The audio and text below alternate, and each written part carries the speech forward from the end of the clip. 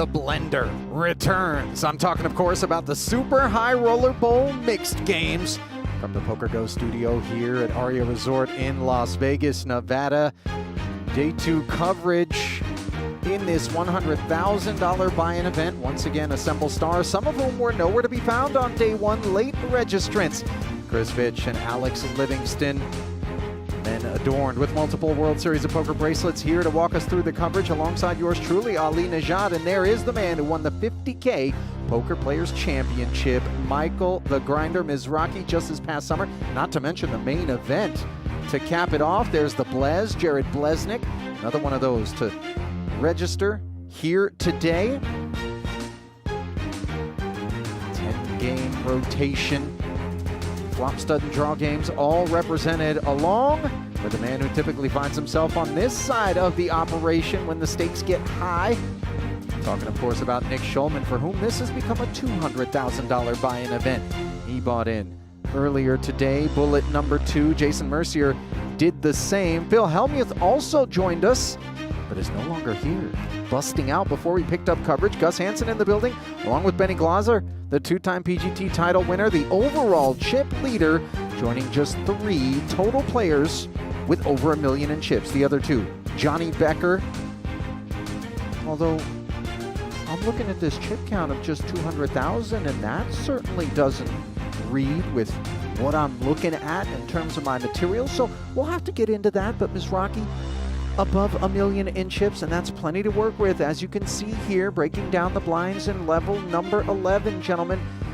No limit deuce to 7. The ante is the small blind plus the big blind, and that's what we're playing for right there. $1.3 million up top. 7 players will make the final table, and that's the money bubble as well. So a doubled up membrane when we get down to that point, which we are slated to do here this evening.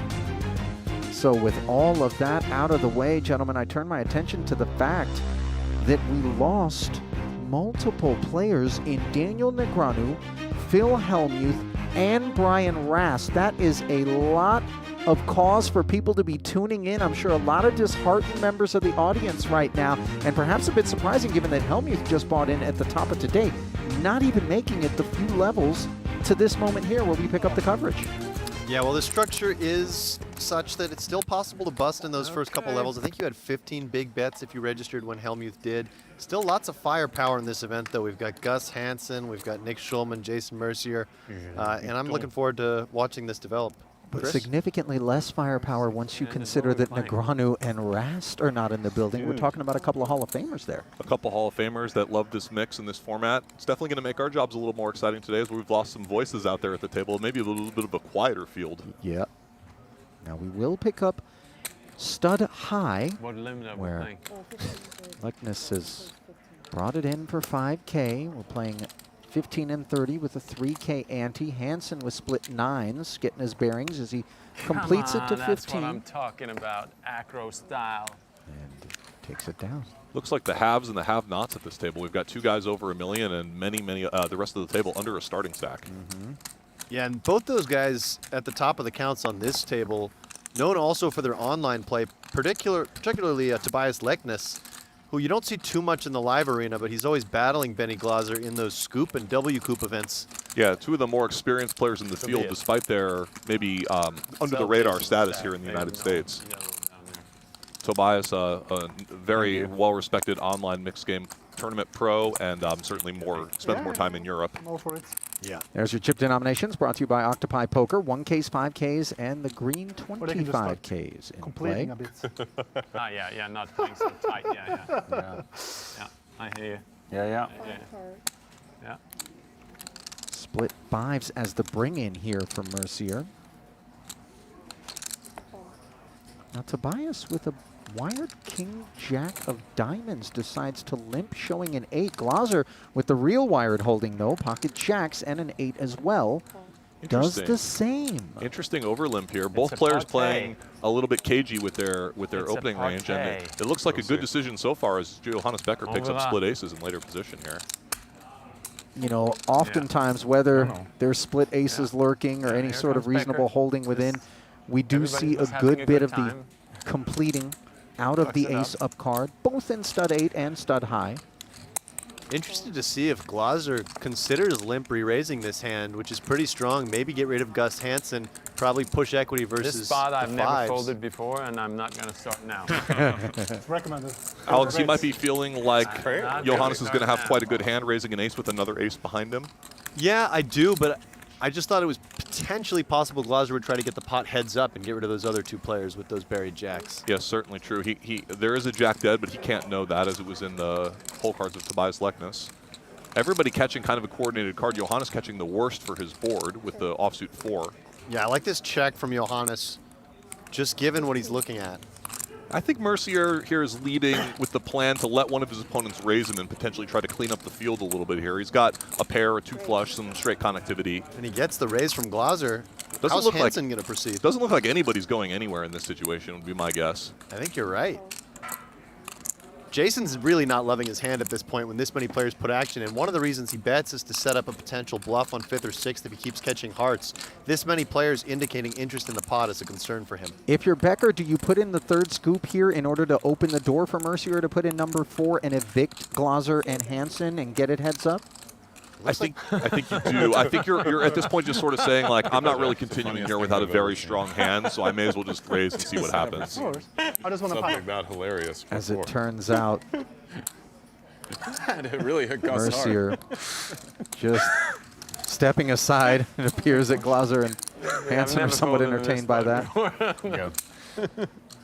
Look how big these 7-card stud pots get multi-way. I mean, we're talking about a pot now that represents more chips than almost all the players have left in their stacks, except for the top 2 here. By the way, a little footnote, the control room has stepped in to advise that it was a signal cross, and Tobias Leknes is the man that was one of the 3 above $1 million in chips, as we can see at the top of our screens now, and not, as I had suggested, Johannes Becker. He's enjoying a very different fate at present, but he's enjoying the best hand right here on 5th Street. We can see he has pretty good equity here because both of his opponents have each other's cards sort of blocked. Yeah. Everyone's searching for those 9s and 8s except for Johannes Becker here with the aces and the live kickers. And we can feel fairly comfortable that Becker, given the multi-way nature of this pot, put in that 3rd bet on 4th Street with, as advertised, those aces. But nevertheless, sticking around are Hansen and Glaser, who has picked up jacks up at the same time that Becker has picked up the aces up. Gut shot acquired for Hansen. Just a really great street for Johannes Becker to feel comfortable with his hand, right? I mean, at first he sees his opponent make the open 4s and he's disappointed. When he catches the last 4, he now has nothing to fear. At the same time, neither of his opponents can really go anywhere in this massive pot.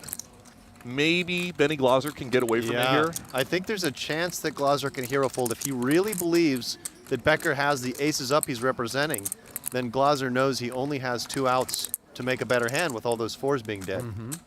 That's a good point, and also he's not closing the action, right? I mean, Gus Hansen's very unlikely to have a monster here catching that 5, but never put it past Gus to have a sneaky hand. Oddly enough, if you had the choice between Glaser's hand and Hansen's right now, you would lean more toward Gus's hand, wouldn't you? Of course. In terms of upside potential. Yeah, being able to make a straight, obviously, is big, or make 3 9s, which he's going to think is best, although there's only 1 9 left. Yep. Good fold here from Benny Glaser, just recognizing that Johannes Becker putting in this much action against these boards, he's just going to have split aces so often. The genuine article. And now Johannes faces that interesting stud decision on the river where his hand is somewhat face up, and his opponent obviously is drawing to beat him. It's like a difficult decision to think whether he should go for a value bet here to try to get hero called by 2 weaker pair.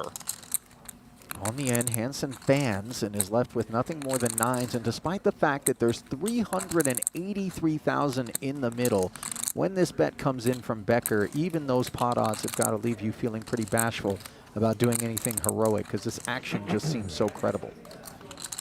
They're already at the stage of the tournament where saving the river bet can be very, very consequential. Obviously, we can see Johannes Becker's on a very short stack now, and getting raised would be devastating. So Gus can only beat a pure bluff here, and he has to try to figure out what kind of bluffs is Becker going to put in so many bets with on 4th Street. Yeah, I'd be very surprised if Gus paid this one off. I think that it's just very hard to believe that Johannes would go off this hard against 4 opponents, right? 3 opponents. Yeah, what could he really even have? Deuce 3 of hearts or something like that, where you picked up a gut shot on 4th, good fold, of course. Kind of want to know what your last card was, but it works. That's what I think. It wasn't a jack, Benny. Just as one planned. So what a wonderful start to the day here for The six Johannes would seem Becker, pretty who nice is always looking from the dangerous outside. and now finds himself a bit more armed. Keeping our Those- two Team those New bad Zealand ones. members both alive in the Yeah, tournament. right. I think Chris Brewer is What out was, on the outer Johannes table with a healthy out stack. this Have we figured out Yeah, the story yeah. behind the lids, by the way? Because Becker hails from Cologne, Germany, not far, by the way, from where Hossein Ensan, one-time Right. World Series of That's Poker interesting. champion, Everybody calls just have good home. hands. Graduate in Understand. economics, won his one and only could've bracelet completed. back in 2018, and I'm sure he's a part of those squads that get assembled by a lot of the international competition during the summertime for these pickup soccer games. I think, Alex, you two were involved in some of those, were you I've not? actually never played No? that pickup soccer thing they do, but Becker is Sometimes you a just very have to take the ace, talented king, queen, soccer player, and he go far plays to for a the- small league in race. Germany, Okay. or in Code Austria, 3 on the actually. fourth, that's- Yeah, you have the back door. He's actually basically a semi-professional soccer player No in addition to kidding. being a pro poker player. Look at that. And then when you consider that Hansen was semi-professional in tennis, Right. got a few athletes on our hands. Nick Schulman, semi-professional in pool legit. hustling, I believe. Yeah, yeah. Glaser, perhaps a semi-professional guitarist. I hear Mercier Fold. is nasty on the hoops courts. He is actually. I played with him one time many years ago. This is Deuce to 7, no limit. Ah, we shifted to my favorite game, No Limit Deuce to 7. A game that a lot of players at this table would consider to be one of their best. Nick Schulman is Yeah. renowned for his skill in this game, as is Johannes Becker. Schulman probably gets the GOAT status in this game just off the nature. I think he's won the 10K No Limit Deuce 3 times. Benny Glaser also enjoys this game, plays a lot of the online tournaments, and Jason's no slouch either. I can't imagine anyone here is uncomfortable with the Yeah. game. Of course, in a 100K buy-in tournament, you'd expect the players to all be very comfortable with the full mix. If you had to pick one out of the 10 variants that comprise this 10-game mix, and for those who weren't a part of that day one coverage, I'm talking about No Limit Hold'em, Omaha 8 or better, stud high, this game, No Limit Deuce, Limit Hold'em, Boogie, stud high low, PLO, Limit Deuce to 7 triple draw, and Raz. Which, if you had to choose, would be your pick for the one that is a purist's poker game? Because I often feel as though this is the one that best showcases that pure poker. This or stud high for me. Yeah, there's no doubt that No Limit Single Draw is certainly the game with the least information in some ways, and so a very difficult discipline to master. Yes, thank you for the assistance there. I think all the games, I think one of the beautiful things about the 10-game mix is that all the different games in the mix reward different skills. And obviously to be a world-class player at this level, you really have to be proficient in all of them, you know. A game like this with big bet format and a single winner game, and then you compare that to a limit game like stud 8 or better, in which, you know, you're playing split pot poker and more of a technical game in some ways. And somewhat forgiving, the split pot games, if you're not making huge mistakes, of course. Becker with a pretty one. Kind of a light open, but with the pair of 2s blockers, he's feeling comfortable opening this 4-card 10. And he's in the cutoff. I feel like it's very reasonable. And do we regard something like this as convertible in terms of draw 1 or draw 2, depending on what ensues? As we see Schulman flatting. Yeah, if it went 4 ways or something like that, I would very strongly consider drawing 2 and trying to make a smooth hand. Well, But I think Schulman tries to make a 9 and does so as the 3 slides in.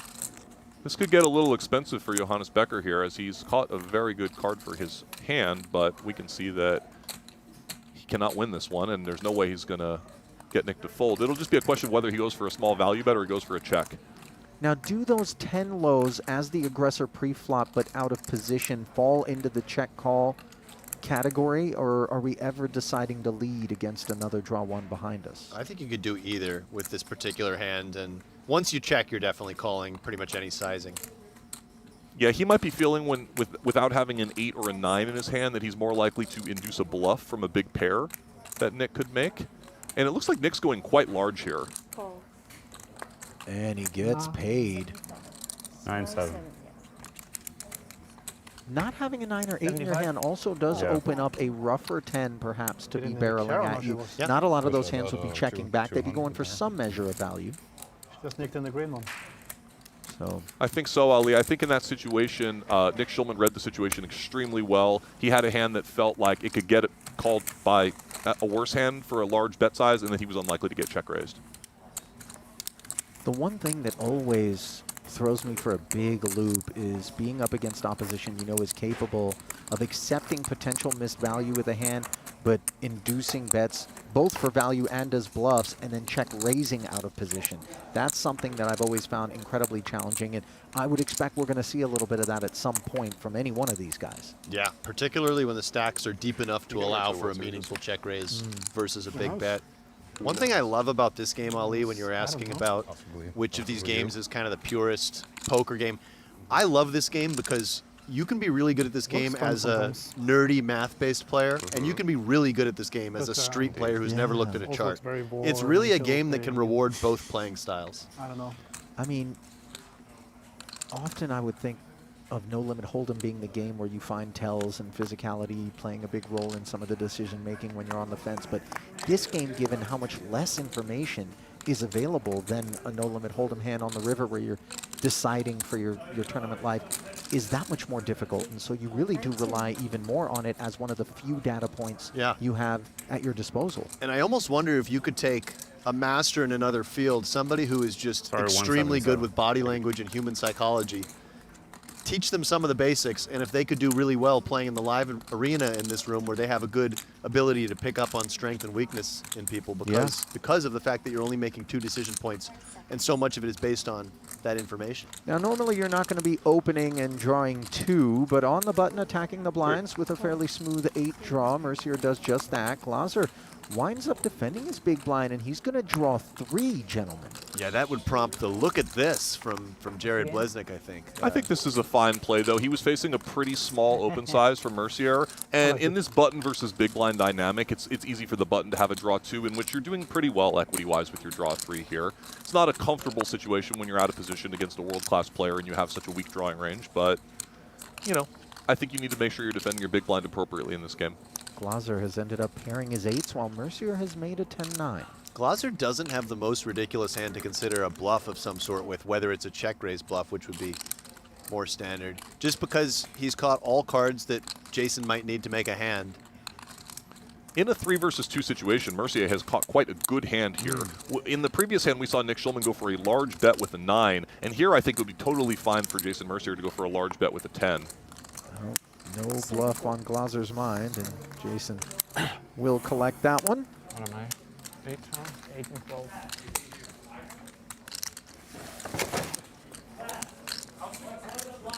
There you go, my man. Yep, no problem.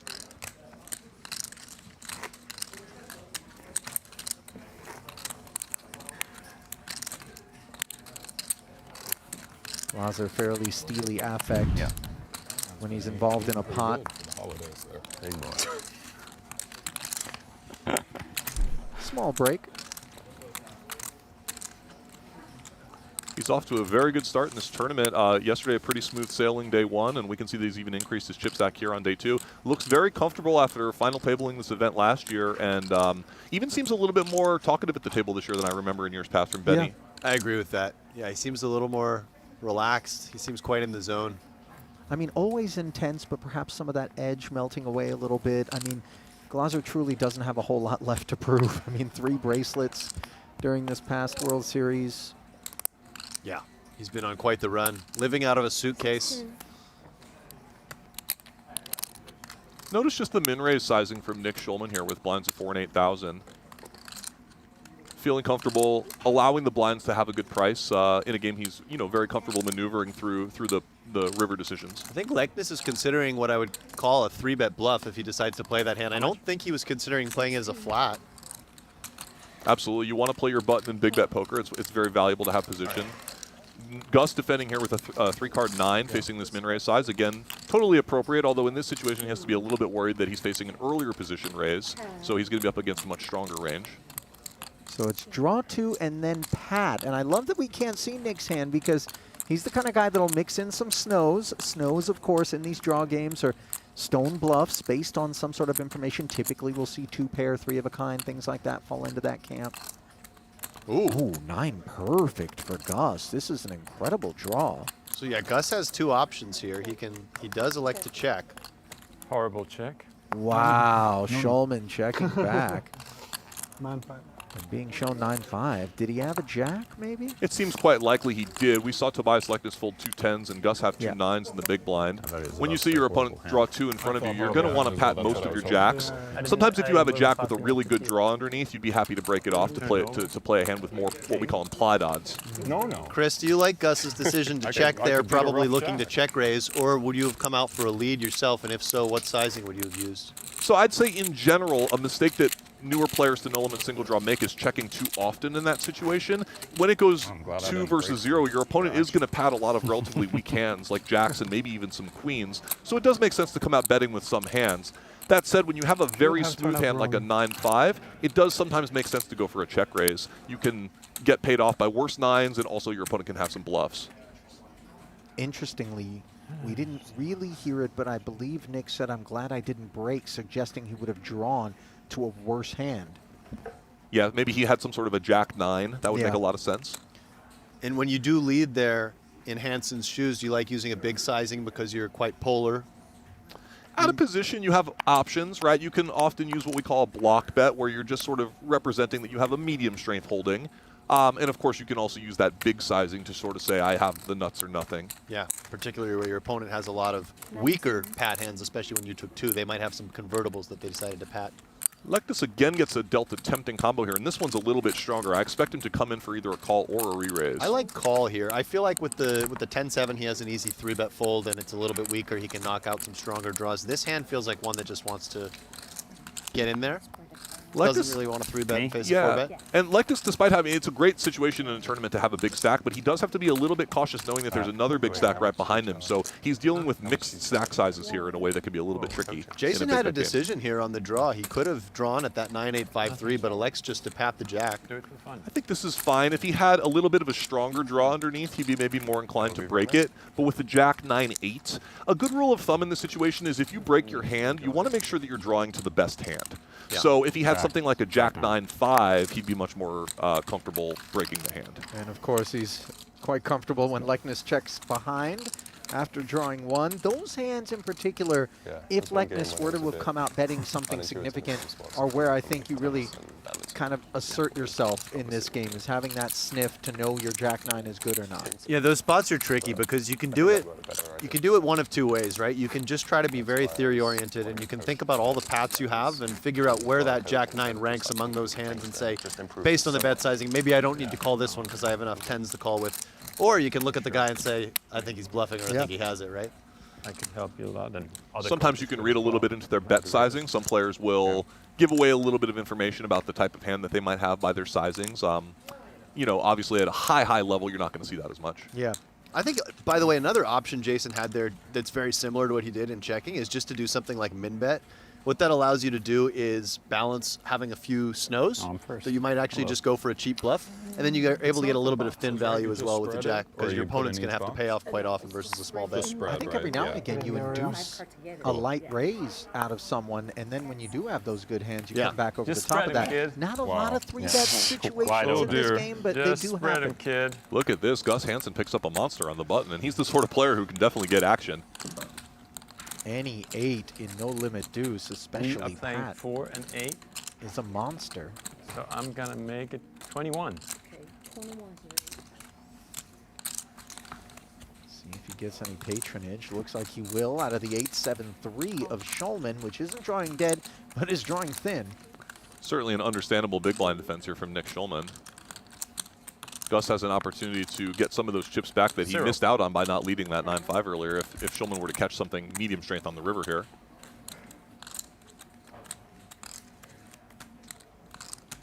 Nick ends up pairing 3s. Yeah, I don't think this will be too tempting of a bluff combo for Nick, given that he's got the 1 pair here but only saw 2 Broadway cards pre. But I could be surprised, and he certainly would know his strategy in the situation better than I. I think one of the most memorable things I've ever seen during a No Limit Deuce event that I was covering was against a pat hand. If I'm not mistaken, it was either Rast or John Monette. I don't remember who it was. 26. Drawing versus a pat hand, pairing, and then calling on the river, or on the end, rather, and being right because they correctly read their opponent for a snow Yeah. and putting those snows in the 2 pair 3 of a kind category. It can definitely happen. Certainly the most memorable hand that comes to my mind is last year at this final table with Texas Mike making that heroic call to bust Yuri Dzivielevski in 3rd place. Yeah, I remember that one was definitely talked about quite a bit. Texas Mike unfortunately did not join us this year to try to defend his deep run. Was hoping to see him here. He's always a lot of fun. A character that we certainly miss, but we have picked up many, many other players in the field for the first time, and certainly some returning faces as well. Chips returning home to the Great Dane. Don't look now, boys, but I think we have a player joining our table here momentarily that will be quite exciting to have as I look at our screen. Hall of Famer, main event winner, and 4-time PPC winner. Maybe spoiling things a little bit, but there is an open seat there between Jason Mercier and Tobias Leknes, and pretty sure we're going to have some company soon from an exciting player. Note that Tobias is wearing a sweater promoting the Mixed Poker European Championship. This is an event that he helps organize. A lot of small buy-in mixed tournaments, I think ranging from about $200 to $1,500. And I believe the next one's going to be in Estonia, he was telling me about. So I'm considering making the trip to Tallinn and helping promote that festival. Nice. It's awesome to see the popularity of mixed games around the world. Would be nice. You know, Monir Tayo, who was at the final table of the main event this year, had reached out talking about some of what he's got going on out in Estonia. It seems to be a European hotbed of poker. I've heard the same. Yeah, I know they've run some big PLO tournaments there, some no limit as well. I've got some good friends in Helsinki, and it's just a quick ferry from Helsinki over to Tallinn. So it would be a nice 1-2 punch. I could see the Finns and play a little mixed games. Stay awake, Jason. It's going to be a long night, buddy. Yeah, the early on, never a great sign, but we know Jason's got the stamina. He's played a lot of marathon cash game sessions over the years. Boys, I've got a confession. You know, yesterday, when I came in here, it was on the back end of, I want to say, a total of 30 hours played. No. Not consecutively. I took like a 2 or 3 hour dinner break. No nap? No nap. Walked right on in here. I didn't want to, you know, I didn't want to dishearten you with what could be perceived as a lack of professionalism. But you're telling us now. In here. I'm But more I'll tell you impressed. now. I'm impressed by your stamina, sir. I like how you wait till you're on air to reveal your lack of professionalism. You don't bother telling Chris and I before. No, not in confidence. Let's let everyone know. Yeah. Just what they wanted. We did see the 7-5 of diamonds fold the button there. Note those hands in limit hold'em are a little bit overrated, The day is young. where you don't have the same implied odds. For sure. High cards rule and limit hold'em. Even though it's still early in the tournament. Show a card from the big blind, maybe some of the Show a attacks. card, get it going. Big fan of Nick's jacket here. Always bringing the swag. Did he bring it to the booth too, Ali? Or? You know, It's more of a- whether he's in the booth, Not not too in the booth, serious. he's going to dress as he's going to be dress. bullied There's right. no adjustments. And heavy pipping, yeah? Meanwhile, I'm always looking for max comfort if we're not going to be on camera. I can see that. Give me a loose sweatsuit. Free call. Look at Staring me in the eyes. Bit of a tricky situation for Glaser here as he is dominated, but a standard defense, I think, with this weak Jack-6 against the button open. And kind of a tempting bluff combo. I mean, maybe he just folds it, but he does have a diamond and a 6. Yeah, I think he's probably going to find a continue here. I would maybe think that he could also just call and see what develops. Should be self-evident, but of course we have shifted gears to limit hold'em, where Mercier's flush draw has followed through. Note that Jason is kind of short on chips here too, so it's going to be harder for, like, let's say Glaser did check raise flop bet turn. It's harder for Jason to find some light floats perhaps. So a lot of viewers might be thinking, what is Benny's plan here? But I think it's pretty straightforward. He's just hoping to either pick up equity on the turn or see it go check-check, right? He knows that he's going to have a lot of hands like 5x, 3x that don't necessarily want to check raise this flop all the time. No, instead, he's got himself drawn dead against Mercier, who quite happily now delivers the upsized turn bet. This is actually a tricky spot for Benny here because obviously he's picked up some equity with the flush draw, but a lot of his opponent's range that bets twice will contain a bigger diamond. Yeah, the problem here is that when Mercier doesn't have some type of pair, he usually has a higher diamond, or at least a lot of the time. Right. I think if the diamond were to come, Benny would maybe consider coming out betting on the river. Instead, it bricks, and I don't think he's going to get himself into any trouble here. It doesn't look like he has a tempting hand to do any heroic things with. Swing and a miss on the end for Benny, perhaps fortunately. And he'll step aside. You know, the peels with things like Jack-6, I feel, are better suited to the no-limit hold'em streets where you have kind of so much more upside potential. if you do end up winning the pot. You know what I mean? I think that one was also a function of the position, you know, where Jason's opening the button. I think if versus under the gun open, he might have let it go. I don't know, Chris. Those hands are definitely awkward to play. I know that solvers do quite a lot of defending with this high-low offsuit hands, but I do find them quite difficult myself. Makes sense. Well, you just heard the term solver, and if you want to get into those streets, look no further than Octopi Poker. They give you access to elite tools without breaking the bank. Start free, then unlock their advanced materials for just $25 a month. From pre-flop ranges to a dynamic GTO trainer, Octopi gives you the tools to level up. Head to octopipoker.ai and start exploring today. Pretty illustrious crew behind Octopi, by the way. Schulman, Victoria Lifshitz, Look at Chewy. Look at this non-standard 3-bet from Gus Hansen out of the big blind with 9-7 offsuit, just fighting back at what he perceives to be a very wide button stealing range. Leckness swings and misses. Gut shot for Gus. This might work out fine for Gus, as it's going to be pretty difficult for Tobias to continue here. Yeah, he might just fold the flop, which you don't often do in 3-bet pots. The problem with continuing here is that you don't really always love even catching your king, right? I mean, it's a situation where you can be completely dominated, and he doesn't have any sort of a backdoor flush draw, and his side card is an undercard to the board. So I think a reasonable fold from him. Gus getting away with a little bit of highway robbery there. Yeah, that's Gus doing Gus things. He builds an image by 3-betting hands other people wouldn't 3-bet and getting paid quite a lot. Talked about his tennis exploits. Yesterday we touched on the backgammon ones, and what we didn't talk about is that Every Hand Revealed book, which I think I was in Australia with him when he played a tournament, and every hand he would walk away and he would speak into a voice recorder, and I was wondering, well, what is he doing? And he was basically tracking his progress, and of course, I don't think he ever did it on any other occasion, but he won that event, which lent itself perfectly to then writing a book about that process. Pretty impressive, and a bit of ahead of his time with a bit what we might call like a play and explain, or you know, sometimes people will do that with online poker where you can record yourself playing poker, but for a live player to be doing it is a little bit more difficult. Did you guys read the book I read? It's one of my favorite poker books, actually. I have not. Maybe my favorite. Have you read it, Ollie? No, I have not. No, Yeah, no. it's really cool. Let's check out what's going to happen here, because At least Johannes 8. has a hand that's definitely not going to fold, and he might consider starting to bluff with the gut shot. Yeah, We can see he's going with this floating strategy as well, feeling that And he his was gut going shot for is the enough to peekaboo. continue. 18. Or 100, but 18 starts to get a little. Benny has absolutely nothing, but maybe it's just a good enough turn card for him to for him to barrel. Yeah, maybe Benny just, with bottom of range, needs to include hands like this Just a little as reminder double that barrels, we're and, never safe. and Johannes probably just has to get away now. You always love when they let go on the turn in spots such as these. You saw Rye smile. Yeah, you caught the smirk as well, Ollie, on the face of Benny Glaser, getting that one through. Not sure that's a standard open on the button for Benny Glaser there, so I'm thinking that he's already starting to feel that he can put a little bit of pressure on the players in the middle stages of this tournament, knowing that he has a very comfortable chip position.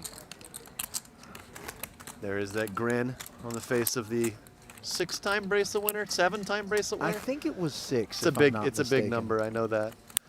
One in every venue and format of poker, online, live, tournaments, all across the world. He also really enjoys traveling the world. Like I said earlier, lives out of a suitcase. You'll often see him at some of the more off the beaten path stops. I ran into him in Brazil. Both of us went and played a We have the series whole down deck, there in right? Rio. Yeah, I think he was wearing a PSOP shirt yesterday. Felipe Mojave, of course, involved with that. 8 bracelets, by the way, on Benny. So apologies Excuse to me. the over $10 million winner, mean number because of 7 my on hand. It's England's three all-time hands. money Label, list. You know? It's been a whole 3 hands since you went ahead. Now in a it's not. cash I game, mean, I would it has I nothing would to do consider with me, 3-betting it's just Becker's hand. protocol. Flatting's also an option. I think it's a Card for off the borderline table. hand, and it looks like he agrees with you.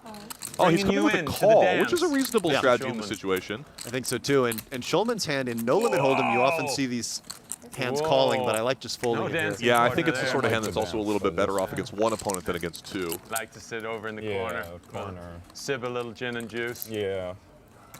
2 spades, 2 6s, and an ace. Texture lends itself I have nicely no to idea the what that aggressor. call means. I'm just going to check it. Yet Hansen checking back. Yeah, a bit surprising. I would think that he would have enough of a range advantage here to just stab away. Becker really has nothing. We're on fire, bro. Are we just trying to get to showdown, or maybe a delayed C-bet, trying to Yeah, make it just look gonna as check. though... Yeah, I'd be surprised if Hansen doesn't fire at some point in the hand. Well, now he's made a pair, but I was going to say I don't think he would allow king high to get a free showdown. Although that king high gets more and more curious if you check back 2 streets and then come out swinging Well, he's on done a dry river. Gus has done perfect here. He's induced a Oh, bluff no, Johnny. in a situation Oh, in no, which Johnny. Johannes was never going to put any money in. Oh, no, Johnny. You'd have to be giving Becker credit for spades, a 6. Yeah, this or is an the ace. time to come out with a raise. The study, the talk, the walkity walk. You got it. Yes. Best hand the whole way. Come out with the raise. Strong call. Raise. Sometimes you just have to pull out the strongest of hero calls. Can only be the stone cold bluff, of course. Players needling Gus a little bit for Yeah. taking so Sorry, long. I just turned 52. Sometimes I'm a little slow. Looking pretty good for 52. Oh, yeah. He's always been pretty committed to his fitness. Although I do remember during that trip to Australia, which I've referenced a few times, which is when I spent the most time I ever had with Gus. We were going out to the nightclubs, watched him do his work out in those streets. He disappeared for a couple of days. No one had seen him. No one had heard from him. So he went up to his room to do a proof of life check. And of course, he'd gotten upside I'm on down a streak. online playing some stratospheric game and was Hot sat in his tamale. boxers at his desk No. with Yeah. a stack of room service, you know, Schulmeister. plates with the metal tin above the, that looked like he was trying to set a Guinness Wanted to World stop the Record. attack. And he was capital. just playing, and we were like, Gus, buddy, you got to stop. He hadn't slept. He had eaten, but we then got him to come down to Nobu, made it to the tail end of a multi-person dinner, and because he had had a couple of pieces of sushi Yeah. that were was left the over at the Wolf table, pack I was gonna we do. forced him Tried to one time. put his credit card in for credit card roulette, and he ended up losing, and he was a pretty good sport about it. But we felt like we hustled him there. Meanwhile, Hansen hustling with backdoor hearts and the wrong side of a straight draw. Board pairing 8 on the turn. Schulman hanging tough. Well, he's certainly not the first or last player to spend a lot of time in a hotel room playing online poker. I'll tell you that. I've been there myself. And Schulman binks a queen here. Pretty fascinating hands. I mean, Gus opened a hand pre-flop that's a little bit out of line, but then found an interesting bet flop that. raise on a texture that's perceived to be good for him. Took a free card on the turn and now appears to be Another done with crying it. call with a queen jack.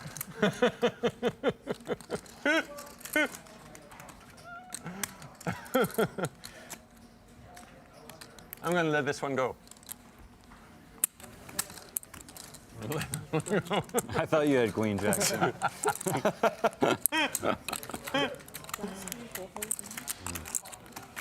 Gus definitely having fun. Love to see it. Feels like he's kind of back to his old self. Right in his element now, you know, making jokes, Picking mixing where it he up in left some off. pots with some funny hands.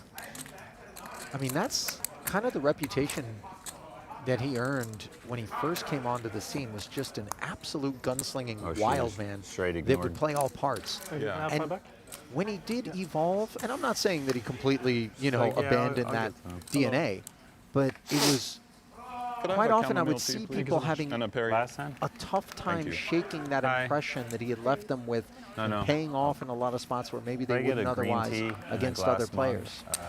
Yeah. With a lot of honey and lemon on the he's side. reaped the and I'll take rewards. one Charge. Pellegrino. For Came many from years. that era where building an image and using it was really a huge part of the game, and I think it still is an overlooked part of the game, but perhaps not as big as likeness. Picking up the kings. in the big blind here with a raise and 3-bet in front of them. Both understandable behaviors out of King 10 of diamonds and the ace queen in turn. And Leknes just puts the 4th scoop out there. Typically in this situation, you do just come out aggressively when you are only going to be playing a pretty strong range of hands. He's more punishing the initial raiser, Benny Glaser, here with his opens, and we can see that Benny is in big trouble here with King 10 suited, which is certainly reasonable to continue here for 2 more bets. Right, if you're a no-limit player, you don't picture you play many flats after raising and facing 3-bet cold 4-bet. Very different in limit hold'em. The only hands Benny would fold would be maybe some offsuit combinations. Great board here for 2 kings. Normally, you would be extremely comfortable on this board. I suppose with Gus in the pot, you always have to be a little bit suspicious. Benny has a tough decision here whether he should peel or not. He's not closing the action. He has backdoor diamonds. The pot is huge. He decides that it's worthwhile. Agree, Chris. I mean, when you're not closing the action and you've got a dangerous player behind you who that flop looks like it could be their area code, it's a little tricky there, as Benny. Swing and a miss on the turn, mercifully for Glaser. Hansen, of course, was hunting the ace. Queen would have been no good. And again, it does feel like the texture is inviting enough for Leknes. Maybe you're concerned with some frequency about being up against a set, but that's not going to cause you to crawl into your shell. Oh, no. In Limit Hold'em, he loves his hand here. He's just deciding whether he ever wants to try to check raise on the turn in the situation to maybe try to charge another overpair type of hand. I think with kings, though, he's more happy to try to get called down by ace high. Wow, that's a big fold from Gus Hansen. Yeah, Gus perhaps thinking that he's just drawing to the ace some chunk of the time, and then also, you know, if his opponent's got something like ace-8 suited, then he can only hit the queen. Maybe seeing himself as having 3 outs a lot there. Absolutely, but it wouldn't be crazy for Tobias Leknes in the big blind to even have a hand like ace-jack or ace-queen himself, but he's just trying to bet for protection at that point. In Limit Hold'em, you don't need that much of a hand on those dry, low-card boards.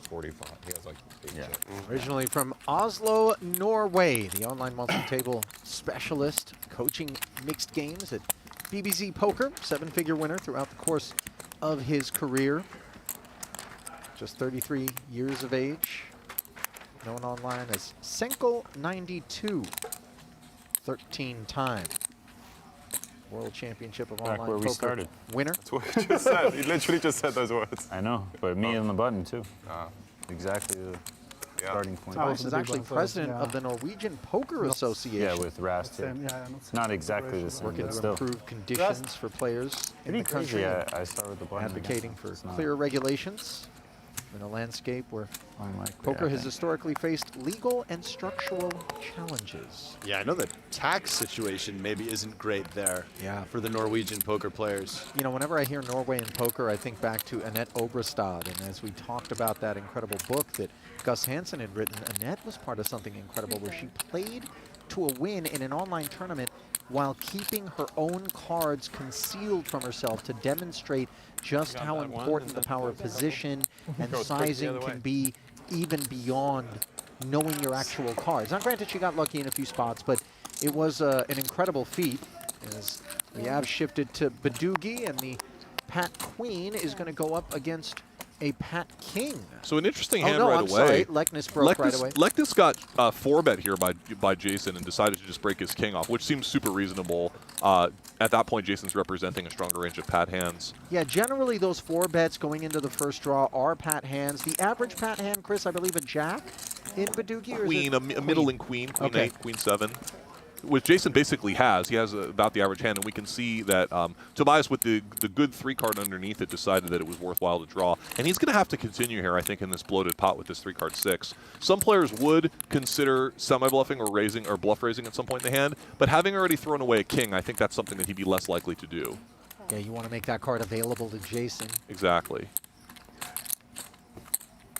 So he ends up with number 2 3 card, and I say that because even against a Pat hand, someone like Mercier with some measure of frequency could have all 4 low cards of 1 suit and be snowing. That is an idea.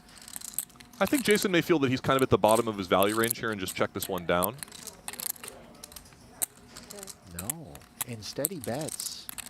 So he is hoping to get called by that kind of hero 3 card. Maybe when your opponent 3-bets you and then draws 1, he feels that he has a lot more strong 3 cards that could try and call a river bet here. Yeah, I think a couple of things are happening here. I think Mercier was paying a lot of attention to the way that Leknes looked at his final card and the way that he checked. And I think that he really just believes that Tobias did not make some sort of strong Boogie, that he might have given something off if he did. So with that in mind, you know, he feels like maybe he's free rolling and he can just hope to get called by a 3 card. Absolutely. It's never a bad strategy in limit poker when you think you have the best hand to just bet it and let your opponent try to talk themselves into calling you. Yeah. And I think finding that river bet there is what separates good from great. You know, you'll see a lot of kind of everyday mixed game players just decide, I don't want to get check raised. I don't ever think I'm getting paid off. But, you know, when you got the right customer on the other end, which Leknes most certainly is in terms of giving you credit, with Jason having some self-awareness for being someone that could have some of the snows, then it's important to try to earn that last bet. Is it a redraw? That's a big part of it, Ali.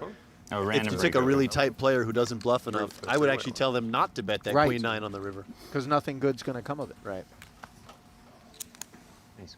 Note the 3-4 off, pitched into the bin.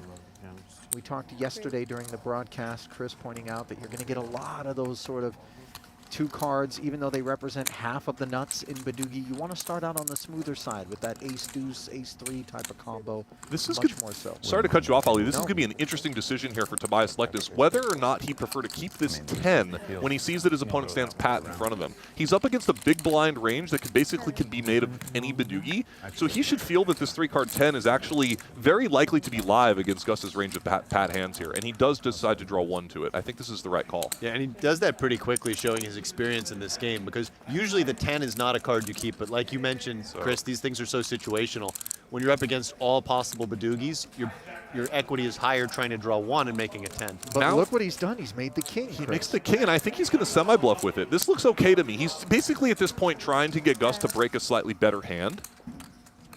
And is he going to follow through with the bluff, or is he just going to discard? I think he's a little bit unsure how he wants to proceed, and he is going to go with the semi-bluff. I don't believe Tobias Leknes thinks he has the best hand here, but he thinks that he has a very weak draw, and the opportunity to get Gus to break a better hand is worthwhile. If Gus breaks, then Tobias will know that he has the best hand going into the river. Right, but of course Gus didn't break. He called the raise, patted once more. Leknes patted behind, and now Hansen's the one with the decision as he faces a bet.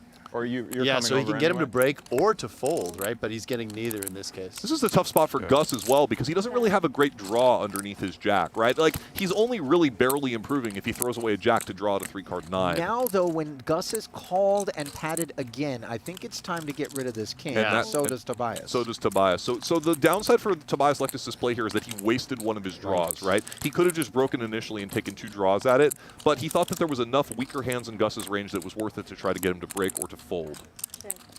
Made an investment in trying to get Gus to break. I always like to think psychologically about what some of the most under-bluffed lines are, and after taking that line, notice Leknes didn't even consider bluffing the end.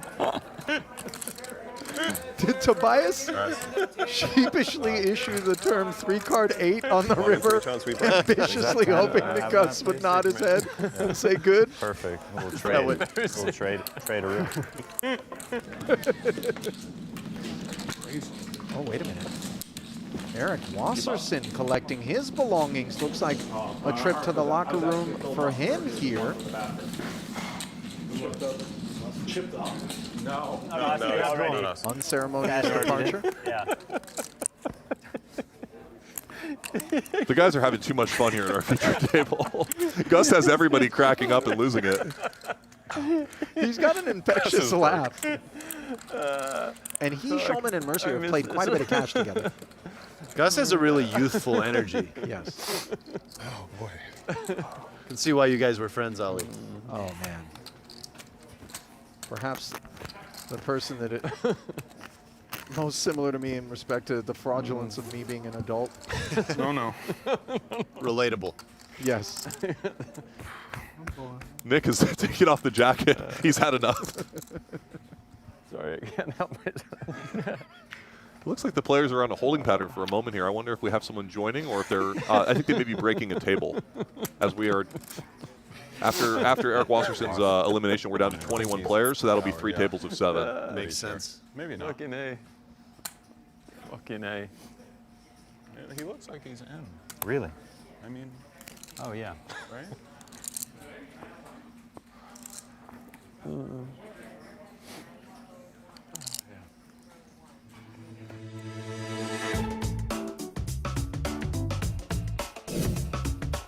So with a pin in the action, we pay a visit to the feature table chip counts brought to you by Global Poker. Glaser still atop them beneath the 7-figure threshold.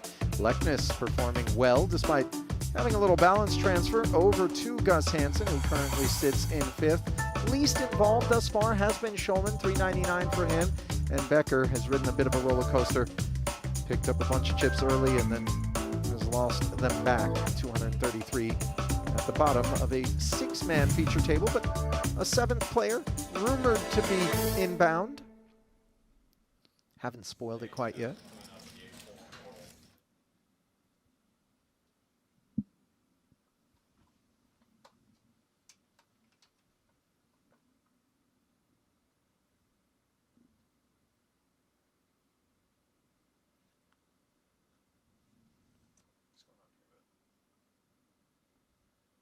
And there he is. Michael the Grinder Mizrachi, as you alluded to, Vitch, the 4th-time No PPC surprise. winner. No surprise to anyone. He bought in on day 2 here, started with a 300K stack, and is immediately up to 1.1 million in chips.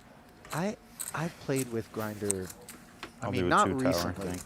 but back in the day, nobody could do it like he could in that regard. Just show up, buy in like the minimum at any given game, and just you blink, and he's got the biggest stack on the table. And I'm talking about in Limit Hold'em was where we were cracking skulls. And he just gave me fits. He's been giving everyone fits in the tournament scene in the last year or so. Here comes his giant healthy chip stack. And this is going to introduce a degree of variance to the game that the other big stacks at the table cannot be thrilled about, right? I mean, they went from the 2 big stacks at the table, Tobias, I'm talking about Tobias Lekness and Benny Glaser, and all of a sudden now they're covered by a fearless and aggressive player. Yeah. The good news, of course, is they are to the Grinder's left, as opposed to his right. The Floridian, who won the most difficult parlay in all of poker tournament history, the PPC and the main event in the same year. And of course, the fact that it was his 4th PPC very much establishes credibility with respect to his threatening nature in these mixed game fields. 8-time bracelet winner. Looking for a ring, though, and 1.3 million. Yeah, I know. Still a bit early I just walked to be over. talking about that, but you don't mind being at the top of the overall leaderboard.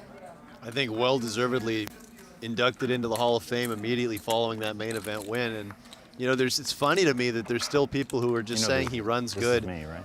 You don't win you 4 thought you got PPCs one. in a main event I'll take without it. being No, an take it. extremely talented No. player, even if you're doing My things card? a little differently. 100%. I mean, A red or black, this card? no, Red, no. red. Between Grinder, no, Glaser, Okay. Mercier, and I asked for Schulman, PokerGO maybe anyways. 24, 25 WSOP That's a bracelets. Yeah, I know. Yeah. Incredible, isn't I it? see it. True. Schulman, believe, has 8, 8. 7 I'm seeing on this bio. Glaser 8, Mizrachi 8. That's already 23, and then that's who was the 4th you mentioned? Mercier? Mercier would have 6 or 7 I himself. believe it's 6, yes indeed. So So 29. I undercounted. Yeah, Unbelievable. truly. So Nick Schulman opens a bit of a light hand here in early position with the 2-5-8. It's not a bad open, but it's certainly a borderline combo. He gets immediately punished by Grinder, who picks up a premium 3 card. Yeah, 8-5 deuce might be like a pip or 2 lighter than I would open, but it's in that neighborhood. Sounds good to me. Generally, it's an okay hand in the sense that it can reduce into a stronger 3 card, Yeah. but we can see when he's up against the 2-3-4 that he really needs to make that Boogie. He reduces, but not the way he wants to. And if you're Grinder, you've now caught an extra small spade on both streets starting and now, and he's going to be pretty comfortable just value betting his 3-card hand here, thinking he has the best hand quite often. Yeah, the improvement modest for Schulman as he'll now pitch the deuce and draw to a pip smoother 8-5. Nick? Yeah, go ahead, Chris. Schulman will have a difficult decision on the turn whether or not to continue out of position, knowing that he's very unlikely to currently have the best 3-card hand. Yeah, he might even have a candidate to snow, I was thinking. Just given he's so far towards the bottom of his opening range, doesn't really want to check call draw. Always a little scary to go for a bluff against Grinder, who is certainly a fearless player. Right. Mizrachi reducing to 4-3-1. It looks like you might be right, though, Alex. going Good for it. call. He's going for it with this 3-card 8. Now Grinder for sure is going to make a call at minimum here and draw, or who knows, maybe he 3-bets and asks a question of Schulman's holding. Now the question is Grinder ever going to call this one unimproved, hoping to pick off exactly this type of bluff? In this situation, if you're Nick Schulman, you can basically play this way with any Boogie. So he's representing plenty of credible hands, and he'd certainly value bet the river, hoping to get called by those 3 cards. Grinder is unimproved. Let's see what he decides to do here. Yeah, the red 8 was a 50-50, but it's the diamond, not the heart that he sought. Now, there's a lot of money in the middle, gentlemen. Grinder just needs to decide whether or not Nick would ever have the check raise and then bluff through without ace 4-3 beaten. This is a huge decision for Schulman, as this pot represents more chips than he has in his stack. He's reaching. You win. Nice call there from the Grinder. Welcome to the table, Michael Mizrachi. You know, I've got a little PTSD watching Schulman go through that rinse cycle there. Just the Grinder. You know those guys that you feel like it doesn't work often enough, even if there's something sound theoretically that cause you to adjust your decision-making frequency, where you're like, you know, I know this is a good play and I'm supposed to make it with this kind of candidate, but against this guy, I just am saying goodbye to so many chips so frequently, it feels like they're too sticky. And Grinder just trusting his instincts there. If you want to look at a real theory-oriented thing that happened there, Grinder caught an 8, which was actually a bad card to catch, because you want Nick's bluffs to contain draws to 8s. But he just had a good read on his opponent. So this event no longer containing Wasp, but that's not going to stop him from hanging out. Sweating the Blez. But we got the Blez, baby. Was Blez in the field yesterday? I feel like he showed up today. He bought it today. Indeed. Another one of our late registrants. And we take a look at the third table here. There's Chris Brewer with a different bucket hat on today. Sternheimer. Sternheimer always getting a massage. Right. Chris is no longer on Team New Zealand, it looks like. Jack Pan, a player that was maybe unexpected to join the field, but had a great preliminary series, hanging tough. Yeah, that's one cool thing about doing the prelim series right before the Super High Roller Bowl is you do pick up somebody like Pan. There might be one every year, right, who you weren't expecting to play, who ends up playing. All right, so back to the action. Johannes Becker picks up the Pat 10 Boogie in the small blind, and he's going to be facing the draw 2 from Gus. Let's see if Gus can continue holding over Johannes as he did in the limit hold'em hand earlier. Probably Becker's best game, I would say. Certainly, and also a very easy hand to play in some ways. You get dealt a Pat 10 in the small blind versus a button open, and you kind of know you're just going to put in money on every street, and you're really never going to get away from the hand if you get beat. I would expect him to, you know, bet every street and see what happens. We don't have Gus's card here. It does appear that he's improved to a 3 card. He did go check call 1 Pat. And now all of a sudden 4-3-1 for Hansen, smoothing out considerably. Yep. Gus could have considered a semi-bluff raise there. That's a play you might employ from time to time with a premium 3 card. And we do see Becker going for value here on the river with a hand that can certainly be well ahead of some of the weak Badoogies that might get called on the river. Notice Gus immediately folding a premium 3 card. Yeah. The same exact hand that Grinder paid off with in the previous hand. I understand the action was a little bit different. Yeah, different situation. Maybe Gus thinking that Becker doesn't have as many snows from the get, whereas Schulman's line, you can have some weak combos that turn themselves into snows. Not that Nick did anything wrong, but note that one thing that happens is when you start opening a little bit too loose, is that you end up with these sorts of hands that feel the need to now take that aggressive action, turning into a snow. And his hand was kind of right on the border of whether it should have opened anyway. And if you start opening even looser than that, then you're going to end up a little too skewed towards bluffs in a spot like that. Yeah, good note, Alex. One thing that's a little scary about playing with the Grinder is that you do feel sometimes that if you had the Badoogie in that spot, that he would have gotten away from his hand on the river. Yeah. That he just has a good batting average for reading the situation in those spots. And that is one of the reasons he's had so much success in poker. And people can attribute it to luck because they choose to focus on certain all-ins that went his way. But they're missing all the stuff that happens behind the scenes. One thing that happens with great players is that, yes, maybe they seem to win their share of flips, but they also tend to have the covering stack when they get involved in a lot of other confrontations, keeping them alive. He's going to give himself a lot of opportunities to get lucky. All right, Gus picks up an interesting combination here, facing an earlier position raise. It looks like he's going to go for a 3-bet, which I think is fine. It's a little bit of a borderline hand in a full ring table. Yeah, it's a little close, I think, given the tournament considerations as well. Given his stack, I may have let this one go, but it's right on the border. One thing I advocate people do in Badoogie is play with either a re-raise or a fold mentality pre-flop. If your hand isn't you feeling like it's often ahead of your opponent's raising range, then you're better off just folding.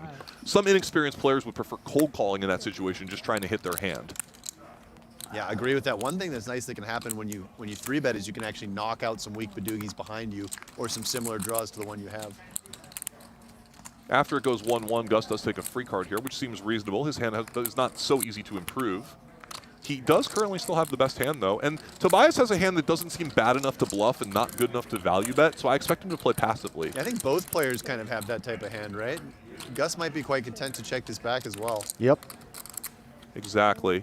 They're both in kind of what we'd call that no man's land of your 3-card hands. You don't necessarily expect to win at Showdown, but you know you can beat some hands like 3-card 8s. The dreaded pair Doogie for Lekness. Yeah, I think this just goes check, check again, most likely. John Hennigan. Checks.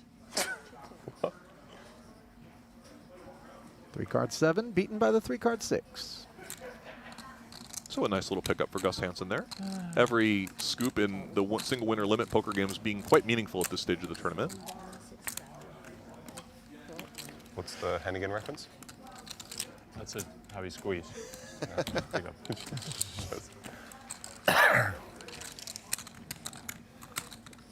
That is somebody that I might have expected to see in this field, Chris, who we didn't see Hennigan in the preliminary events either this year. No, but we did see him last year, so you're right that you know, he was someone that we may have expected when the high stakes mixed game events come around. He's certainly one of those players that you might expect to see. Maybe a little bit occupied with other things this year. Leknes bemoaning his pair doogie. Or possibly just wondering who John Hennigan is. Yeah, maybe not understanding the reference. Johnny World, of course, legendary mixed game player, old schooler. Maybe not so well known in Norway, I don't know. Leknes shooting a lot of looks of curiosity in Gus's general direction. You can learn a lot from listening to Gus Hansen speak about life, you know? Yeah, he's like I'm afraid of Benny. he's like the memorable middle school teacher you have who maybe goes he's- way off maybe topic, he's but you tricky. learn more Well, somehow. seeing as I already told you the languages I speak today. Yeah, but I mean, you did, but I mean, 2-card 6, not a qualifier. Could have been. Sneaky Leaving out 10%, 3. 3-card 9 now for Mercier on the small blind with everybody folding in front of him. He's going to get after the grinder. And here's a snow candidate for the grinder. All clubs and 3 baby ones. I felt a burst of cold wind blow through, and wow, Grinder really just going the opposite direction from what we might have thought. Yeah. Secret. I actually would have probably gone for the snow in that spot. I think it's one of those things where blind versus blind, I'm more likely to snow those sorts of hands. You don't really want to open that hand under the gun or in the hijack just because there's too many players behind you. But, you know, blind versus blind, you're going to need to have a decent number of snows, and that one felt reasonable. You could also call and take 3, Chris. Absolutely, I do think it's a situation where people, you know, don't realize that the ranges are wide enough that you can call and defend quite liberally there. The 1-card 2 in position, some card removal from those clubs that your opponent may need, which in this case Jason Mercier did need. Yeah, a little bit surprised to see that. I gotta do draw 1. It's less too obvious. Du weißt, dass ich liebe knapp. Das stimmt. Gus showing off his German. German sidebar combo happening. 3-card 7 here. Badusi Dream. Yeah. That is 30. And with that bonus deuce as well. Love it a bit more out Hansen. of position than in position, though. Becker with a quick fold of the ace-7-8, which is certainly a good fold in that situation. Yeah, Tobias. Hello? So earlier we saw Tobias defend and keep the 10 against a pad hand, but here out of position, not knowing what his opponent's going to do, he will draw 2 to the ace-deuce, trying to make a premium 3-card. I'll pick So it up. notice the Super flexible mindset that you need in Boogie to make good decisions in these spots. Yeah, oftentimes when you get into conversations with players looking to get some rudimentary, No look. you know, intel, as we see Tobias slide into the 3-card 4 while Hansen has made the jack. They're looking for one-size-fits-all directives, and everything is fluid out there. Okay, Tobias is going to step in it a little bit here. He's going for a check raise for value. He sees the extra ace. He knows he has the second best 3-card, and his opponent bet in the dark. So he feels like he's picked up the best hand quite often. But Gus is going to immediately punish him here as we see that he has made the Badoogie. I think it's a good value raise from Tobias, even though he happens to run into it in this case for the reasons you mentioned, Chris. Gus betting dark and catching that additional ace blocker. Only one concern, I would say, Alex, is that you have to be careful that you also keep some reasonably strong hands that just call and draw 1. Yeah, you know, you don't want to always telegraph that you have a weaker 3-card if you had just called and drawn 1 in this situation.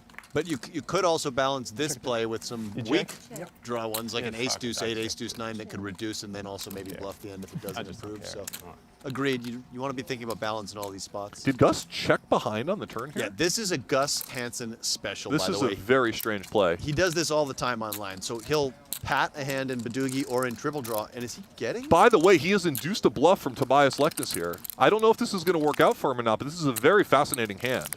Well, this is the issue with the check back, though, is you open the door for Leknes to now all of a sudden read you for the weak, kind of middling Badoogies, and then decide to pat and put you in the blender. And this 7 is convertible in terms of him pitching the jack if he believes Leknes has a doogie. But instead, he does pat back correctly. And now Tobias, is he going to abandon ship on this bluff, or is he going to try to barrel and test the veracity. I think he'll abandon. I think his plan here was that if Gus draws, now he knows he has the best hand with the ace-2-4 in that. But maybe I'm wrong, and he's going to fire the barrel here. He's thinking about what to do. Gus has sort of induced a play here that you would be unlikely to see, and it's going to work out in his favor.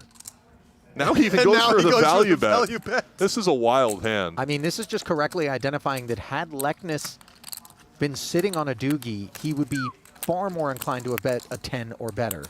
Yeah, so than to check. I've seen Gus make this play many times online in both Badoogie and triple draw, where he has a weak pat hand. Most people would bet to get the value from the draw.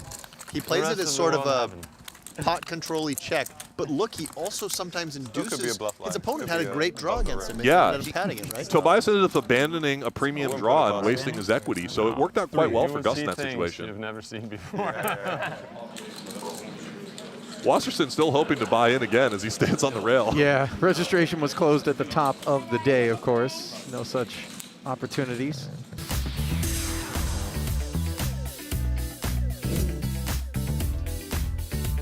Super High Roller Bowl by the numbers. Last year, 29 entries, up 9 from there to 38 in total. Of course, the prize pool growing accordingly by 900,000. Chad Eveslage, your defending champ, he's still in the field. Who's it going to be this year, however, as the first place prize grows by 100 dimes from 1.2 to 1.3. There is Chad.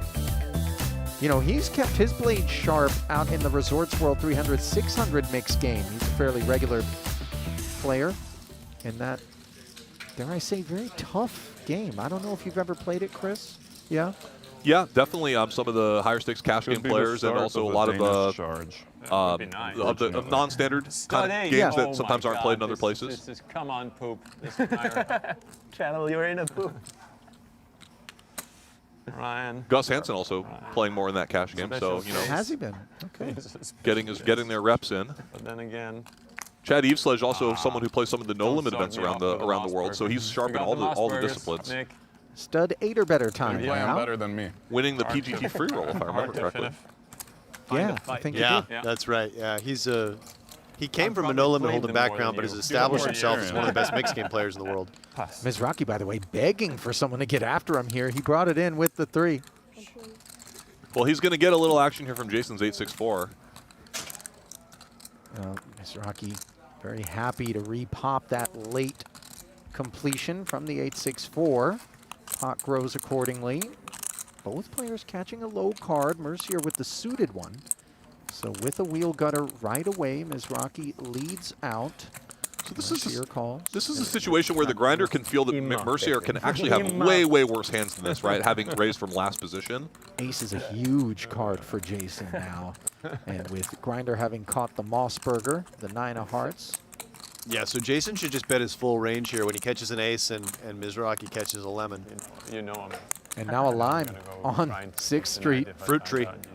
9 and 10. Now the grinder being squeezed here by an 8 low, which turns into a 6 low. Mizrachi making a pair of deuces. It's good for high. And the thing about Mizrachi is if he reads Jason for just barreling a low, then he wouldn't have had a pair on 6th Street, so you kind of have to call this river and hope that you're not up against a two-way hand. He probably does need to pay this one off, but it's a pretty dicey situation against a fearsome player because Jason can absolutely go for value with one pair here.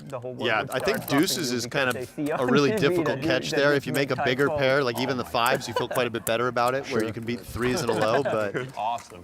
good job, Mizrachi, sticking tough.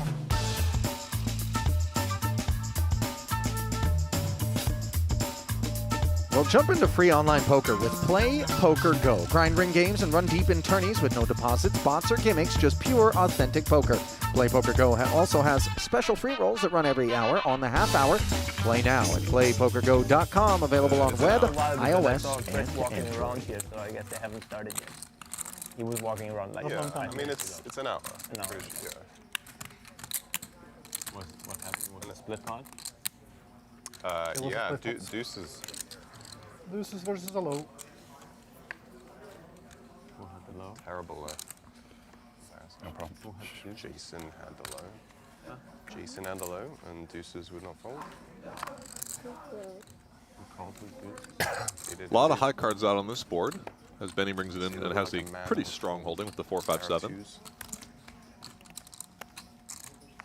No. Complete. Nick has a pretty clear steal spot, but actually gets dealt a decent hand with 3 to a low.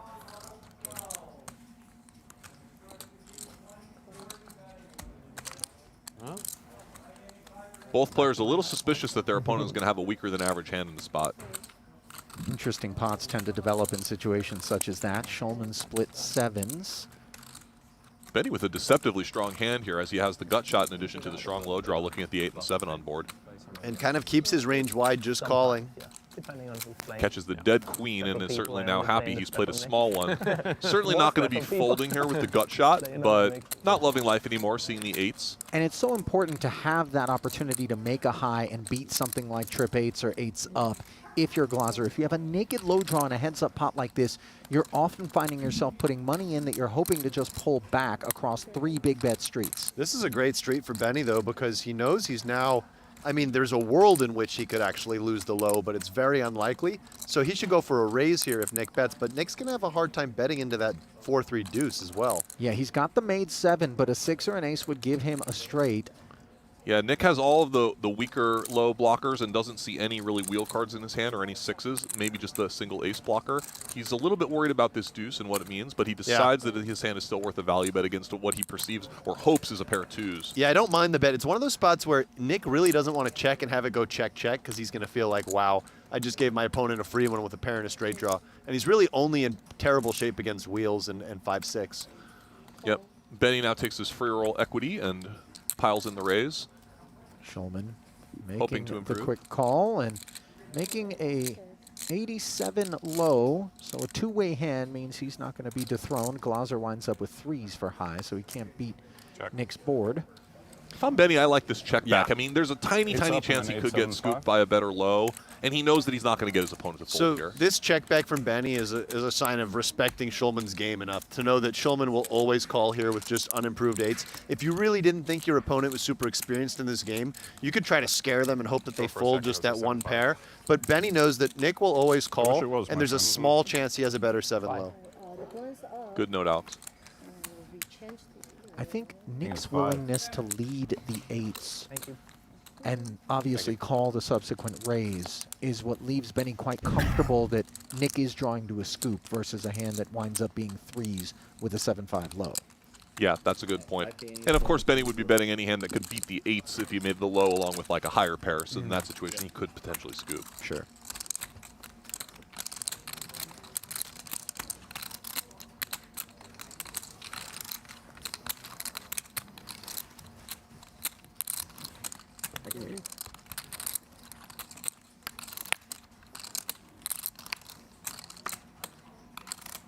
Looks like we've kicked up the limit slightly here to 20 and 40,000 now.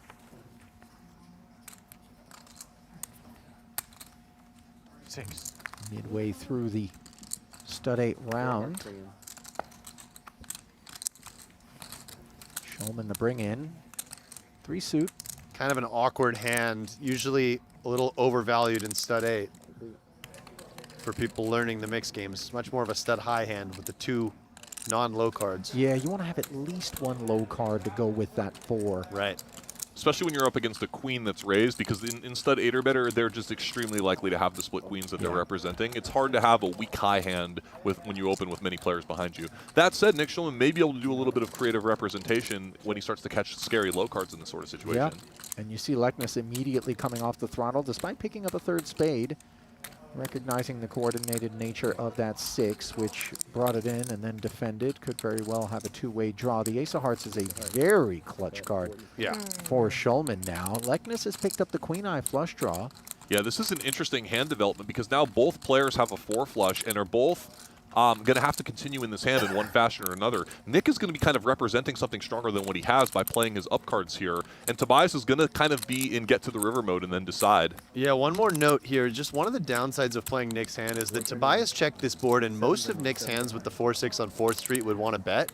But because he has this hand that doesn't want to bet, now he telegraphs that maybe he doesn't have as strong of a range when he does bet on 5th. Look at this interesting 6th Street development. Both players making open pairs. Tobias now with queens up in the flush draw is going to barrel out. Schulman pairing that door card is a touch scary. This is a nice lead for Really Tobias Leknes. This is not like something most players would find. I think he feels that between the chance that he has the best hand with his queens up and his 4 flush, that he's comfortable betting. Look at this, the ace of spades on the end. Schulman's going to need to find the king of hearts, given the queen of hearts is not available in order to win this pot. I would not mind seeing Tobias go for a check raise here, and yes, that's what he's choosing to do. He understands that he's representing queens up at minimum. If his opponent can beat that, he'll probably bet. Yeah, this is a really well played hand from Tobias Leknes. Notice that Nick must have bricked because he shut it down here on the river. He understands that he's going to get called by queens up, so he decided not to bluff. If he had made a worse flush or aces up in that situation, it would have been expensive. Chris, do you take any issue with the defense there on 3rd Street? I think it's close. I mean, you're getting a great price out of the bring into closing the action. It's probably just fine. No, I think it's it's just one of those hands where you're just kind of hoping for a clean run out. And there was a dead 10, just to note, and Tobias having a heart in his hand as well. But I think I would also call there, and just a little unfortunate because you're kind of forced to telegraph your hand. You really don't want to bet your hand on 4th Street. Yeah, really just trying to find any equity that he could there. Getting a little bit excited when he caught that ace of hearts, but then things went south. Nick is now on quite a short stack. Yeah. Final table. How many levels? Final table, most likely. The players also discussing that it'll be a long day today as they have to play down all the way to the final table. Everyone gets early, probably 5. Nick also a bit unlucky that Tobias had as good of a hand as he did on 5th Street. Nick's bet there with the ace 4-6 and 2 hearts is just going to win against a decent chunk of Tobias's stealing range. Yeah, if I'm Tobias there and I have the split queens unimproved, I probably would fold looking at the scary board of my opponent and what's a relatively small pot. But the 4 flush was certainly keeping him in there. Tobias comes in for a limp here? Yeah. With the split buried 5s, seeing the ace behind him. Totally fine, and definitely when there's some other small cards out there and an ace behind you, fine to employ a limping range. Yeah.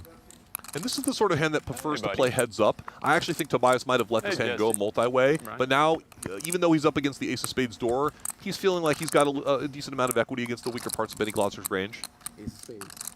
However, not a good street. Yeah, heads up, he catches a jack.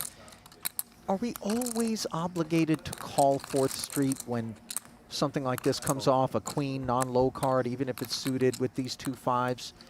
It's just 100% continue? It's a tricky situation. I think you have to continue most of the time if you give your opponent credit for just betting unimproved there with his 3-card lows. But now Tobias is going to have a really difficult decision here, as there's some chance that he has the best high hand, and Benny could easily just be betting 4 to a low in this spot. If Glaser's door was the queen of spades and he caught the ace of spades on 4th, I think Tobias is more likely just to fold 4th, where it looks like Glaser's going high. And note that Tobias is getting sticky here in a very dicey spot. And now, I mean, if you think about things, even though Benny has now caught a low card, it's not that bad of a situation for Tobias. 5s is the right type of hand to have here when you see a 3 and a 4 on your opponent's board. You can still actually scoop this pot against a number of Benny's reasonable holdings. I will not be shocked to see Tobias get to showdown in this pot. Yeah, mentioning that he could have something like, Glaser could have something like 3-7, where he has a pair of 3s with a 7 low drawn. If he breaks the end, Tobias just wins, right? It's very hard for Tobias to fold the river after continuing at this point. There's really nothing that's going to change. He's not going to get any new information. And I think Benny Glaser has a very clear sense of where he's at in the hand, expecting to get called down pretty light here. This is the dream as Benny when your opponent could be thinking you're going low and you just have this really strong high hand. And importantly for Leknes, every now and again, this could be a bluff with a busted low draw and a pair of 3s or 4s out of Glaser, right? Chipped up. It's possible. I think that he would often shut those down, but his bluffs, his quote-unquote bluffs, are just going to come from low-only hands that are just hoping that his opponent folds half the pot. I really don't think that Tobias can fold as played. He may have caught a bigger hand and be actually considering a value raise with something like jacks up. I don't think he would come up with that either. I'd be surprised if he lets this go. Yeah, kind of interesting to think what you should do with queens or jacks up here. I think probably just call, but, you know, Benny could definitely value bet just a naked pair of aces on the end. Certainly. The problem here, though, is, of course, that you know, your opponent can also just have a And premium like low this. that could even 3-bet you, and then you're still kind of unsure. And now you put in a lot of money badly. Very true. Yeah. Nice So- pickup for Glaser there. Early stubbornness from Tobias there got him in some trouble, but I don't really fault him the way the boards developed. It was a bit of a tough situation to ever find the fold button. Will never fold with Blue Chew Gold. Visit bluechew.com to stay in the game. And the game, of course, that Blue Chew is referring to, not the one that takes place on the felt, but rather between the sheets. Unless, of course, you're particularly kinky, in which case maybe it's on the felt as well. Queen 6 deuce got I there. apologize, guys. I really am not mature enough for this appointment. Never have been. No, but I'll take. But this is really, I mean, come on. We shouldn't one of you two, like Sure. responsible adults, be reading these Blue Chew things. Like, why me of all the people? And a cup of That's ice. why they pay you the big bucks, Ali. Somehow, yeah. Your 25 years of experience in the industry is apparently accounting for something. Yeah. I'm just here for the Studator better analysis. Let's see if I can do the same. That would be strong. I'm here to try to make you be You a know, stud again. I read them with last Blue year, Chew. you know, and then they decided they had to bring you in this year. Yeah, well, listen, if you want him back, buddy, they're No, all no. yours. Becker bringing it in, and he'll be all too happy to call anyone that tries to complete this one. Mercier limping. Lectus overlimping, a very weak holding here. Just feeling like that, you know, with the 6 up and 2 flush and ace in the hole, it's enough equity. This is a little loose, especially there was a dead queen. I think multi-way, these hands are definitely difficult to maneuver through. Yeah, speculative at best. And it's Mercier catching by far the best on 4th Street. Yeah, he's found himself the 5 of clubs for the immediate 8-low draw. Leckness is all done. Even though the pot is small, Becker probably wants to continue here, just given how good his backdoor low draw is. He does see the 6 and the 5 and the 6 from Tobias that are all cards that he really needs, but I think it looks like he agrees with you, Alex. A 3. And this'll end it. Yeah, board development continues to be tasty for Mercier. Johnny's going to be in the bin. Time to say goodbye. Sometimes you just see people pick up Becker's hand and fold it before even facing a bet because the bet for Mercier is just automatic. Yeah, yeah. It's sort of a professional's move. Was that a disrespectful check then? Maybe my opponent will check. Becker more just a man of procedure. German engineering. Yeah, exactly. I was going to say.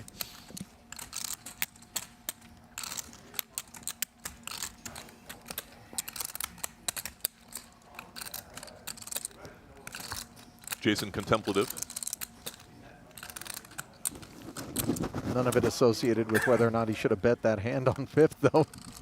I do have the YouTube chat open, so if you guys have any questions or follow-ups on any of the hands, I will check that periodically and we can try to chime in. Cigar Atash says the commentary has been great, guys.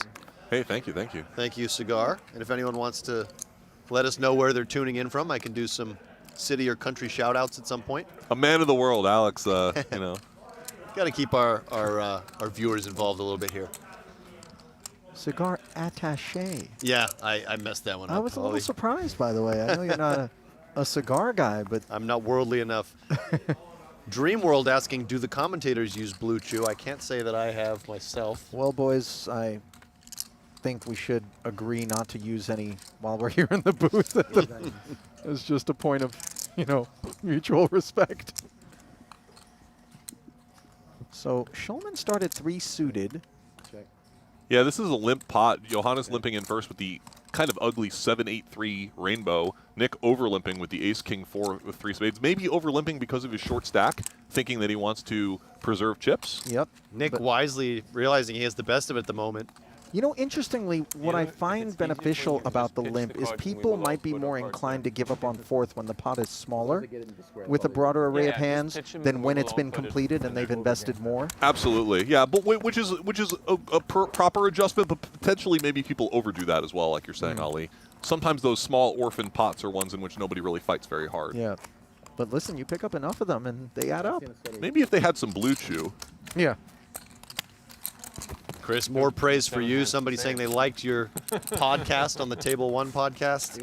We've got people tuning in from Seattle, Michigan City, Fort Wayne, Brazil, Sydney, Australia, Burlington, Vermont.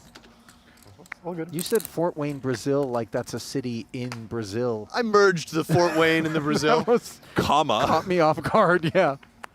Yeah. I was trying to get as many out in Order with as Mossberger. least time-wasting process as possible as Mizrachi brings it in Interesting. with the very tens. Tobias Lech is limping in here with now what we would consider to be a much, much stronger stud 8 or better holding a 3 connected low. And this is something we've seen, right, Chris? These players who are employing a lot of limps try to be as balanced as possible. They want to have some limp raises. They want to have some deceptively strong hands in their limping range. And he has gotten Glaser to limp behind with the queen. Yeah, and now Becker is seeing all these limps in front of him and saying, I want to see what's going on here, and completing his split 7s. Yep. Mizrachi might even go for a 2-bet here in the bring-in with buried 10s, but no, he goes for kind of a, I wouldn't say a slow play, it's not that strong of a hand, but more just like a range protection sort of a situation. Are you boys at all surprised by Becker's willingness to complete it, given that Hansen limped that 9? Not you know? really. Gus will limp Yeah. a more doesn't mean speculative much. range of hands than most in this spot. And I think as Lekness, you really want to consider 2-betting here. It's just general principle. He does just call. His hand plays fine multi-way. Anyway. I mean, the 2-bet's never going to get any of these hands dislodged, right? Well, it would probably dislodge the 10-9-8 of Hansen, and we already see the ace-queen 5 folded just for one more raise. I think we discussed this briefly yesterday, boys, but this is indeed a wolf pack, if you guys Yes, Yeah. 100% he's in there with the wolf. Gus pack. is and on he's the paired wolf the 10, on the boys. wolf pack patrol. It's Lekness who catches the pair of 4s and Becker catching a low card. Yeah, everyone really liking that street, probably except for Grinder, who sees a 10 fall dead. Yeah, plus that jack is useless. Grinder has a really uncomfortable hand here, 4 ways. It's going to be very difficult to figure out where he's at any point. Exactly, and the longer it stays 4 ways, he's just going to feel like it's likely that one player is going to make a better high a lot of the time, and he knows he can't win the low. Yeah, there's a lack of clarity from this point forward for him. You see that low card sliding in. 10s and 8s now for Hansen. Yeah, Wolfpack up to 2 pair here, but it's Lekness who has the best looking board with 3 low cards and a pair. Yeah, Becker with the Mossberger. I wouldn't be surprised to see Gus come in with a raise now. He is going to feel like there's a decent chance that Lekness could have 2 smaller pair, and he really wants to clean up his hand and potentially force out a low from Johannes Becker behind him. I agree with you, and it looks like he does as well, Chris. It's time to spring the Wolfpack trap, I think. You know, one of the issues, of course, with this is Lekness can then come in with the 3-bet and leave you kind of wondering whether or not he's semi-bluffing or if it's actually trip 4s plus. True, but just clearing out those other 2 players does a lot for your overall chances in the pot. Sure. Yeah, and it's hard for Lekness to represent 3-4s having limped in and called a raise multi-way, I think. However, this is a great street for Tobias. Yeah, it's going to freeze those 10s and 8s. Ace is up now, a very real possibility. It's nice for Hansen to be in position. Tobias Hollywooding a little bit here. He has a very clear lead. Yeah, and probably a lead with... And Gus can't love the situation, but I think he's made the pot so big that there's no choice but to get to showdown here. Oh, and the 6 slides in to give Lekness not only the 6 low, but that 7 high straight. Disaster for Hansen, who can't fill up. Yes, this is a devastating blow to the entire Wolfpack. And Gus's stack will be quite shallow after this hand, as he is not going to be able to get away from He's this. also caught a blocker to 7s and 4s, making it more likely Lekness just has a low. Straight on a 6. 65 and a straight on 7.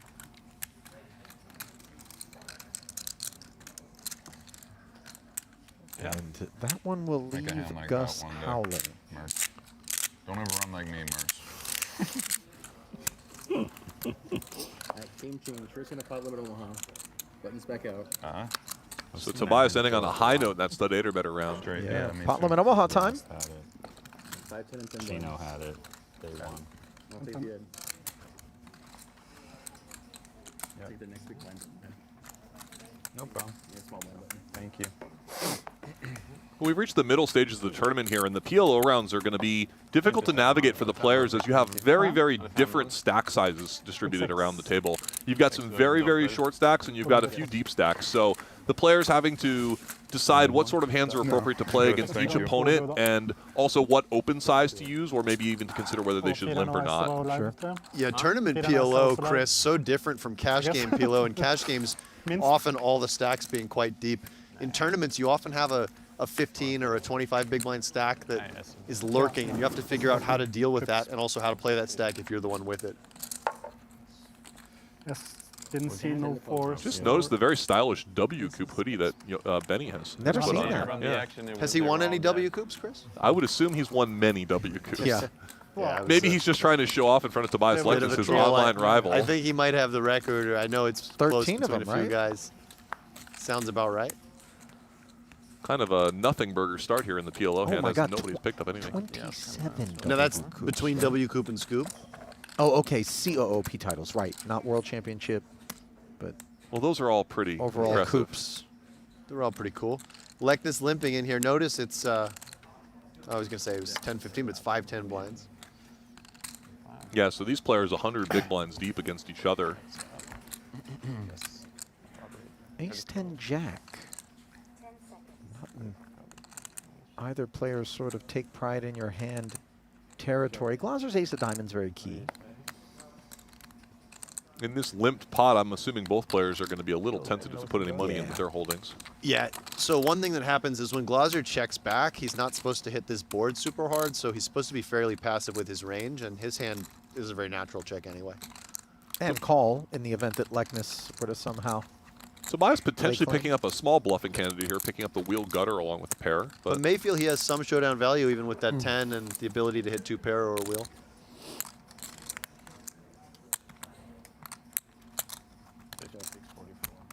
Glaser has such a weak ace that he's content to check. Now for the Broadway out there. But you didn't have this hand on three. You could consider min betting here as Tobias, just trying to rid Glaser of some non-straight hands, but I think just check folding is fine as well. 10. Ah, okay. Yeah, makes sense. Yeah. Makes sense. Not the most riveting hand of PLO ever played. Plenty to go, Alex. Yeah. Hang in there. Yeah. I know you're raring for some PLO action. I think it is important to note, as we touched on, though, that the big bet streets can be so punitive if you put a foot wrong relative to the limit poker. And then it does flip a little bit where the limit becomes so big, you know, once the blinds go up and then the stacks thin out, that it becomes a bit more toward equilibrium. But for now, I think it's certainly the no limit and pot limit games where people are going to be a bit cagey. You're looking confused. I think we're starting to see that transition happening, Ali. I mean, the betting limits in the single winner limit poker games are now up to 40,000 on the big streets. So absolutely, a multi-way limit poker pot here could be several hundred thousand in chips. We'll see if we get any pots that big in this PLO orbit. Yeah, no, I'm not saying you guys were slow or anything. No, it's all good. Kind of in the same I'm boat. just not paying attention at all. A little bit bigger than mine. Trips are trash. Could be a In winner. pot limit Omaha. Maybe trip aces Could be a and a winner, no? suit. Grinder We has a get big hand. excited about This this. is kind of a nice looking hand for Mizrachi. These double paired, double suited hands are pretty good in PLO. Of course, not the strongest version of one, but a little bit of straight potential as well. Yeah, 2 hacks at a set. Often baby these sorts flushes. of hands, when you're deep, are actually, like if he was facing it open, they're the sorts of hands you want to 3-bet with. When you have a double pair, you want to reduce the stack to pot ratio and reduce the number of players because you want to be able to get all in when you make a set, which is easier to do at a lower SPR and it's easier to 14? do heads up. Benny also has a hand that I think I would have preferred 3-betting. So Benny's hand in a cash game would absolutely be a fist pump 3-bet. Perhaps he's just thinking in this tournament where he's proficient in all the games, he doesn't want to bloat the pot out of position. And notice that the 2 players that had already entered the pot are the only other 2 players with similar stacks to his own. Yeah, they're quite deep and it's quite a dangerous spot. So Yeah. I don't hate Benny playing it a little bit conservatively here. Even Handsome. Tobias with a bit of a KG call pre with these kings, he could have considered 3-betting, and now he flops top set. King 5 trade. This is a Couple of spicy hearts flop, out there. boys. Yeah, Glaser has found a 5 along with the 8 high flush draw. Hansen with top pair, and that case king, of course, giving Lekness a monstrosity. Yeah, and Mizrachi with an open ender as well. So everyone has a little bit of something, although if Lekness bets here, which he should, I think Glaser's 8 high flush draw is just not enough.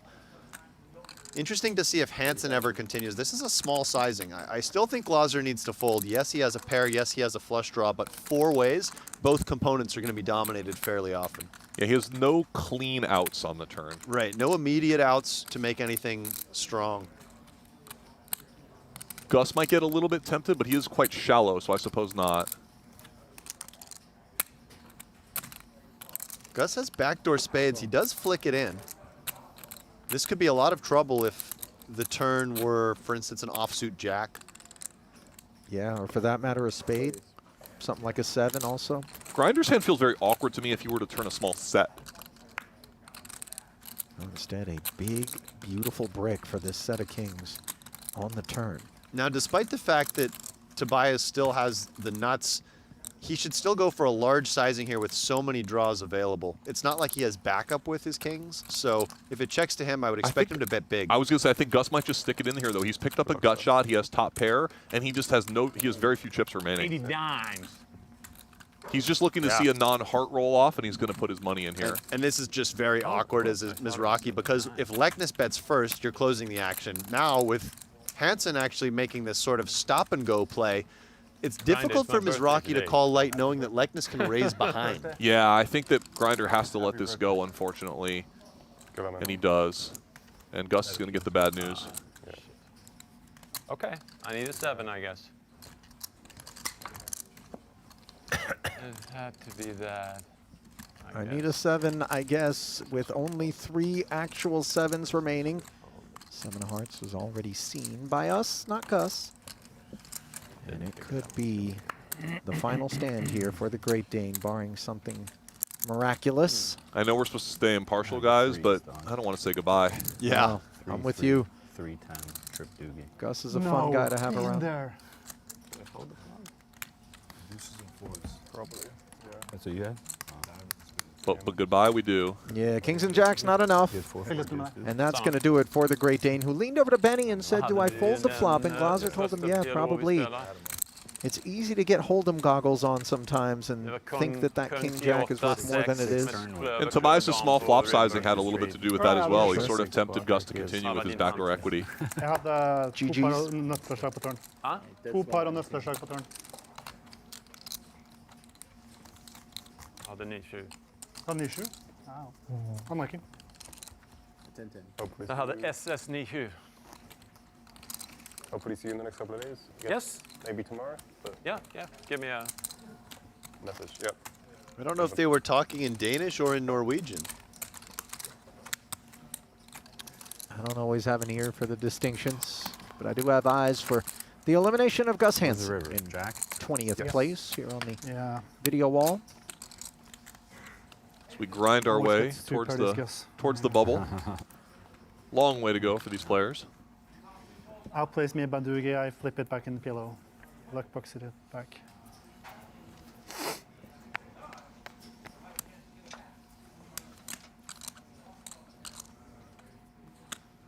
Schulman seems to be interested in this one. He's in early position with only 15 big blinds and comes in for a full pot, which makes a lot of sense. When you're so shallow, you want to sort of just protect your equity and let the table know you're very unlikely to be folding to any future action.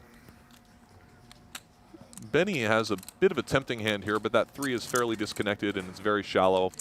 Thinking he's going to want to get rid of this one, but not happy about it. Still unclear what Schulman's working with.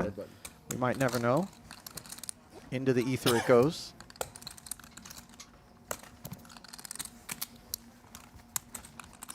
Just 16 big blinds in front of Nick. With Gus getting eliminated, we've reached the exact 50% of the field. Very true, and I believe the plan is to play down to the final 7 tonight. Could be a long night for us here in the booth and for the players. Stick with us, everybody online, and King Jack 8-6. keep us company as we have a long night ahead of us. He had like 15 blinds, whatever. It's not the craziest thing to do. Opening the action.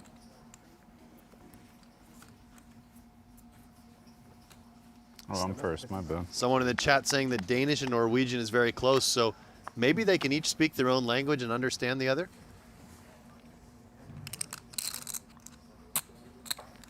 I've heard that Hungarian and Finnish are quite similar to one another. A lot of intermingling back in the days of empires and conquerors. Tobias coming in for the limp here with the King Jack 10-5 tri-suit. This is a bit loose, but not totally unreasonable with his stack in the cutoff. King Jack tray with a couple of spades here. Top 2 for Leknes, with not even a single spade spread out across the 8 cards in his opponent's hands. I have not played much with Tobias Leknes personally, but he seems very comfortable in the big bet rounds. You know what's funny? The longer that I'm observing this, the more I'm having my memory jogged, and I'm fairly certain that Tobias for a time was playing that 80 mix out in Resorts World with us, and I remember the intensity of that stare. It was troublesome, you know, especially because admittedly the game wasn't comprised of world beaters. And so it always was a bit off-putting when someone came and just kind of put 120% effort in, as opposed to just kind of, you know, grab a beer, kick back, let's pass some money around. Yeah, Tobias is there to win. Yeah, and it doesn't hide it. Right. At least hide it for me.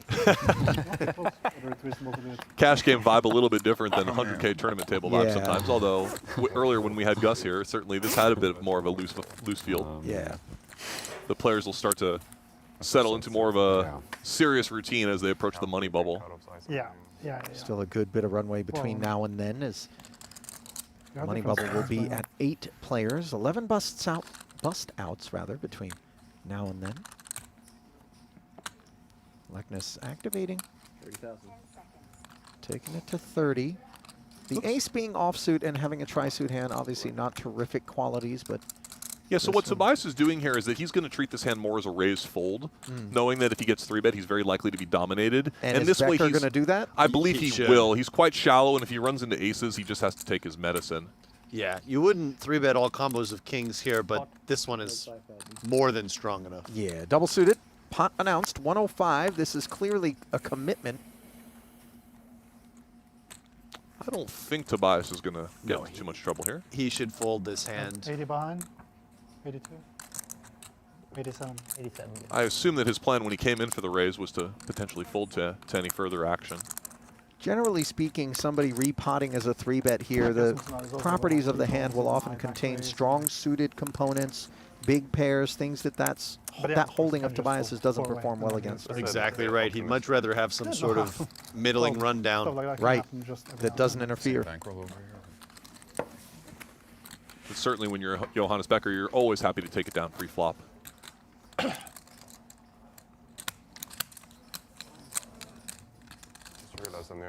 Thwarting the streak for Lekness. We had a hot table yesterday as well. Yeah. It's so bright. I need like a. Yeah, yours is mine's not that really, helpful. Not really doing it. Unless I go like if this. you go like this, it does. You're just hot. Yeah. That's all. Fuego, bro. For real. Lekness continuing to get dealt a lot of like close decisions this orbit of PLO.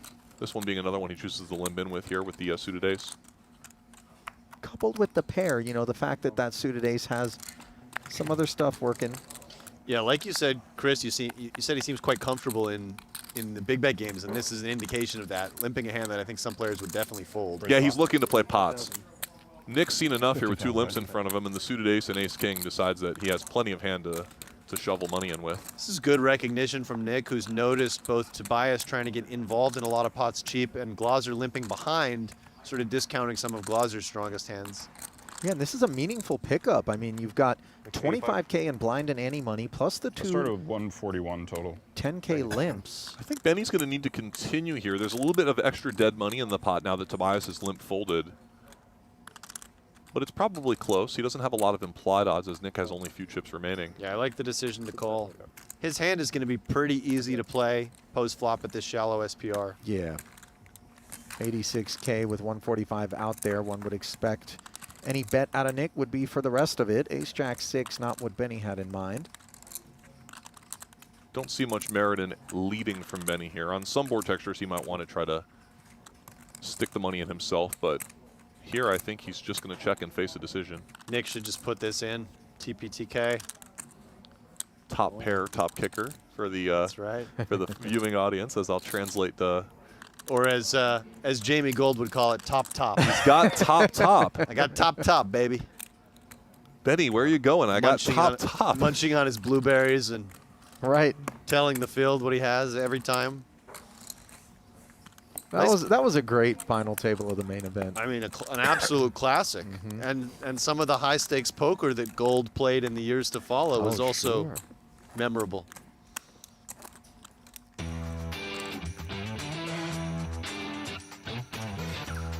Well, what would be more memorable than high stakes of poker? One of the biggest shows ever New seasons of it and the National Heads Up Poker Championship are streaming right now. Head to PokerGo.com or download the app and watch legends go to work. Use the promo code STREAM26 for $20 off the first year of a new annual subscription.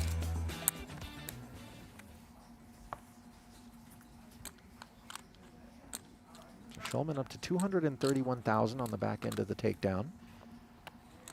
Tens and deuce 3 suited, not enough. The takedown, I haven't heard that name in a while. The takeover. Oh, the was his takeover. name. Yeah. 24. Takedown just in reference to winning the pot. But you remember battling Nick online, right? A Did you little. guys I'm play? guessing he was probably playing a little bit higher stakes than I was at the Back time. then, yeah, yeah. And more of the big bet. Yeah, You know, he started out playing more of the in the no limit hold'em streets. You know, when we rumbled, it was in the limit hold'em streets on Poker Stars back in the This day. is 375, 395, like 450 to start. As we have some overlapping hands here with Mizrachi and Tobias Leknes having the same suits. What? 96,000. And Ooh. Tobias going for a 3-bet semi-bluff here with a very nice hand to bluff with.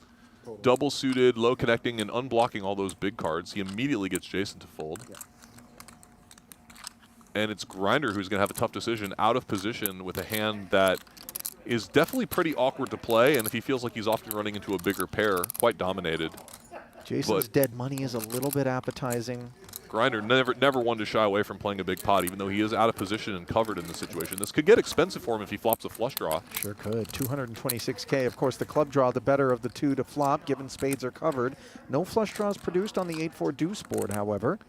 I'll be curious to see if Grinder can continue here, as I expect Tobias to bet this board texture. He's representing that he has aces quite often. This is a very dry flop, and he's going to be comfortable semi-bluffing his hand here. He's got double backdoor flush draws, he's got a double gut shot, and a pair. A whole lot of hand. They're deep enough, I don't think he's going to want to go for a huge size here, as obviously getting check jammed on would be quite disappointing. Kind of a difficult decision, as they're relatively deep still. He's always going to have a good amount of equity, though, with a hand like this. Yeah, but it would be pretty nasty to get in 800,000 now on the flop. Without question. He goes for half pot. Yeah, the interesting thing here with Leknes's hand is if you're up against somebody who you think under check raises, then I like just betting this hand because you do have a lot of nice playability across turns and rivers. But if you're going to face that check raise often, then it becomes a little bit dicier. Like you mentioned, Chris, does he really want to play for stacks here? You know, from a pot odds perspective, he would probably have to bet call this hand versus any raise. So it brings checking back as at least a possibility into question. But, you know, there were all sorts of options on the table here. He even could have just gone for a pot-sized bet on the flop, just committing himself. What do you think Grinder should do in this situation? He has an overpair that's very unlikely to be worth much, and he has two backdoor flush draws. I think Grinder probably just needs to fold his... That man does not look like he's in a folding mood. Yeah. But he does think better of it, as you suggested. And Tobias very happy to take this down with his marginal holding. Yeah, I actually think at that SPR, because the SPR was only about 4 going into the flop, I actually would have just potted the flop. It's what a lot of my aces combos with a wheel draw are going to want to do. And then just got it in against the check raise? You get it in if you need to. It's these dry disconnected 8-high, 9-high, 10-high boards. You're able to pot a lot of aces combos even up to SPR 4 or 5. So it's conducive with what you do with those value hands, and you kind of have a pretty strong value hand anyway with double gutter pair and 2 backdoor flush draws. Interesting. Well, either way, Tobias showing his comfort in the PLO round, squeezing a hand that many players in the field would play more carefully, and winning a medium-sized pot. And it is always interesting in these mixed game tournaments, because in a PLO tournament, I know I would have potted it, but in the mixed game tournaments, sometimes you do play more cautiously in the big bet rounds, knowing that you can grind out small pots in some of the other games. As we shift to a game that will often maybe not have too many small pots, high stakes limit, deuce to 7 triple draw here with limits of 20 and 40,000. Deuce to 7 triple draw first.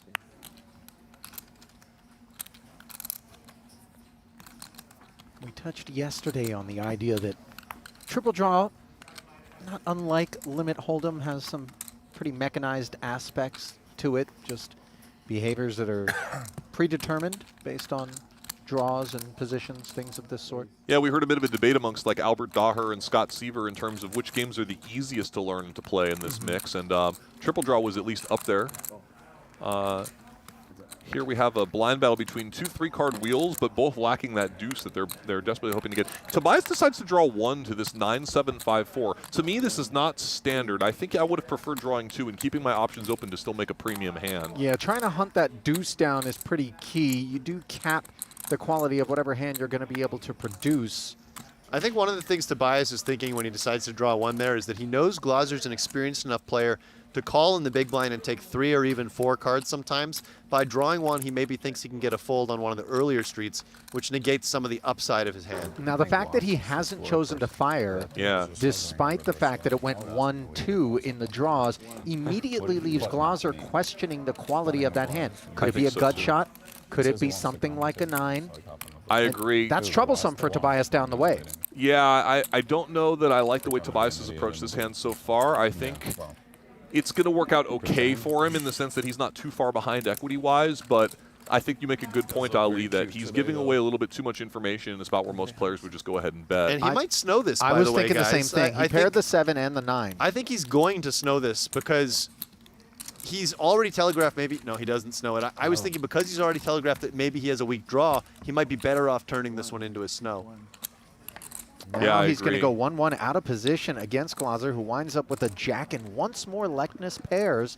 In these 1-1 spots out of position, guys, once upon a time, it felt like you could bet and maybe get a man off their hands. But, you know, these jacks fall into the bluff catcher kind of camp, and Tobias does shut it down. I think this is a good give up from Tobias here. 5s is not nearly bad enough to bluff with in the situation, and his range is overall quite weak, so he's going to get looked up very light. And does Benny go for value here? Looks like he does.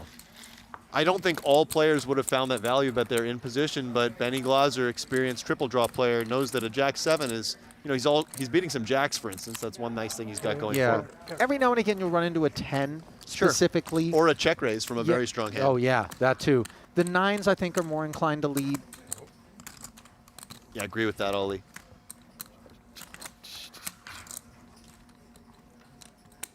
Yeah, I wasn't particularly thrilled with the way that one came down from Tobias. He's still wishing he's playing in the PLO orbit more, maybe, but right. We'll see how things progress. Glaser progressing up to 1.14, still trailing Lekness, but narrowing the gap here with 18 remaining and 7 paid in the Super High Roller Bowl Mixed Games $100,000 buy-in event. Ali Najad alongside Chris Fitch and Alex Livingston on the call. A warm welcome to those of you streaming us live out there on the PokerGO YouTube channel. Pleased to have you along for the coverage. If you're enjoying what you're seeing, by all means, do us a favor and click like, and while you're at it, click subscribe to make sure that you don't miss any of what PokerGO has on offer. Grinder's showing some restraint pre-flop there with the deuce 5 in the cutoff. It's the sort of hand that I might have expected him to open, which would be a little bit on the light side. Instead, we have another blind battle, this time with Johannes Becker in the big blind and on a shallow stack. 18 left. So you're saying he's a maniac. It's a close hand. Deuce 5 in the cutoff. It could go either way. Oh, no, is it out? Is this one as well? Did he have a blocker? Yeah. He had a pair of 5s. Yeah. I think without a blocker, it's a clear Now you can fold. mix With them the up blocker, and- it's closer. Oh, now you're All right, so Glaser drawing 1 to 8-7-6. 1, 2. I think in particular when it's 7-6-3 and you could wind up with a gut shot if you make the 4 or the 5, this is the preferred course of action. And Becker drawing 2 to an 8-6 tray. He does not improve, really. Not likely to want to draw to a 10-8. Glaser, meanwhile, pairing the 3 and 1 versus 2 tends to be a straightforward lead, but It's he an decides epidemic. to check. It's a checking epidemic, guys. What's going on here with these 1 versus 2 checks? It's something we're seeing more of. I've noticed it online as well, where players are realizing that weak draws are not necessarily favorites over somebody who was drawing 2 and could have improved. And yes, you're giving something up in terms of turning your hand a bit face up, but you're just not pushing that much of an equity edge. Having said that, with Glaser pairing the 3 in particular, I might have been inclined to bet his I hand. agree with you. It's particularly the pairing of the 3 that removes some of the useful cards, presumably, for Becker, who has now produced the same 4-card that Benny is working with here. I wonder if Johannes will feel like his draw is good enough to bet here against the D1 that's checked twice. Yeah. I don't know, though, just because he only has 200K in chips, and putting in 40K even to push that small edge, is it worth it when occasionally you get check raised? And now, all of a sudden, boys, we have the pure situation. They have the exact same hand. Yeah, so this is almost like a single draw hand. A very small pot, you're right. Small pot, you can bet half pot. Oh, and Johnny finds himself the 8-7-6 while Glaser ends up with an ace. I don't think Benny will get himself into too much trouble here. Because the pot's so small, if Johannes bets the river, Benny is not getting a very good price to call and catch a bluff. And he doesn't have the properties of a hand that would like to call and catch a bluff. Having an 8, a 7, and a 6 in his hand makes it less likely that Johannes Becker has those big pairs. Yeah, it's interesting, isn't it, Chris? Because from a math perspective, Becker should actually have a pretty high bluff frequency into this small pot, but still, like you say, Glaser's hand doesn't have great properties to call, so maybe he'd be more likely to call with something like deuce 3, 4, 6 with a pair of 3s. Absolutely. And it's also just the facet of limit poker that even though when the pot's quite small, you're supposed to bet a lot, and you're supposed to let your opponent let you bluff you sometimes. But Benny disagrees and actually pays this one off. What's the hand? 8-7-6. 8-7-6-4-3. So a nice pickup for Johannes Becker there. I see. I think that's a little bit more hand than Overdoing the it. way that it came down. People expected Johannes to produce. That's why I checked the turn. I agree. Maybe Benny would think he's more likely to have a bunch of pairs of 9s or even 10s in that spot, given the passivity of the line. Oh, hang on. I don't see any more chips in front of Albert Dyer, boys. We know I what do that see a means. pack of smokes, though. It looks Yeah. like he's ready to go He's out ready and for a dart cigarette outside. break. Yeah. The always swaggy Albert Daher, eliminated 19th. Poker pro from Lebanon, living in Dubai. Have either of you ever been to Dubai? Shut the fuck up. No, and honestly, zero interest. How about you, Ollie? I've never been, and I actually have interest because, as I understand it, poker is very much a kind of a hotbed out there. No. Okay, now you're speaking my JRB language a little bit. moved there. This is true. I believe there's going to be a big casino opening there. Yeah, The there Win. is. Uh-huh. I think it's My interest is growing a bit. Tobias picking up a pretty solid starting hand here in late position. The deuce 4-7 with a pair blocker. Yeah, clean wheel draw with a blocker. Very nice hand. Looks like we're going to have a slightly bigger pot here as Benny has 3-bet.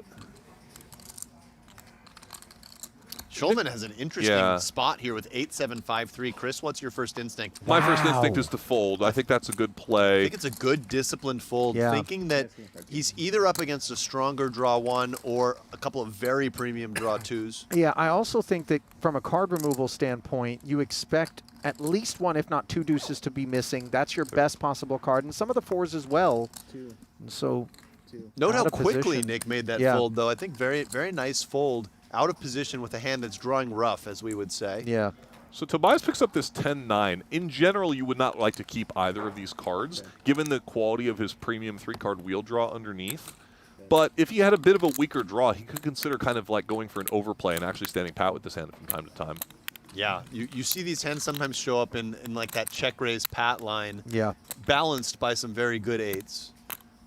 Yeah, if you are going to play it, you want to check raise pat it. You're not going to draw 1 to the 9 just against that 3-bet draw 1 behind you. You need to be smoother, and this is a disappointing development for Leknes as Benny draws 9 perfect. Does Leknes call here? After Benny took 1 in the previous draw, you know, Benny's got a mix of pat hands and draw 1s. Leknes may feel that his draw 2 here has enough equity. I believe he's supposed to continue. If he could see the cards, he certainly would not. Right. And he does. He's well studied in these spots, Chris, and of course a very clear pat for Benny, whose hand is actually enough to likely go for value.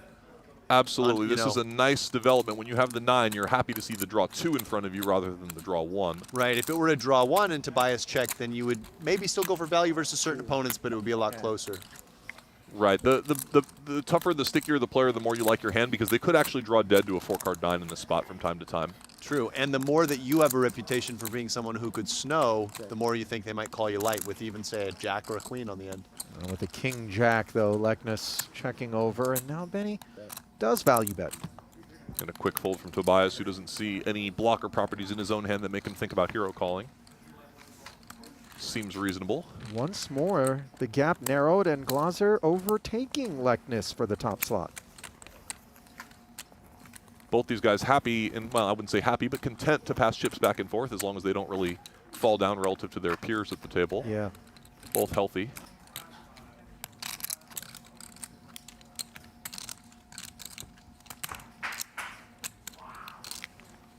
A lack of health for Schulman and Becker at present.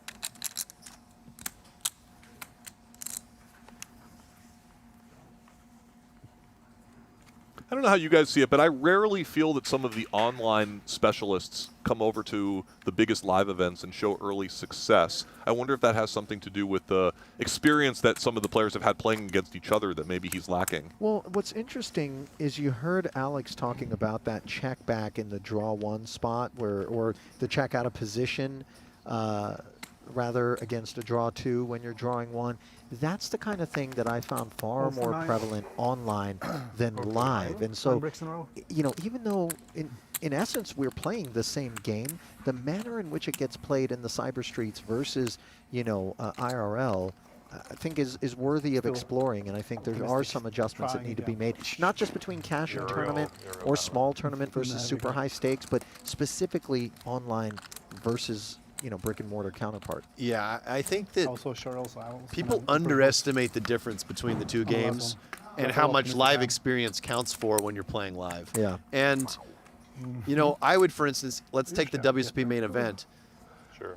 I would still rather take the absolute best online MTT guys over somebody who plays live cash. But if you just gave me a run-of-the-mill online reg who plays mid-stakes online, they might be better fundamentally at poker, but I would still take the guy who plays the $600 Venetian tournaments and grinds those out, because I think that player is just going to do better against that type of field. Sure.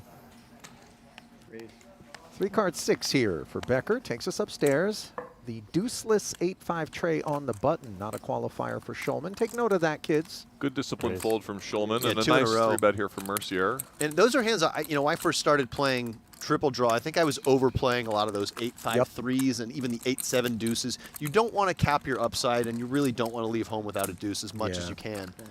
Now, this all changes when you play super short-handed or heads-up matches, but Mercier hates to see this cold call from Grinder. When you have an 8-7 draw, you much prefer to play heads up. And by the way, Grinder a little bit out of line here, taking 2 to the face with a 3-card 7 with no deuce. Again, you're thinking 2 deuces are busy. In this case, only 1, but this is quite loose. Nobody really loving their hand here in some ways. When you have even like the 3-card 6, you get a little bit concerned that you're going to make kind of a dominated type of hand in these multi-way bloated pots. Yeah, nobody has a real premium, I would say. It's Johannes improving probably the most as he picks up a 4-card 7 against 2 4-card 8-7s. Yeah, that's a really good draw for him, given that that's the K7 he has found. Sometimes you'll even see the 7 draw raising here. Yeah, I wouldn't hate that if he knows his opponents well and understands that the grinder can be a little out of line. It looks like he agrees. He also had that pair pre, which might be weighing in on his mind a little bit here. And this is mostly just a going for value, kind of turn my hand face up as a premium draw. Nothing to fear in position. And neither of these other guys are liking this very much. Drawing to 87s, knowing there's at least some chance they're drawing dead. Johannes could have an 86 or a 7 already. Absolutely. I think the other value of raising and then drawing one here is it deflates your hand. This is not good. This is a very unexpected development. This is not a good play. Taking 2 here. You just can't be so confident that Becker is both pat and that you're drawing dead against that pat hand. By the way, Johannes may consider betting unimproved here now that he's paired this 2. Oh, and that Mizrachi drew 2. Right. If Johannes bets here, he's really showing me something about his style of play, which is that he is not really afraid of running out of chips at this stage of the tournament. He is playing this hand in a way that's more like a cash game, right? Yeah, He's just trying to get value. Yeah. Many players in the field would kind of try to reduce variance in these spots, but Johannes is not that player. But Mercier also knows this, so against some very tight players, you might already be concerned that you're drawing dead or that they have a pat hand. Mercier knows that Becker could still just have a premium draw here. How often should you, if ever, be considering folding a hand like Mercier's with a player left to act behind you, even though that player drew 2, and Becker turning up the heat as he has, and you have no deuce? Well, the pot's gotten bloated all This is a very exciting development here. We have this 1-1 massive confrontation here, guys. Yeah, and the grinder folded that same draw he had on the previous. He caught another 8 and folded the 8-7-5-3, unless we didn't get the cards game. I think Johannes has paired 2s again. Yeah, he sure has, and that's going to be really strange for him because it means that one of these 2 guys did not have a deuce. He's seen 3 of them. Mercier with the 4s. He's laughing. Again. That wins. Oh, that's such a sweet feeling for Becker to hear that win. Absolutely. He must have been devastated to catch another deuce in that spot. Grinder would have made 87. Oh, that's wild. But you had a deuce, right? Yeah, the deuce would have just... I mean, the drawing 2 was just outrageous for me. Yeah. You know. I can understand what he's thinking. He's thinking that now that his opponent's raised, he's a little bit worried about what Alex was saying about drawing dead. But if you arrive in that spot, you just have to take your medicine. I agree. And listen, you can fold the last draw if you need to. Yeah. You know, you don't have to hang in there. It goes back to what Alex was saying at the very beginning of the hand. If you get a little bit out of line pre-flop, there's a lot of situations in limit poker where you can just never recover from that initial decision, and you just end up kind of going down this slippery slope of starting with a rough hand and facing crappy decisions the rest of the way. Yeah, I think it's great that you mentioned that because so many of the chips lost in the course of a poker tournament, if you're not shored up in your fundamentals, are the result of a cascading sequence of other decisions after them that become worse and worse. Absolutely, and when you play in a very tough field with some of the best in the world like this, you will always get more punished for those mistakes than you would in a smaller stakes event. Great point.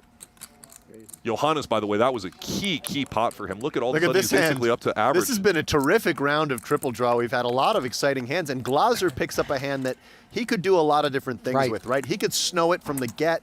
He could draw 3. He could fake with a draw 1, draw 2. I hope we get some action. And Tobias has a tempting hand here. By the way, okay, I actually don't mind calling and drawing 1 with this exact hand in this exact spot. Agreed. But how will Glaser play it, Chris? I mean, he's got a lot of options. I think he should probably just snow. Whether he does it by drawing 1 initially or just standing pat, I think those are the main options. That's the silver lining. The problem, though, is Leknes defends and draws 1.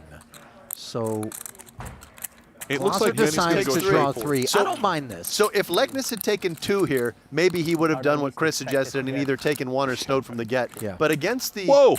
Yeah. Sorry to interrupt you, but Tobias has caught the last deuce. Oh, my goodness. Deuce giving Leknes number 2. That was Glaser's unlikely. going to appeal, by the way, because he has improved to deuce 3-5. And Glaser still might turn his hand into a bluff later on, still thinking that Leknes is capped. What a card for Tobias Leknes to find. Yeah, you're right. I mean, even out of position, you would expect that the stronger 1-card draws out of Leknes would 3-bet exactly before the first draw. So with the perception that range is capped for Leknes, let's see if Glaser gets frisky. He does find himself a smooth 9 draw with a 3. Tough spot for Benny. He's seen 2 9s. He's seen all these great blockers, but the things that he hasn't seen are rough 8s, which his opponent is just likely to have in this situation. And here's the other problem. Glaser snowing at some point now might not look believable because since he drew 3, it kind of indicated he started with something that had a lot of blockers. Yeah. So Leknes knows this, and Leknes might be more stubborn with those rough 8s that we're talking about. Yeah, Benny just decides to let it go, and he's a little bit perturbed at all the cards that he saw. Really cool hand. Yeah, that was... I love that you brought that up. An early position raise out of a guy like Glaser, then suddenly draw 3, means intel more often than not. Yeah, and means Leknes, if he's aware of that, knows that it would lend to Glaser asking questions of his holding. Not that it mattered when he's sitting there with number 2. We didn't get to see it because Benny ended up folding, but if Benny had called the turn and took 1 on the last draw, it would be, for me, a fist pump check raise from Tobias Leknes on the river, feigning weakness, knowing that I have this weak range against this very strong range. Yeah, great point. He's all right.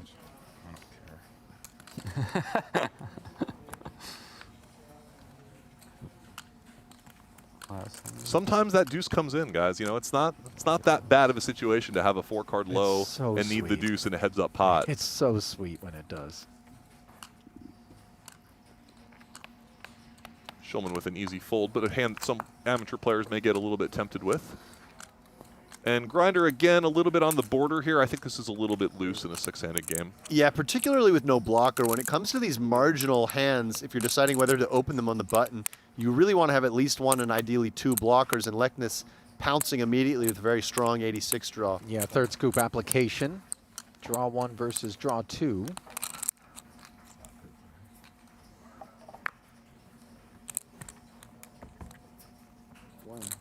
And this is where Leknes... Talk about a culture clash between these 2 players, right? Sure, we have yeah. an online technician from Europe Yeah, against I mean, a long-time live high-stakes pro in Grinder. they don't really get any more different. Tobias Yeah. is a studied pro who has played so many hours and so many hands of all of these games, and Grinder has relied on instincts for his entire career, and Yeah. and both have done extremely well. And that's what's great about poker in general, A guys. guy who's played countless illicit games in basement-level restaurants. Yeah. Tobias catching a tricky card to deal with here on the turn with a 9-8-6-4-3. I probably would go ahead and bet this hand and plan to stand pat. Yeah. But if he had a little bit of a stronger draw, he might decide to check and actually break the hand if his opponent bets. Or pat if his opponent checks back. Yeah, right? exactly. So my typical play with the 9s is always to just bet them and pat them, and then with the 10s, Oh my gosh, look at this. Grinder's turning his hand into a bluff, and this is actually going to maybe be up against the right type of hand. Tobias could break this now. I think he could consider breaking this. When you have a 9 with a smooth underlying draw, you're definitely tempted to break. Guys, option C, can he ever simply let it go?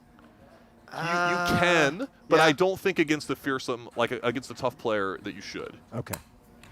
But there are many players against whom that's just the best play. Yeah. I think maybe if you had a rougher one, like a 9-8-7-6 deuce or something, then I like just potentially folding it. So now, Tobias has decided to stand pat. If Right. Grinder finds a pat behind here and bets the river, I think Tobias probably can let this hand go. I don't know if Grinder feels like he has any other option other than to stand pat, although he's taking too long. Yeah, I think he wasn't really expecting this. He was probably expecting to either face called, break a lot. Now he's decided to draw 1 at the 9, which is actually live. Yeah, I actually am concerned about deciding to draw 1 to the 9-6 versus maybe pat back promptly and then put in the value bet on the end. Interesting hand. Interesting hand. A lot of close decisions from both players there. Yeah, I think that Moving off. as Lekness, against somebody who's tough and aggressive, you kind of need to be stubborn and pat there, Chris. Just Yeah. thinking they can have some of those 10-7 summy bluffs, but it's never fun, is it? Absolutely. That's a good point. And that would be what he was hoping to be up against. So with that, we'll take a brief pause. 1.4 million in front of Tobias Lekness after beating the Grinder and sending him down to 551,000. Chris, Alex, and myself are going to take about 60 seconds, and we'll see you shortly back here at the Super High Roller Bowl Mixed Games. Yeah, welcome to High Stakes Poker, Season 15. There will be blood. Question is, whose blood will be all over the felt? 100. I've played with you before. Want action? Yeah. Okay. I'm not here to not have action. He tried to bluff me. I'm a nice guy here playing good poker with nice people, and he tried to bluff me. He tried to rob you. Man's got to do what a man's got to do. Come on. Wow. I've seen it all. Table change. We're not in good shape. Welcome to High Stakes Poker, Season 15, the season of blood. We got ourselves a game, boys.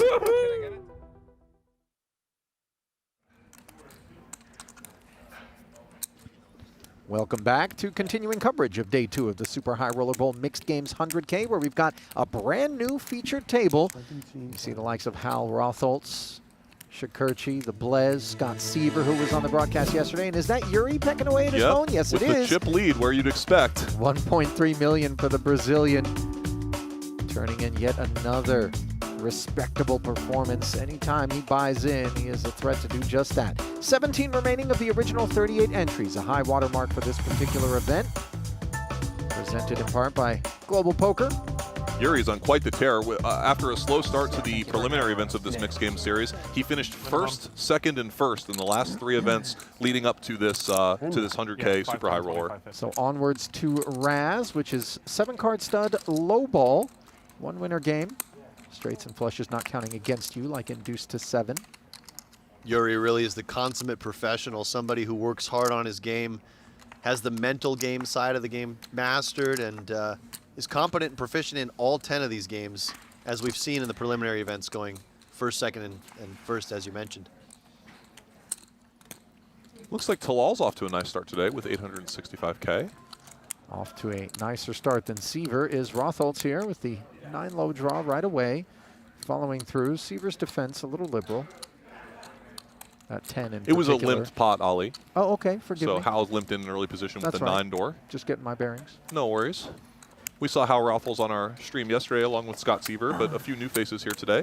Well, as I talked about yesterday, I saw Hal Rotholtz on my left during that 30-hour marathon session. And then he racked up, and I guess I figured out where he went. Straight into this 100K. Not the kind of thing that you really anticipate out of a man who parks his bones in an 80 mix game earlier that same day, a late registrant into this one. Yeah, Not really. in the last few years, we've seen Hal taking some shots in these bigger buy-in tournaments. You king queen in the hall. Blesnik was a surprise player to see show up today. I think he wasn't necessarily on the expected attendees list, but never one to miss out on a super high roller bowl. Yeah, and he's got a very good record. He's won one of the PLO super high roller bowls and finished second to, or final table it rather, at least one other time.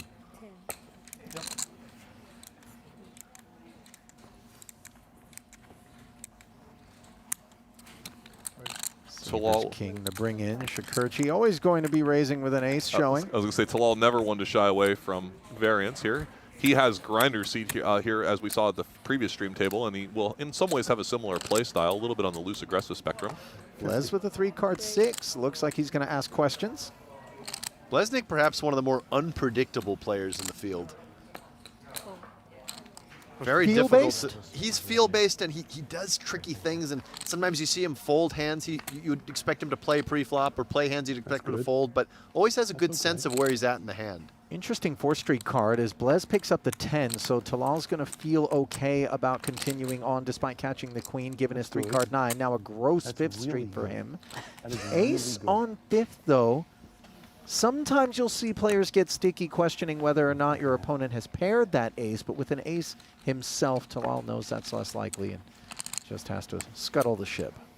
Yep, and then we should note we're up to 25,000, 50,000 in the betting limits for these limit poker games, so a game like Raz is going to play quite large at this stage of the tournament. Yeah, no doubt. Blez, by the way, not just a poker player.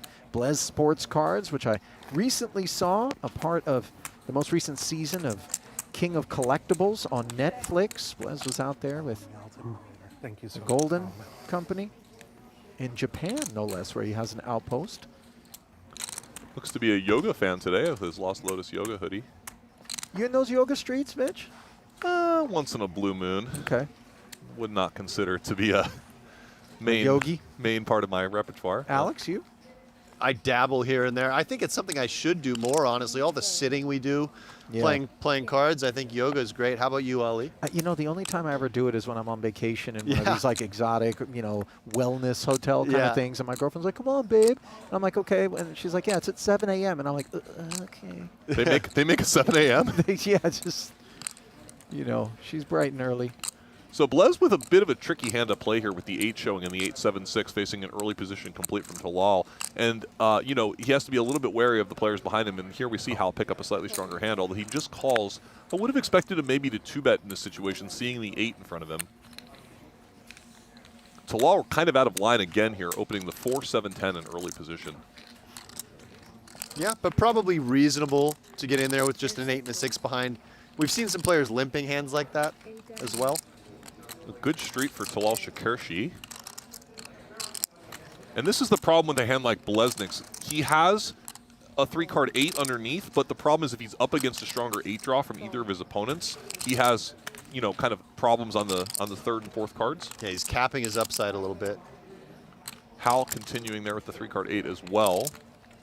Now the 5 for Blez. This will be a very comfortable barrel. He's got the roughest of all 9s. Again, the straights don't count against you in Raz. And Blez in better shape than he might expect given Shakurchi's got the 10. Interesting here in Raz is that if Shakurchi has a premium draw, he might actually be a small favorite against Blesnik's made 9-8-7-6-5. Well, every now and again, in particular in the cash game streets, you'll see 5th Street where a player who's board locked and can't have the best hand will raise it up precisely with the understanding that they are a favorite with 2 to come against what their opponent is showing. Yeah, it flips a bit on 6th Street where the made hand is typically going to be favored, but on 5th Street, draws can very often be ahead of made hands. So a great start for Jared Blesnik at our feature table as he wins 2 medium-sized Raz pots in a row and increases his stack significantly.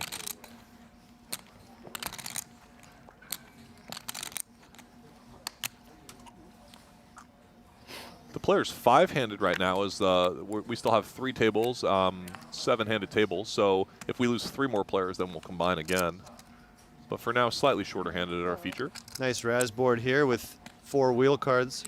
Yeah, with 17 remaining, Chris, it's going to be 6, 6, and 5 in terms of the players. So no one actually playing 7-handed right now. And I tend to like 6-handed poker in general. Kind of allows you to broaden your ranges a little bit more than in full ring. Seaver with a bit of a steal here, and Rothel's sort of sniffing something but deciding to let it go. I don't think Yuri will be folding. Yeah, clear continue for Yuri. He can be ahead, and he's got reasonable equity when behind. So Seaver's got a bad one down low, and he's just paired it. Yeah, and this one's probably just over. Sure enough. Operation Bluff abandoned. Seaver wearing his Golden Knights jersey. Are the Knights playing tonight? Anybody know? Unsure. There was a little bit of traffic around the stadium on my way in, so I suspect something's going on. Yeah. Could be them. They're a lot of fun to watch. Oh, just hockey in general, and I know you know this well, being a Canadian, Alex, but just probably one of the best live sports. Oh yeah, I've always said hockey has the biggest difference between live and TV. I mean, it's okay on TV. I find it a little boring, but live, the atmosphere is electric. And cold. And cold, and I don't mind that. Lacrosse is great live too, by the way. I want to go to one of those outdoor classics. Oh yeah, that know would the be NHL fun. you know what I mean? Yeah, they do those all over Canada, and I think in some of the northern American states as well. Here we see Yuri, who has been showing a propensity to limp a wide variety of hands, limping the King 5-4.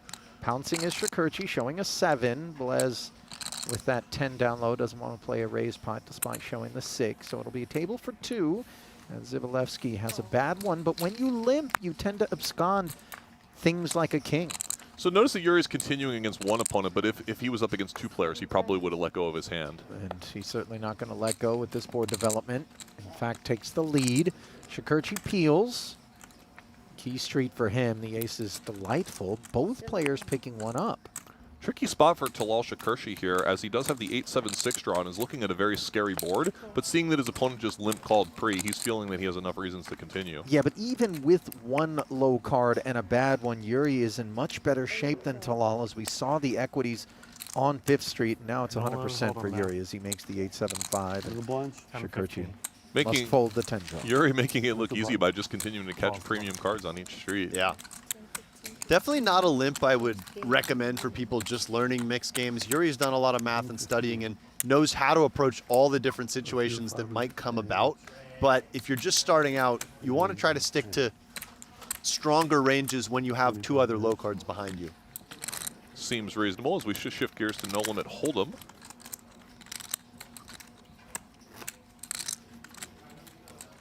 Talk about the Olympics right now in the YouTube chat on the PokerGO channel. You guys been soaking up any of that? I'm just realizing what an idiot I am suggesting there might be a Knights game tonight when the NHL is on hold for the Winter Olympics because all the top NHLers are over there playing hockey. So that shows what a bad Canadian I am.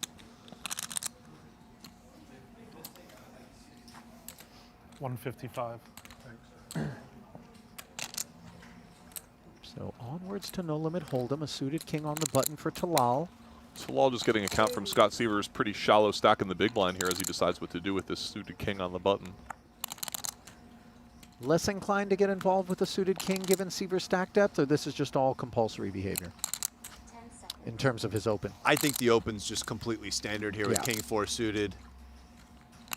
And if anything, if I'm Scott, I might make a marginal fold with a Jack 3 offsuit off his stack size, but Chris would maybe disagree. Well, he's only facing the min-raise size, and I guess not too much in the way of reverse implies. Although this is a very bad flop for Scott Seaver here. Oh, excuse me, by the way, I thought we were playing limit hold'em. No limit hold'em. I think Scott's going to call. Yep, and he does. Snap calls. Look at the dejection on his face as he realizes that Talal's flop top pair against middle pair. Didn't expect Shakurchi to produce this. Maybe some ace-X wheel draw type of stuff, couple of overs. Yeah, Talal just going with the open jam with a little bit more than pot to play in their stacks, and Scott was all too happy to get his money in with a pair. Could be Seaver's last stand here. King's up on the turn. It's no longer going to be a jack that does the trick, but a 3 alone with 1 already gone. Seaver understandably collecting his belongings. 1 actual out. Can he pull up the crab pot?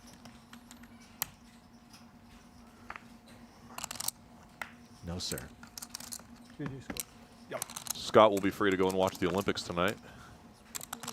Or, you know, put some holes in his wall. Whatever. So I guess we're going to be getting a new player, guys, for table balancing purposes, as Scott is eliminated in 17th place. Still 16 players, 5, 5, and 6 required. Seaver, by the way, has probably been on the wrong side of more than a few pots against Shakurchi as they've rumbled in the cash games. Yeah, and his expression there, just thinking that Strikerchi's going to jam with a ton of ace-high hands and that sort of thing, and he's rarely in that bad of shape. I'm going to 3-bet you. Huh? Weird hand. Was you folded? That was the big. And he busted as the big one. 90. Correct. Here's what is going to happen. The player is going to draw. Okay. If the player draws the 5, they are the small blind. If they draw the 6 or the 7, they are the single big. Okay. Interesting situation with so many open seats. That hand at Raz where you had the king and then he got the king of spades, she was laughing. I'm sorry. She was, I'm sorry. I was laughing inside. Scott was not best pleased with it. He says to her, can you please not laugh? I'm sorry. He's right, really, he shouldn't laugh. Sounds like Scott had a rough go of it on his short stack before we had them on the stream table. So we're waiting for a player to come in and either take the small blind or the big blind, depending on what seat position they draw here, which is interesting. Thank you. You're welcome. The lucky ones.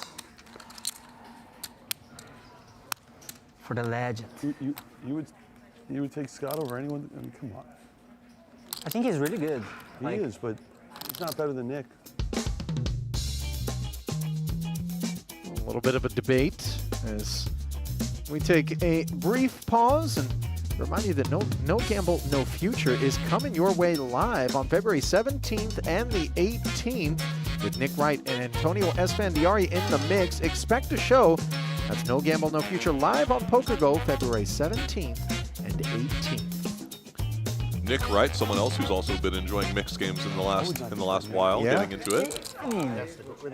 Maybe we'll see him around these tournaments Maybe. in I the think future. it's close. I think like for chips he can go, but in tournament maybe like. I would fold there in a big bet tournament. Not if it was a hold'em tournament, I can call.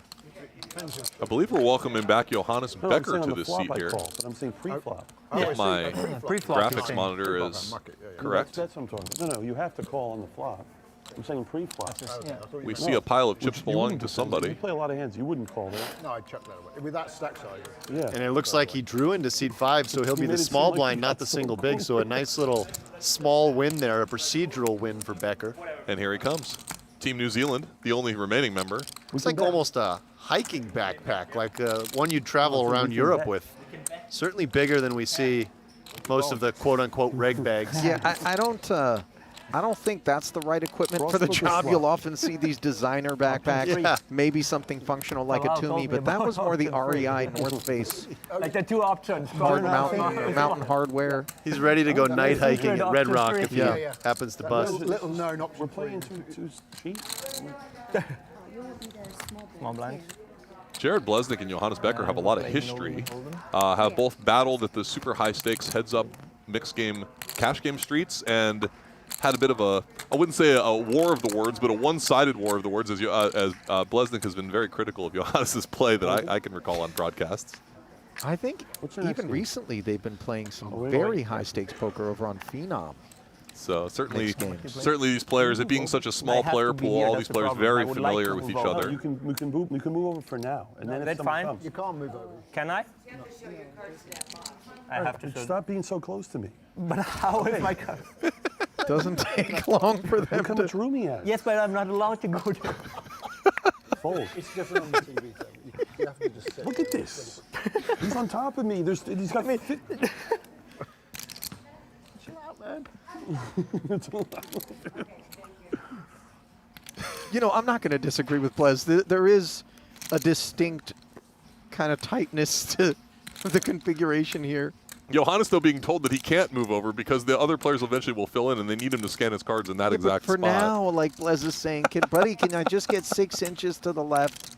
Can I get like a blue chew These just guys to are the going left? to be. These guys are going to be interesting to watch side by side. Ali, you mentioned Tobias Lekness and Michael Mizrachi having almost nothing in common. What about Blesnik and Becker? They might be even more dissimilar. both in play style and in personality. The only way they're similar is that they both consider themselves to be a great heads-up mixed game player. That's very true. They Which both is why think there's the other battles. guy isn't as good. Exactly, which is the why other there's a guy game, sucks. right? You Right. can't have a game without that dynamic in play. And I've played What's both of the them heads smallest up. game in the mix? I think it's 08, Might need to work on your game selection. Yeah. Alex. right? That's why I'm here in the booth. Maybe, yes. We noticed how Yeah, I think Raffles so. pouncing on that limp from Johannes in the limit hold'em and raising a king-8 offsuit, taking it down pre.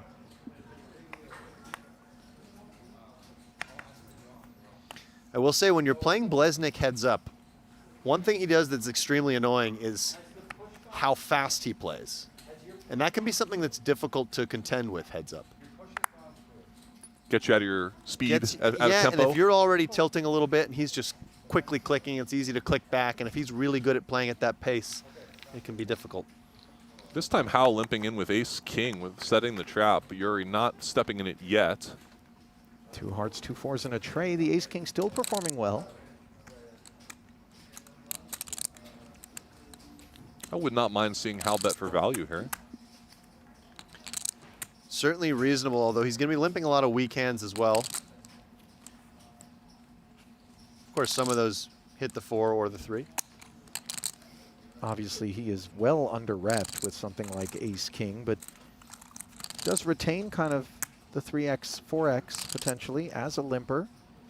So this queen high. I think if Yuri continues here, it's a little bit with some bad intentions. He probably doesn't feel that he has the best hand that often. True, but facing a min bet in position, getting 4 to 1 on your money, you basically can't fold almost anything on this board. You're always going to have 2 overcards. Let's see how Hal wants to handle the situation now.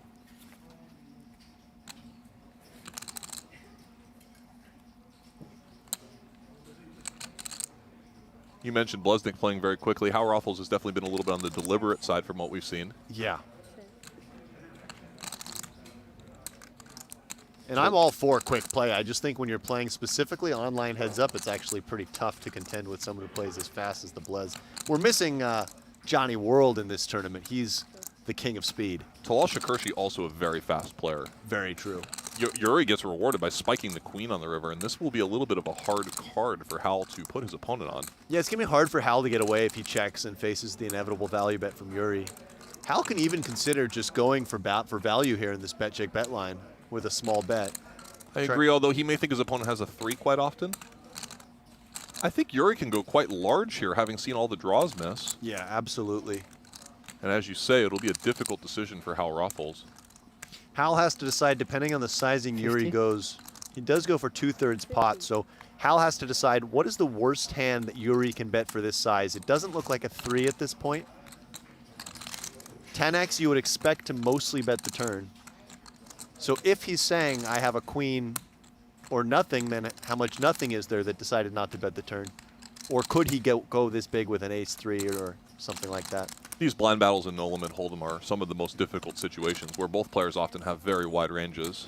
You know, what's so gross about this is we know this is a value bet from Dzivielevski, but Hal does not, is as played, you really have invited this 50K with a broad array of holdings, and you're left playing the guessing game, which is not where we like to place ourselves. Absolutely, but unfortunately a big part of the game of both no limit hold'em and no limit single draws we were mentioning earlier.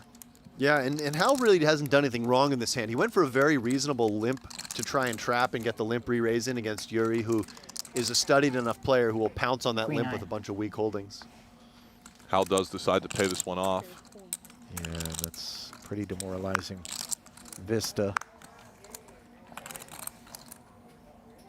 Not saying he did anything wrong, but sometimes when you're playing in a very high-stakes event against well-known world-class players, you do feel obligated to call a lot on the end, feeling like these players are going to push me around.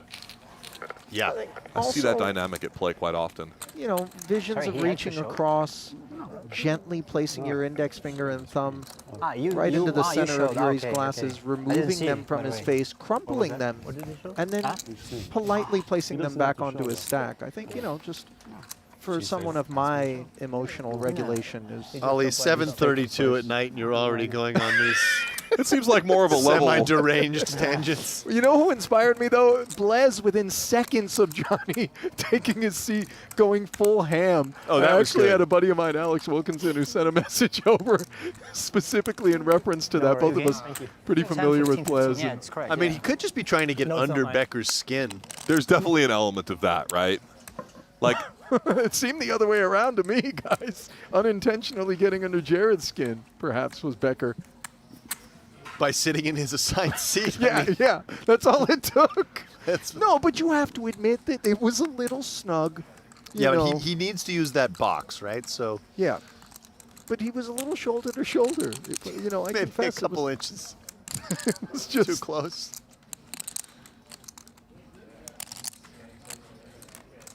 Yuri with the queen 10 limps the small. And look at Yuri's stack also, 1.5 million. Sorry, Chris. I was just noticing that we are playing a 10K, 15K small blind, big blind structure, so all of a sudden all these extra limps from the small blind make a little extra sense. Yeah, and that's another reason why I liked Hal's decision to limp, is that Yuri should be attacking that limp slightly wider. That should be close to 100% limp range in that spot. Makes sense, and I think Yuri here certainly understands that Tall will be raising quite light. I think his hand doesn't necessarily need to limp re-raise, so he's just going to come with a call, but let's see. Shakerchi's hand, by the way, is far from a mandatory isolation. These offsuit combos often do some checking in these scenarios, these offsuit Broadway combos. It's the weaker offsuit combos that you would see doing some isoing typically. 8-5-7, 2 overs and a gutter for Shakerchi with that dominated 10. Interesting board texture, as it may be perceived to hit Yuri a little bit harder. Yeah, I think Shakerchi can do either here, and with no backdoor flush draw, Yuri's hand is going to have to just fold right away. Good aggression from Talal Shakerchi to take down a medium-sized pot here and then use his position. Yuri must be the tournament chip leader at this point with still around 1.5 million. Yeah, I would think so. I know Benny Glaser had a pretty big stack when he was on our featured table, but guessing that Yuri is the chip leader. We'll probably get a little bit more of an update if we lose one more player when we combine two tables, as we'll see half of the field at our feature table. You guys both have experience playing against Yuri. Yes. Is he at all the type of player, because I know there are some who, when they get a big chip lead, have that kind of snowball momentum vibe. I think Grinder in particular comes to mind. Or is he very even-keeled, doing things pretty much the same at a stage such as this, regardless? Go ahead, Chris. I think Yuri is a very experienced tournament player, and so he is going to take advantage of the momentum and of the chip distribution more as they approach the money bubble if he maintains his lead. I don't think that he's going to be pushing just the recent history as much as some players might. I would Yeah. expect that more from like a Grinder, right? Right. I would say that Yuri probably has better emotional control than almost anyone in the field. Yeah. So his, like Chris said, his decisions are more based on tournament considerations than on any. This is going to be a tricky spot for Talal Shakerchi, as Blez checked an ace in the big blind, which is certainly a reasonable play, but I do think it'll be a little hard for Talal to not think his 9 is pretty good here. This one was limped pre, so under-repped is Blez. Kind of Super solid. a nice check from Blesnik. I think it's good to have some ace-x in your check-back range. And of course, Shakerchi's quite proud of this 10-9. Leads for 20,000. Blez making the call. Shakerchi taking note of stack depth. Jack on the turn. Blesnik, mostly known as a PLO player, but certainly no slouch and no limit hold'em, has participated in a number of high-stakes cash games and big buy and no limit tournaments as well. Shakerchi's just going for another street of value here. This strikes me as a discounting little the ace-x. thin, Alex, when the overcard rolls off. Yeah, I think it is as well. I think I'd want to be a little bit more polar with my turn bets. Maybe use a bigger sizing when I do bet and check this hand. But I can also understand how he is discounting the ace-x, and this is Jared playing it a little bit slower pre-flop, getting rewarded. Yeah, and of course Jared can't really love his hand here, with his kicker being marginal, but so far so good and a clean run out. If Talal bets now, he'd be turning his hand into a bluff with the straight blocker. And the flush just rolled in as well. Jared has the ace of spades, but I don't think it'll be too relevant, as I would expect this to mostly go check-check. Yeah, although Jared can definitely consider value betting top pair here. Talal could have had some sort of hands that turned equity and now made a pair of queens on the end, for instance. I tend to agree. I think with, you know, 2 pair or a better ace, you're going to have a third barrel coming your way, and without it, I do think it frees up Blesnik to pursue value into this 165. Chris, what do you think?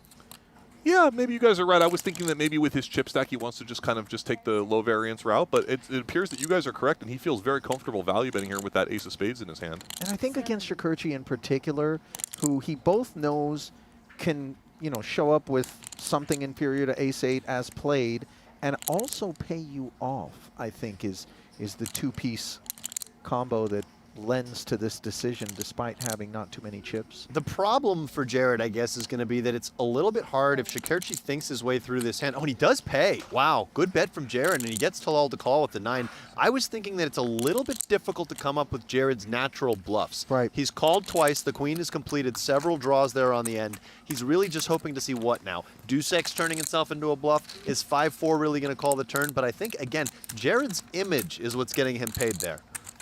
He also went for a relatively milky sizing on the end, which probably helped him to get paid off. You have to be a little bit worried about opening the action for a small size against very fearless players, but if he doesn't feel like he's going to get check raised much there, then it makes sense. Yeah, and when you show up with some unorthodox hands in different situations, that stays in your opponent's mind. And even if it's maybe pre-flop or on the flop where you're often seeing these unorthodox holdings, you can still often end up getting paid on the river as a result of that unpredictability. Blesnik showing why he is a feared high-stakes player with that hand, getting some value that a lot of players would miss, probably myself included, and building up his chip stack to a relatively healthy amount now.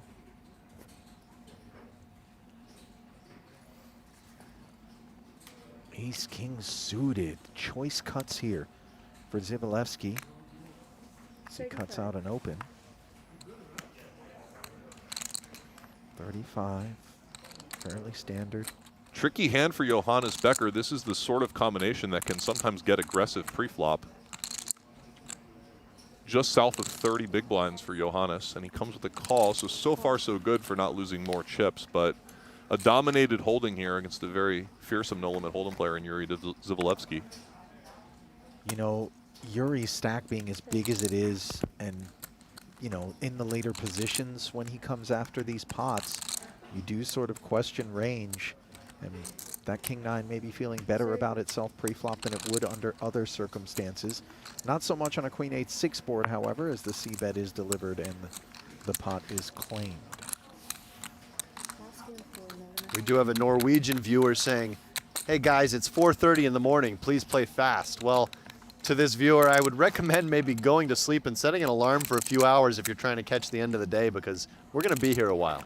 Absolutely. Tobias Leknes hopes he's there for his Norwegian fans in the morning.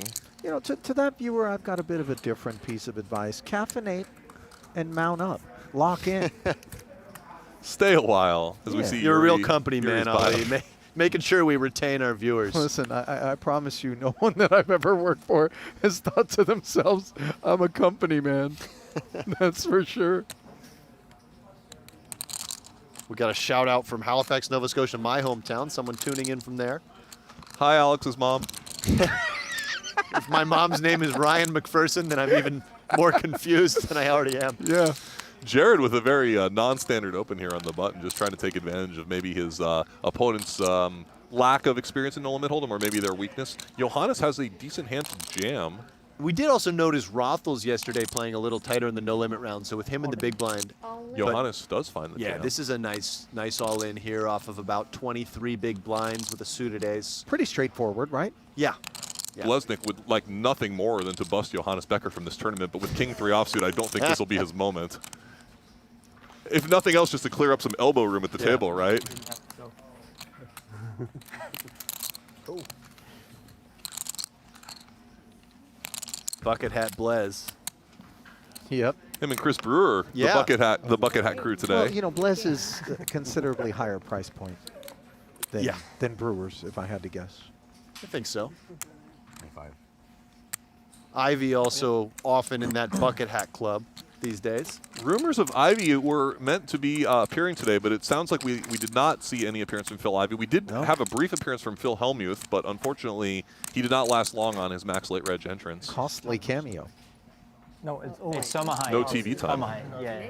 Daniel Negreanu also busting earlier today, but still a star-studded field left, including this man, Yuri Dzivielevski, the chip leader from Brazil, on an absolute tear. Not just this series, but over the last I don't know, his whole career, I guess? 15, Ever since 15 he years or so? made his way from the online realm into the live realm, he's seen success at every stage. Also someone who's played in some of the higher stakes cash games and very familiar with these players. As we shift to Omaha 8 or better. Double suited here. Les with a couple of high cards, a couple of low cards. Deems it good enough to open the pot. Yeah, I like the open. I think some players would just fold this sort of hand, but in the cutoff, I think very reasonable with a two-way hand, double suited. My guess is it's a little bit borderline, but, you know, Jared never wanted to shy away from Omaha game. You know, when your post-flop approaches are as sound as a guy like Jared, you know, you kind of allow yourself these luxuries. Or when you know you're going to flop trip kings. That helps as well.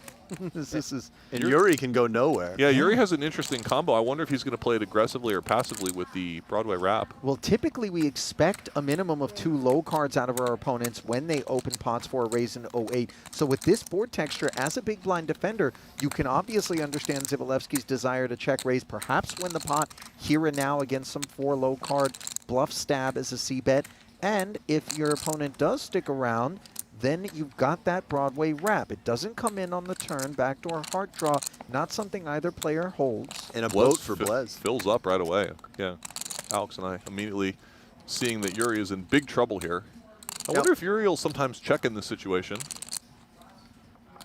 He was hoping to get an immediate fold on the all high card flop. And he does find the check.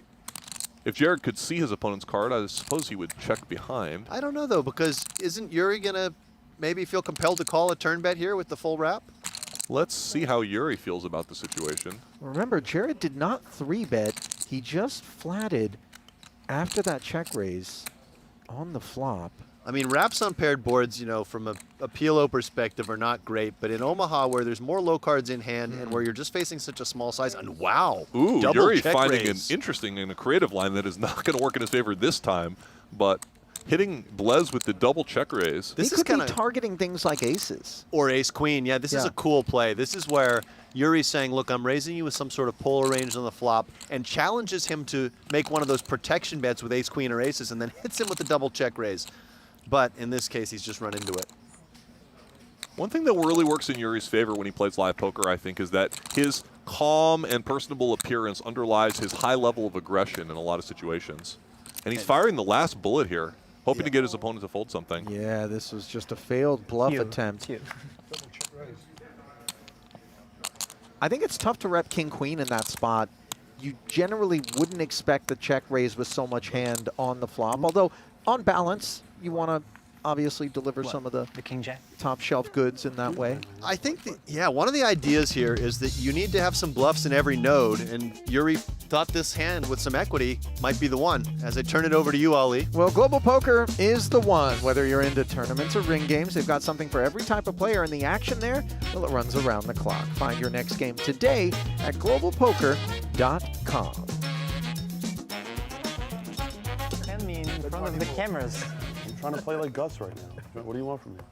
Everybody's gonna know that this is my weakest game. It's good for you. You make more money. You should fold to double check raise against a bad player. So Jared off to a very good start at our stream table here as Yuri takes a step backwards.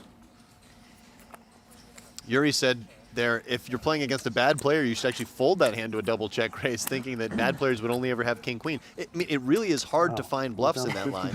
Johannes had the chips in his hand to open king, king, queen, queen. Maybe thinking better of it, realizing that his hand had no I was suits. playing limit hold'em. Yeah, very true.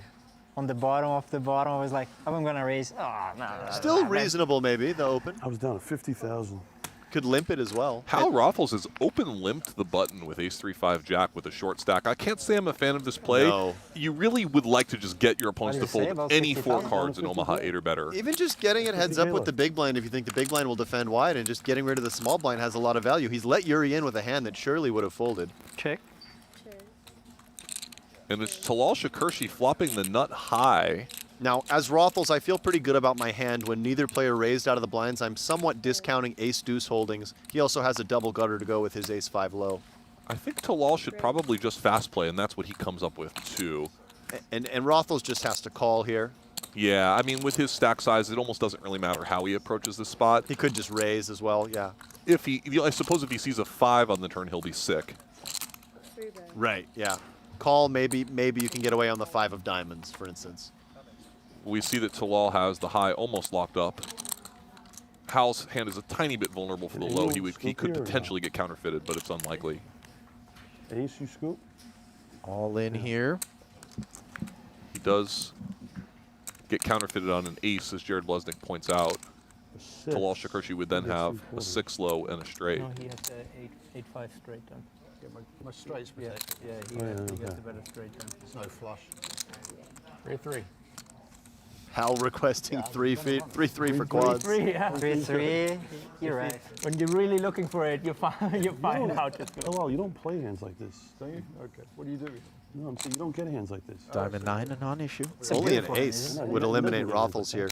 Beautiful hand in a big blind. Don't speak that into existence, Alex. Don't do it to our man. With this hand. You feel low? In any game. Yeah. But pot limit is a good game. Pot doesn't work very well. And a clean deuce. Wheel. Leaving Rothels with a wheel against the 7 high straight. Between them, they have every straight from 1 through 9. Yeah. Yeah. And they'll chop up Yuri's Was money. there a 9 high straight for Talal? No. Yeah, he had 8-6. Oh, he did have the 8-6. I glossed over it. Hal sweating hard here as he recognizes that after that turn card, he could only once in a while lose. Wait, what was the board? Now I'm second guessing this. Hal had ace 5. The board was deuce 3, 4, 7, 9. There was no 8 high. There was no 8 high straight, 9 high straight. There was, but I guess Well, if you if can they use 3 use in your all hand. their cards, yeah. Alex. Chris is sort of. Yeah. I'm playing by different rules than you guys. he didn't have the 9 high straight. The Sorry, board guys. was- We're still learning the games over here in the booth. We're trying to figure out how to. Chris had me convinced. If you really like your hand, you can play 3 cards. Okay. 9, 7, 4, 3, 2. So no 9 high straight. That's a nice single draw hand. That 9, 7, 4, 3 do you reference. Johannes Becker Hold on, again this- picking I up haven't looked at kings. it, This but look at time this double card. suited, Looks but bad, without right? necessarily. Bad. With no low, I think you just fold these I didn't double look suited at it yet, kings. but this card looks bad. I agree. looks like- Jared yeah. not happy with his card, but I think didn't he's look going to at have it. to play this hand with it What do before we they do? can change the Just play card. the hand. Play the hand. I didn't look. Johnny comes in for the raise this time. He does seem to think the double suited is more valuable. King, king, queen, queen, Badugi, the previous hand got folded, so that's something we take note of. Yeah, I'm not totally sure about that. But it close. Both are close. Talal, he gets through Talal's ace, queen, 10, 7, which he's happy to, and gets through Blesnick, so it works out fine. Looks bad, right? In what way? I don't understand. You don't, Yeah, now I can see it. When it was, like, you don't see it? I do. I see. yeah, exactly, yeah. It'd be at the right angle. Right? Yeah, you need to be on, like, here I can't see anymore. Ali, why are can't you see from why here. are you marking the cards, bro? bro? I never notice this stuff. If I'm playing cash game and everyone's like, "Oh, this card's bad," I have no clue. You guys, I always it's like- notice. you notice it? Yeah. I do, yeah. If at the right angle. I'm 50-50. What does it say about It's got to us, be in my bitch? hand. It says that your room is more marking the organized than mine at home. This is correct. Yeah, that's what it. Is That's what it correct. tells our viewers. It says that I have a different form of spectruminess than you may. Exactly. Yeah, as PGT is just starting their fresh season here after That's wrapping right. up in January. Hal Rothholz, calm and collected, but very shallow here and looking for a hand, and he picks one up under the gun here.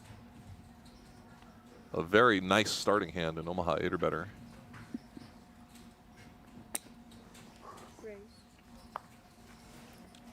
Ace, deuce, plus the hearts, as you pointed out, and the Broadway dangler useful as well.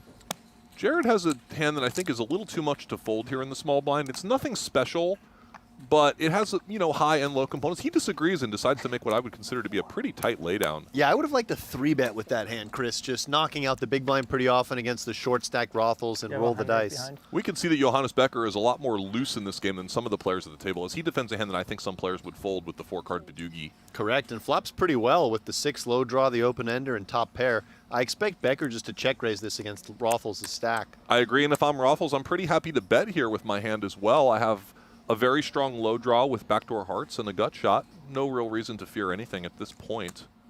Looks like a pretty standard hand to just get their money in. Rothels deliberating. When you're down to your last few chips, you always think about ways you could potentially save chips. On the other hand, in Omaha 8, if you can get your opponent to fold any 4 cards, you might be pretty happy here, since considering he only has ace-queen high. Yeah, it does cut both ways. I would have just gone for the c-bet there also, with this board being one that's good for our overall range of hands. Now, you know, Rothels is in kind of an uncomfortable spot, as he can be drawing dead for the high side, and, you know, maybe feels like he's just drawing to half the pot here, and having kept the pot small on the flop, he may even consider folding this, although it would be a lot of hand to fold. I mean, it would be a lot of hand to fold. On the other hand, he's also picked up that Broadway gutter, too. I think all of that is important. I mean, he does also have a diamond in hand for a blocker. Yeah. So in it comes. The 3 is not a scoop card, which, of course, is the one that shows up on the end. 6-7 for Becker. Both players pretty happy to see this card. Of course, Rothels more so, but doesn't really seem like it would matter too much. I suppose by taking this line, Rothels just allowed himself to save that last less than a bet on the worst rivers. 7-6. Yeah, like if he completely bricks. Like a 9 river or something, he can just fold his ace-queen high. Yeah, so they chop it up in a way that we expected maybe they would when we saw that flop texture. Yep.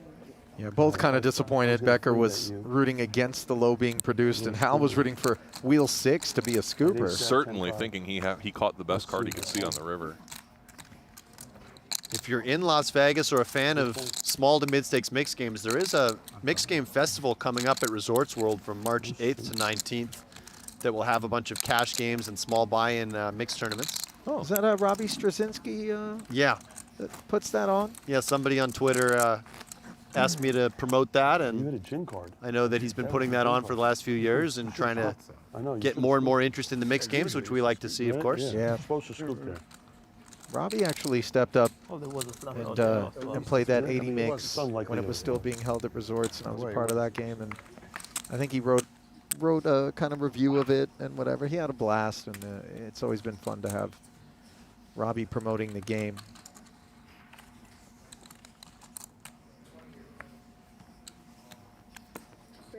This is loose. Yeah, Talal often opens hands that other players would fold, and I think this one would be a good example of that. A marginal high only hand. If you are going to play it, though, boys, playing it for a raise preferred to limping in. Yeah, at Omaha 8 or better, you basically always want to come in for a raise. Some old school players will limp in some quote-unquote trap hands, but one thing we've learned in this game is that no hand is too far ahead that you wouldn't really rather just steal the blinds. Hal has a bit of a tricky hand to play in the big blind. These hands are good enough to defend. I think he may be worried about his chip stack. High-only hands are relatively weak, but here all 4 of his cards are at least helping each other in some way. Yeah, the worst hands are the ones where you have the 3 high cards with a low card. Neither player can really be happy to see this board, but surely if Talal bets at it, he will just win it with his aces.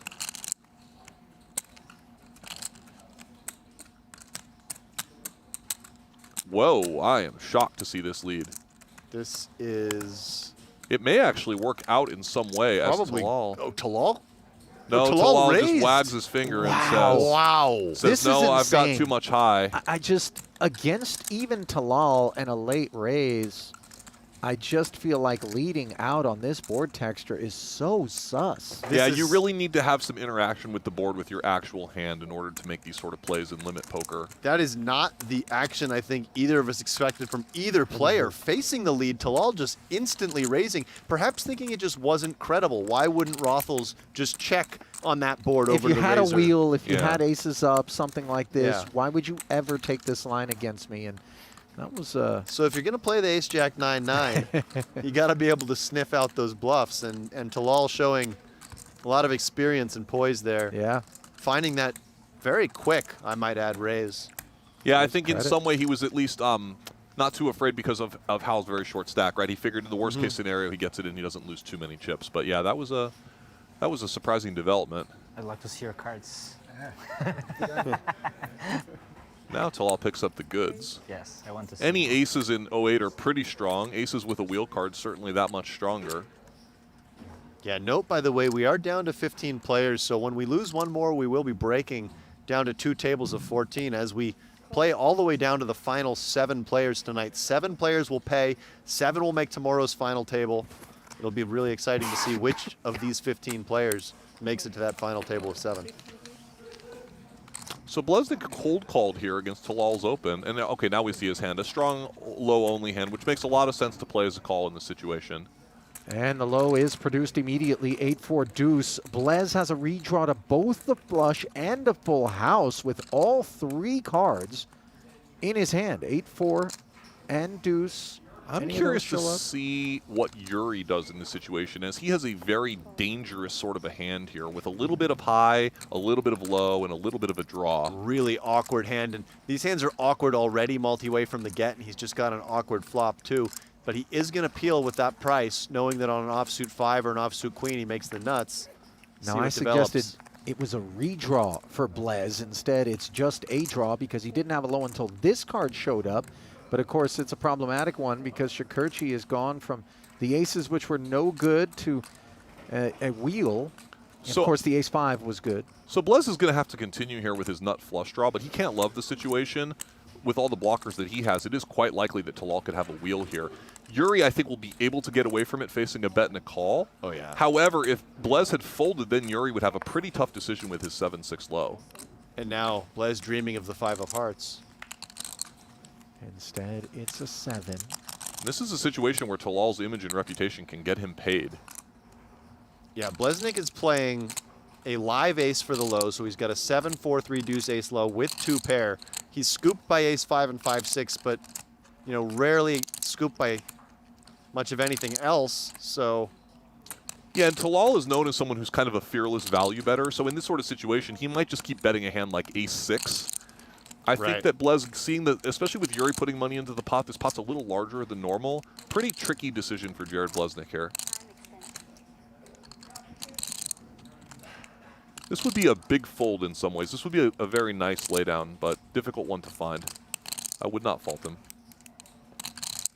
And as nice as the flop looked for Blesnik, this kind of shows you how the low side is the really dominant side of this game on boards like this, where Talal was effectively free rolling. Wow, what a good fold.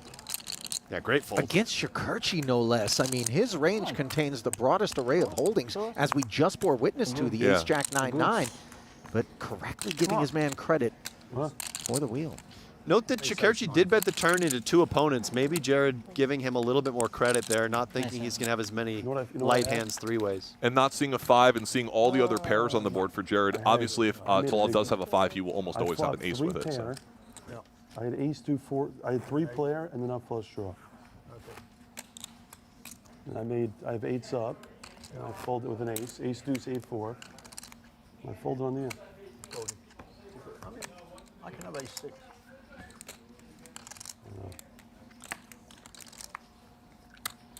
Talal acknowledging that he could just have an ace-6 there, but in this situation, it was certainly a good laydown from When Jared. I call the turn and he's behind, I could be trapping too.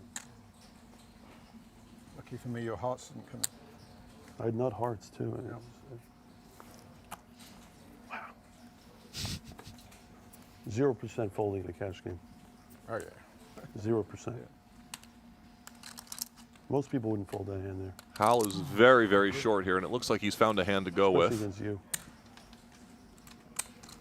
Now, this is a situation where Talal can basically get it in with any 4 cards here. You're usually going to have enough equity, and there's very few chips in play. And Talal effectively does have any 4 cards here with a queen 9-8 deuce. Yeah. At least he's got a 2-way hand, Chris. You know, the 80 deuce. And it looks like Hal has Jack-Jack 3-2 or Queen-Jack 3-2. I can't quite read it. Queen. I don't even, by the way, I don't think he can make a flush either. I had diamonds too. I'm happy about. I don't think he can make a flush. A dominant hand here for Hal with both a stronger high and a... Oh, you're right. So Jack 3 deuce. pretty strong holding here. Yeah. There's going to be a king on the flop. There's going to be a king. 2 jacks in the flop. There's going to be a king on the flop. I've seen it for 20 years. Wow. That was Sean Winter-esque. It really was, wasn't it? I've seen it for 20 years. Nut low draw, jacks are good for high. You can't teach that. 5. Oh. 9 on the turn. Shakurchi now with a tickle. Ralthel's face turned a little red there. Sure. Maybe A deuce would be so fucking dirty. Board pairing 4 is safe, however, and Rotholtz will haul in this 115K. So the nuts. There's going to be a king on this flop. He was right, guys. You can't teach that. Deck reads. I'll tell you what, you can't teach that. You can't. You can't teach that. You can't teach it. Agree. So we change the game, start. Can't teach it. I really enjoy watching Jared Blesnik play stud games. He's an old school East Coast poker player who's very experienced in the high stakes mixed games, and stud games are definitely an area where he can be very creative. Yeah. Yeah. You should write a book about it, Bliss. No book. No book.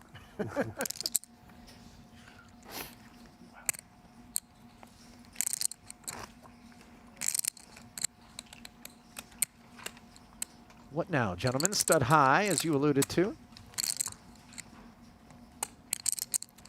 You know, if you sit back and don't play a hand, even if you manage to avoid the bring-in, we're talking about a decent chunk of a short stack being committed just in the form of antes at present. Absolutely. Hal Rothels is really hoping to pick up a hand quickly here, as the antes will eat him away.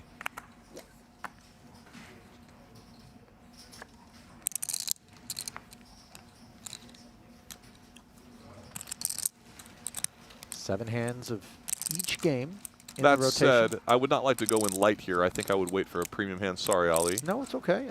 I agree with you. The queen deuce 5, not the one. Complete. Dzivielevski attacking Shakurchi's bring in, but with king 10 of diamonds down low, he will defend. I think this is a good and standard defense from the bring-in against the last-to-act player. It's a situation where players will sometimes overfold, but really when your opponent can have any 3 cards, you have a lot of equity with your random cards as well, and it's sort of a race to make a pair. Yeah, and a good continue on 4th as well. Despite Yuri catching a scary card, it's less scary when he could really have almost anything in the hole. Shakurchi also picking up that 3rd diamond on 4th Street. Now this is a little bit less conventional, and I'm not saying it's necessarily bad. As we can see, he does have 43% against Yuri's hand, but sopping wet 6th for Yuri here. The 10 of hearts putting a 4-liner and 3 to a flush on board. Shakurchi picking up the king high diamond draw though, and he's gonna stay in the saddle here. Pot grows rapidly. I'll tell you what, Talal's hand looks very credible as a reasonable hand here. If Yuri decides to give up on the end, then I would expect Talal to bluff. Although Yuri now snap makes aces, which is a very deceptive hand in some ways here. Will he go for value with one pair when his board is so scary, knowing that his range is very wide? I think he could go either way. I think you could definitely just check this hand, thinking that Shakurchi has a number of draws. Aces. I'm surprised to see Talal give up there. Well, perhaps he just thinks that Yuri's board is so scary that if Yuri had something very weak, Yuri would have just bluffed it himself. But look at this. So he thinks that Yuri's more showdown bound. Perhaps, but when you end up with king high in that line, you almost have to bet. Right. Shakurchi leaned in and said, "Nice river," and Yuri sheepishly copped to it. Yeah, Yuri was just playing his up cards in that situation, really hoping to represent a straight by the fact that he just caught so many scary cards. Talal wasn't having any of it. I think the 5th Street float there from Talal was a little bit murky, given the strength of Yuri's board, even if you think Yuri's stealing 100% of hands. Yeah. But Really don't believe me, right? but very tricky, and Look at that board. I believe you. I have a full house. actually potentially correct from a Had a math full house. perspective. He turned to full house. Ah, yeah, true. You The had Fifth king Street jack peel? 6-5. Yeah, it's going to be then it's close hard if you to just assume your opponent can have any 2 in the hole and you've got the backdoor diamonds there, but Just kidding, man. I don't know. most players would There not was make a that chance. call, I'll say that. Yeah, Absolutely. count me as one of them. So now Yuri gets the bring in, but picks up an okay hand. Nice. And it's Jared coming in for the steal with the high card on board. Ace buried is also beneficial. 1-4 MIA here. Dzivielevski with the split 4s, awaiting responses. And let's from see the how rest of the field. Yuri handles his bring-in defense here. If he believes Jared is really out of line, he could even consider a 2-bet, but he comes with the standard defense instead. Oh, Jared just finds the wettest of 4th Streets, the ace of hearts, which has paired him. Obviously, Yuri picking up the queen Yeah, sort of so reduces his, sense of Jared having split queens. he likes the queen that he caught. He doesn't like the ace of hearts that Blesnik caught because, of course, that could interact with some of Blesnik's hands. Yeah, let's see how sticky Yuri gets here. I think Jared will continue betting. Jared could occasionally go for a check raise in this spot as well. I feel like Dzivielevski's a little too good for that, though. Right. More likely to check back, and so Blesnik does his own bidding. So Yuri is a non-believer here. Obviously, he'll be wary of a heart. One thing to keep in mind is that even if Yuri, well, this should just end it, but even if Yuri does think that Blesnik sometimes has him beat, the price is going to be pretty good by the time you get to 5th Street, and it is somewhat standard to call 5th and 6th and then make a decision on 7th, unless your opponent's board is really scary. In limit poker, it's often right to get pretty stubborn when your opponents can have a lot of steals, and these high-stakes players tend to be a little on the sticky side by nature.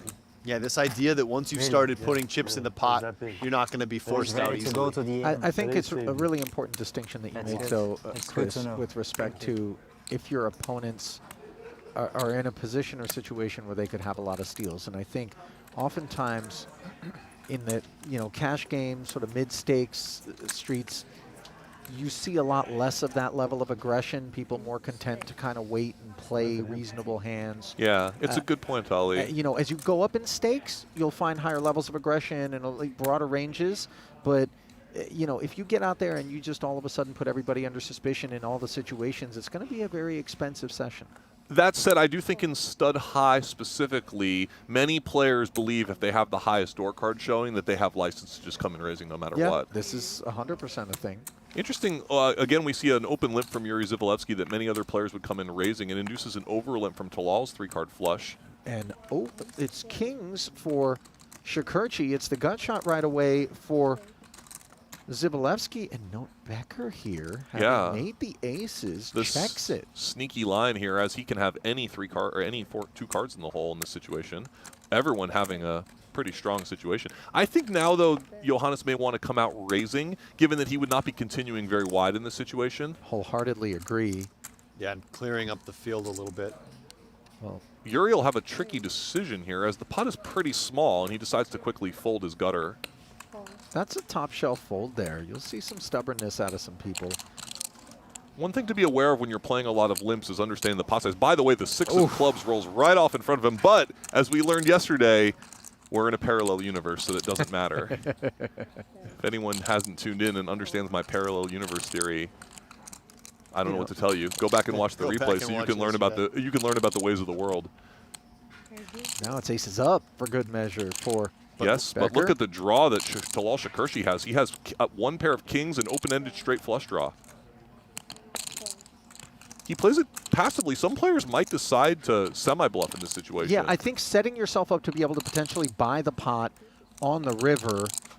Yeah, maybe he would have been more likely to semi-bluff if Becker didn't pair the deuce. Yeah, I agree. Very disappointing river for Talal here. Although, you might say that blocking a 2 would lead you to sometimes some larceny in this situation, reducing the chance that Becker has a super premium hand. Johannes showing no concerns, value betting his 2 pair. He must believe he can have creative bluffs in this situation. We saw him yesterday also make some river bets in situations where we believe most players in the field would check. Yeah. Someone with a very high aggression factor on the later streets is Johannes Becker. He just usually tends to keep betting when he's been ahead. That extra street of value in the stud games, important. Not to lose sight of. Well, if you want to set your sights on polishing up your game, tournament players, listen up. Elite tools without breaking the bank are what they've got on offer over at Octopi Poker, free of charge. Then, if you want to take it to the next level, unlock their advanced kits for just $25 a month. From pre-flop ranges to a dynamic GTO trainer, they've got what you need to level up. Head to octopipoker.ai and start exploring today.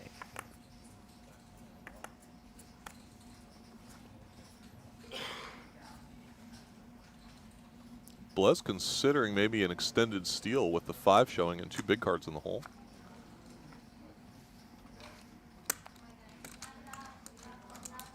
And we see Becker continue to employ this limping strategy that has been popular amongst some of the high-stakes players this year.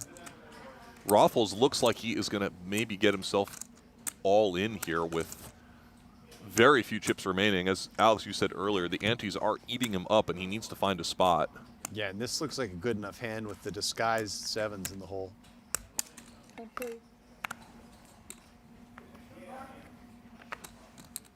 I wonder if Johannes will just spring the trap now and re-raise. It looks like the answer is yes. Disheartening, of course, for Rotholtz, who has just 70 back. He'll flat 45 now. that which remains for him. Suppose if you're Hal here, you can fold if your opponent catches open tens. Spade not your favorite. And as we can see, it's tens up now for Becker. The queen is useful, of course. Absolutely. Giving Ruffles a pathway to a bigger two-pair. We can see he still maintains 28% equity, even though he's quite far behind here. So not a complete disaster, but a difficult situation for Hal Ruffles as he needs to spike a card here. Yeah, you saw the reaction on his face. Quite aware of the straights being dire. Oh, and he finds the 7. That's a gin card. So Ruffles in the lead with the trips. Now just needs to avoid a deuce or a 10 for Becker, provided he doesn't improve to a filly, which he doesn't. Wow. How much is it? Sounds like Johnny 45. Looks like didn't fill up either. miss, yeah. So Hal sticks around and wins a much-needed pot. Thank you.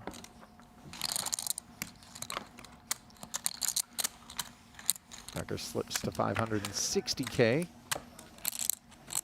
Every single winner limit pot, so consequential at the middle and late stages of mixed game tournaments. The average stack size sort of starting to dwindle as the levels go up. All the antes. You know, you like triple up almost. It's huge. And you're not out of the tournament. What? And you're not out of the tournament. Huh? And you're not out of the tournament. Oh, yeah. A minor detail that is quite noteworthy for him.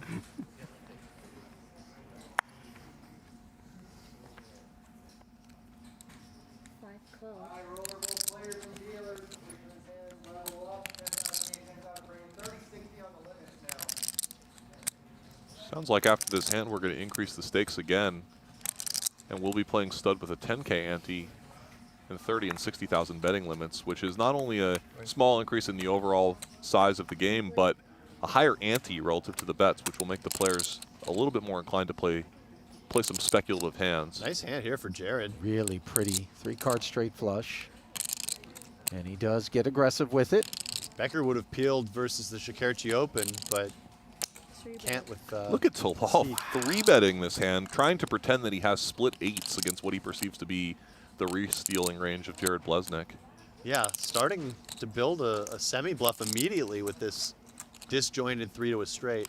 Yeah, and by the way, if it is split 8s for Shakerchi, as Blesnik puts in scoop number 4, looking to retain the ability to represent a wired pair larger than them, the reality is that the paths to a straight are interfered with for Blez, who finds himself a gut shot immediately.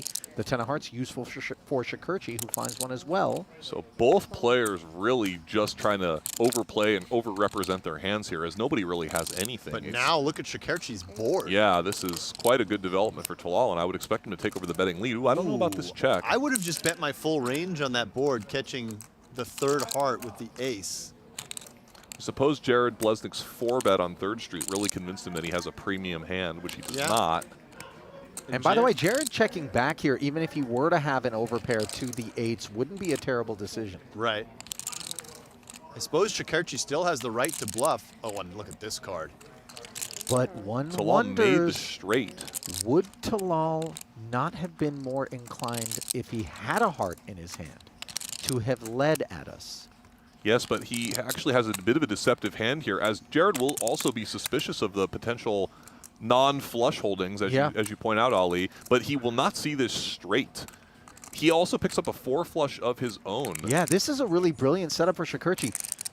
You know, Jared isn't necessarily going to believe he has hearts, which is a good thing in terms of allowing Blez to continue with a pair and a queen high flush draw, but he'll never really expect, as played, a queen high straight. That said, Jared's still considering folding. He's thinking if my opponent does have the heart in the hole, I'm just completely dead, right? So, I mean, all that said, he's still considering making a fold here, which is reasonable. And even if Shakerchi doesn't have a heart right now, he knows he's going to have a chance to hit a heart on 7th Street, right? Good point. You have to get there and they have to miss, and That's not have already been there. So that's a bit of a parlay that's too rich for Blez. Yeah, Talal getting the better of that draw versus draw wide range situation on 3rd Street there. Talal, of course, if he could see Jared's hand, would be very happy to get the fold there, getting a 4 flush to fold, and winning a sizable pot. It's 10, right? Yep. It's 10 now, yeah. 10, 10, 30, 60.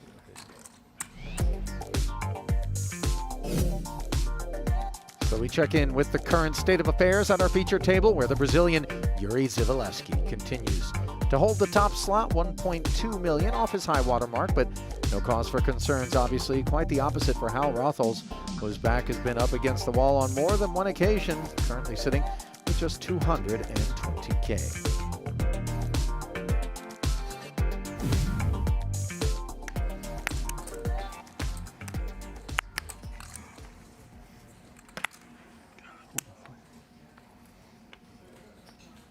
Trey Hart's right in. So with this increase of ante and betting structure, when you're playing stud games, you do need to be paying very close attention to the size of the ante relative to the size of the bets. And this is what I would call one of the most loose, aggressive ante levels that you're going to find in any sort of a mixed game tournament. 10K ante with 30 and 60,000 betting. And it looks like Yuri is immediately shifting gears a little bit. We've seen him open limp a number of times, but in this situation, Yeah.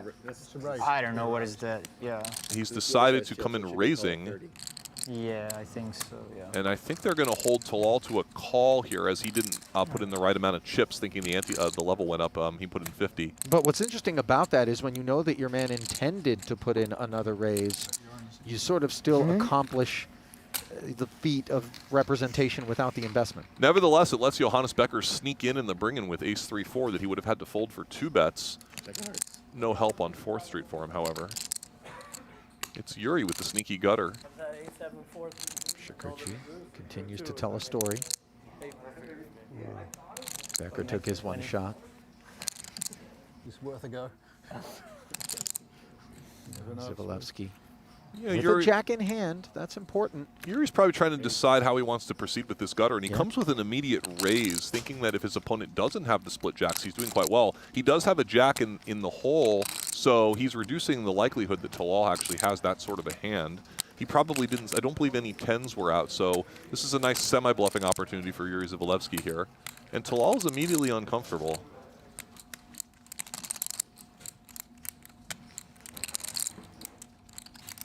I don't think he would fold right away, but I'm never quite sure what Talal's going to do. Yeah. 8s are new.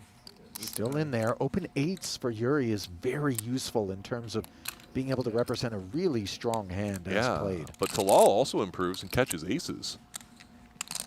Aces that should behave, though. He has to wonder now, how likely is he up against trips? If he's up against 3-8s, it's a dangerous situation for sure. Maybe it's better than 3-8s potentially. A full house of some sort. Pocket The pot seven. is also quite, I guess the pot's not as large as it could be. He does make the fold. So Yuri gets away with some larceny here. And by the way, Yuri set himself up to be able to do that by virtue of the 4th Street raise, which not everybody finds. Yeah. So content to just flat in spots like that, I given need the it. re-raise pre. For other reasons. Are most players. Absolutely, Ali. One thing I'm paying attention to is how much is Yuri shifting gears with his play and stud because of this ante-level difference that I mentioned earlier. I think we will see some extra aggression out of him. Outer table collision here between Chad Eveslage and Aaron Katz. The blade looks like we're playing no limit deuce, and 85 announced by Chad. That's a whole lot of hand. Katz made the call, and it looks like he also had an 8. Wow, a full double for Chad Eveslage, our defending champion, who now moves up to a top stack of the tournament. So that's just a cooler there. Yeah, the but blade. The cream is rising here as Chad looking to go back-to-back in the most prestigious mixed game tournament of the year. Aaron Katz, maybe unfamiliar to our audience at home, but a very, very feared high-stakes cash game player. Now on the short stack. Memorializing that one. I think a lot of people think no limit Single draw is one of the games that plays smallest in the mix, Chris, but always the opportunity for a massive collision like that one. Certainly a dangerous game where you're trying to avoid big collisions, but also try to build chips in a game that can get bloody. It's very bipolar in that way. You don't get those Bipolar, mid-sized I like pots, but you get the little one snacks. I like that, Ali. You get snacks, or you get a humongous entree. A snack, of course, a testament to Clyde Gaskins, a popular dealer around here who refers to the small wins as snacks. Looks like we have a bit of a confrontation here in which Yuri has a dominating hand with the 10s against the split 2s with a 10 kicker from Johannes. We don't have the third street action here exactly, but it looks like Johannes limped in. So again, another player who's really trying to expand his range with this high ante. Yuri over limping in late position. Open 5s now, so it's 2 pair for Dzivielevski. And it's the end of the road for Becker. I get a Coke. Coke with ice, please. All right, game change. Punta. All right, buttons back out. First hand I do 7, no limit single draw. Ah, it's the game we were just talking about on the side table. Now jumps to our feature table. One of your favorite games, Chris? Absolutely. Certainly Yuri was involved in the most memorable no limit deuce to 7 hand last year in the super high roller bowl at the final table, going for a huge snow 3-handed with 2 pair in his hand, getting called, hero called by Texas Mike Moncek and busting in 3rd place. Blesnik, Yuri, and Johannes Becker have all played a ton of high-stakes no-limit single draw and cash game format against each other and less familiar with how Rothholz and Tal Shakurshi's experience in the game.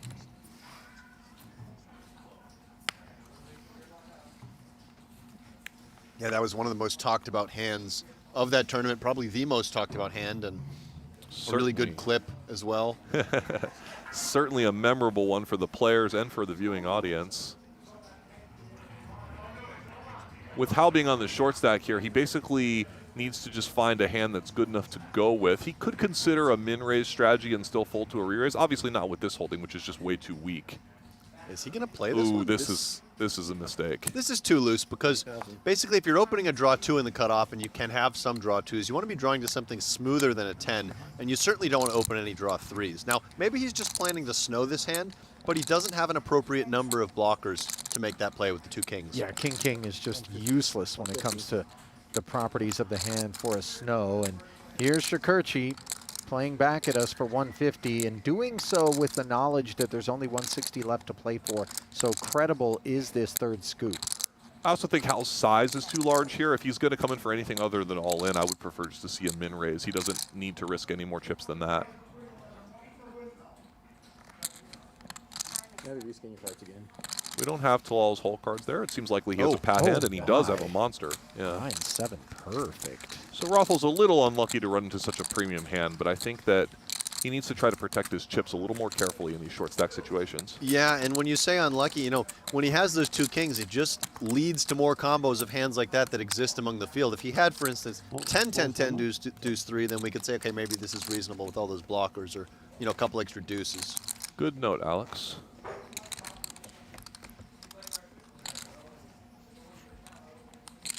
Shakurchi gets himself up to 730. Rotholz gets himself in unnecessary trouble there.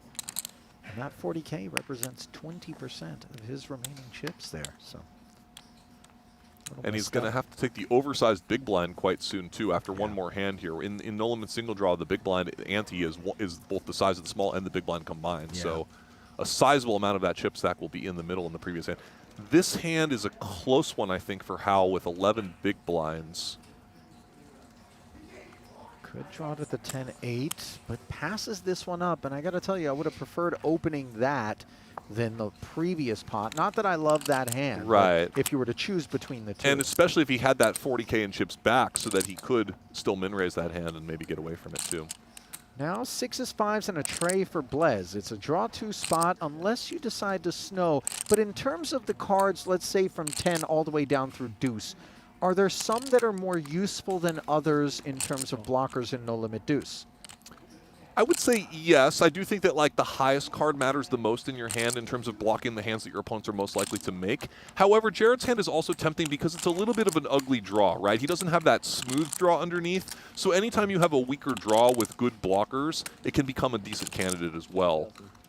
Johnny just raising for value here with this 4-card 9 with no straight draw in the big blind. Now, Blez having limped, looking over to see how much is left to play for. You could see the limp 3-bet Snow, right? It's definitely a possibility. He's also considering call and draw 2 and maybe just outright fold. The one thing he probably wouldn't want to do would just be go all in, right? Because then he wouldn't have any money behind. But he is going for the limp re-raise, as you surmised, Ali. No, it's a complete nuke if you go all in. Let's see what Johannes Becker decides about this situation. This is a interesting development. If an opponent limp 3-bets, we tend to assign a pat hand. And so we're asking ourselves, how strong is that pat hand versus a 1 draw to a 9-7? Apparently not concerned about drawing dead, understandably, is Becker. So Blez, I assume, is going to pat and then barrel. And there it is, the first Snow we've seen. Yep, and notice that Johannes Becker only has 280K left in his stack, so probably the only appropriate size for Jared is all in here on the river if he decides to bet. Yeah, and that's a lot of Jared's remaining stack. No, Becker, by calling with a 9-7 draw, thinks that Jared can have both some Snows and some wider pat hands to take this limp re-raise line. So Johnny makes a pair of 3s, which is a very reminiscent hand to catch to the one that we were just referring to, Alex, that Texas Mike made last year, where he decided to hero call with a small pair. This is almost deja vu, isn't it? Except, you know, it's not threatening Becker's entire stack, but a lot of the same properties apply. Yes, Becker made a pair, but could he ever just call to beat the Snows here? Yeah, and Blez did not bet all of it, so he left some chips behind here, betting 150K. This is a huge decision. You know, it looks like a value bet. And he gets it through, and he shows it. And he whips it in his face. Come on. Threw the cards right at Becker. I told you guys they have some history. That was more than just the situation at hand. You know. Fist pumps from Yuri and Talal. Jared is so happy. Not even looking at Becker. Here it comes. Suck it! Johnny, disappointed, of course. The cards just falling right next to Becker's. Oh, yeah. So close to his stack that he needs to push them over to the dealer. And by the way, a snappy sort of auditory component to it as well, if you caught that. Just the air compression between felt and card back, just perfect. Fireworks emerging in the limit single draw round. I'll tell you what, subtext in terms of not necessarily bad blood, but players that might be gunning for each other for one reason or another, I think always makes for some delightful collisions. And now Jared picks up a very nice hand against a cutoff open raise from Talal, which I don't necessarily fault him for, although you might say this queen-jack is going to be a little tricky to play with Hal being so shallow in the big blind. Yeah, this is a liberal open from Shakurchi. This is a predictable re-raise here from Blez. This is never something that we're looking to break. I'm just giving the gut shot. An interesting consideration is if What is it, 100? if Rothels was known as someone who would squeeze wide all in this spot, Blez could actually consider trapping his hand on the button. And a nice idea for sure. Maybe his hand's a little too weak for that, given that him and Talal are 700K deep. But maybe with the 97 or something like that. Yeah. And then you get Shakurchi to potentially isolate a worse pat hand or a draw. Hal Rothel seems very interested in whatever hand he has here in the big line, even facing a raise and a re-raise, but he decides to let it go. And I think a disciplined fold from Talal, realizing that he is not going to be wanting to play a Pat Queen Jack in the situation anymore. And by the way, Blez just placing his hand in front of Talal, allowing him to look, and no one else gets to see it. I'm going to tell you right now, there is some quotient of that that is designed to just upset Johnny, because it's not very ethical to let one player see the hand and no one else. And then he goes for another fist pump with Talal after taking some of his chips. Shakurchi and Blesnik developing a bit of a bromance at our feature table, each taking turns looking at each other's cards, many fist pounds between them. Yeah. Most initiated by Jared. I was going to say, Talal not really with a choice in the matter. Maybe Talal's a sports card enthusiast. You never know. Talal is a very no-nonsense guy, and Blesnik's got some nonsense to him. You think on average they have about a normal level of nonsense? Together they are. Listen, I love Talal, but you know, with a little nonsense, I'd love him as much as I love Jared. Okay, Johnny picks up an unbreakable 10 on the button, and he only has about 19 big blinds. I think he's probably going to be comfortable putting his money in against a loose, aggressive player like Talal Shakurchi. Yep. Yeah. All in. Stuffs it. You always hate when someone else now cold comes in from the blinds, but it's just a risk you take with a hand like this. And we don't have Talal's cards here, but if he has any sort of reasonable one-card draw, he's certainly going to continue here. He doesn't rate to have a 4, by the way. Definitely a chance he could have a pat hand in this situation. A lot of as well. good cards missing from the other hands. Yeah. If he is drawing, it's going to be tough to get there. Okay, we got an all-in moment for Johnny Becker here. 3 4s, 2 5s, MIA. Yuri folded a couple 6s, I think. I don't expect Talal to sweat this. I think he's just going to flip it over. Yeah. Good for you. We'd like to know. It looks like he has a 9 draw because Johnny, because Blood said that a 10 is good for you. So he probably has a 4-card 9. 4, 6, 8. Sweat it. Sweat it. One pad. He does sweat it. And it looks like a no. So I think we have a double up from Johannes Becker. We don't have the exact hand. 5 spades, 3 diamonds. Talal did not make a meal of it, as you would say, Ali. Yeah. There we go. He had the 9-7-5-3 draw, which I don't fault him for facing such a shallow re-raise. Yeah, Becker can be jamming some draws himself. Some 10-9s. Johannes having to breathe a sigh of relief here, as even though he got it in good, you know your opponent has a lot of equity when they have a 4-card draw against your Pat 10 there. Thank you. And all of a sudden, it's Talal who has found himself a little bit shallow.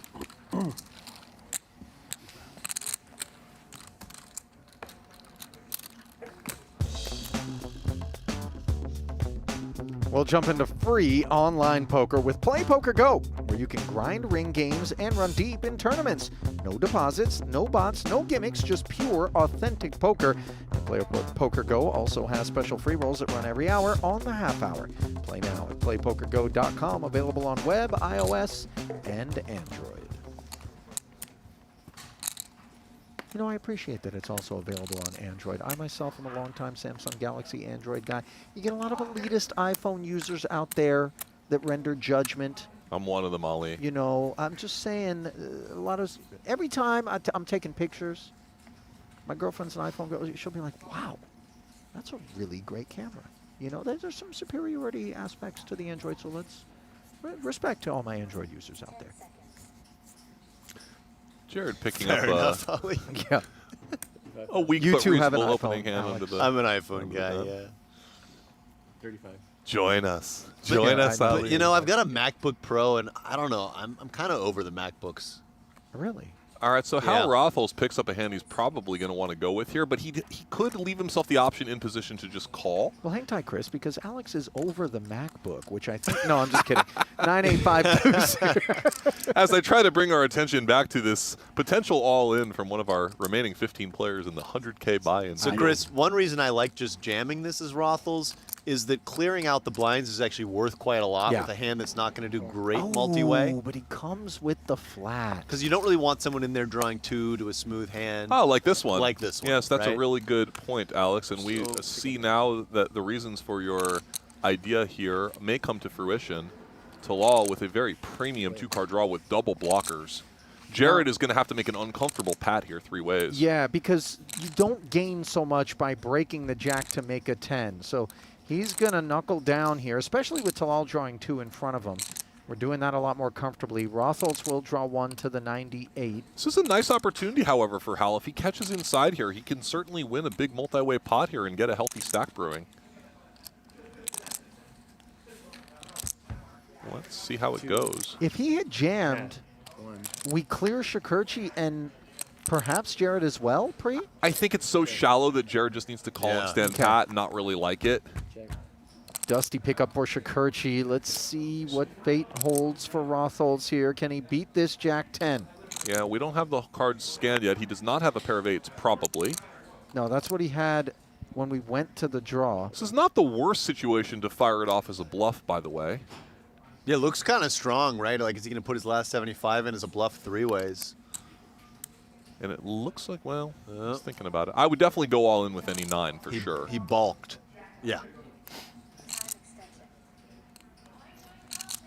I mean, Blesnik could have a variety of 10s as played, right?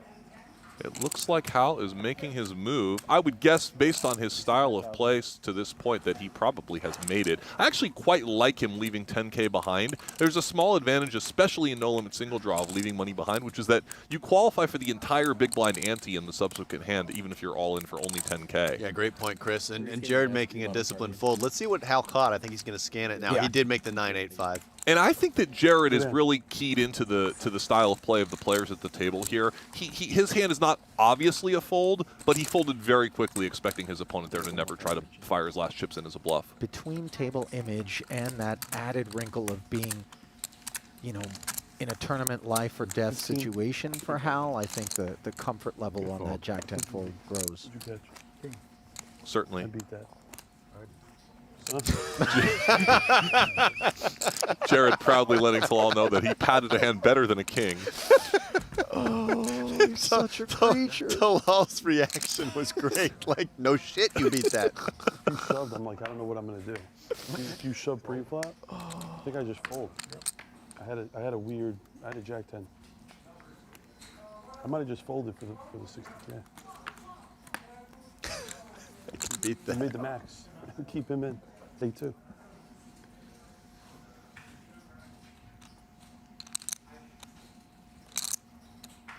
Looks like Johannes Becker's picked up a playable hand here in first position. Seems like the players are having trouble in this game scanning the cards with the new system. 35,000. Not Hal. At least not this time. Oops. Yuri's been a bit card dead, a little quiet in the last few orbits. Quiet but comfortable with 1.4 million, just chilling. And here we go again, boys. We've got Blez versus Becker part rematch. Many. Oh, he'd love to deliver another windmill. He'd love to just run off a wheel here and get a massive check raise in. This time it's Becker who's pat, and we can see that his hand is somewhat unbreakable with the 4-card flush underneath the jack. Blesnik. Looks like Jared's paired 4s here. Could consider a bluff. I think it's probably not the right combination, but he may just decide he wants to beat Johnny in a pot. Jack's good. Jack 9. Even that little declaration there, so as to kind of. It's like he knows what you have. Yeah. Tosses the 4s over in Johnny's direction and looks exasperated, which is sort of an extension of the needle from before. Really contributing to this bit he's running against Johnny. 10 to 25. But, you know, Becker's stack's still very healthy, 660,000. It's not like he's in after any getting immediate that, danger. After getting that double up, he's feeling much better about things, even though he was obviously disappointed to get the 2-pair windmill in his face a little bit ago. He took it well, to his credit. So Rothel's picking up some much-needed chips out of the immediate danger zone now. I do 4-7. Still pretty short, but yeah, his collar's far from loosened. yeah. Exactly the same. 647. Did you? And Shakerchi's starting to dwindle a bit. By the way, I'm pretty sure he knows how sunglasses work. I'm not sure he does, He's actually. bringing a kind of novel slant to the accessory. See a bit of a it's unclear. snow in progress here from Talal on the button, and it looks like he's probably going to want to go for the pad here if Johnny calls and draws 2. Yeah. Which Johnny will. I agree. So it looks like we're going to have another situation for Johnny to try to potentially catch a bluff. I don't think Talal will draw at anything here. Chris, how much more inclined are we to assign snows to our opposition, specifically when we are drawing 2, and they would be more inclined to turn a hand into a bluff like that? Yeah, I do think it's a little bit of human nature to turn more hands into bluffs when you see your opponent drawing multiple cards in front of you because you feel a little safer about the situation. Yeah, I think you would open some hands on the button that you would pat as a bluff against a D2 and then draw to something rough against the D1. Johannes Becker's made the exact same hand that he made earlier, which is a pair of 3s. And again, we'll have the same decision, whether to try to bluff catch. And you don't need to go too big here as Talal. You can represent a lot of thin value bets that are balanced by a few snows. Will he get this one windmilled in his face? No. that shows you the difference in player type. Well, it's funny because It Becker would've been- alluded to the idea Yeah. that maybe that's what would It was would have going really down. been great. That would have been fantastic cinema if he just threw those What cards. if Talal face up just at Becker. windmills it and then Yeah. goes and fist pumps Bless? Just finds him, by the way. 'Cause Got he's not him. even there. Oh, poor Becker would be the whipping boy. Whatever table you draw is the one that's breaking. Okay, we have lost a player. We don't know who yet. Oh, we probably lost Aaron Katz because Yeah. he was in that seat earlier. It is indeed Aaron Katz who we've lost. We are down to 14 players, so we're going to consolidate to 2 tables of 7.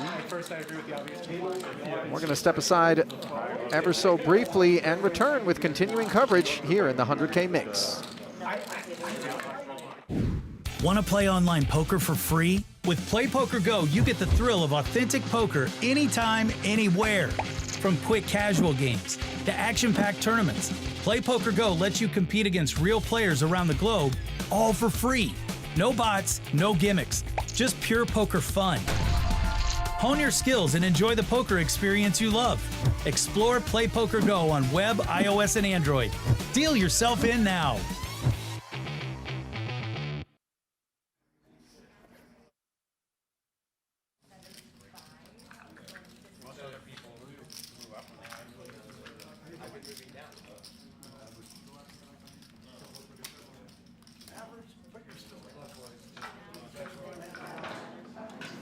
Thank you.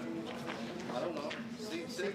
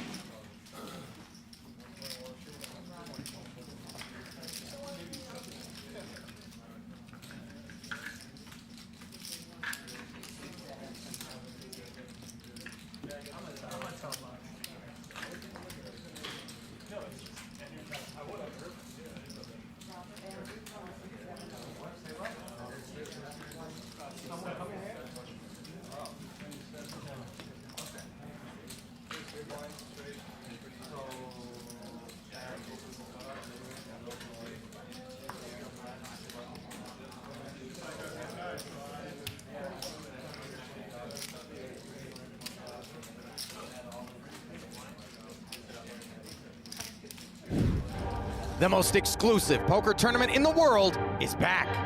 National Heads Up Poker Championship. It's back. 64 players, head-to-head, only one winner. The game's best and most entertaining players set to compete in a single elimination, bracket-style heads-up tournament. There's a lot of killers in this field. People can't run away from you. You have to play every single hand. This is my event. I was born for this. $25,000 buy-in, $500 grand to the winner. It's pretty simple. Win, you move on. Lose, you go home. You part ways with $25,000. It's the National Heads Up Poker Championship, and it all starts right now. How are the GTO kids gonna have an edge when I go like this?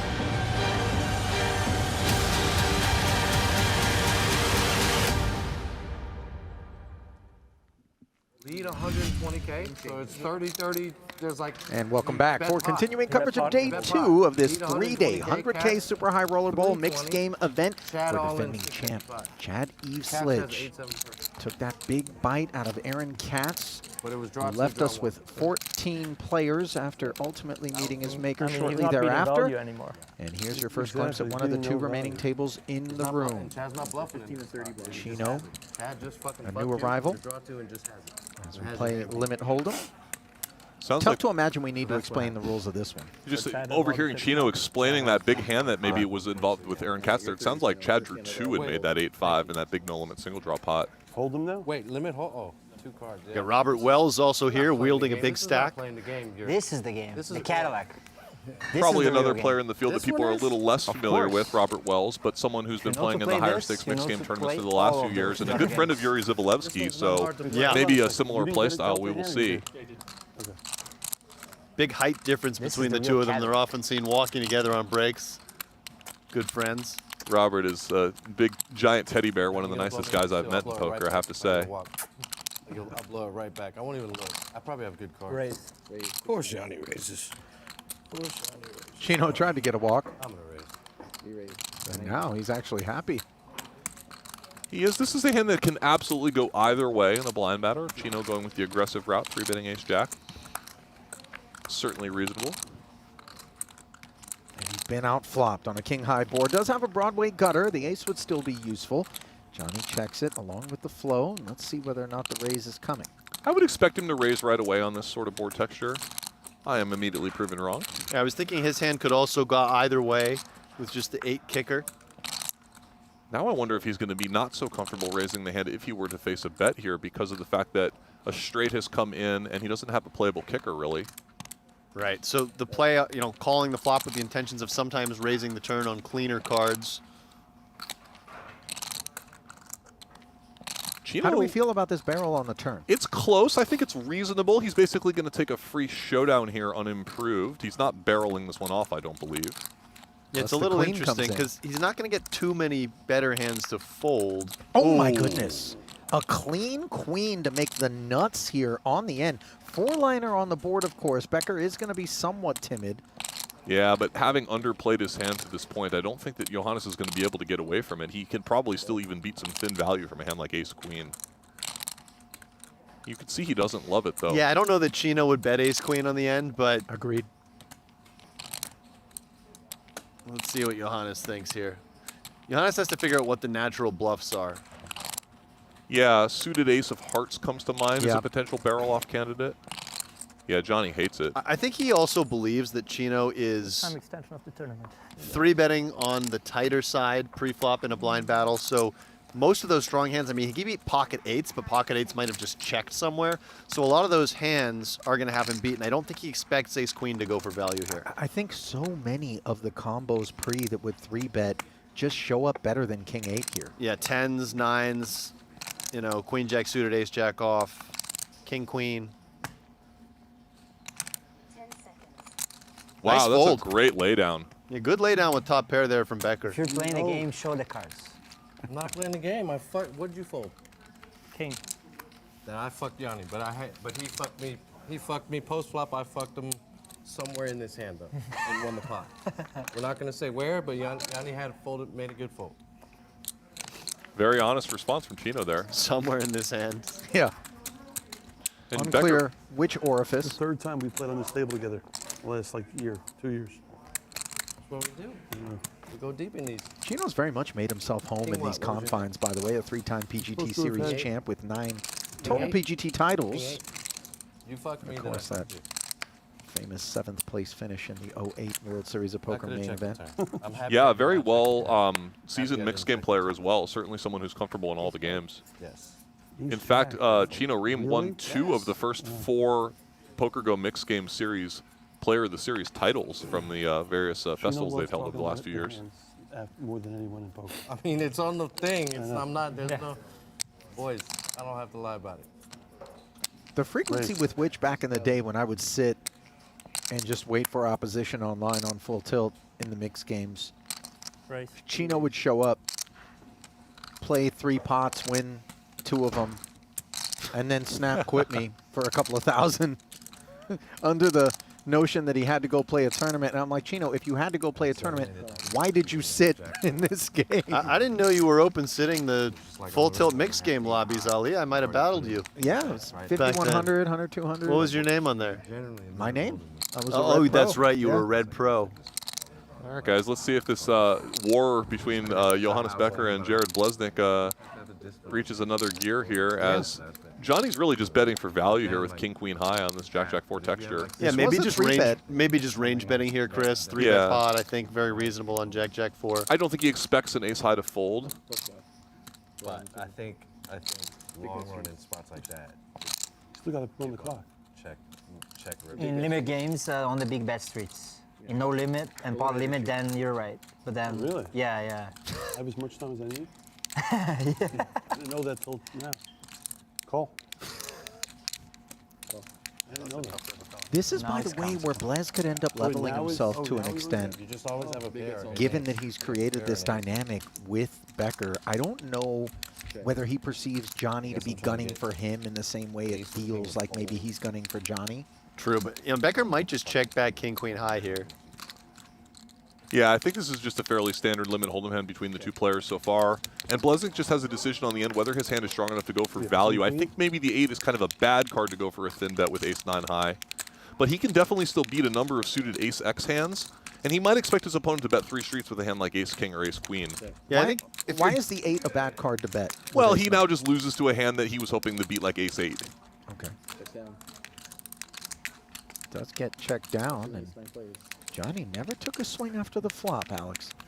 Yeah, I think that hand was pretty standardly played. I think if Jared had something like ace-queen on the river, he could definitely consider going for value because now he beats a lot more ace-high hands. And with Becker's line, it does look like he's a bit showdown bound. People that play better when they're, like, I'm one of those guys, you put me on this table, I'm going to shine. You put me out there, I'm going to be the worst player to field. It's true. I've called every hand the entire day since we got here. You called the flop here. What? Do you remember? You called the flop. I'm playing so good. I'm playing so good. You called Jack Deuce? No. No, he called a king on the flop.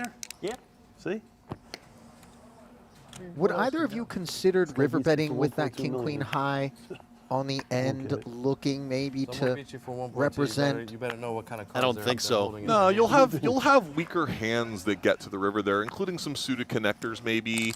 Some, hands like queen 10 suited come to mind as a better bluffing candidate. Could you not still retain credible 5s through like 7s? I think you mostly bet the turn with those hands. Even with jacks on the board, you don't play the pot control? Becker has run into it here. He's getting think quite you shallow. mostly bet. Whoa, we have a But big you pot could. brewing I here see in your limit point. Wow. Well, let's shift our attention to what has developed here. An unfortunate spot for Hal Rotholtz, who is already the leanest in terms of tokens coming into this. Yeah. Rabin's just cooked here. And if Becker faces a 4-bet here from Hal, which he should, in a cash game he'd have an easy call, but in this tournament situation, he may just get away from the 10-8 suited, Chris. It's possible. I think he has the sort of hand that's kind of good to have against the 3-betting and 4-betting range, I suppose.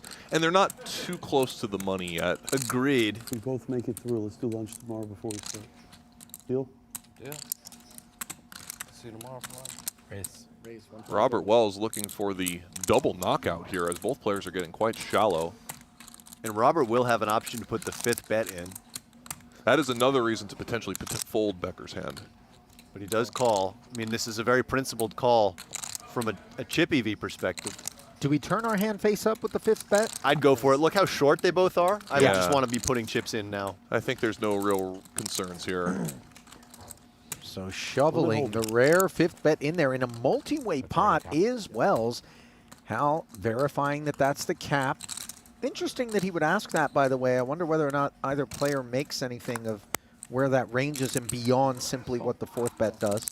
I think his range should be so tight here anyway, it's not going to make a big difference, but I definitely take your point. So now Becker suddenly is invested heaps on this Yeah. 10-8 of diamonds without a whole lot to begin with. Same plight for Rotholtz. The 2 shortest stacks squaring off against one of the biggest. And a not fair fight here as King 3, Wells hates seeing not 1 but 2 overcards out there. Wow, by the way, sorry, Rotholtz. Rotholtz basically bet in the dark here. Yeah, he bet out of turn, actually. Yeah, I can't say I'm a fan of that, but... And he's all in without a heart. When you get 5-bet pre in these sort of situations and you see both an ace and a king come on the board, it's pretty bad news. Yeah, if it wasn't aces or kings, the ace-king lurks. Only running queen, I thought you or were 10 standing jack. to like cheer for your hand, like, let's go hold it. Let's try to see what seats. You could see Yuri Dzivielevski and Robert Wells wearing the same patch on their shirts, I think. Let's make it dramatic. Representing maybe Robert's no company. drama. Wow, John, how does Becker would have picked up the diamond draw in the turn? He didn't want- But bricked anyway. he didn't have hearts. And we have lost Hal Rotholtz. GG, sir. Seat open in the 80 mix. We'll see if he heads there. I've got the group chat. Yep. I wonder if he's chiming in. And by the way, game might be good. That takes a level of dedication that I've never found after busting a tournament. Usually I just want to go and eat some very unhealthy food.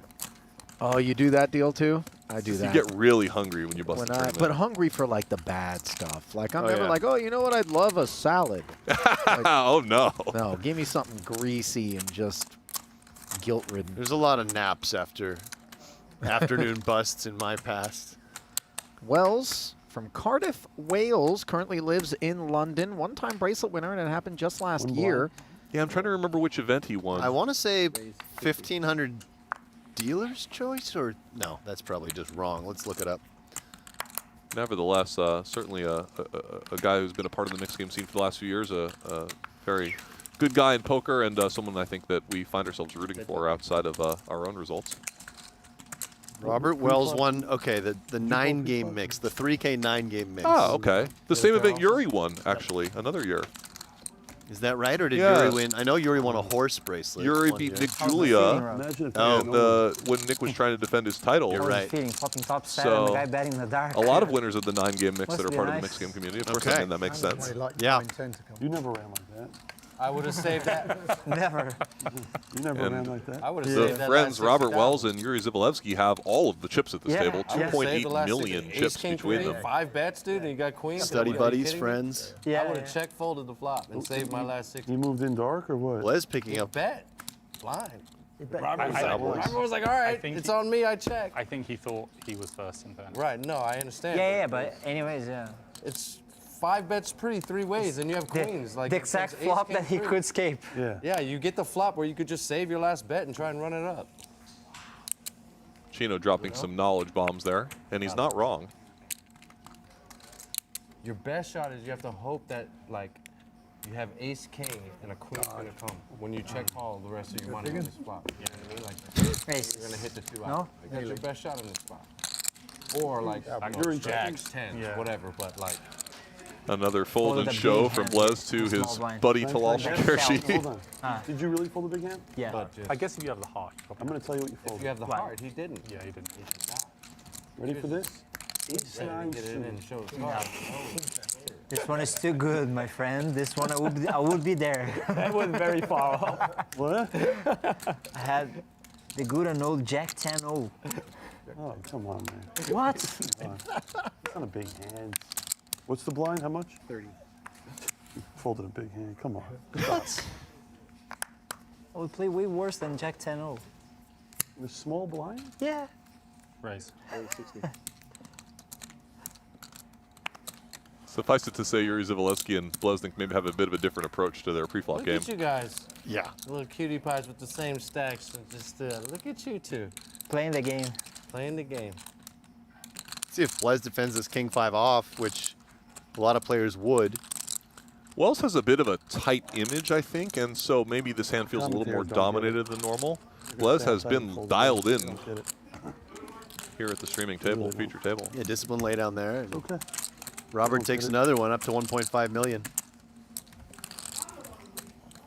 Oh, how do you fold too high? I don't get it. Last hand hold him. What'd you have there? That hand. 7. Yeah. Last hand of the game. Jared really always wants to know everything about everybody else's hands. But he also shows a lot of his own hands, so it's kind of a two-way street of. I just folded a hand. And I suppose, given it's going to be on the stream, Yeah. it's not such a big deal to give away the information, as people will see the hand anyway. Sorry. No worries. Fold. Chino's the only one, maybe. Can I guess?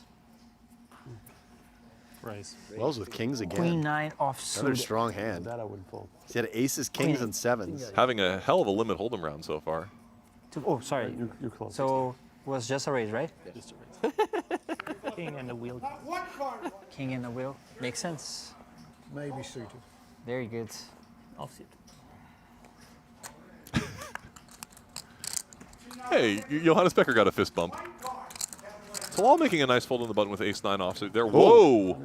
And this is nice news for Johannes Becker. Yeah, we picking have up aces here against Robert Wells' kings. What a merciless deck this has been in this limit hold'em round. Queens Absolutely. versus aces, and now kings versus aces.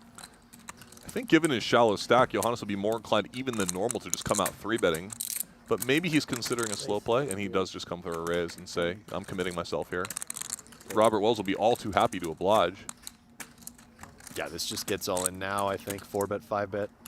Unlike last time, Wells on the wrong side of the cooler. Notice how long both these players are taking to make these decisions. Ooh. Robert's going to trap him. I actually don't like this. It's such a subtle point, and it doesn't really matter. But if an ace Becker, were to come, well, Becker just can't fold anything right now, right? Exactly. So don't give him a chance to get away from anything on a bad board for him. Actually, you're right. You can check fold queen. On that flop. Queen high flop.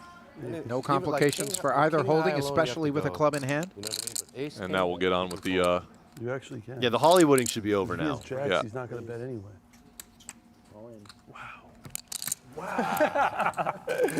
You're so unlucky. I had the back door. What is going on in this limit hold'em? Becker has the suits covered as well, literally about as dominated as possible. Otherwise, you could have found the fold. But you know what the worst thing? You know what the worst thing about this is his best game is next. That's the worst part about this. I had 5-6 He's all in. offsuit. His best game is next. I like my hand. Is it Boogie next? Yeah. Is that what Jared's referring to? Badoogi's next. I mean, this could have been a huge confrontation. Imagine if this was two big stacks in the no limit hold'em round. I was thinking the same thing. Even if they had just more chips behind in this limit hold'em hand, the way this board is developing, they would have put in some action no matter how it came I'm down. not rooting for you. Yeah, definitely. I would have won. I would have won. 5-6 offsuit. I had 7-8. I had 5-6 off. Did you? So Johnny able really to keep not it rooting king for you. free. And You in gotta play doing Badoogie with this so, guy. hauling in a That's very Badoogie. meaningful pot to get himself back up to a starting stack. That game change. The starting stack ain't what it used to be, but he'll take it right now. Boy, they gave Robert aces and kings and fucking one little You're so 5-handed lucky. round of limit You're so hold'em, lucky he had boy. no chips. I was not lucky. I ran into aces. That's okay. You run into aces when the guy's got two bets. If it's Yuri and his ace, you're out of the tournament. You have aces and then flop top set when you get 5 bets in free. 3 ways. We are moving on to Boogie, a game where you're trying to make 4 different cards of 4 different suits and ranks. Still got this. Want to cross? Hey, what are we playing? Scene 30. Oh boy. I already feel what's gonna happen. Oh boy. I need to make it. I don't know what you might give me like the 6-5 deuce, but I need to make it. Okay. Noted. Johnny's probably gonna have like the ace 3-5 on me, so I gotta beat him. Badoogie. First hand of Boogie. Yeah, this one ain't you. You know the 2-card game. This game is complicated, right? Play tight, nitty. Fold this one. 2-card ace tray. This man Plus is big playing the stack game. He knows equals how to up play we this game, go. he's And playing how the about game. a Boogie right away for Shikurchi? 8 no less. I was going to say, not just any Badoogie, but Chris, I quite need a to look powerful down some one. heat to play against the man who plays the game. A much welcome You gonna sight let for me in? Talal, who's been Talal? dwindling. Oh, I really need some heat to come in this hand right now. Heat activated. I've never rooted for Talal more in this round in my entire life. I hope Talal wins every pot in this orbit. I really do. And he's the last one that needs any of the money. So Yuri forced to invest a little bit more than he might have otherwise wanted to. 2 versus Talal Pat. fucking Pat. I love it. Check.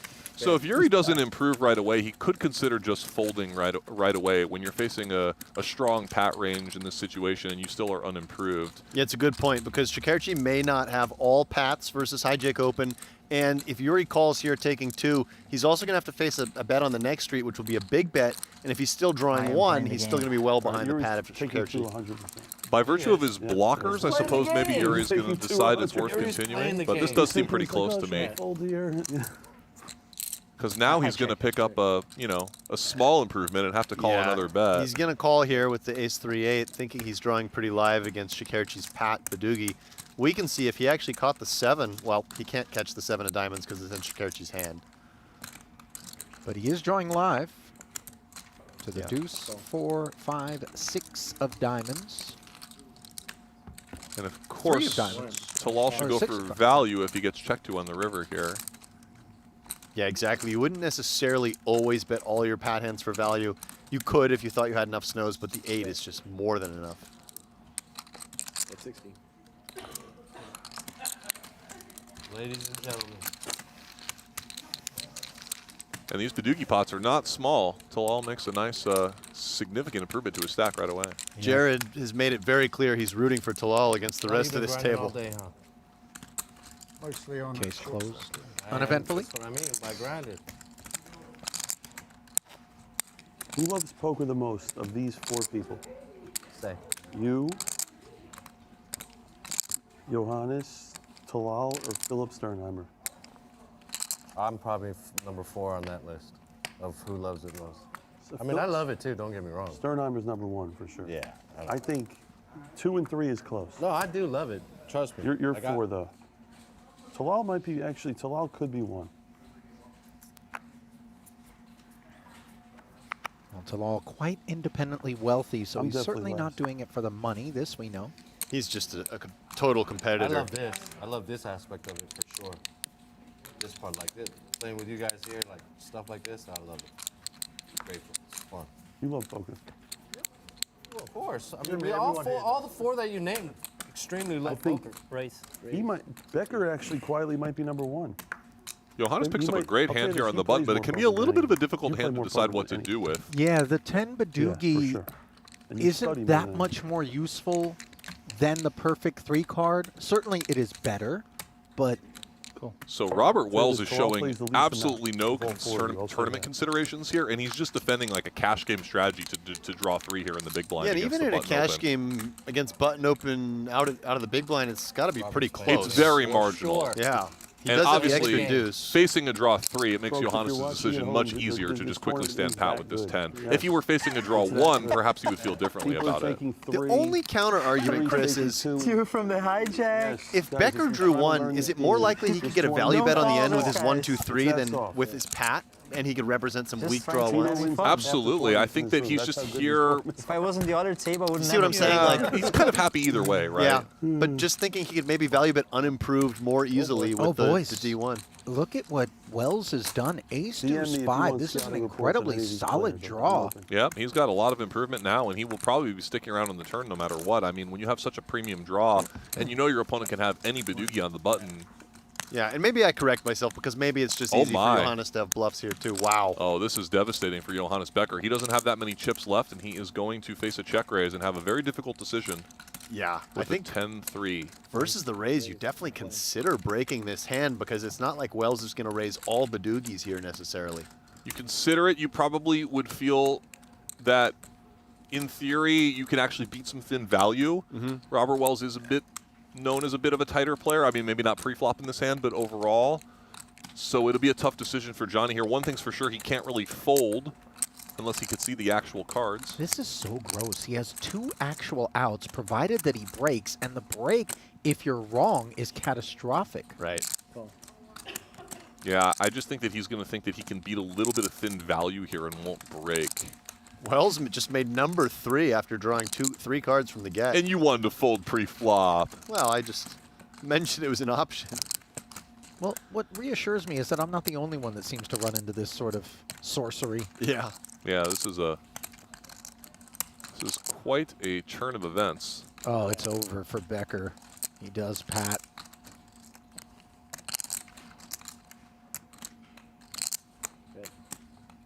Call. Oh my. Second time you've made that today. Second time on my 10 Boogie. Yeah. Second time you made that hand. Well, last time it was 2 for 4. And you made the same hand against me. Same spot. Painful for Becker. You know how hard it is to make 2 5? Yeah, and he's left with just 20K in chips, which is unbelievable. Not even a big blind. Yeah, Becker definitely thinking he could still beat some value there. When he patted against the D3, he has a range of all pats. And, 10-3 is well ahead of the median hand. Yeah. Difficult spot.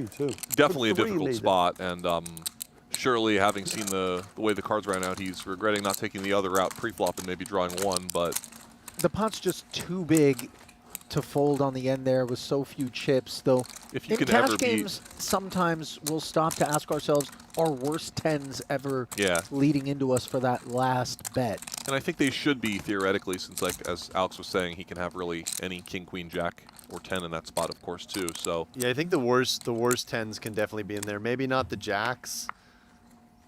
Also, Wells did check raise quite quickly and very confidently bet the end, so that would make me a little bit more concerned.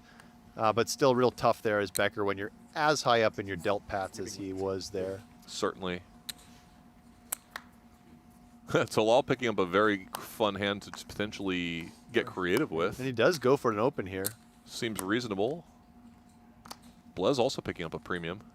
Of course, worthy of mention for those that Are less familiar with the game, this is not a Boogie for Shakurchi. You must have unique cards. Blesnik choosing to 3-bet here. All the aces are accounted for. Normally, you don't do a lot of 3-betting with a 2-card draw, but some of this is information-based, some of this is range-based for Shakurchi, and obviously position. Yeah, Talal's opening an early position here with his blockers. I mean, maybe he would have considered snowing in some situations. After getting 3-bet here, he's just trying to improve. And improve he does. Wow. So we're seeing some monster Badugis get made this orbit so far. For those watching, this is not normal to make 7s and 5s. I glossed over the fact that he was 3-betting with a draw 1, and he still has that 3-card 5. So my apologies for that oversight. Thought maybe he was isolating. Les suggested he was rooting for Talal in every Badugi hand this orbit, but probably not in this one. Yeah, not against himself. And we have quite a confrontation here. If Jared Blesnik were to improve to a winning hand, this would be a massive pot going in his favor. But if he improves to a medium strength hand, he will also lose some bets here, thinking Talal will have much weaker than a 7-6 in this spot quite often. Right, Talal going 2 to Pat, he can definitely have many weaker hands. Is 2-1 check, raise, and snow an idea? Definitely. For Talal? It can definitely happen. And one of the things you'd want to know is how wide does Jared 3-bet me with draw 1s? How many draw 1s does he have that I can target to fold by the end? And what kind of blockers have I seen? I'd say in general, Ali, you know, you do want to have some bluffs in all of these lines and all these options, but they are often like, wow, Jared catches the 2 of hearts. Jared makes number 3, the same hand that Robert Wells had. This has been a wild orbit of both limit, hold'em, and Badugi. This is not normal. 5 Badugis don't turn up with this frequency. Now, the ranges are quite tight here. Talal should not 3-bet. He is obviously going to have to call a raise here. Some players would tend to overrate their hand here after drawing 2, but I don't think that this hand is strong enough to 3-bet. Yeah, once in a while you're going to beat a thin raise with a smooth 8, but... Your hand. Yeah, you're asking yourself how many 8s are raising me on the end. Yeah. You got the 4 diamonds? Or you got the 5 of And I think it would be very reasonable for Jared to raise an 8 there, but I also think that he's just going to have better hands often too. So, you know. I thought in your last... Yeah, he doesn't beat enough of Jared's value range. Exactly. He has to actually be beating more than 50% of it because Jared can re-raise it too. 5, ace. So we are seeing some very bloody Badugi hands here. I've seen number 4 in 2 of the last 3 hands. Limit, Hold'em, and Badugi have both been extremely bloody at this table. Playing 3 and 6,000. Don't need to tell Talal that. 50K. Remember when you saw me? By the way, Shakurchi, let's not forget, saw 3 of the aces to start. So, yeah, like good 3 point. queens versus Yuri's ace, king, something, spade. I was What? potentially pressing things on the end, but You had them all in stud over there when he made just 3 flatted. queens on you. We had Straight draw, flush draw. And you had the flush draw and the straight draw. Yeah. So Becker, of course, looking for any hand to get his money in with before he has to take the big blind and be all in the dark, I but drank out of it, so if it no was, luck I drank so out of it. far. Now it's yours. Yuri picks up an interesting combo here in the small blind. I'm curious to see how he'll proceed with this hand. He has, well, maybe he's just going to win it right here, but he has options between drawing 1, 2, or 3, I think, with that hand. Yeah, very true, Chris. And I'm not sure what he would lean towards. I What would your probably would preference draw be? 1. And Draw then 1 and maybe bluff with it consider later. bluffing at some point in the hand. Yeah. I was thinking draw 2 to the 8 deuce, but I mean, you can really make cases for all 3 plays, like you mentioned. Yeah, those are always tough decisions in Badugi when you have a bad draw any which way. Brother. Note that Shakurchi just folds the 4 in position. Some players would defend that. We saw Wells defend the deuce out of position. Correct, yeah. So in these small blind versus big blind confrontations, you do want to be, that's the spot where you want to be the loosest at the table. And I do think people have a tendency to overfold a little bit in the big blind there. Yeah, I think in all games, really, Chris. I mean, you really shouldn't have too many folds. I think the 4-fold is okay, especially with the tournament considerations. But people do overdo it, I would agree. So Becker picks up nothing and will be all in next hand in the big blind. And it's Chino Reem picking up the 8 Badugi now. Talal will get himself in some trouble here, although he is live against an 8 Badugi. Whoa, a very disciplined fold from Talal. I actually don't think I would have found that fold. I would have probably played it as a call. I'm shocked to see him make that fold, by the way. Yeah, I think it's a little bit tight with such a smooth 8 draw where you can reduce to a very nice 3 card. But as it turns out, he was in terrible shape. And Blez also making a bit of a tight fold in the big blind with 3-4, although it's more understandable. And Blez has been consistently tight out of his blind all day. Did he reach over and just help himself to Chino's hand there? He did. He did. I 3-4. Full. Everyone else would defend. You know I'm not coming in light. I didn't think you were that strong, though. Huh? I didn't think You thought I was drawing one? Becker's all in here. Yep, he's all in, and doing here? it's not the ideal position to be all in the sense that you're often just going to be out of position in a triple draw game as well. And of course, it's never good to have only 20K in chips at the level of 30K. But at least in Boogie, you feel like anything you get dealt is live, right? Like worst case scenario, you can draw 4 and still make something. If you get dealt the quad deuces and PLO, you're just out. That's a good point. Yeah.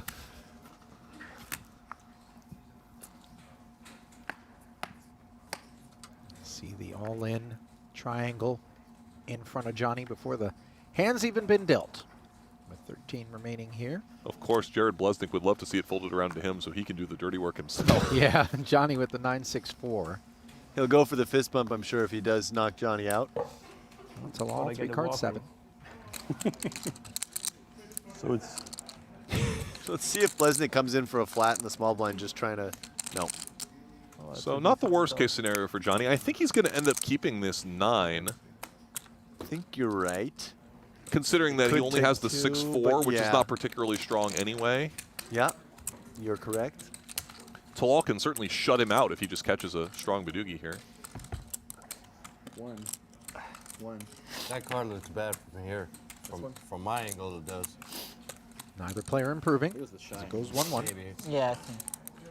You got break? One.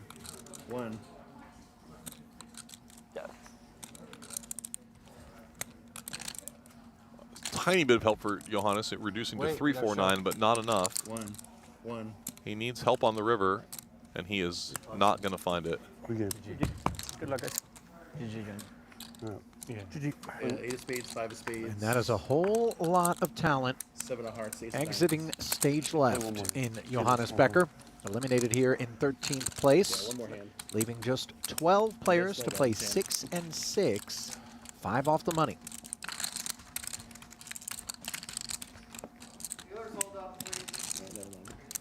And it looks like they're going to have to balance the tables as we've lost 2 from this table and none from the other. They're bringing one player and we'll play one more hand? So they'll bring over a player to make it 6 and 6.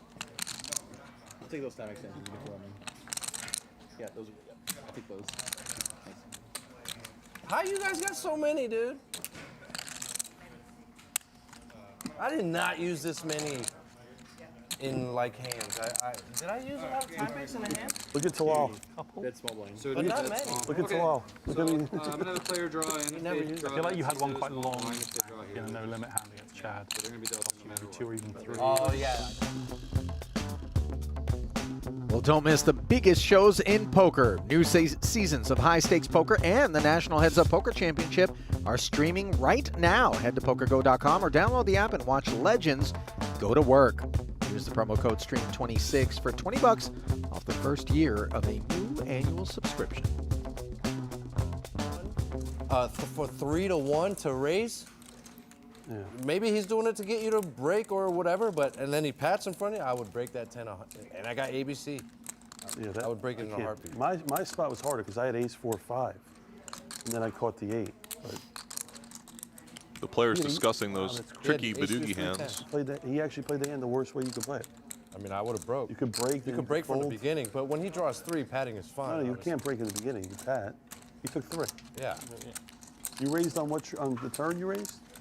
Second draw. Turn. He caught 2 good ones and 1 perfect. He caught boomby, boomby, boomby. What did just happen? It's not good. Sounds like perhaps some blood in the water. I ran at a the 6 outer bluff on him. tables. Must be a big pop brewing possibly that as we bluff wait to around? see which player is moving to our feature table. No? I wouldn't do, but it's interesting. Maybe it was everybody else reacting to who got pulled. And they were like, Jason. no, it's the fish, Jason. It's Jason we wanted him Mercier. here. And he's got a lot of chips, it looks like. Yeah. 1, 3, 5. I have 1, 4, 3, 5. Spun it up to almost $1.5 million. I don't know. Yeah, we'll have some big stacks at our feature table. 60K, yeah. 60, going 60K. He drew 2 out of 10. 435,000. That was crazy. So I don't take the button, right? Leave it here? I can help with it. So with 12 players left, we have 3 players remaining from our final table from last year, and Yuri Dzivielevski, Benny Glaser, But I'm gonna come back and here, right? Chad. And Chad, the defending champion. Thank you, Ali. As I And blank. Schulman was, did he bubble He bubbled. last year? So he would have been final table of 7, but they paid 6, right? Well, we're not counting that. Look at you. We both had. He's got more.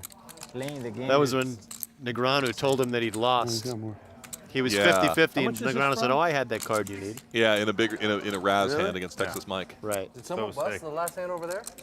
No. Who'd you beat? I mean, a little bit of everybody. What do you mean? Jay, bro. Let's see what Jared says about Jason sitting in his appropriate seat. I was gonna say he's squeezing in next to Jared Blesnick. It's always We can swap when I catch up to you. always dangerous. Jared appears. I'm the small blind, or unbothered. I have, or I'm out. Okay. Small blind. How much is it? 15. And we're moving after this. Yeah. I wanted to win the draw You so came that I here to would play one so hand. that I would not, because we're switching. You know that, right? They're going to be the feature trust after me, I this. know. Yeah, you came here to play one hand. To play one hand and Guys, now. Jason Mercier is here to play one hand of poker. Yeah.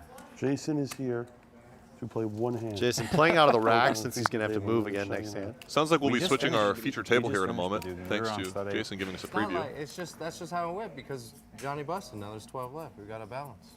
Yeah. It's just, it is what it is. 3-card 9. Nice to switch it up, get a little look at everybody. Absolutely. There's a few players at that table we haven't seen too much on our stream yet. Leaves it in his rack, doesn't fuck with it. Smart. I mean, we're going to move over there. And he's locked up right now, so he's only playing the nuts. So like, he's going to leave the chips in the rack. If chips come out, he's got a good hand. Bro, relax. Told you. What the fuck you mean relax? I told you. What is going on over here? So I can take my mic off now? Just take it till out. Oh, they had to Short-lived mic him stint. up for the one hand. Rules are rules. And with that, this feature table will be relocated. Jason will go back to where he started. But with a new collection of folks as you get a final look at that feature. Robert Wells performing handsomely as 4 of the 5 have 7-figure stacks. Chino not far behind. 12 remaining here in the 100K mix. We'll be back in just about a couple of minutes. Yeah, welcome to High Stakes Poker, Season 15. There will be blood. Question is, whose blood will be all over the felt? 100. I played with you before. Want action? Yeah. Okay. I'm not here to not have action. Try to bluff me. I'm a nice guy here playing good poker with nice people, and he tried to bluff me. He tried to rob you. Man's got to do what a man's got to do. Come on. Wow, I've seen it all. Table change. We're not in good shape. Welcome to High Stakes Poker, Season 15, the season of blood. We got ourselves a game, boys.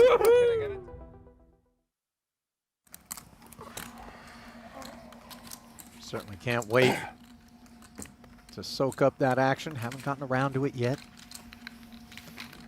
Schulman on the call for that high stakes poker coverage. As we transition to stud 8 or better with a new feature. So interestingly, one of the players we haven't seen much at our stream table today is the defending champion, Chad Eveslage, who finds himself here with a relatively deep stack. 10 is to bring in, yes. 1.6 million for our defending champ. Right, yeah. Jack Pan also at this table. Something is like extra. Yeah, I haven't had a chance to watch him today. I think one of the few players. It looks like Grinder's been having not as fun of a time of it so far today as he's back down to his starting stack. Listen, this is a stack that's chip graph is more erratic than the average Wired sixes here, completing wired queens, though, for Tobias. Our feature table continues to have action hands. Playing 40-80. Yeah, this angle is brutal. Schulman with a bit of a tempting hand, but notice a quick laydown facing raise and a re-raise with the small split pair. Yeah, those hands just don't do well multi-way where you can be dominated both directions. Good fold there. This is a pretty bad spot for Grinder, just in the sense that his opponent has a very deceptive high hand. So he's going to feel compelled to get pretty sticky in this hand with sixes. Tobias loves a queen across the way, by the way, because with wired queens, you know how dead that card is. Absolutely. Yeah. And Grinder doesn't hate seeing both players catch pictures. Like you mentioned, Chris, he could think that Tobias has a lot of low hands and he's ahead with the sixes, and he should take the betting lead here, catching that ace. So Tobias Leknes cannot like seeing the ace, right? I mean, obviously one of the hands that's very likely is split ace, or is now ace in the hole. But on the other hand, Grinder only has 2.5 bets remaining, and this pot has already grown significantly. I would expect him to continue. Oh, absolutely. I think he's even considering a raise, but he does just call. See how it develops. Maybe if he sees open aces, things Right. will change, which do fall. Wow. So that lets him get away. Yep. Yeah. Trips? A great development for Grinder. Good pair. Good pair. Ace of the nines. So a much-needed infusion of chips to Michael Mizrachi. Maybe sixes. Nice. The blockers. Nice, nice. I've been on the receiving end of that run out more times than I care to remember against Grinder. Yeah, first you hate to see one ace, then you really hate to see the second one. I mean, it just defies comprehension for those that ascribe so wholeheartedly to more the technical parts of the game that Grinder could win the PPC not once, twice, or 3 times, but 4 times It's a different against literally the best mixed game players in the world. Maybe you have some spots mixed in there, but the reality is it is the truest test every summer. And to get it done 4 times is just absurd. It's remarkable and amazing how many multiple time winners there are, Ali. I know Rast has 3. Yep. Jungle Man has 2. Maybe somebody else with 2. I'm not sure. Still on the other table. My bag. You have a green one. Eveslage manages to take down a nice one there. Notice that 8-7-6 is a nice hand to come in raising with, as you can sometimes clear out razzy low draws behind you and you have a lot of pair value against other low hands. We're definitely reaching that stage of the tournament where we should see some tightening up from the middle stacks here as they approach the money bubble. We have a little bit of a long way to go, but we'll pay 7 spots and only have 12 players He might not be remaining. happy with. Yeah, very true, Chris. We haven't had to think too much about those ICM dynamics up to this point, but maybe starting to weigh on the players' minds a little more now.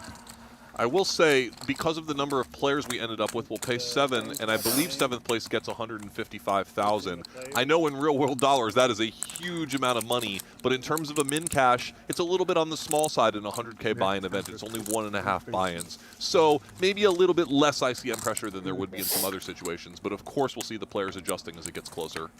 Quick bit of intel, by the way, on the PPC. You did ask whether or not there were any other multiple time winners, and the answer is no. But Daniel Negreanu did win it in 2024, and I suspect he'll be playing it for the remainder of his days. I would think so, yeah. Negreanu showing up for this 100K tournament. Didn't play the preliminary events. He's been playing a lot more golf. I know he's been playing a lot with Josh ARIA at the South Shore Club. Yep. PLO Streets now.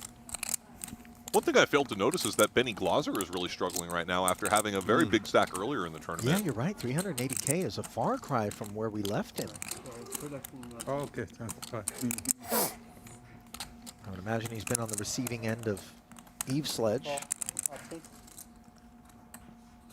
So we will keep an eye on that as he tries to grind his way to the money bubble.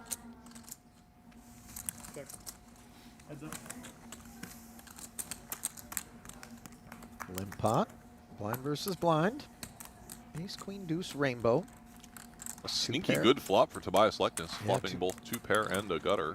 And Mizrachi, nonetheless, is going to take a stab. Maybe just thinking that this board favors him more when Leknes doesn't isolate from the big blind, but still, no equity really here.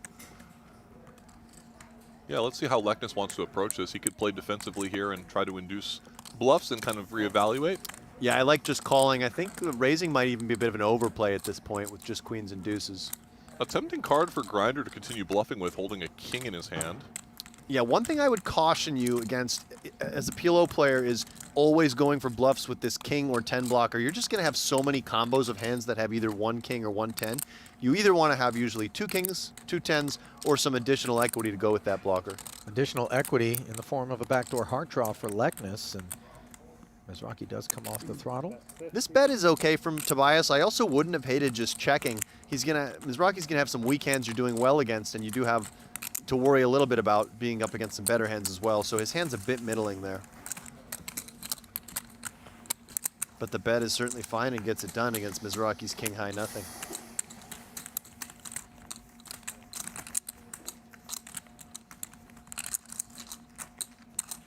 Lekness second in chips behind Chad. And his chips don't go easily. That we know. Yeah, Tobias Lekness looking to kind of burst onto the live stream stage here as someone who we're a little less familiar with in the live environment, and off to a very good start here. What a story this would be if Chad could get it done again. Also the winner of the season-long PG Tour tournament just a few months ago. Yeah, overall champ. Nick's got a hand I'd like to see him play in this scenario. He does have 15 big blinds, which is a bit of an awkward stack size. When you get down to this stack size, I like to make my decisions between either limping or potting if I am going to play the hand. I think his hand actually makes an okay pot. He just goes for the limp option, which is fine as well. I don't like using any intermediate sizes off 15 bigs. Call. Option. Lekness accepts the invitation with ducks and nut diamonds. Glaser has the inferior heart, some coordination. We'll be happy to take a free one. 3 players. Ace, ace, queen. It's all Lekness so far. Yeah. Check, check. That king, queen, easy to overvalue if you're a hold'em player. Obviously, this bet of 20K from Schulman designed to kind of clear the riffraff out of there. And it's not impossible that he limped with an ace off of that chip stack, as you pointed out, Alex. Yeah, it's a very small bet. It can clear out some straight draws, some pocket pairs that could turn full houses against you, and he still reserves the right to turn this into a multi-street bluff, but likely just happy to knuckle back on a lot of turns, I would think. I don't know about you, Alex, but when I have a hand like Tobias Lekness, I'm always struggling to figure out what else would I have besides a weak ace in this situation. I feel like my hand is somewhat face up. Yeah, I mean, you could certainly have some combos of ace-queen as well. They're not all going to isolate out of the small blind, so... And in fact, it's Tobias turning the second nuts with ace-7 now. And I suspect Nick's just going to be happy to check this one back, but no, he is going... Oh, he's reaching. No, just doing a little bit of arithmetic. Yeah, Nick does pick up a flush draw, which would not be something he'd like to hit here. Yeah, his hand feels like it's way ahead or way behind. We can see in this case it is the latter.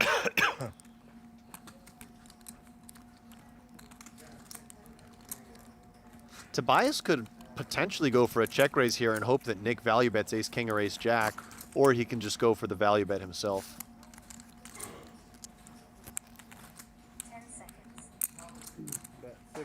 Doing his own bidding. After the turn, went check, check. A comfortable 60K.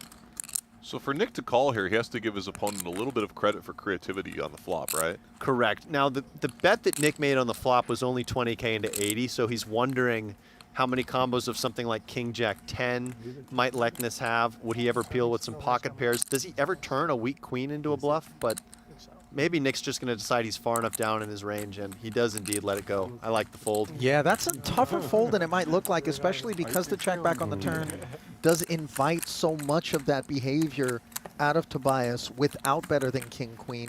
So you just kind of gotta be comfortable that Tobias isn't peeling. Yeah, it's just hard to peel super light there, even against such a small bet on that board from the small blind. When you know your range is weak, your opponent can have some strong hands. So good job from Nick, just losing the minimum there. This table, I think, gentlemen, is going to be a little bit quieter than our last one. If we look around at the table, nobody strikes me as someone who's going to just start a huge conversation out of the blue. Yeah, certainly, especially as we approach this money bubble here. The pressure is starting to mount on these players, and there are a number of small to medium stacks here that are trying to grind their way forward. Pan rocking the old full tilt jacket. Oh, wow. Did not notice that, yeah. Boy, that's can't really pawn that off his current collection. You know, I used to love that full tilt store. Oh, yeah. They had the wastebasket. I know that seems like a strange item to remember, but it was a really cool black and red wastebasket with the full tilt logo, and it was only a few thousand points. The bathrobe, soccer ball. Livingston just in his office in a full tilt bathrobe and wastebasket. I was collecting them all, Ali. I don't know, but you were probably given buckets full of swag. So much stuff. The chipsets, the jerseys. Remember all the jerseys? The $200K a month checks, or were you not? Were you not part of that I wasn't collection? part of the distribution investment crew. Thankfully, I might have got jammed up by the feds. As we see, Glaser linked up with a 7 for a set here. Likeness has a wrap, but it's not mandatory to bet all wraps on flush draw boards. We may well see him check back, and he does. Alex, do you think Likeness is a little bit out of line here playing this hand pre-flop from the button, especially given that Eveslage has such a big stack in the big blind? Yeah, this is definitely a loose limp. I think he's kind of targeting the idea that Glaser in particular is not going to be as active off of his stack size. But, you know, Chad with the covering stack, certainly concerning. Earlier when he was on our stream table, I picked up on the idea that I felt like Tobias Likeness was very comfortable in the PLO round, so he might just be trying to expand his range in a game where he feels like he has an edge. Yeah. But this is definitely a little loose. Of course, you want to play a lot of hands from the button in a game with an ante. An ante and no rake, we might add. You know, in a cash game, you're always dealing with those rake considerations that you don't have in tournaments. So Glaser is thrilled to see this bet because now I believe he can just go ahead and check pot on a very wet board. Yeah, there's a lot of threats to a set of 7s on this board. And plus, Likeness, you never know whether or not this 55 is just an attempt to lay claim without a whole lot. This is a cool check pot from Glaser here, recognizing that on this dynamic of a board, between his two opponents, there are a lot of possible combinations that they could come out betting with. And if he bets himself and faces a call, he's going to have a lot of murky rivers with which it's difficult to make decisions out of position. Whereas if he checks and faces a bet, he can get most of his stack in right away or generate some folds like he did. And deny all that equity. And, you know, Tobias Likeness's bet there is okay, but you have to be cognizant if you have players that are as tricky as Benny who are going to have some check pots, maybe you're better off checking back and realizing your equity. Well, Benny's no slouch, as evidenced by the jewelry case. I would say in his home, but we know that he's just traveling around out of a suitcase, so one wonders if the 8 bracelets are just in tow at all times. Part-time poker coach and musician from the UK, number 7 of England's all-time money list. Nick Schulman picks up a very welcome pair of aces given his pretty shallow stack. Yeah, and Nick, I think with this combo is just going to elect to pot it. The only other thing he could do is limp and balance that limping range, but under the gun, I like just potting.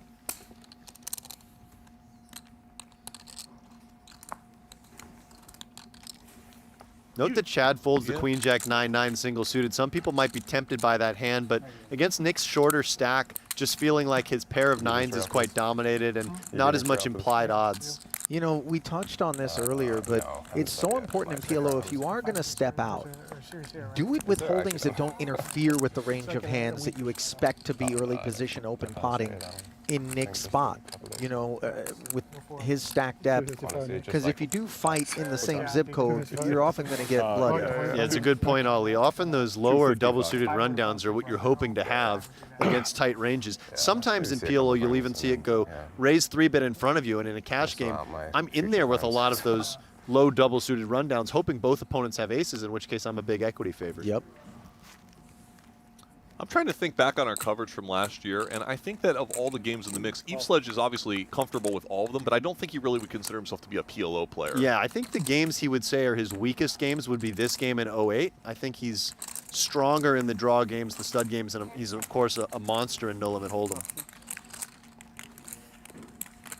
Likeness limps the dusty queens. Schulman This He's one a got more, our deuce to 7 goggles on here. This one a more standard hand for Lectus to limp with, I think. Now, this is a really good flop for Nick, and I'm curious to see what he does. He just goes for the check. He can definitely just check raise this hand.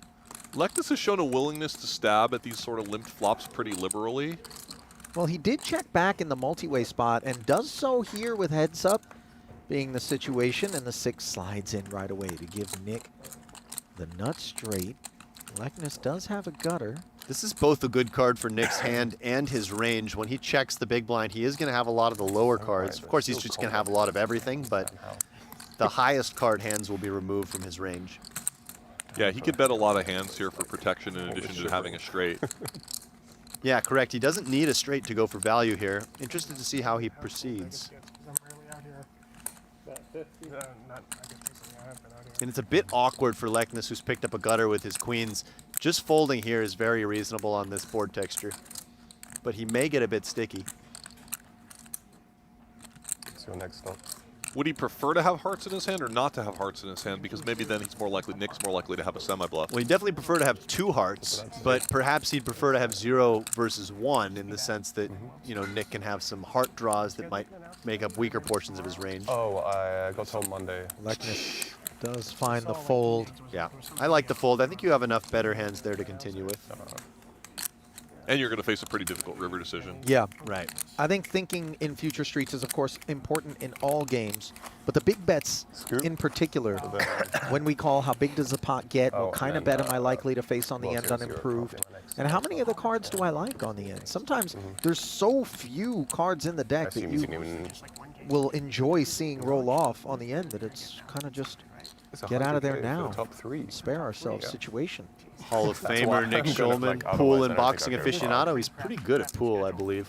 I've actually never watched him play, but if he wasn't playing poker for a living, my guess is pool would be where he was at. Yeah. He's certainly played some very big cash game pool matches. Now, when it says he's a boxing aficionado, I assume that means he's just a fan of the sport, or is No, but he also does he get in doesn't the get ring? out there and fight, to my knowledge. But like he definitely goes and throws the gloves on, hits the heavy bag, stuff like this. You know. All right, cool.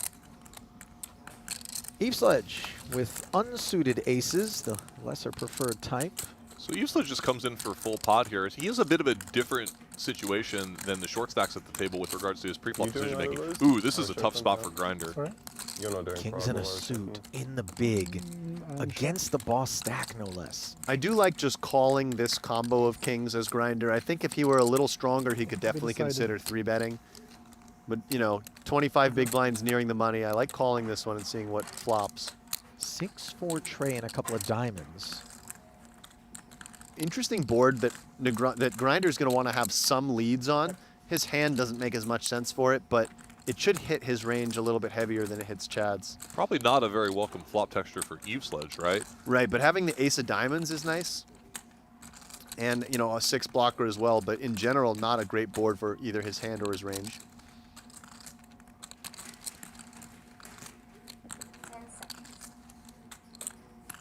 He has a few different options here. He does just check it back. I think this is reasonable. Note that you can play some checkbacks with some ace-high flush draws in this line, so it's not like he has to only have the blocker. Now he turns some showdown value with jacks and 6s as Yeah, and well. he's got that ace of diamonds in case of the need to turn this into a bluff for some reason. This is an optimistic bet, I think, from Grinder. Yeah, you know, this is I think making some small bets here on the flush completing turn is reasonable, but usually you do it with some type of diamond in your hand. I think he's looking to just get a little bit of protection if he has the best one-pair hand. Try to fold out something like Jack X.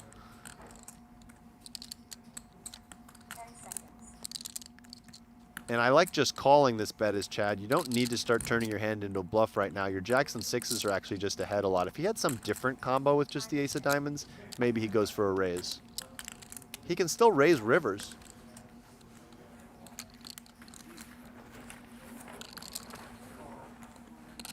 Yeah, I think Chad's debating, is his hand good enough to just call with, or is he thinking that maybe, I guess it's really never a bluff if he raises because he has top 2. He's not going to get too many flushes to fold.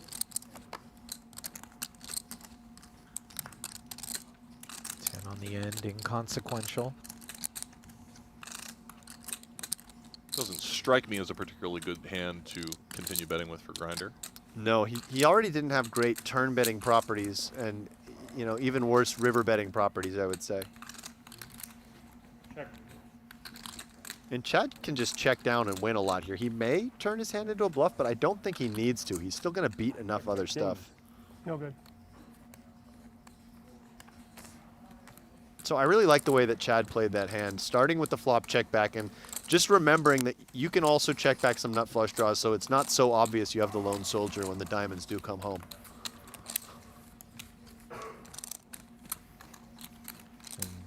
That is another tick down for the Grinder, sub 400K. Yep, though he did manage to avoid too much danger with kings versus aces there, so it could have been worse if the board came a lot more dry, I think.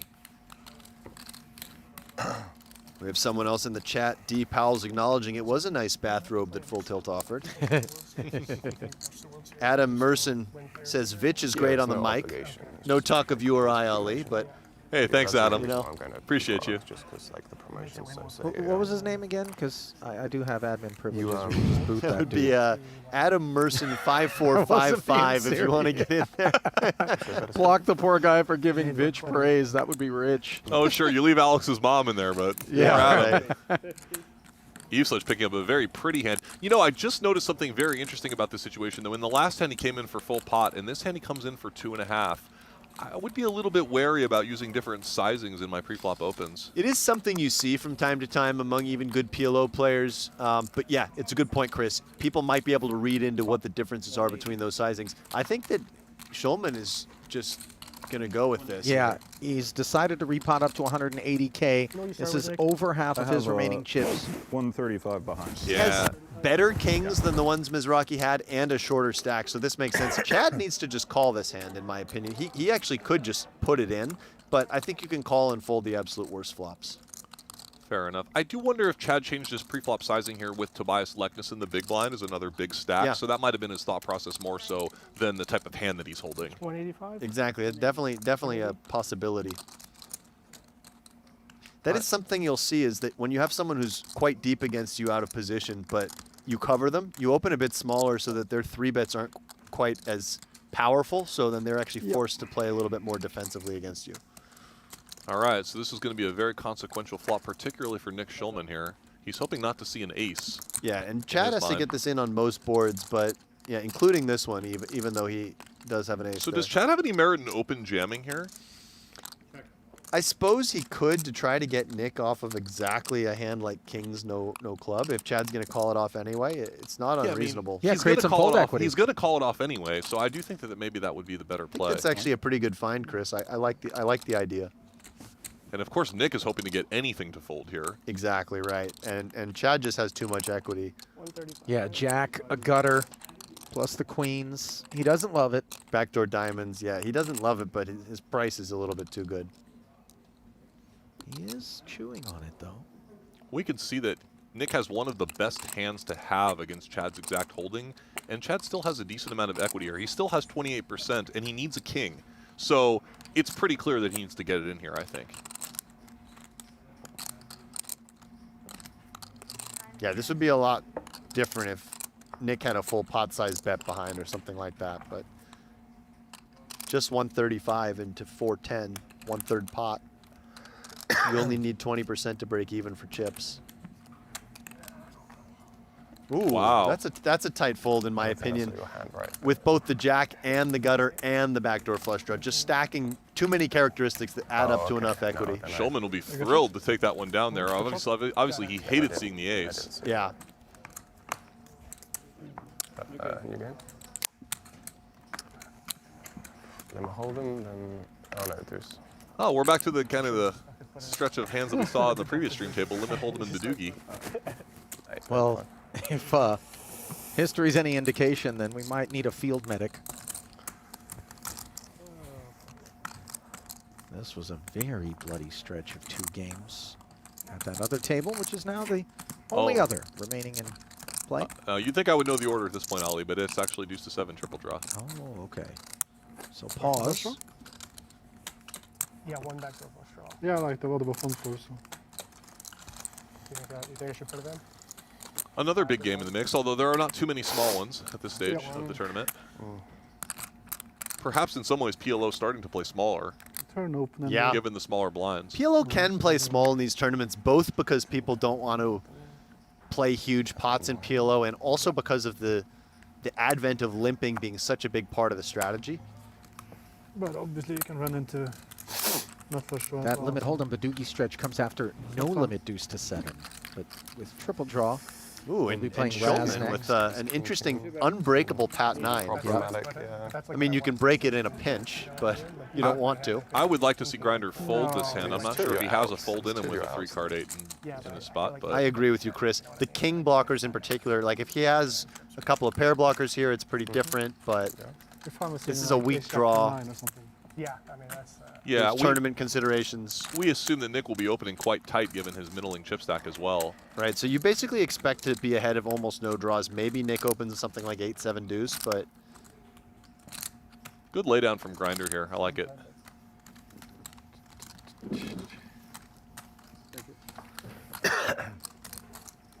And really nothing going on for Benny Glaser in the big blind. I was Pat. so a nice couple pickups from Schulman, back up Niner. to 600,000 here. Yeah, these limits are so big that a tough couple crowd scoops is- can change things very quickly.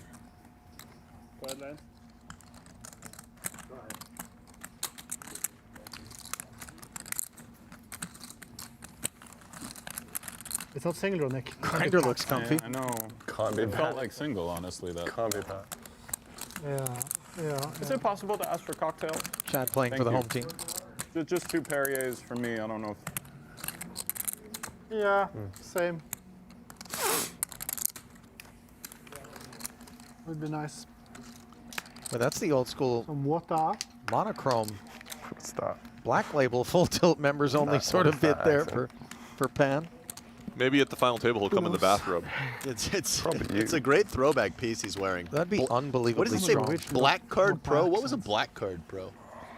Well, You that know was what? Not your typical I have accent. no clue, but I suspect that he had to play a lot of poker online to get into that club. I'd never seen that jacket. No, it's cool. You couldn't get that in the store. I'd pay $200 to take that off of his body right now. Something tells me a man sitting in 100K that hung onto it for all these years isn't prepared to part ways with it for a couple of Benjis.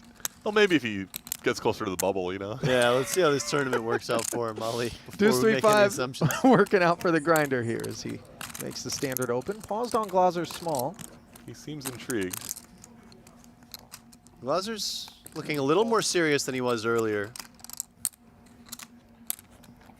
Chad is a very kind of ugly hand. He I don't does know get in about there. this call. Yeah, I think this- Chad has to be aware at this stage of the tournament that his opponent's ranges are going to be very tight in this spot, and this hand is going to fare even worse than normal. Although Benny did sneak in here with a hand that some players may have chosen to fold. Yeah, so Chris, one thing I know about Chad, I've played a lot of poker with him online. He does not like folding his big blind. He really believes in the price of just getting in there from the big blind. But I agree with you. The 7-6-5, thinking both your opponents have a deuce, it's a bit weak. You really need a deuce to make anything reasonable yourself. I think that's such an important element of this game. Now, maybe for some reason the Grinder opened without a deuce and is drawing one to something dusty, but Glaser's flat certainly in the small should contain a deuce. As we see Grinder improving to a draw 1 to the 5-4-3-2. Glaser double pairing. Benny's really slowing down with his play, but this bet signals to me that he's going to consider snowing. Yeah, I don't think this bet is to then break and draw 2. I don't like this call either, Alex.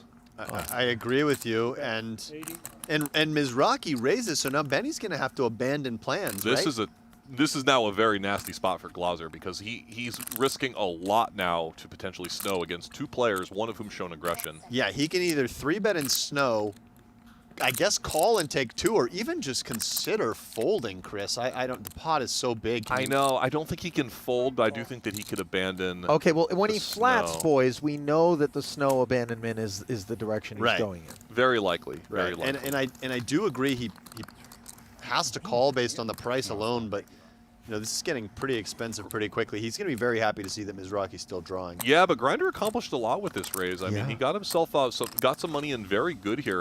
Eveslage has really kind of stepped in it so far this hand. He's got himself stuck in the middle against 2 strong ranges and has no improvement.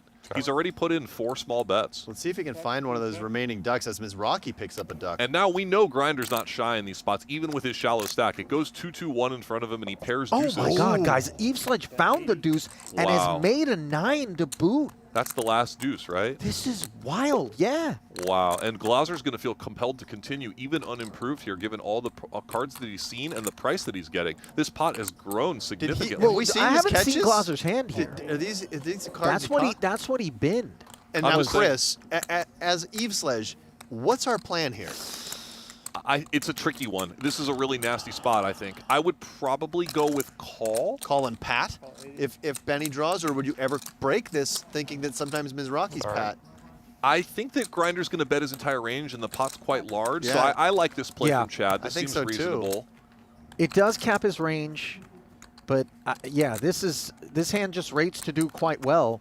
It's too bad that we don't know what Benny caught, because we're still looking at the cards he discarded on the previous. I have to imagine he's drawn to a smooth 8. Yeah, he probably caught a 3 or a It's 4. hard for Benny to fold anything on this spot on the turn, though. He could even draw to a 9. He could definitely draw to an 8-7. Definitely an 8-7 could be in there. I don't know about the 9. Grinder may feel that he has the best hand here a decent amount when Chad just check calls and stands pat. Not enough hand to value bet, but he may think he's going to win. Certainly sometimes. not. Will Benny consider leading out? If he makes a smooth 8 here, would he ever lead out? He probably should, right? Given that Chad has shown so much weakness. And some of the blockers he's seen. And he is betting. Wow. This is a disaster spot for Chad, who maybe should have just avoided this pre-draw. Wow. It's such a shame that we can't see what Glaser drew when he drew 2, and then what he drew now, having drawn 1. There we go. So he has drawn smooth, made the 86. This is a nice value bet, by the way, from Benny Glaser. I think some players would get tentative in this spot, but he understands that he has Chad beat. Chad is also making a respectful call here, recognizing the fact that Glaser is definitely capable of bluffing in this situation, in this large of a pot. Yeah, and Grinder Mizrachi has nothing to to do here, I don't think, but fold, unfortunately. It is a massive pot, but good night, 10 low. What a card for Benny Glaser to find in this 880,000 chip pot when he needed it badly. And gets himself up to almost $1 million in chips. See him licking his lips there. Just such a juicy pot. Gets your salivary glands working. He knows that he got away with one there in terms of the snow. We talked about Grinder accomplishing a lot with the raise. But in the end, that raise allowed Benny to come off of the snow, which he would have been, you know, less likely to be able to produce a winner. I mean, you can't ever go to showdown, of course. Absolutely. It looks like, uh-oh, it looks like we've lost Talal Shakurshi. 12th place finisher. Unclear how it went down or in what game specifically. It does appear that maybe Yuri was the man that knocked him out. Yeah, looks like Yuri's dragging the chips in. Talal maybe heading next door to play some cash. Ali in that triple draw hand, we could have been in so many different parallel universes. We'll never know. Yeah. A lot of butterflies were flapping around that hand. But it's Benny Glaser who comes out of it unscathed and ends up all of a sudden in a much better position than he found himself in 2 minutes ago. With another player being eliminated, getting that much closer to the money bubble and increasing his stack significantly. Yeah, 4 away from a payday now. Mizrachi down to just 145K. Do you guys like putting that deuce 3, 4, 5 to work as a raise when you're drawing 1, as Grinder did? Not to get too far into the rear view as we see Eveslage opening a questionable one here from the small blind. Or do you like just flatting with that one? It would not have been my default. I would have raised like the deuce 3, 5, 7, the deuce 3, 4, 7 for sure.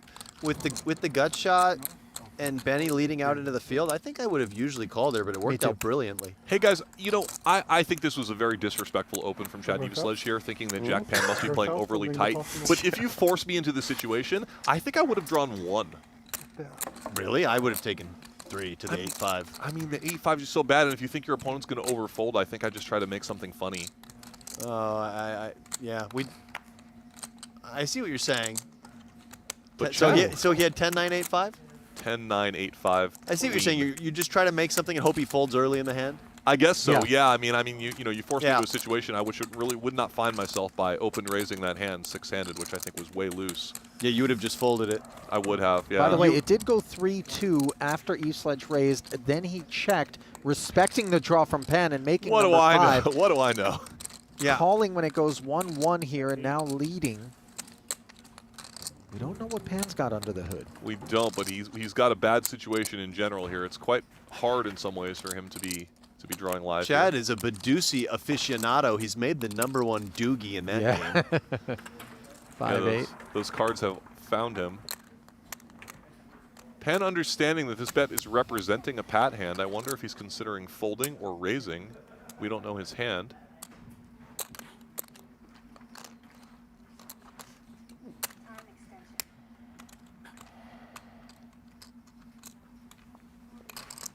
I think I would probably fold here with some of my weaker 8 draws. The pot is relatively small. Some of that would depend on the side cards that I saw earlier in the hand. In some ways, when your opponent draws 3 out of the small blind, you give him credit for picking up a premium draw. As you know, he's likely to have started with 2 strong ones. In this case, that wasn't the case, and he caught 3 basement cards, improving his 8-5 to the 4-3 deuce. Yeah, he caught perfect.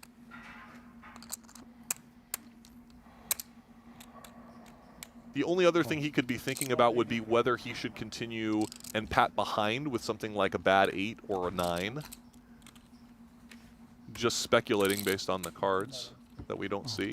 Guys, Pan really went into the tank before making this call. Now he sees the pat in front of him. Certainly if he draws here, Chad Eveslage will think that he's drawing dead given the Right. tank. Yeah, absolutely. This would be an amazing Hollywood. And he with pats This would behind. be just an Yeah. excellent Hollywood with a wheel. I don't see a world in which that's the case. I think he's got an 8. I think he's got an 8-7. Yeah, maybe something like an Number one 8-7-6. Medusa as well. I also think it would be at least reasonable to have a 9 in this spot, but Looks like 8-7, right? He is revealing it just so we can get the bets. cards. What did he have? I think a 9? Oh, No, an 8. 8-6. wow. Yeah. Oh wow, that's kind of a really I'd cold feel a little deck, yeah. cheated. That's Yeah, a that's cold, just a cold cooler. deck. Nothing he could do about that. Just Chad somehow opening 3 and making number 5. So he gets it back from the previous yeah, one. nice pickup. Well, No Gamble, No Future episodes are coming your way, and they're coming that direction live. Exclusively on PokerGO. Mark your calendars as February 17th and 18th. Nick Wright, Antonio Esfandiari, and a whole host of players are going to put on a show. That's 2 days of No Gamble, No Future live on PokerGO. Yeah, Benny definitely have some relevant cards there. I'd also seen 2 9s to start with as well. That's Yeah, it's more of a 10 for you then. Looked like you had a 10 from your point of view then. Yeah, rough 10 through 2. Just one and very reasonable. I imagine.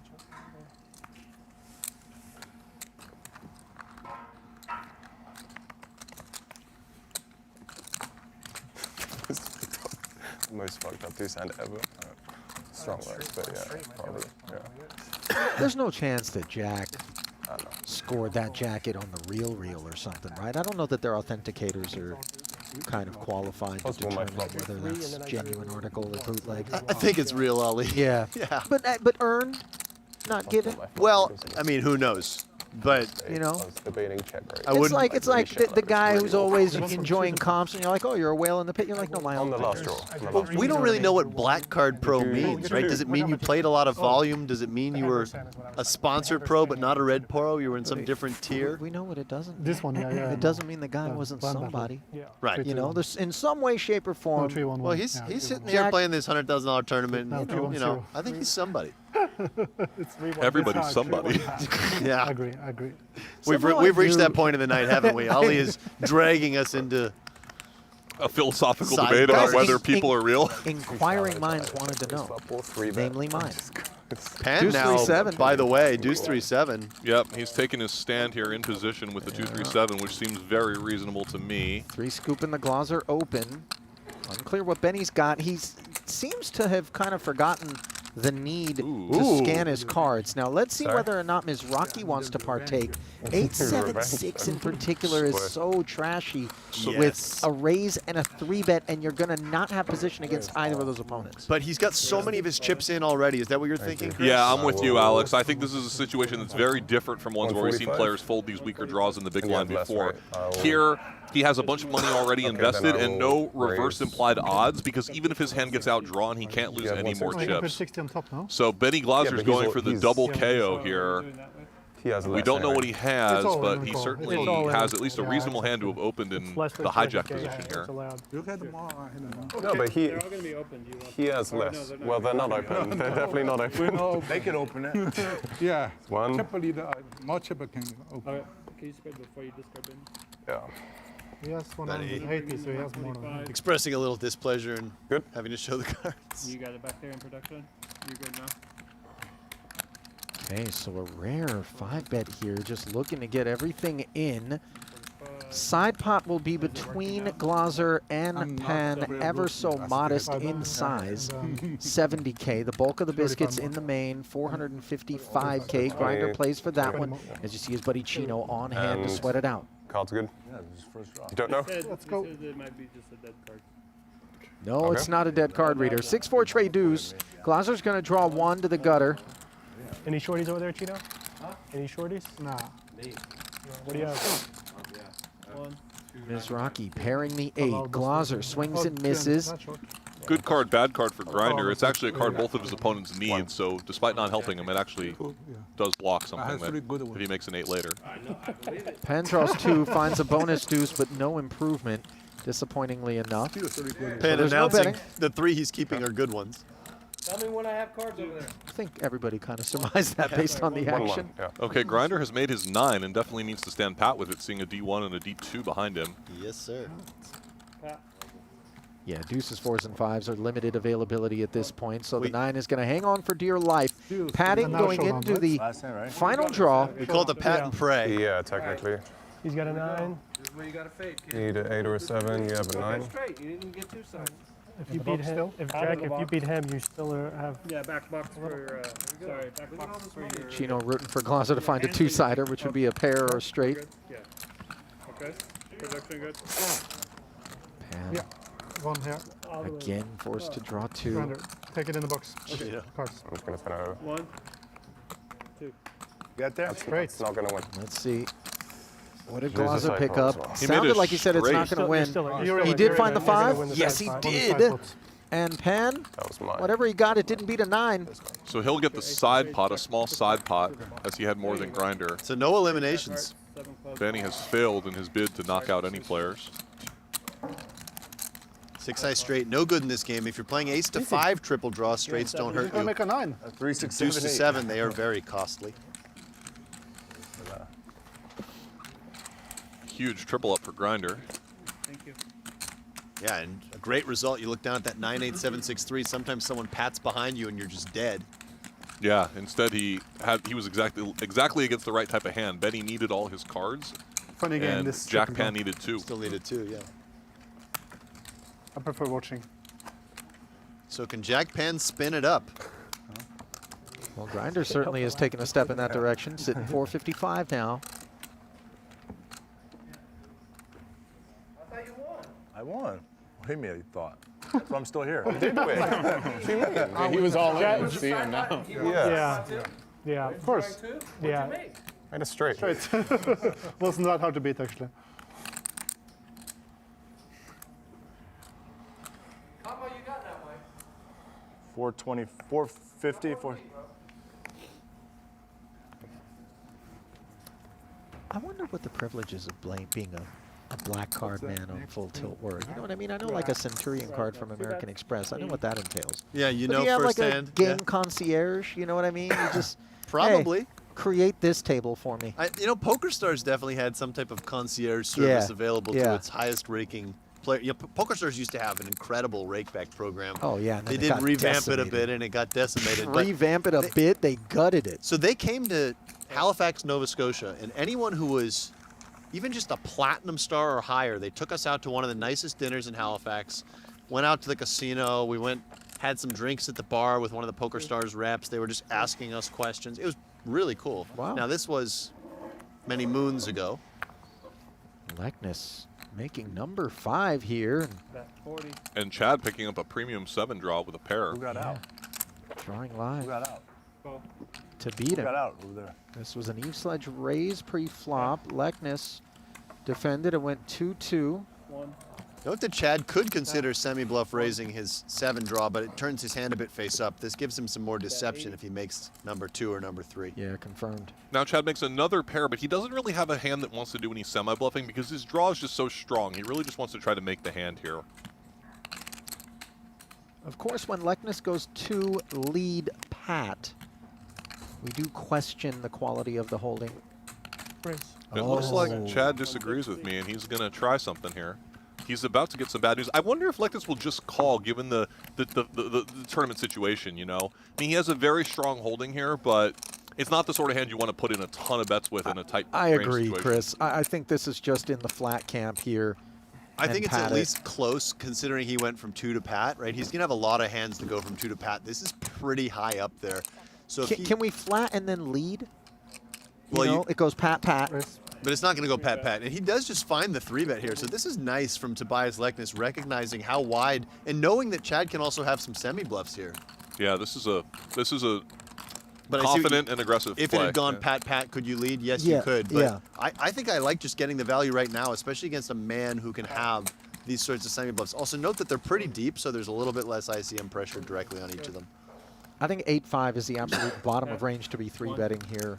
8-6 Chad has hit it. Oh, even. man. Chad gets rewarded for this is play. a nice check from Leknes, recognizing that Chad is almost certainly drawing to a 7 here. You know what the wild thing is, too? When it's already been 3-bet, you know that your opponent is just never going to fold whatever it is that they have, even though they've checked. So when the bet comes in, your hand is just so weak, you know, against Chad's range. Is he betting 8-6 perfect there? He might, and Leknes just has to pay this off in a course. positive. But he certainly might, because Leknes can also 3-bet some weaker hands to try to get Chad to break something. I say a king or an ace.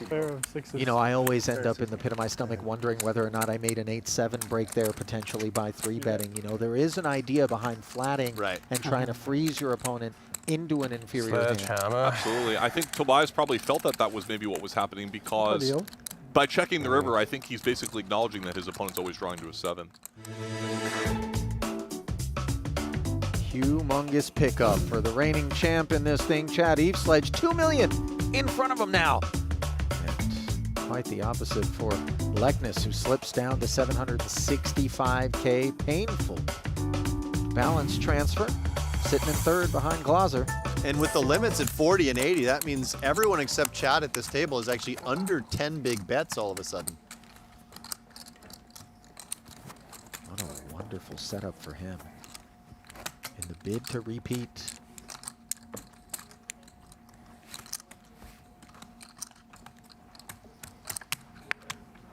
That's why he's the reigning champ. This ball cap situation on Penn also warrants investigation, by the way. MTFV, I believe, the 4 letters that don't look like they were originally part of the cap, if I'm being honest, just based on the sort of positioning. It seems like maybe the applique came aftermarket. Almost an accusatory nature here, Ali, of some of your allegations towards Pan's attire being... You see what I'm saying here? The center of the cap should be somewhere between the T and the F, but we're in the FV streets. You're basically accusing the man of having an entirely makeshift wardrobe, a bootlegged wardrobe purchased for cents on the dollar on the streets of New York. Oh, Canal Street special. Meanwhile, here we are with Eveslage. Raising it up, the 7-6-4. Again, this sort of hand class, Chris, I know you want to go down this road, that is sub-premium. So yes and no, right? So I think Chad, for the first time, is really showing his understanding of tournament awareness.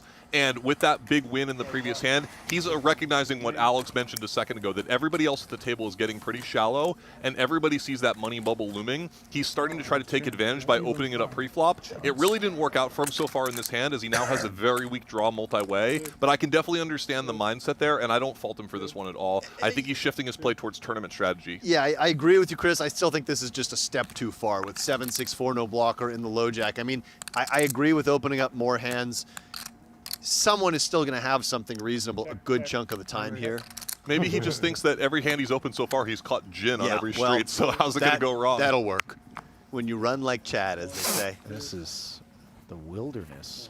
So Glaser just checked after the first draw here in a big multi-way pot where everyone was drawing 2, which seems pretty reasonable to me. His holding is marginal, and with an all-in player, he has a little bit less incentive to bet anybody out. He's also recognizing that he's just trying to preserve chips at this point. And look, one of the problems with something like 7-6-4, even though he was leveraging the big stack and ICM considerations, is the fact that you wind up with these open enders and you can't really draw at them, especially multi-way. The deuce deeply unavailable under presumption, despite the fact we can see 2 opponents didn't have one. So this Glaser barrel with the 8-6-5 tray. So Pan might be dead here. Glaser I don't think has a queen. I think we didn't get his newest card, but I could be wrong. I think he was drawing in an 8 and bet multi-way, so there's some chance that he's made it. I don't know if it's the equipment or just kind of Glaser being in the flow state of not remembering to scan the cards that has created this circumstance. Pan in the blender. Pan looks like he's considering taking 2, thinking he might not be drawing live with the 8-7-6, but I think you need to just hope you are. Is it possible that he's made a 9-8-7-6 here, or even a 10? We didn't catch his card I don't think we have his last card either. No, you were right, Alex. He's decided to draw 2, which actually is the right decision against Glaser's actual holding. Glaser did make an 8-6 in this spot. I don't think I would have found this D2 from Pan. I would have just taken my medicine, hoped that I'm drawing live. So he kept 3-6-7? Yeah, he is drawing live. Good G's. Game Jack. Yep. Game Jack. And that's going to do it for Jack Pan, guys. The 8-6 holds for Glaser. Hey, you can go buy that jacket, maybe. Yeah. There's not many deuces left. Go make an offer. Look for him in the hallway. I'm sure he's in the mood right now.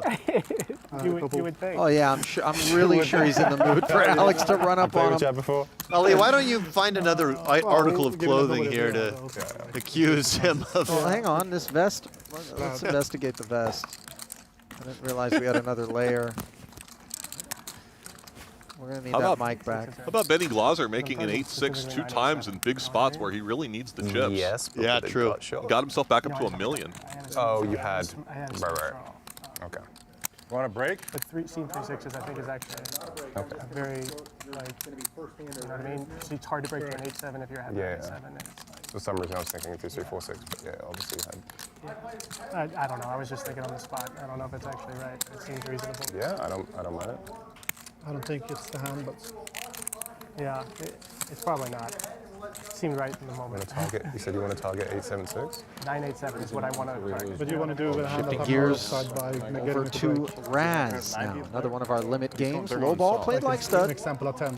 Well, I'm not trying to. I'm thinking you're just going to fold. I think you're just going to end up folding a lot. You guys ever played a That's exactly. We have 1 minute or no limit single draw ace to 5? You're probably Sure. right. Yeah. Just in my mind, Alex, it's like, any reps in that one? Which one, sorry? No limit single draw ace to 5. That was California low ball. Yeah, I was listening to this. They were having a little post-mortem about the Chad Lekness hand, but I've played a little bit of that game online. I know Chris has as well, the ace to 5 and the deuce to 7 single draw limit. Yeah, limit format. Limit, not no limit. I played any draw game at Ali. Chances are you played it. There's a chance I played it. Double a good chance. Like, maybe. wait a minute. Triple Here we go again. We once played queen to 3. Have you played pot limit Boogie? Interesting. Well, hang on, boys. I got to pay some bills. Stack the deck in your favor with Blue Chew Gold. This one feels a touch Head to bluechew.com and play your they're A paying case. more, and it's not a 2x. Yeah. Still, I mean, nobody wants to sell bubble, but Yeah. I volunteer. Blue Chew. Score a hole in one. maybe I'm okay because I Or don't in have two. to. were you chip lead last year? Oh man, I didn't remember that part. You were 1 of 6. I was 1 of 6. Oh, I came in yeah. 6. Maybe they'll make know me an that. offer to come work for the marketing It department. does. Maybe I had something to do with it, but Or maybe the last that I stopped doing their reads. It's one or the other. it does. Now, what was this queen to 3 low ball? Yeah, you know, we just wanted to change the rules. You know, if normally the best hand is 2, 3, Chuck. 4, 5, 7. In this case, the best hand was queen, king, ace, deuce, 4. I hate the bit, but I guess it was shouldn't do that. supposed to I be don't queen hate to the bit. 4. But when Gus is around, I just can't. Queen, No, king. no, is that I mean, Chad this is just Eveslage? designed to That's weird. Yeah, it blend was your weird. brain. Yeah. Yeah. It didn't change the structure of the game, really, and it just made all the cards look different. Right. I get it. Nick Schulman acknowledging that the bubble is a little bit smaller this year, as he was the bubble boy last year, and they're just chatting about the looming bubble here, as we only need to lose 3 more players. Yeah. Yeah, we noticed that the min cash is worth a little less, and the first prize is not worth that much more than last time. So there must be flattening, some higher payouts in those 2nd through 5th spots. All right, so Raz can be a very big game in this mix when you get matchups of hands, as the hands do tend to run kind of close, and players feel obligated to put bets in on every street when their board looks nice. Yeah, Schulman doesn't love having that 9 buried, but of course must call the extra 40, charged by that 6 perfect draw. Now Leknes hits the deuce, and the thing is, Nick's not going to think that card paired him, given he holds a deuce in the door. And with a 9 in the hole, I think Nick's just going to fold right away. Yep, so Leknes manages to get one through in a nice spot there. I think Raz may be one of the more infuriating games to play in the mix. I think... I love it. Deuce, you love Raz? I love Raz. You're a sick pup.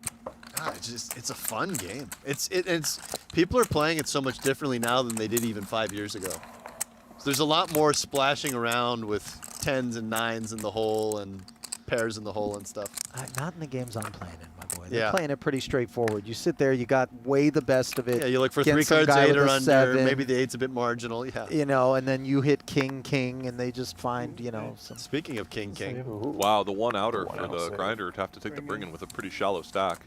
It's only 10K, but still, every little bit helps at this point. Chad going for the loose. Okay, he just limps. I was going to say he's going for the loose deal. It's because of Nick Schulman's short stack, and this is, again, an ICM play. Yeah, I'm curious to see how Nick wants to maneuver here. Suspect Nick will just over limp this. He just Oh, folds. wow, so really respecting the value of preserving And chips. one nice thing is that Mizrachi may not think Chad as a monster, but he's going to think Chad has a stronger hand than Deuce Queen 10. And he caught King Jack, so it's just not that relevant. He cut a Jack anyway. But so we can definitely see Chad is definitely trying to push the aggression and push the VPIP, play more hands in this situation, recognizing that we are getting close to the money bubble and he has an overwhelming chip lead. It makes sense, and Chad could limp a bunch of stuff there and plan to just limp fold some of those really weak hands. You know, and if Nick folds, then he's in a great situation against the grinder. Yeah, I expect to see Chad Eveslage continue to push the envelope in all of the games as unless their chip stacks change drastically here. The sledgehammer. 10 left, playing down to 7 tonight. And guys, with 10 left, we're playing 2 tables of 5-handed poker. And, you know, it certainly is a distinction from playing 7-handed in terms of the bluffing opportunities, the range is opening up a little bit, and also the pressure to not sit back and to get yourself involved in hands. And that it's going to lend itself to some more interesting collisions. The stud games are actually more interesting with more players because there's more out there in antes and there's just so many different combinations. But every other game, in my opinion, is a little bit more interesting 5-handed than it is 7. Schulman has a tricky hand here in the bring-in with the 7-8-9 facing a 7. There were all low cards out on the board. Yeah, I'm going to defend this too, though, given the price. And again, his opponent makes a better 4th street. And he just off-boards. It'll be interesting to see when we get to the stone bubble, there will be 8 players left. Will they play 4 and 4, or will they combine? I think they do usually do 4 and 4 in the studio. And then they go hard hand for hand. I would prefer the combine. It will be hard hand for hand, 4 and 4. But it should be 4 and 4. It would be the combine would be more interesting for us, just being able to watch all the hands with all the players involved. Yeah, certainly. Man, that's a stressful bubble when you're 4-handed and you know that you're getting shallow and you're trying to survive as long as possible. It's not like there's anywhere to hide in a 4-handed poker game. Right.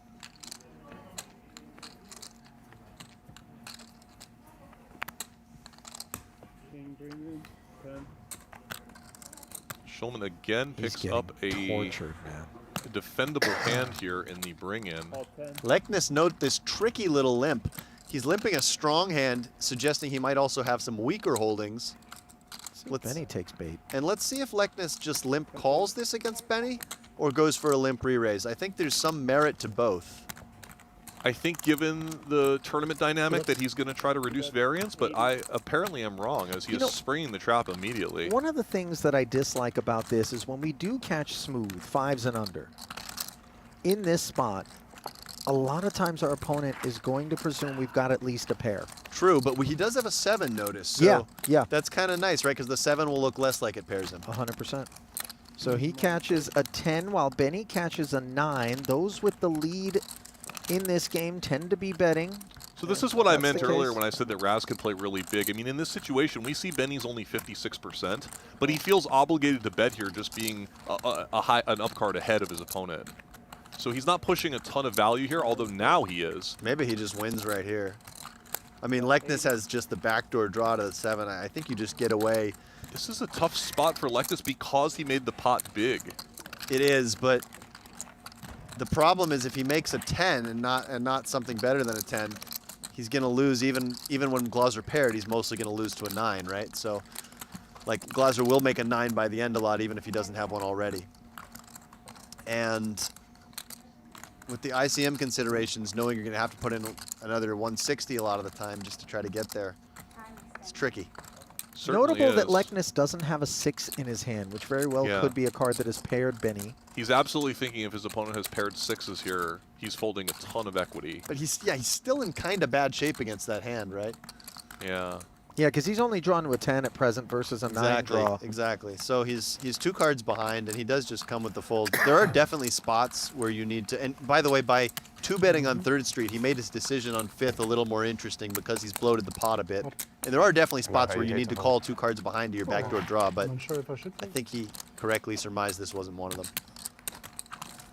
And this is what I mean when Raz is maddening to me, is pots like maybe that. not. I mean, maybe my skin's too thin for the Maybe a bit beats, thin, you know, but they just, there's so many situations in which I'm like, well, that was skillful. You got to Nicely embrace that losing can be fun too. That's what I've done my whole career. Sometimes people have accused me of liking to lose more than I like to win. Alex, explains you a lot. don't lose nearly as much as you win. No. A. B, you're not actually having fun losing any meaningful size stakes game. Well, there's a certain fun to it. I know there are people that definitely like losing. I'm not sure I'm fully in that camp, but it's awfully masochistic. So Grinder gets a nice spot here. He has a very weak hand, but only has to get through this 8. But Ooh, Lekness waves his Lekness. finger and says, I'm going to 2-bet, recognizing the steal nature of the situation. And Grinder may just immediately fold. He doesn't, but it would have been reasonable, Chris, with 2 overcards to that 8. Lekness is really showing that he has no fear in these situations. I don't mind the play, but it is not common. Really getting after it. And the 8 is actually a really interesting card for the Grinder to pick up here because Lekness knows it isn't likely to have paired the Grinder. There are 2 already occupied. And Lekness is continuing to tell his story even though he knows Mizrachi didn't pair that 8 very often. Is Grinder ever drawing to a better 8 than Lekness as played as we see him find a 4 at the same time Lekness finds a 3? By the way, Lekness makes 2 pair, and if he continues his story, it's going to work against Grinder's hand, I think, but it's hard to continue the story. To pull the trigger here would show a lot of heart. Lekness fires. This is an incredibly brave play. Now he to does try to have- bluff the Grinder in a big Raz pot. He does know that that additional 3 is a card that Grinder would want. I do think I would fold Mizrachi's hand. As would I. This is just... If Mizrachi continues here, it's just a real feel play. I am very impressed with Tobias Lekness's decision-making here as we approach the bubble. This is fearless. I mean, it's a really credible looking spot. And he gets it through. What a play.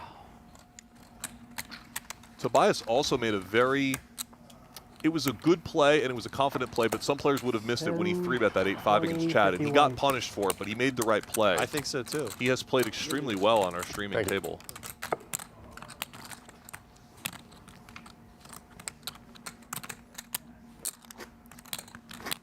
The problem for Grinder continuing on 3rd Street there was that even when he caught good cards, his hand just really had nowhere to go. Yeah, Reem on his feet here, guys. Give me a second. This is outer table action. We're on our backs. I'm not sure what exactly the game is that we're playing. It looks like stud then. Chino saying just rip him off. What is Yuri showing him? It looks like Chino's going to double. He is, and it looks like he was getting quite short. That said, Robert Wells and Yuri seem to have all of the chips on this outer table.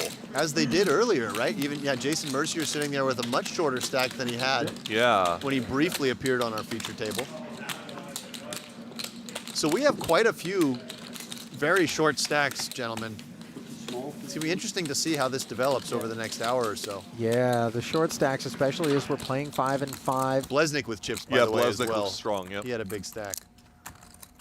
So we'll keep an eye on Chino and Jason Mercier at that outer table as they are both in the danger zone. Nick's picked up a really nice hand. Gorgeous. And he pairs, but of course, it's still a good-looking card. Eveslage with the deuce in the door, less likely to assign a pair to Schulman.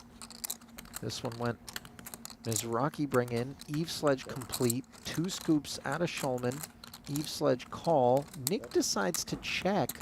Eveslage checks back, finds a delightful 3. Wow, Nick Glaser. finds a 4. 2 of the scariest boards you're ever going to see. Now, Nick, by checking 4th Street, you know, he can be trapping, but some of the time it means he paired that deuce. He's going to win right here because Chad paired the 3. Yeah. And he's very happy. Absolutely. No question. I think also at times it's because Schulman is looking at the deuce 4 board and maybe drawing to something like a 7 and deciding it's more valuable for me to preserve chips. In Yeah, this with street. his stack size, it would be reasonable to kind of play defensively, although he did 2-bet on 3rd Street. Yeah. Sort of indicating that he, and you know, he knows Chad's stepping a bit out of line as well with that chip lead. So, Sure. interesting play, and really happy to take it down there on 4th. Yeah, on he was 5th, kind of rather. bleeding out of late. So he's back up to about 600,000. It looked like Chino was really short on the other table, and Mercier as well. Yeah, like we're up to 50 and 100,000 for the betting limit, so. This tournament is moving along. Absolutely. Please don't jinx it, Alex. Today's coverage brought to you in part by Splash Sports. What's their slogan? Is it like Grinder finally get picks in the up a game? hand. No, if you like That's your EA showers Sports. golden. I'm just kidding. Oh, what time is it? Try some Blue Chew. In conjunction with Blue Chew. There you go, Chris. So Glaser here thinking Grinder could be on a desperate steal, but only big having the brain 8 level. deuce in the hole, he decides to let it go. Grinder has the I figured goods, you but had is something still happy to decent. take it. Damn, I should have 2-bet. Huh? I should have 2-bet. Those cards always pair. Always pair. 15, 25. Boys, 25. last call for Yes, lemongrass or please. Din Tai Fung? What do you think? Yeah, I mean, I think they're both great places to eat. I've been ordering a lot from both of them Yeah. this last couple of weeks. Those soup dumplings are sinful. Right. No limit hold'em, good. No Limit Hold'em, a game in which Chad Eveslage will definitely be able to take advantage of the tightening bubble play, I would think. He also has a good seat relative to the other medium stack at the table in Benny Glaser. 1-7. Let's see how much he's willing to push it.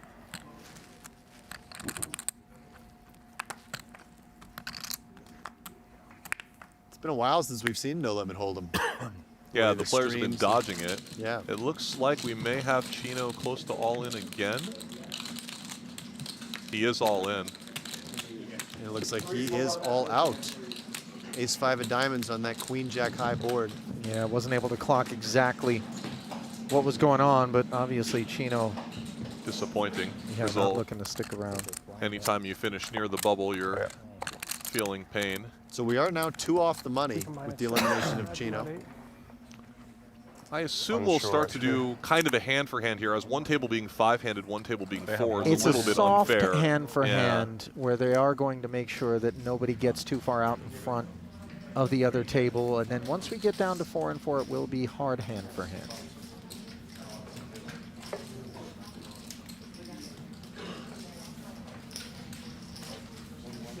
It looks like the players are on a short break now while we adjust everything.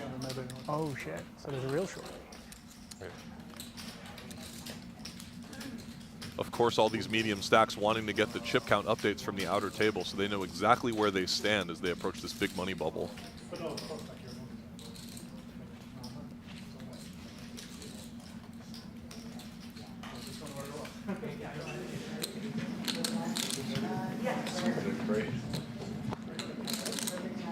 Players stretching their legs here as Yuri and Jared remain involved. So this table also playing No Limit Hold'em, it appears. Looks like Yuri's open to 50K and faced a 3-bet to 150 from Jared. And Jared gets one through. Jared certainly will not be shy on the bubble. Probably one of the players in the field who is most capable of trying to spin up a stack to win this tournament instead of relying on, you know, respecting the ICM, let's say. Agreed, and it sounds like they're actually going to go hard hand for him.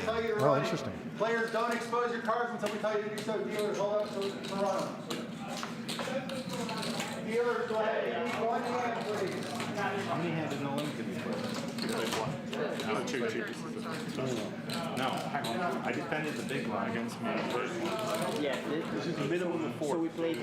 I was gonna call you with anything. Yeah, no, I think normal play with number 5 there is just a call, but yeah. The player's still discussing that triple draw hand. I mean, it was a really significant one. Absolutely.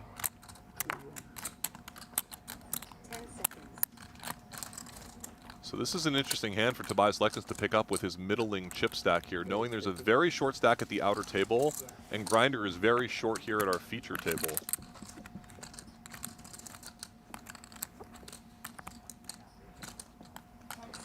Gets through the button.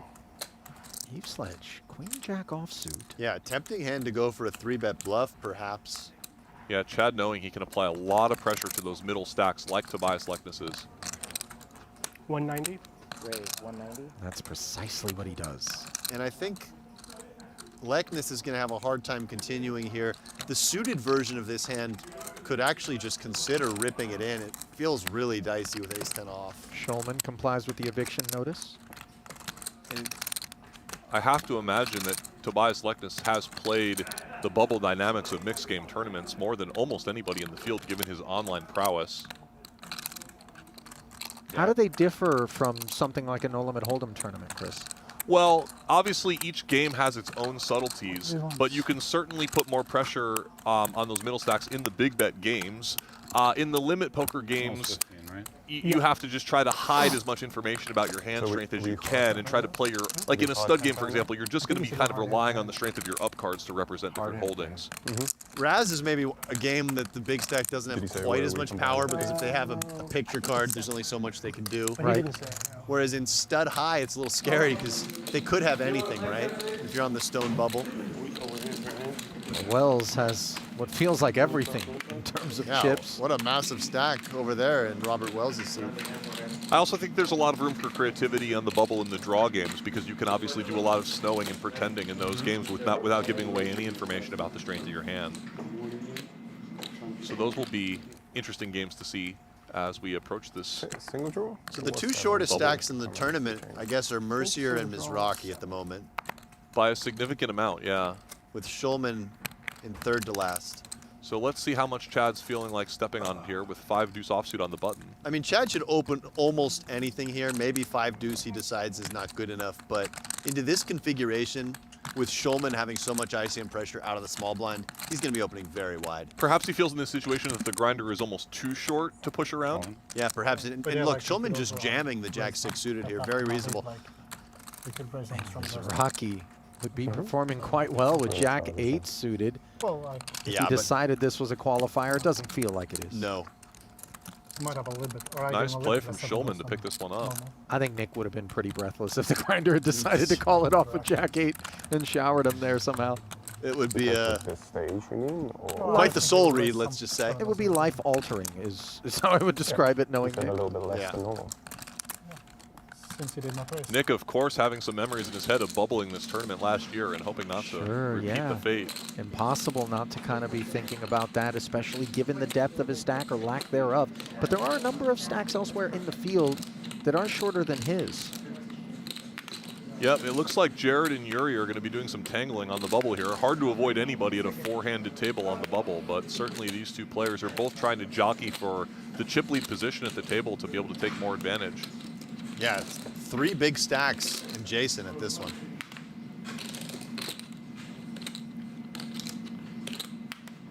Ace 10, 5, 4, 8, the board development.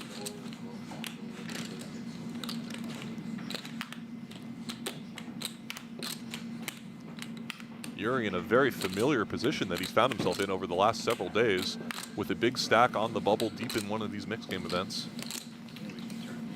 Was it him? I didn't see the 9-4. Okay. He showed it. 9-4. I showed it. Yeah. Pair of fours. No, it's the hand. I see the hand. I faced it right away. Yeah, but like on the other side, and then you just catch the hand and you will take. No, I showed it. I didn't do anything wrong though. No, I did it. Honestly, the most emotion I've ever seen. I was just going to say the same thing. That's why I was so quiet.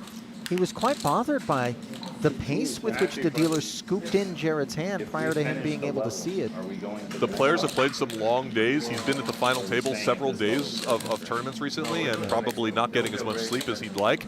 This is a high-pressure moment, and it could be affecting everybody. Him and Robert both have about 2. The team? Yeah. That's not fair. They're formidable over We there. should just merge their stacks now. Players joking about Robert Wells and they Yuri both have like Dzivielevski being good 2, friends and both having 2.1, and then, very similar slip stacks. Jared has like 1.6 or something. Oh, yeah. and Jason's real short. Yeah. Trigger stacks and Well, less there's than one a thing I know about Yuri based on the integrity that he Oh, it brings takes to the forever. game. Don't make any mistake in thinking that he would soften up against Robert at all, and I presume that the same would go in the opposite direction, though I don't know Wells. Yeah, no, consummate professionals for sure. Wells having a bit of a tougher position at that outer table with Yuri on his direct left. Not quite as tough as you getting through that statement with a half mouthful of Jimmy Johns there, Chris. I know that that's putting you on blast, as the rest of us have enjoyed some sandwich as well. But Nick just going all in here. This is interesting, by the way. He doesn't want to raise and give Leknes a chance to reshove something like ace-6 suited. And he knows that because Mizrachi is so short, he's not committing that much against Mizrachi. Alrighty This is a then. nice, sophisticated find from Nick, who, of course, is very familiar with all these Got us ICM no-limit spots. Very I really like the interesting. play. Very interesting, yep. And he has the right type of hand to do it with. You know, once in a while you'll run into a monster, but you still have okay equity with that King 10 suited. And he prevents himself from having to raise fold when Leknes realizes that he can push him around with something Yeah. like a weak ace-x offsuit. Exactly. That's the primary consideration, is wanting to avoid a shove from 3s or some sort of weak ace. toggling over to that other table where Yuri once more is involved in a pot. This time it does appear to be against Robert Wells. Deuce, deuce, 9 and a couple of clubs. We will take the turn, which does complete the flush draw with an 8. We do not have RFID, by the way, guys, so we don't know what either player is holding. We're watching this one as we would. So what do you think they're holding, Ali? You've commentated some poker in your day? I mean, I didn't even clock the action pre. This is very limited information. And this is the tandem, right? So what we can tell is that Robert opened in the cutoff and Yuri either called or 3-bet on the button here. It looks like the pot's not so large, so probably called. Was Yuri the better or the caller on the flop? It felt like he was the caller, I didn't think it? so too, yeah. So Robert probably continuation Yeah, bet. I would say it's not a 3-bet then. It was a raise and a call, and then a follow through and a flat. Check, check on the turn. The 10 rolls off on the end. I would imagine that dry-ish board, maybe Robert barrels with some sort of ace high, then comes off the throttle. This feels like a fairly standard kind of possibility. But with so many chips, you know, Robert could be out here dancing with all sorts of kit. Looks like Robert's coming out with a relatively healthy bet here on the river. You think it's a real hand, something that backed into a 10, a queen jack? Or you think it's light? A number of potential bluffs involving one big club would make some sense.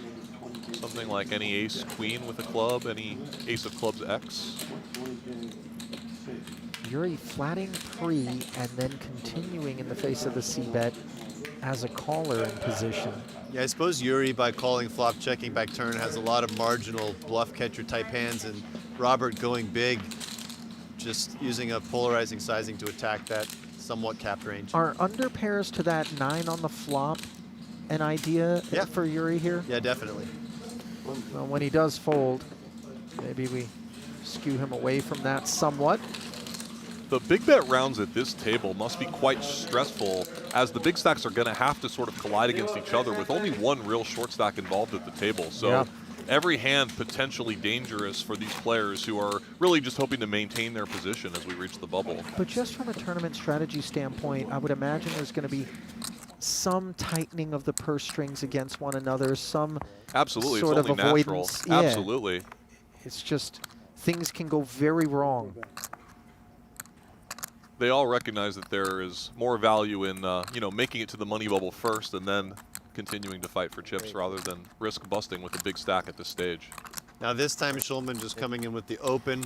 He's got more chips than he had before. He's in an earlier position, and he's got 2 stacks to cover him. Note that in these ICM environments, you do want to shift more towards using these suited ace-x hands that have good blocker value to the strongest hands. So Schulman doing very well in this no-limit hold'em round at our stream table as he's increased his chip stack a good bit out of the danger zone. In fact, has now passed Tobias Leknes. And I think just 3 good plays in a row, shoving the Jack-6 suited, shoving the King-10 suited, which might have been the most difficult find for a lot of these mixed game players, and then opening the ace-2 suited, recognizing the blocker value. Absolutely. Just trying to keep our heads above water as the orbits come around quickly. So does the action over at Global Poker. Whether you're into tournaments or ring games, they've got something for every type of player, and it runs around the clock. Find your next game today at globalpoker.com.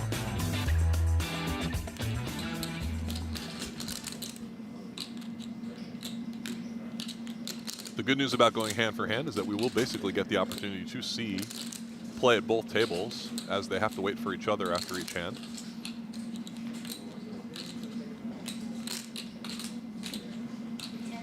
Looks like Yuri and Jared are tangling again in this no-limit hold'em round.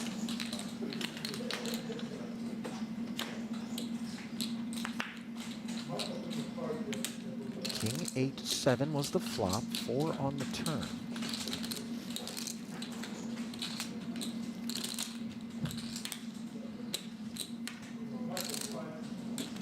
Jared on the button.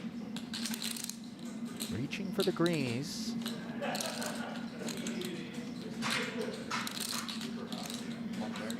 Fires 130K.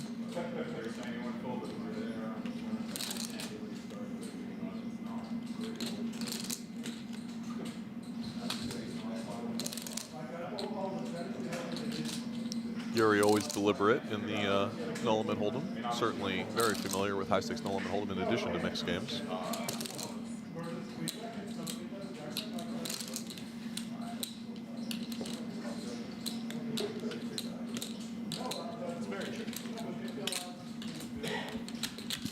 This pot growing. Middle card on the flop pairing now on this river.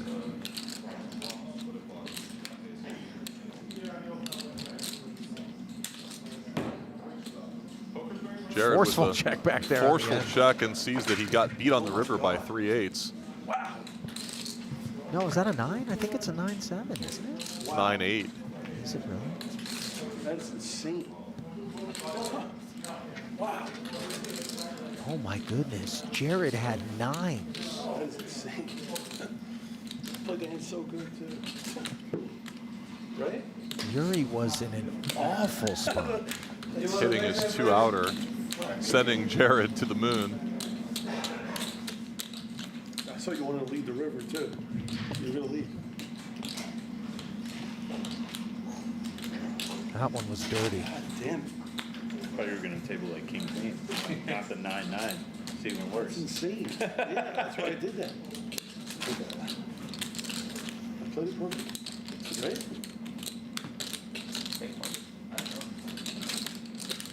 I don't think Blez genuinely needs any assurances in that spot, though he does inquire as to whether or not he played it perfectly. Sure looked that way from this vantage point. That's how you win these tournaments. Hundreds of thousands of dollars available to 7th through 2nd, and then 1 7-figure score. The Ultimate Champion, which will come with that beautiful ring, and of course the honor of being king of the mixed games. So Tobias Leknes is elected to 3-bet against Schulman's open this hand. Yeah, back over at our feature, maybe sensing You started with that like Schulman's 700? VPIP has gone up a touch. It's a very small 3-bet too, if you notice. representing extreme strength at these shallow stack depths.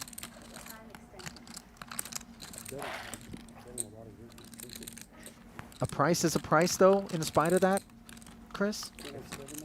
I think Nick has all 3 options available. Yeah, I agree. I think I expect him just to fold this one, but if he thinks Lekness is getting out of line, he could go for something here. Lekness again showing fearlessness in his play. Not saying that it's not a standard no-limit play, not really my specialty, to be honest, but I do think that many players in the field would just avoid these sort of spots. He's probably been the most fearless player we've seen. Just his overall playing style, he is getting in the mix. Yeah, you can tell that he knows his way around a mixed game tournament. Yeah, it's definitely gonna be 7. There's only 7. There's only 7 card. There's only 7 card things at the table. Because of all the other players picking up such decent hands in this no limit hold'em round, Chad Eveslage hasn't had any opportunities to commit any larceny. Guess I'll just sit out this whole minute, right? What do you have about Nick? 620 total. He could just actually jam this Queen-8 suited here, Chris, for 24, 25 big blinds. This is a safer option. And Nick with a tricky hand here in the big blind against the table chip leader. Yeah, Nick could do some small 3-bet bluffing here. He could call this in position. He could just jam. It feels like a lot to jam and not the hand for it. I don't think he'll fold. No, I don't think so either. Like if he even had ace-7 suited, he might just rip it in every once in a while. But the gap between that suited ace-7 and the offsuit version enough. He does just rip it in. Potentially, I thought, to prevent Schulman from ripping it, but what a great... And he said that was scary. 5K there. Schulman also showing fearlessness, although really not fearlessness after mentioning that it's scary. Yeah. But making the right play in his mind, even despite the fear. I think more notably for me, just showing a little bit of his personality, which of course those who've ever listened to him in the booth know is a delightful one. No. Such a great, rather dry wit, and got kind of that old school vibe about him when he's playing. Much like Gus Hansen earlier, Chad Eveslage tends to bring out the fun in people. He is a very pleasant guy to have at the table for table chatter and everything. We have switched to Omaha 8 or better at our outer table here. Fresh off of the unpleasantness of 9-9 falling to 9-8 in the no-limit streets. Here is Yuri once again battling with Jared. Who's shaking his head. Doesn't look like he enjoyed this one. Yes, Yuri showing how he's done so well in the mixed game tournaments recently as he continues to build up and up and up. Jared seems a little rattled, doesn't he? He's shaking his head a lot. I mean, I can understand, you had the 2 9s against the 9-8. The guy had 2 outs against you, but he's got to stay in the zone here. Meanwhile, Mercier must be quite short and now has to, continue going through the blinds in a limit poker game. Let's try to get an update on his chip situation here. Grinder is also very short at the stream table. Jared has a really nice record in these super high roller bowls. He doesn't play the no-limit ones, but he's done well in PLO, and now he's on track to final table another one here with the mix. There we go. Those are your 2 shortest stacks in the room, gentlemen. The pictures tell the story. Mercier and the Grinder, both of whom had very healthy stacks throughout their runs. In this. Great job by production to give us that side-by-side. Right on cue. Yeah. 28%. It's nice that both tables are playing the same game at the same time, too. We don't really kind of get off kilter here. We can focus on our Omaha 8 or better knowledge. 5-1, True. Yeah, I should definitely. This is a game where Chad can get somewhat out of line, but also still has to have okay holdings. His opponents are going to feel comfortable playing premium hands, knowing that they often can get at least half the pot. Yeah. I would expect him to get out of line a little bit, but you can't really go too crazy in a game like this. And Chris, it's purely coincidence, isn't it, that they both just switched over from No Limit Hold'em to 08 right at the same time? I think so. I don't think they redrew for games. Yeah. No. Chad using a time extension pre-flop in Limit Omaha 8 or better. I mean, I know they're hard hand for hand now, but just the fact that the tables were so in sync is interesting. Oh, on the pillow. Yeah. Nick might just get after it here. You're just like, no, that's a call. I mean, his hand is pretty rough. Yeah, I think he might consider just folding. And he does, you're right. You have like the gut shot. That's like the And lowest bar. the is grinder like had the loose goods in level. the big blind there. That's the hand you want to see in that Just so situation. much upside when he doesn't have a strong hand. Yeah. I guess I could probably just leave. These are not mine, yeah. It looks like Jason's involved. Looks like he might be about to put all his chips in. He's only got a small stack of blues behind, and they're on the flop. Yuri is also involved, trying to be the one to knock out the legend, Jason Mercier. Backdoor low draw arriving on the turn. Two-tone texture here, a lot of straight draws possible. Yuri continuing to lean. This looks like it will be for all of Jason's chips. He does put them in. Right. I think it's possible that Robert Wells is also in the pot because we haven't seen the dealer move forward yet here. Yes, Robert's also involved. Okay, so that means we're going to have a side pot between Wells and Dzivielevski with Jason all in for the main. Key card coming here. Typically in these situations in Omaha 8 or better, if you're hoping for someone to bust, you want to see a high hand like this one. Yeah, because now the low misses, and one player will likely scoop. Queen 10 getting there. Yuri has not come off the throttle. That suggests Red 9's not going to do it with that. two pair, and oh my. Jason had a low only hand. 1, 2, 3. He had the wheel. And what do we see from Yuri? Top two pair? Yeah, and a big hand. He had a huge draw with the nut low draw in addition to top two pair.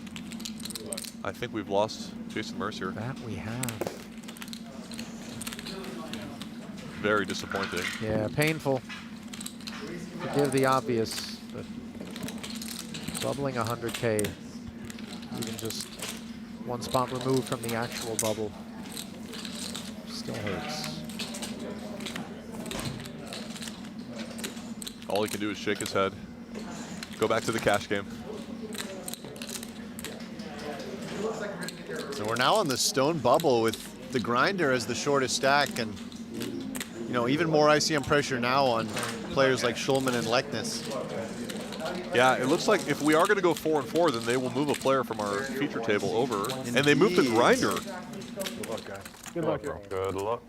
So taking one short stack and replacing it with another as we are down to the stone. How much did he have?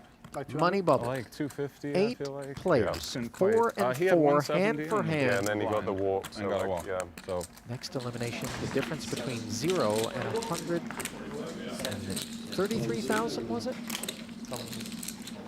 155. 155, yeah. So just over 1.5x the buy-in.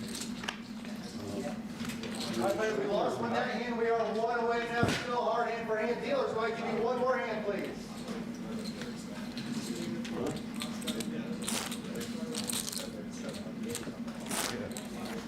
So at this feature table, the players here are all going to proceed extremely cautiously, all except for maybe Chad Eveslage, who feels the most comfortable, knowing that the grinder is so short on the outer table and is certainly going to have to make a decision before any of them do. Mean, he can kind of throw the cuffs on the likes of Schulman and Leknes as it stands, given that they are not looking to get into altercations with the big boss stack. Less so Glaser, who's got 1.1, but in that sense, even he wants to avoid big pots against Eveslage. And of course, he awakens to ace, jack, 8, a premium one. Not much of a fair fight there when all of his opponents had such weak holdings, but yes. Yeah, and Schulman in particular, as the second shortest stack and as last year's bubble boy, probably really wants to make sure he can survive this money bubble.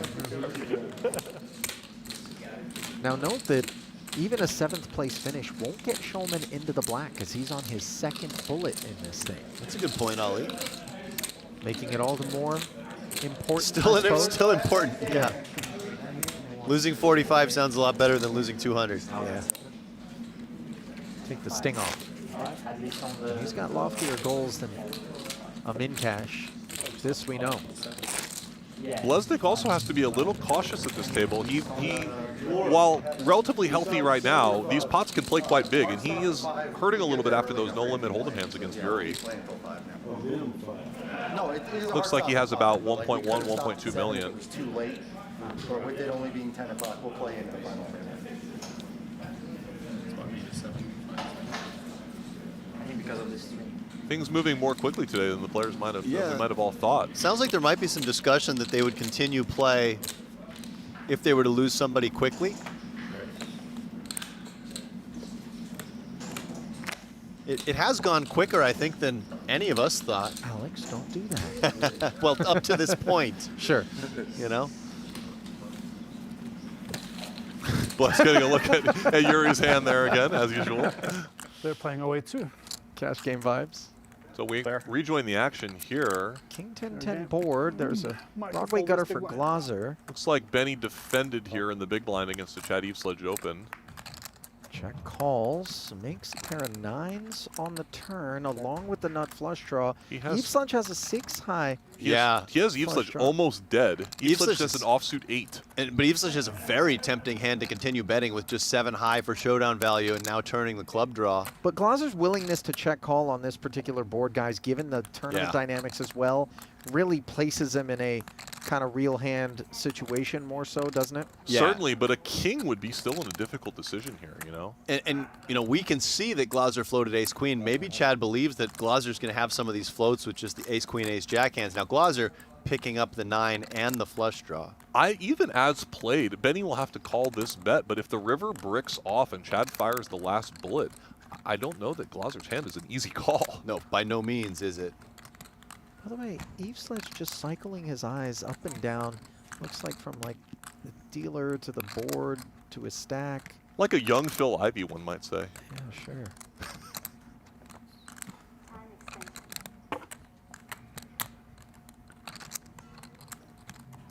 Ivey's eyes, of course, melted more than a few people back then. Suppose Benny giving a tiny bit. Oh, this is interesting. I did not see this coming. Benny goes for a check raise here. Wow, that's a really neat play. That's kind of interesting. Maybe looking to try to get a hand like ace, king, or aces to just fold right away and knowing you have some backup equity. You have the queen, you have the 9 blocker, you have the nut club draw. Very cool play from Benny Glaser. This kid can play some poker. Yeah, he's no slouch. I'll tell you what, he was feeling himself a little bit after that one got through. I have to say, I made a bit of a negative comment earlier about some of the online legends coming and making their way into the live streams, but our 2 more experienced online players have acquitted themselves extremely well at our stream table today. And Benny, of course, has played a ton of live poker. Absolutely, but I just want to give credit where credit's due. Right. More Tobias, who I think is inexperienced in the live arena, but not looking like it. You know, the thing about online poker is it's such a great place in which to carve out super solid technical fundamentals and do so at a pace at which live poker would never afford you, right? Just insane volume you can put in, multi-tabling. Certainly. Tobias picking up the type of hand you'd love to see. How much does Chad want to try to? I mean, this is an okay hand to defend, but maybe if you know your opponents are opening really tight, this sort of hand is quite weak.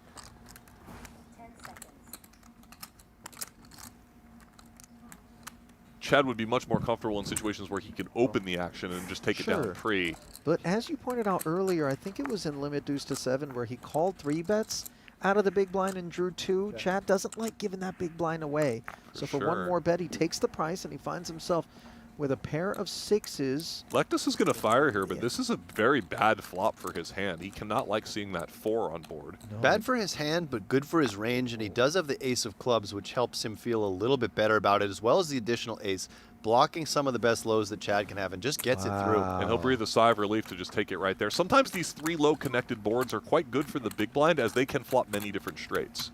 But the thing, of course, for Eveslage with that particular holding is he could just be up against a made low very easily. Oh, no, I don't fault Chad at all. And, you know, just when the 5 comes in, if it was a pair and an ace or something like that, then you're beaten for half. So you just aren't going to scoop that pot very often.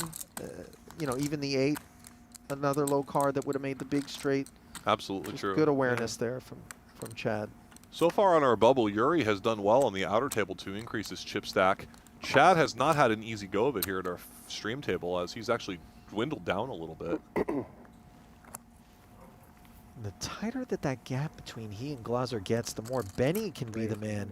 Absolutely, and Benny's looking for spots to open, and being on the button is a great situation for him here. Chad is again coming in with a speculative holding in the small blind. This is a difficult hand to play in 08. Yeah, this is not a classic flat necessarily, but he also probably thinks that Schulman will overfold the big blind. Benny again has a very strong starting hand here, as you would expect. given the tournament situation. So Benny's stack is, you know, getting closer to Chad's. He can actually take the lead on this table if he wins this pot. Queen 9 deuce board, no immediate low draw. A couple of clubs out there, which Glaser has, along with his deuces and the backdoor low. Chad might feel compelled to lead this flop with his exact hand. Yeah, overpair and a gutty. Yeah, and he does. Good thinking, Chris. And I think Glaser's just content to call this one with bottom pair, backdoor low, and flush draw. The deuce in particular for me sometimes will skew me away from this because you tend to think if it is a low draw, that deuce could be contained. Maybe there's some rando 2 pairs that are there. You know, if you have 3 low cards, you're certainly going to continue with the pair and the low draw as it comes to 6. And now Glaser is drawing to that ace-5 low behind the king still, though, which are following through. Chad going for what I would call thin value here. Chris, you're looking like you agree with me. Absolutely. It's a situation where he often does have the best hand, but there are not a lot of pleasant rivers. Yeah, so like in a high-only game, this would be a much clearer value bet. But when the 6 brings possible low draws, you don't have that much overall equity. And look at this. Glaser's made bottom 2 pair, which is actually good. Wow, both players are going to hate to see that card, but Benny is going to... Yeah, I think it just goes check, check. Very likely. Yeah. Check. Kings. Might be 2 bricks away. Benny is thrilled to hear kings. Yeah. And all of a sudden, as you suggested, Benny now has taken over the table chip lead. We don't need that. Oh yeah, sure. You haven't been around this this town long enough. Moving over to the outer table. Some cards are on their back. We have an all-in. Ace deuce 5-10 versus king 6-5-3. The grinder looks like he's got all his chips in the middle. And he has the king 6-5-3, I believe. Yes, he does. Open ender doesn't come in. He does pick up a diamond draw. But those diamonds, I believe, Are to they be no covered. good? Is there a larger diamond draw? Saw in front ace of- deuce of diamonds. Okay. Not a good situation for our man, the grinder. Oh, and he knows it. Yeah, if the board just breaks off, he is out of this tournament. Oh, the 9. So he makes a straight. That he does, and he's going to scoop this one. He likes that card. Wow, grinder surviving. That could have been it. Oh, maybe we have the cards backwards? Did we have the cards backwards? Wait a minute. Excuse me.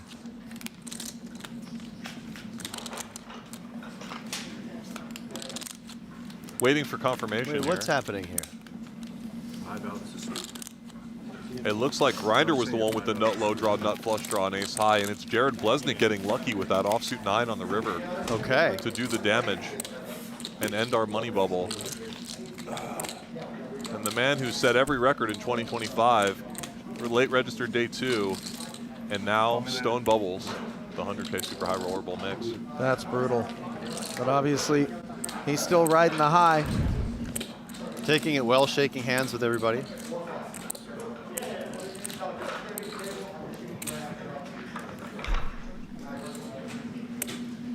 Jared didn't have a ton of scoop outs there on that board. Not at all. The king, the 9. No, I didn't think you were going to go play. I thought you meant the other. Nevertheless, the bubble has burst. And so has the tension at the feature table. Everybody racking up to race off those blue chips. And when we come back, it is going to be a single table of 7 players, all of whom are assured at least $155,000. Good luck. As the Congrats. pace with That's a which good we spin. arrive at the FT Sorry, is it's brisk gonna be a enough massive that we're going to keep it going. Gentlemen. That it does. Players agreeing to Like, I really, finish this level and another, or play down to 5. So we'll see which of those 2 comes first. And before we head to this short break, we are going to take a look, as per usual, at the leaderboard, or no? We'll do it when we come back. How's that? Keep it close. 100K mixed game FT comes your way after this. Want to play online poker for free? With Play Poker Go, you get the thrill of authentic poker anytime, anywhere. From quick casual games to action-packed tournaments, Play Poker Go lets you compete against real players around the globe, all for free. No bots, no gimmicks, just pure poker fun. Hone your skills and enjoy the poker experience you love. Explore Play Poker Go on web, iOS, and Android.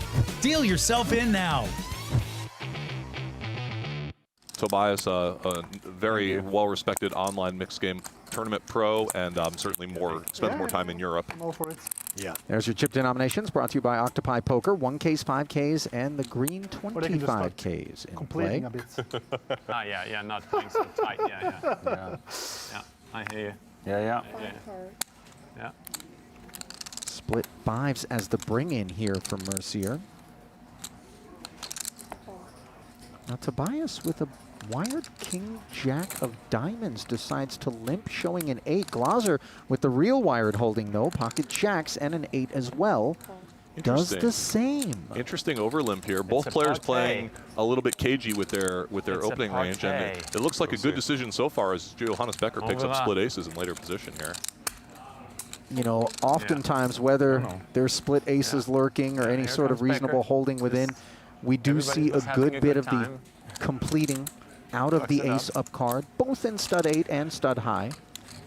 Interested to see if Glaser considers limp re-raising this hand, which is pretty strong. Maybe get rid of Gus Hansen, probably push equity versus This spot I've never fives. folded before, and I'm not going to start now. It's recommended. Alex, you might be feeling like Johannes is going to have quite a good hand raising an ace with another ace behind him. Yeah, I do, but I just thought it was potentially possible Glaser would try to get the pot heads up and get rid of those other 2 players with those buried jacks. Yes, certainly true. There is a jack dead, but he can't know that, as it was in the hole cards of Tobias Leknes. Everybody catching kind of a coordinated card. Johannes catching the worst for his board with the offsuit 4. Yeah, I like this check from Johannes, just given what he's looking at. I think Mercier here is leading with the plan to let one of his opponents raise him and potentially try to clean up the field a little bit here. He's got a pair, a 2 flush, some straight connectivity. And he gets the raise from Glaser. How's Hansen going to proceed? Doesn't look like anybody's going anywhere in this situation, would be my guess. I think you're right. Jason's really not loving his hand at this point when this many players put action in. One of the reasons he bets is to set up a potential bluff on 5th or 6th if he keeps catching hearts. This many players indicating interest in the pot is a... Walkity walk.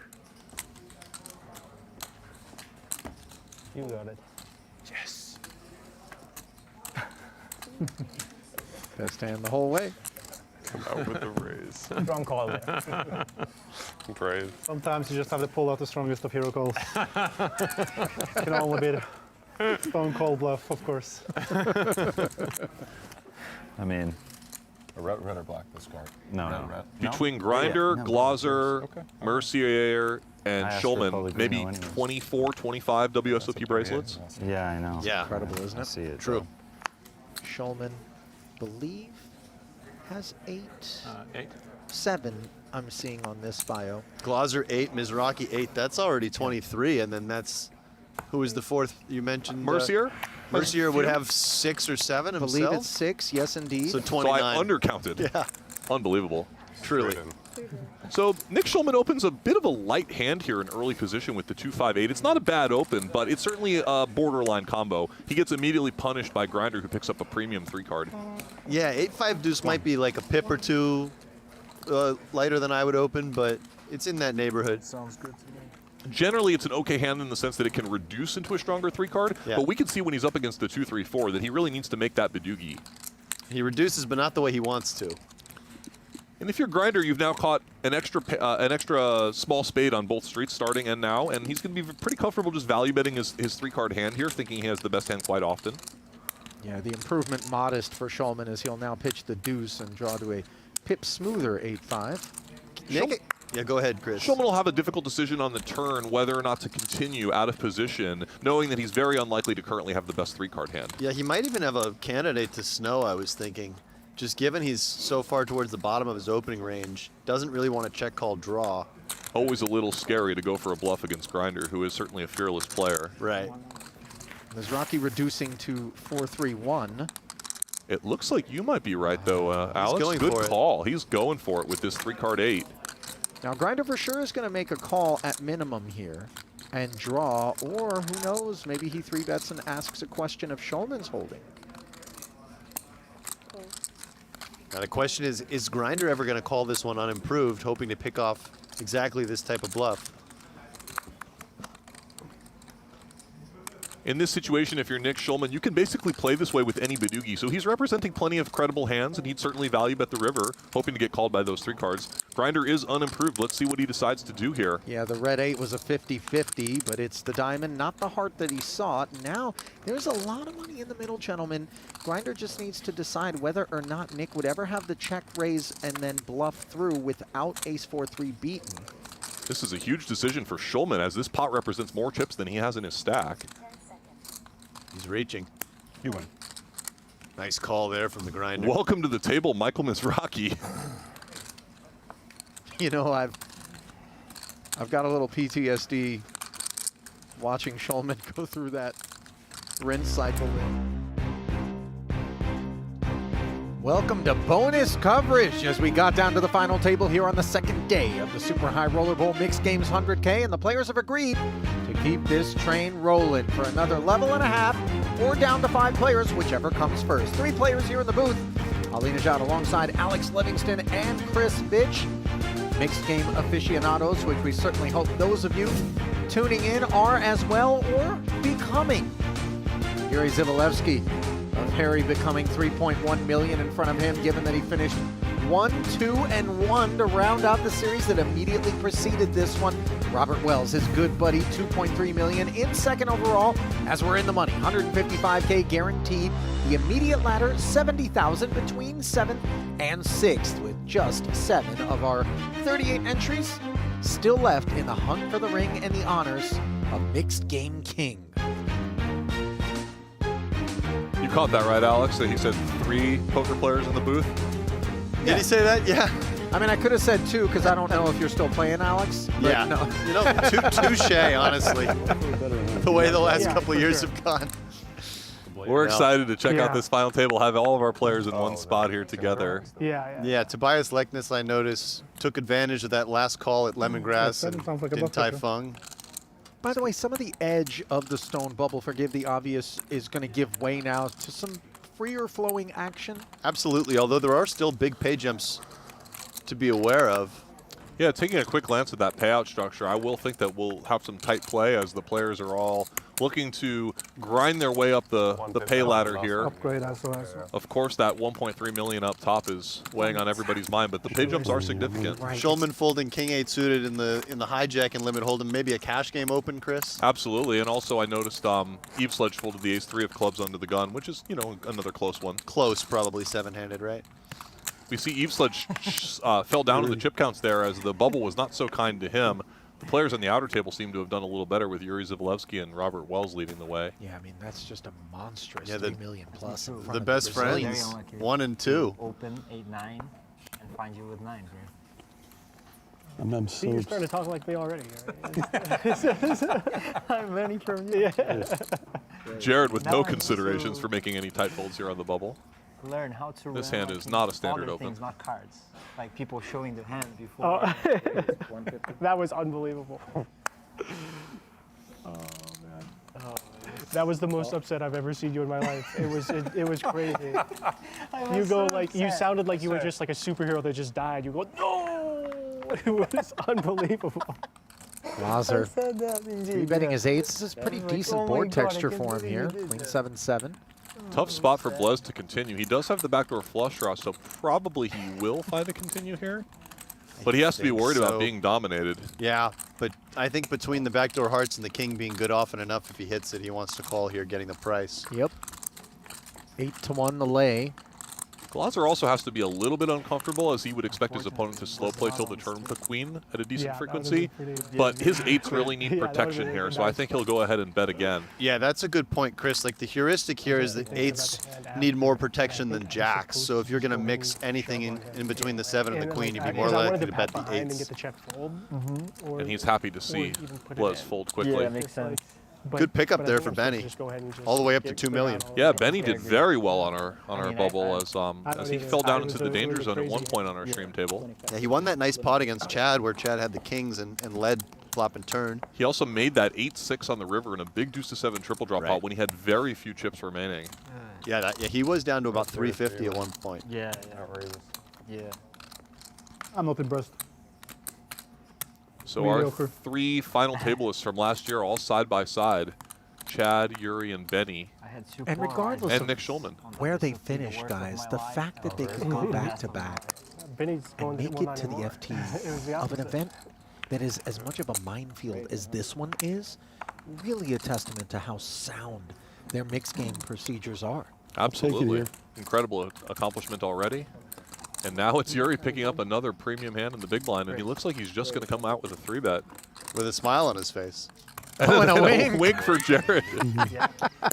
Yuri's really enjoying himself. Give him opportunity to raise again and then maybe get it.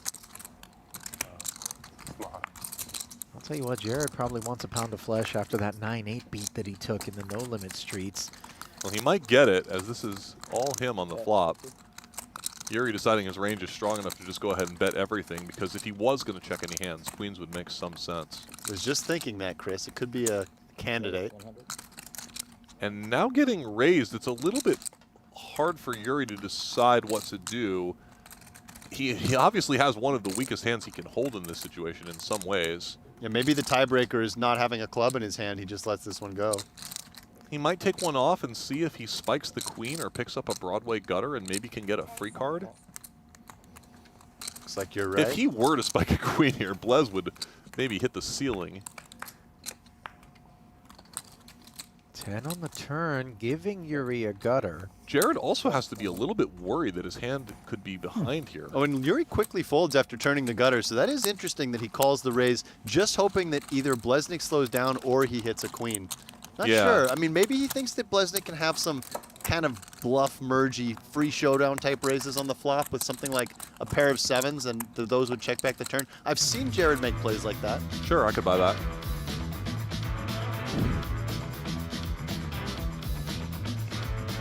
Here's a look at just some of the dearly departed, which included Gus Hansen earlier in 20th place. Scott Seaver wasn't altogether thrilled being vanquished by Talal Shakurchi, middle pair against top pair on a 4-high board.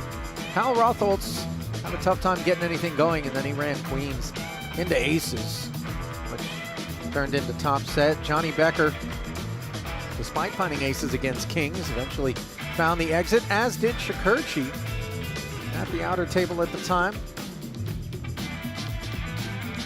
And it was the turn of black card member Jack Pan. Chino Reen got out of here in a hurry. He does everything in a hurry. Yeah.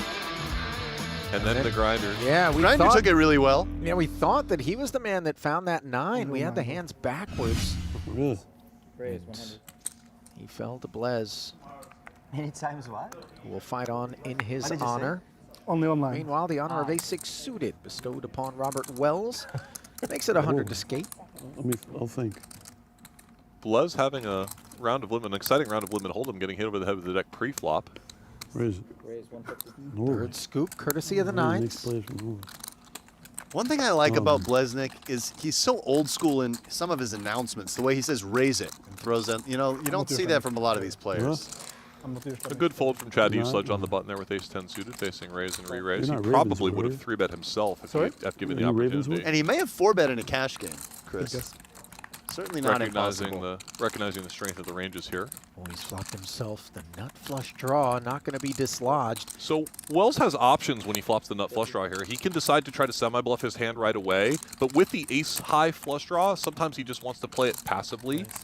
He does come with the instant raise, trying to target those stronger ace-highs, maybe those middle pairs that Blez may hold. Yeah, maybe by the, you know, you're probably not going to get them to fold the flop, but maybe on the turn you could get a red ace-10 to fold on certain. Yeah, cards. absolutely. Sometimes when you have the ace in the hand yourself, that you think your opponent's a little less likely to have a hand like that. And Blez probably can't be very happy with 9s in this situation, but can't be folding his hand. He will be pleased with the 7, of course. The spades don't come in. It's not an overcard to those 9s.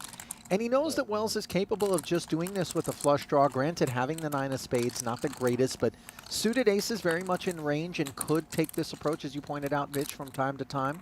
He also could imagine beating a hand like 8s or 6s that would be wanting to try to protect their hand on the flop. It doesn't necessarily mean that the hand is bluffing. Or ace-5 suited even. I think that his hand's just too good and he's just in call-down mode here. Wells has to decide if he should triple it off on this spot in the river. In general, flush draws want to give up. This is also a very bad card to try to represent something. I would not mind seeing a give up in this situation, as his opponent should have already folded the turn with a lot of those ace highs that he was targeting. Yeah. And he makes a nice check here. Well studied, I think, is Robert Wells in this game.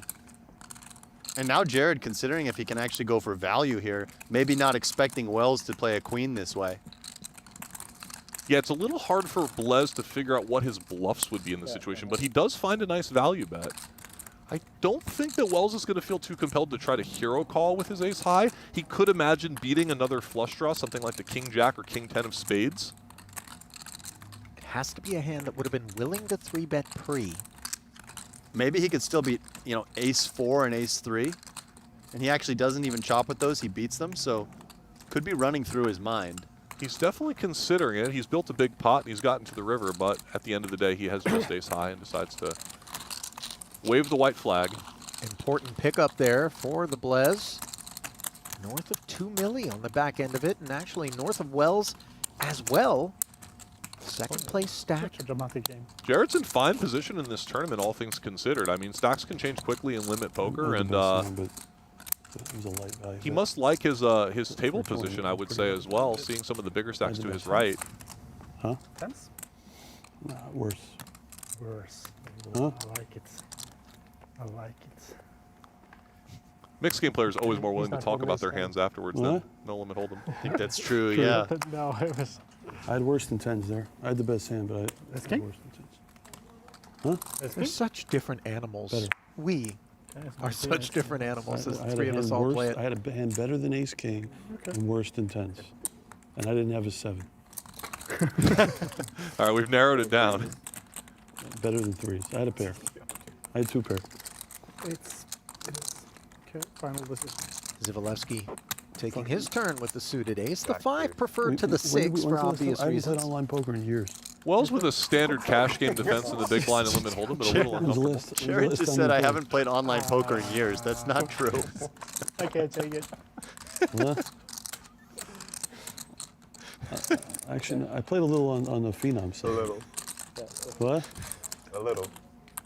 I played like for like a week. Played like. We played PLO or no? I was just a trolling, sorry. You know, we played heads up on WSOP for a while, and then after like 30 minutes, 45 minutes, I was like, this really feels like the Blez, but it just can't be, like, but it was. I found out. I was going to text you, but I was playing a bunch of stuff. It was a while ago. Like though. 50, 100 PLO. Yeah, probably like 4 months ago, something. 6 months ago. Cole I busted. don't even know my name on that site. It's a gun amazing. No, your own. I won't say it. No, say it, because I don't even. can't What is listen it? to Blez. If Now I you listen to come see Blez me. for too long, it's like I get Yeah, that was. sucked in. Yeah, that's right. That's you, right? Yeah. It puts me in a lower state I of was like, all right, I'm consciousness. gonna It's come the see opposite you. of like a And I was drug. like, wait a minute. What happened? I don't even. Drive down to I colored you It's kind of true. aces. It's true. But I get, no real words. I got that it. broke. That was like. I did win. I won bad aces versus good aces all in. Did you? Only the Blez needs you to tell him his screen name. That was great. Chad. As was I haven't played in years. Chad's had enough. Be the queen. Yeah, that all started. That whole exchange started because Blez said he hasn't played online in years. And everyone at the table immediately Yeah, called him out on it, as they've all started played with laughing. him. Yeah. They've all played with him on like 6 different sites. Last hand to hold him.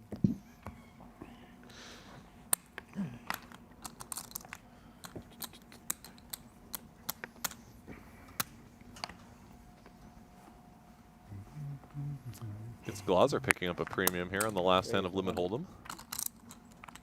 Looks like he might have picked up some of that lemongrass or Din Tai Fung as well. Got to refuel. Nobody else with much of anything. When you're playing a super long session and you get very tired and hungry, do you feel like when you eat, you actually kind of go off a cliff in terms of your energy because your body starts to reallocate to digest? Yeah. Right. Like, Is there any action on there or not? I feel like you got to just snack or nibble. It's important light. to nibble, yeah, to go light and mostly just drink some liquids, you know what I mean, and then just try to eat when you're finished. And then go to avoid sleep. carbs, I think, as much as possible. I'd say lately, actually, there's been more than. I usually have bacon and eggs and a pretty big breakfast in the morning with a shake, and then I just snack for a lot of the rest of the day during WSOP. All right, Maybe some boys. chicken and rice at some point, but yeah, I think if you have You've been in Japan? too much heavy food, it really drains you. I'm going to Japan in 2 weeks. I've been all over. Oh, really? I'm traveling every week. Yeah. Alex, notably no vegetables in your diet. No, there's a What's few. the #1 card? Otani? Seven-handed Otani, Boogie. Wemby, and Cooper. Cooper's hot right now. And it's Blez He's a getting stud, dealt man. a Yeah, he's awesome. marginal Boogie on the button, a very weak Boogie, but certainly playable. Are there situations before the draw, if you're in early position, where a hand such as this should just find the bin? Yeah, from early position for sure, as you are much more likely to run into a better Boogie behind you. Here, he's going to have a bit of a tricky situation, as his hand is really not worthy of a 4-bet in position, but sometimes if you don't 4-bet, you feel like you're turning your hand face up. Yeah, you cap your range if you just flat and then pat behind, and that can be so easily exploited. Though this is a situation where Blez's unorthodox play can actually work in his favor. If he were to just call here and stand pat, it won't necessarily signal significant weakness like it might for some players. I mean, it's important that you be able to have some good hands mixed into this line just to keep your opponents on their toes a little bit. I think so. In these positions, I often just 4-bet all my Badoogies just because my opponents can have so many draw ones, but I think it's totally reasonable to have a flatting range, too. I wouldn't be shocked to see Jared check here, actually, but he doesn't. He decides to go ahead and bet. That's the Gustavo. Yeah, you mentioned that earlier, Alex, and I thought that maybe he would employ a similar technique. And it's Gustavo not in crazy. reference to Gus Hansen, of course. Yeah. This is the street Gus usually checks. He gets his value on the flop and then checks here to avoid the big bet street. The merits of it are you can see that Tobias Leknes here is just checking in the dark. So, you know, if your opponent does hit their Badoogie, you avoid that check raise. Leknes has a bit of a tough decision here, whether to continue out of position against a kind of an unknown range. He is getting shallow and short on chips, but maybe he just feels that Jared has too many weak ones. Yeah, 100% of his Badoogies are live against King Queen, and instead he pairs his ace. And I'd say this is an under-bluffed line, but... You mean the lead? Yeah, you can do it. It's definitely tempting. Oh, I think he was thinking about it briefly. Now, this would be a very, very thin value bet from Jared. Oh, my goodness. But he is going to go ahead and do it, given the fact that he's tried to misrepresent his hand at every opportunity, or at least pre-flop. Yeah, just taking advantage of his image a little bit here, perhaps. By the way, Leknes has seen a lot of the good ones. But you don't really need to see the good ones when Fair. Jared, you know, it's, I know your point, but here, like, Jared could be going for value with almost any Badoogie. But I guess in that way, he's unblocking sort of the bad Badoogies that may have been more inclined to take this particular line versus a Snow, which would contain a monotone kind of all low card hand. Only Tobias Leknes knows his own strategy in this spot. It's interesting to me if he had chosen to play some leads if he made his Badoogie here, then it wouldn't really be credible to go for a check raise in this spot. Yeah. But if he thinks he's going to induce Jared to bet, then he could go ahead and check raise when he makes the Badoogie here, and this would be a tempting hand to bluff with at some frequency. After this tank, the raise would just be mind-melting for Blez. He does decide to fold. Blez has a way of getting people to play poorly against him, and if Tobias would have paid off there, I think that would have been a bit of an example of it, but he did get away from it. Great point about just Jared overall. I think he gets people to play their C and D game, and that's one of his advantages. What is it about him specifically, Chris, you think that lends to his success in that regard? I don't know. I think he does take very creative, unorthodox lines in a lot of situations. And I think he just ends up having a little bit more value-orientedness than people are willing to give him credit for because he's a little bit flamboyant with the times that he does have those bluffs. Good way of putting it. Yeah, he can show up with bluffs that other players would never even dare to bluff with that combination of cards. But his overall bluffing frequency might not be as high given the action he gets on big streets. That we know about Blez is he just doesn't leave meat on the bone. Meanwhile, beautiful 3-card 5 here for Yuri. Raises, no Schulman folding the deuce 3, draw 2. Same story behind. This is an interesting hand for Tobias. He is facing an early position raise, but his hand is somewhat convertible, so it's a little bit more tempting to 3-bet a hand like this than it would be like something like a Jack 10-9. Yeah. He may just fold this given the tournament considerations. It looks like he's considering, no, he does come in for the raise. So he is somewhat committing himself by 3-betting here. I guess, I mean, he's still going to have some chips left over, but this is a consequential pot. Much more so for him than Yuri. Does flat and will draw 1. So you can see the plans here that Tobias Leknes had. If he were to have gotten 4-bet and seen a pat in front of him, then he would have certainly planned to draw 1. But now he's going to play his king as a pat Boogie. Yuri picks up a pair, what we call a pair Doogie, which is not a good hand. Some players will use these cards as one of their semi-bluff or bluff-raising combinations as a way to sort of randomize their play.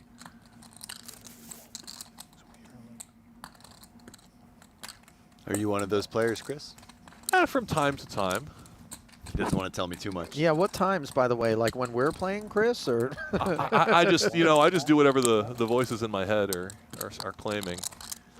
Yuri here probably going to have that similar tough decision on the turn whether to continue. He does have a premium 3-card 5, so I think he'll feel compelled to continue. Although he must understand that Tobias Leknes' range here is not all Badoogies. Right, Tobias has one of the weakest Badoogies he can have because he has the king, but it is that convertible king.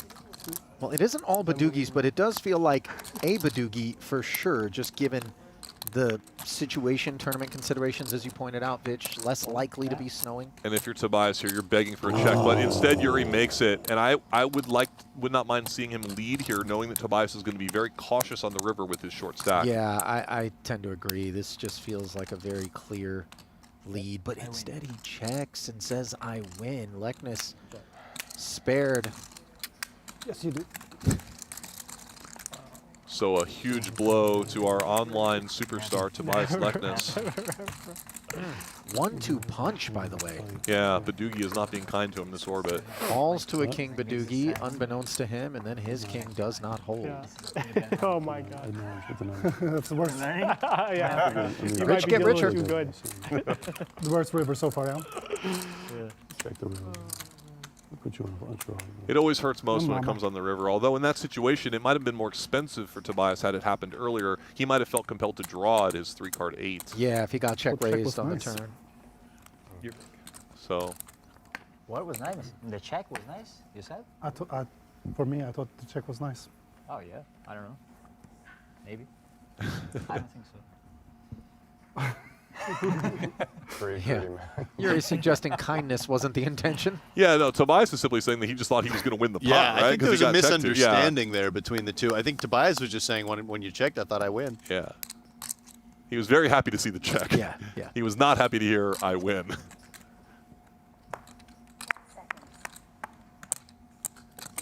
Raise 100. 3-card rough 8 here for Glaser, just on the attack. Tight No fold from Eveslage Chad in with the the small ace blind. tray against a Yeah. button open. He is definitely using he's understanding the chip stacks, you know. He's really aware that he does not want to lose a lot of chips. Yuri, on the other hand, has no fear here, defending the 1-card 4. Loose call from Yuri. Yeah, Chad would definitely play that hand in a cash game. Yeah, and it's just his exact chip stack. It makes sense to be cautious with Tobias Leknes so shallow and Nick Schulman also more short stacked. Of course, you got Yuri in the big as well. Yeah, If he's that's flat, true. You bring him in, you're out of position against 2 guys, one of whom's got that big boss stack. So this is a nice improvement for Glaser. Going from an ace-7-8 to an ace-2-7 is significantly better. Let's see how Yuri handles this. His draw is very weak. He has a bad hand kind of no matter what he does. There's some chance that he might want to keep this 3-card jack. And it looks like he agrees. Interesting. And this is just kind of posturing. So I think now Yuri will either just immediately fold the turn or start bluffing. I don't think he's going to keep going at this with this 3-card jack. Glaser may give him a free card with a hand as weak as ace-2-7. If you do decide to bluff, do you prefer checking in the hopes you can get a check raise pat in, or do you like leading here? I actually think I would only bluff if it goes check-check, but Yuri had a plan in mind. See, he is coming with the lead, so he's just trying to represent some sort of medium strength hand here. Basically saying, I started out with a weak draw, I improved to an okay 3-card, and now I've made a medium strength Badoogie. And I think Benny in position has to call and see what's up here. tough spot for Benny, as his opponent is definitely representing that he's made a Boogie in a single raised small pot. He also has to ask himself, how is he going to handle the river situation? True. But also possible that Yuri could be doing this with just a strong 3-card and Benny could reduce to beat that? Possibly. So Yuri has played this hand the way he intended. He had a plan throughout here after seeing that 3-card jack on the first draw. And now he's going to fire the last bullet and see if he can get through. Can Benny Glaser sniff this out? He's seen a number of clubs. I don't know how relevant that is. I think Benny's going to make this call. That's his early prediction. I really like the way Yuri's played this hand. He has taken kind of the loose aggressive approach at every opportunity. Many players would have folded pre-flop and certainly not drawn a 3-card jack. Does it matter that Glaser's 3-card isn't quite as smooth as he would hope that 7 deuce ace if he is bluff catching? Well, no, because I don't think he's ever going to lose to a bluff. Like, Yuri would have had to turn a worse... I don't think Yuri's ever turning a better 3-card into a bluff like this. That's the point I'm looking for. This is a high-level Boogie hand, and if Benny Glaser makes this call, it will be a very, very good one. I probably would not find a call in this situation. I might have considered folding the turn. I would have probably just folded pre-draw. I think if you start calling just the 3-card 4 too often, you're just going to end up with kind of an abundance of snows in spots like this. And yeah, Benny does sniff it out. Great call from Benny Glaser. What did you say? Good news. Now note that Yuri does not turn his hand face up, electing to just put it into the bin, well aware that there's no world in which he's winning. There's that grin on the face of Benny Glaser. We've seen it before. Listen, he's locked in, man. He is so dialed. That was a really good call, guys. Yeah, that was is nice. not easy to do. I kind of like that Benny affords himself those kind of micro emotional sort of affects there in that spot, you know, just kind of recenter himself, not try to bottle it all the way up and be too cool for school. I mean, it's good to be sort of hyping yourself up as you go in these tournaments. It's something I try to do on the breaks a lot of the time, put some headphones in and, you know, give myself some positive self-talk. I think strangely it can actually get under some other people's skin. I know that Benny sometimes can evoke rather some polarized opinions. You know, we saw that nasty slow roll that Wasserson delivered him in the Bahamas. And all right, guys, this is a big pot between our two short stacks. Lectus is making a stand with his 3-card set. Nick Schulman has the ace-deuce in the big blind. Yeah, this is a pretty fair fight right now, I'd have to say. Standard procedures so far. Draw 1 versus draw 2. Schulman out of position. Checking dark and not improving, but does pick up a lot of baby clubs. Some merit in checking with Tobias Lekness's hand here, trying to preserve chips. He decides to barrel. Nick, of course, can really not go anywhere. And he's going to have to draw to the river no matter what, as Tobias only has 50K behind. So he'll be getting too good of a price on the turn to fold.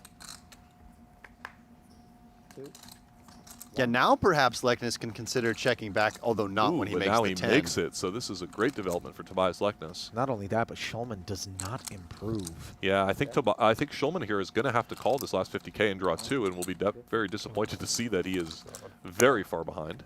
Pot's too big, yeah. These are significant investments he has made in this hand. 2, back. You mind if I squeeze? Yeah, be my guest.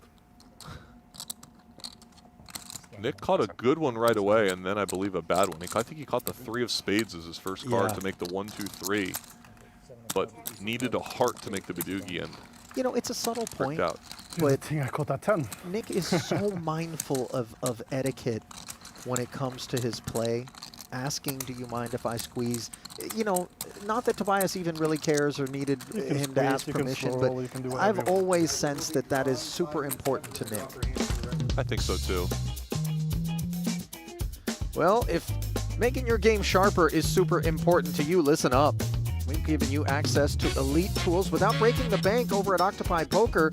Start free, then unlock advanced tools for just $25 a month. From pre-flop ranges to a dynamic GTO trainer, Octopi gives you the tools to level up. Head to octopipoker.ai and start exploring today. You know, Ali, I'm sure you know this from spending so much time with Nick Schulman, but despite him having a bit of a cool exterior, you know, I know he takes it really, really hard at the late stages of these tournaments and wears his heart on his sleeve in some ways. Oh, so, he cares a lot. I really admire that. Yeah. Oh, notice Chad folding the ace tray here in the cutoff. Yeah, so Chad is really trying to outlast Nick Schulman Schulman and Benny Glaser here. One more hour after this. Yeah. Schulman with a tough decision. A very weak hand. I might just fold this one given that I'm still competitive with Lekness. I've just gone through the blinds. I agree, Alex. You know, I'd rather be the aggressor. I'd rather have position. There's so many aspects of that spot in the small blind with Wells behind you as well. It just wasn't a good one. And indeed, he bins it. What? So there was no. All right, let's watch these two friends play a pot here in Boogie. A pretty standard cash game defense from Robert Wells.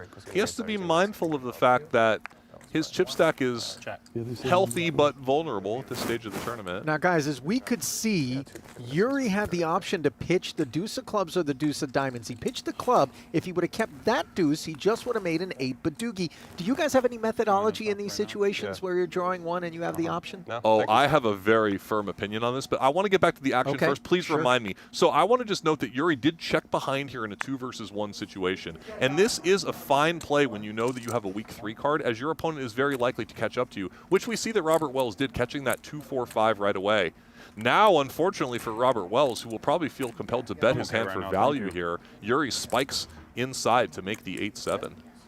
Yeah, and it's interesting because, you know, Yuri's obviously going to go for value here and Pat behind. And in a sense, you might think, oh, this looks like a snow line because he's sort of indicated weakness checking back. But I think kind of the meta game is maybe a bit the opposite. It's so obvious you have a weak draw. It's so obvious you have candidates to pull snows from. I think, if anything, this line might get a little more credit just in general. Chris, any thoughts? It's hard to find these sort of stutter step bluffing lines, right, where you show weakness and show passivity and then later show aggression. If anyone can do it, though, it's Yuri, as we've seen him be very creative already in these Boogie hands. Yeah, so interesting to see if Wells considers paying off unimproved against his good friend.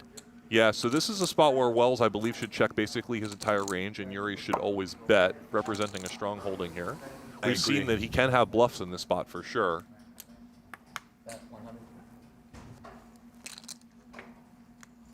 Ali, I'm going to tell you now, I am really good at catching clubs. Okay, so anytime you can keep the club, you do. No, I just toss that club. I'll get another one, no problem. Oh, I see. Clubs are coming. That's easy. Oh, I see what you mean. I don't need to keep the first club. I'll get another club. I am terrible at catching spades. Interesting. If I get a spade, I hang on to that thing for dear life. So Robert, sorry, go ahead, Chris. I'm just reiterating how easy it is to make clubs. Robert also finding that with the 6 and the 4 of clubs. And he is definitely in the tank, knowing that his friend is a very fearsome player in this spot and will be well balanced, trying to decide whether his blockers are good enough to pay off or not. The spot for him, by the way, differed considerably from the one that Glaser heroed Yuri with. Yeah. And therefore, the even better 3 card It- into the bin. It differed, but only by a little, in the sense that Yuri will find creative bluffs in all lines that some players will miss. And there wasn't a big difference between those spots in the sense that he's going to have some bluffs and he's going to have some value. Well, let's get a look at Yuri. 3.4 million. He continues the ascent, putting considerable runway between himself and Robert now, who slips to 1.5 million and 4th in chips. Glaser has been dialed in as he and Blesnik are neck and neck, running 2 and 3, and Schulman and Lekness are hanging on for dear life, with Eveslage showing some very conservative tendencies during that Boogie round. It's a game that plays massively at this stage. I think Eveslage showing his tournament prowess, you know, understanding the chip stacks at the table and realizing that it's a situation where he wants to be very, very cautious until he sees what happens with these short stacks surrounding him. Leveling up 2 spots without having to play a hand could be very valuable. It's so sick. As we get a look at the ring. You fold your A7. Oh yeah, that was the previous hand before. Oh, you had King 9 suited? All right. I lost the hand at Boogie. When you went 135. Well, we know you'd give 200 for the black card full tilt jacket, Alex. What kind of offer would you make on the ring? You know, you got to earn that. You know, that's different than the black jacket. You got to earn the black card jacket, Alex. Well, we don't know if it was it earned from. According to the chat, it was 500 full tilt points per day for 100 days straight. That's how you got yourself a black card. Wow. I don't know how hard that was. I don't know what the scheme was back then. 100 days straight is hard. Is you had to earn. All right, jacket. touche. Yeah. Well, I would never buy a trophy or a ring or a bracelet. That feels a little bit. A piece of clothing, it seems different somehow. You know what's funny? I know reality TV, everything's not always reality, but I believe that Blez offered his World Series of Poker bracelet for consignment on the most recent season of King of Collectibles. You're saying, wow, Vitch, I didn't clock it. What happened? Eveslage again got dealt a very playable hand. In this case, he folded the Queen 7-6-2 Boogie facing an open in front of him. Yeah, convertible. So very clear gear shift out of him. Certainly. Knowing what the pay jumps are between 7th place and 5th place, he has elected to wait to see what happens to Tobias Leknes and Nick Schulman before playing any marginal hands. Glaser, 3-card 8. Notice that Robert Wells is showing no such compunction. He is getting in there, facing an early position raise with the 2-3 in the small blind and drawing 2. I believe that Chad Eveslage would have folded this hand. Even though Robert has slightly more chips, I think it's a big difference in style we're seeing here. Sure. So it goes 2, 2, and 1. Glaser obviously appreciates being the only man drawing 1, but you know, generally speaking, those draw 2s are drawing smooth. This is another situation where Glaser would not necessarily need to go ahead and bet 100% of the time, but here he makes the King Boogie, which he's going to be happy to stand pat with. And both players still drawing 2. Yeah, neither player's improved, and he's going to be very happy when it goes 2-2-0 on the next draw. And I don't even think Gus would check back after the 2-2-0. Never say never, Alex. Yeah, this is a really delightful setup for him to get that 2 betting comfortably.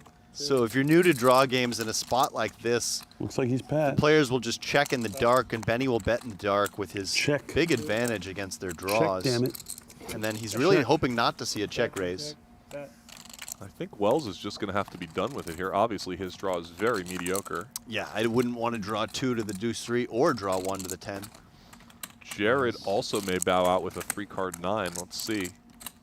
Dicey as well, isn't it? He can be drawing dead with that 3-card 9.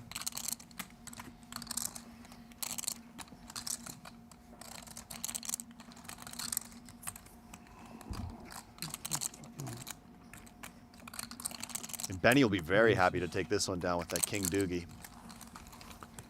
For sure. When he opened that 3-card 8, it was already, you know, not a bad hand, but a marginal hand, and he was very happy to see that improvement right away. Count your chips. Count your chips. Count my chips. Jared requesting a count. You've over 2 million or no? Yeah, I had 2-3 to start a hand. I'm a sick fuck. Crossbook is on. I have 2 million. I just need my. How much? If I had as much money as you, I would. Do 10%. Do anything. You have to fucking take it out of. You have to take it. You have position on me. Take it. Don't look at your cards. What are we betting? I just want. I mean, I'm giving you the best of it. I might have to take this. On my side. No one else can take it. For the viewers at home, Jared is offering to crossbook his result in this tournament against Benny Glaser's result, noting that Benny has like both more 1%. chips I'm and not gonna do and position on him. Les is so rich. It's not about. It's nothing to do with being rich. I just want to play. I just want to gamble. If they were to crossbook 10%, it's not about being enough. I like taking the worst. It could potentially be 120 or 30K payday. the difference between first place and whatever place the other player can finish. Do we have action, Benny, or no? You just start dying. One of them goes 7th and another one wins it. That's the most significant We're result. we're off. It's fucking insulting. By the way, Jared is really good at this sort of stuff. Just kind of getting Benny thinking about something other than the matter at hand. 1%. Liz has got his Louis Vuitton hat on. I mean, just look at him. This is interesting. What is Tobias Leknes's plan here when he raises with this 3-9-9 jack? Is he just going to try to snow Jared? This is a surprising raise to me, Alex. And it works out as Jared folds in frustration. Really not liking that suggestion of a 1% crossbook from Glaser. And yes, Chris, I suppose he just thought that maybe Jared was limping something weak and he could just win it right there, but he must have been intending to make some sort of snow. If I agree. That Jared was an continued. interesting raise. Well, no more Boogie, sadly, because it was one hell of a round, but stud 8 could also, of course, give us... So the stud game 7-handed can get kind of exciting just because there's so much money in the middle from all these antes. So we'll see if that opens up the player's game a little bit. Of course, we also have some short stacks at the table that everyone is going to be watching to see if they get ground down by the antes and bring-ins. Yeah, as I said, man, it's much money. I don't want to be on the hook for 130K just to get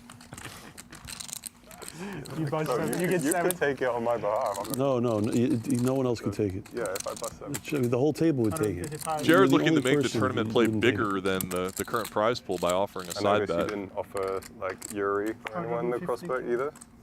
I did actually earlier. You did? I said swap or crossbook. He said neither. That? True? Yes or no? What? I offered swap or crossbook earlier, right?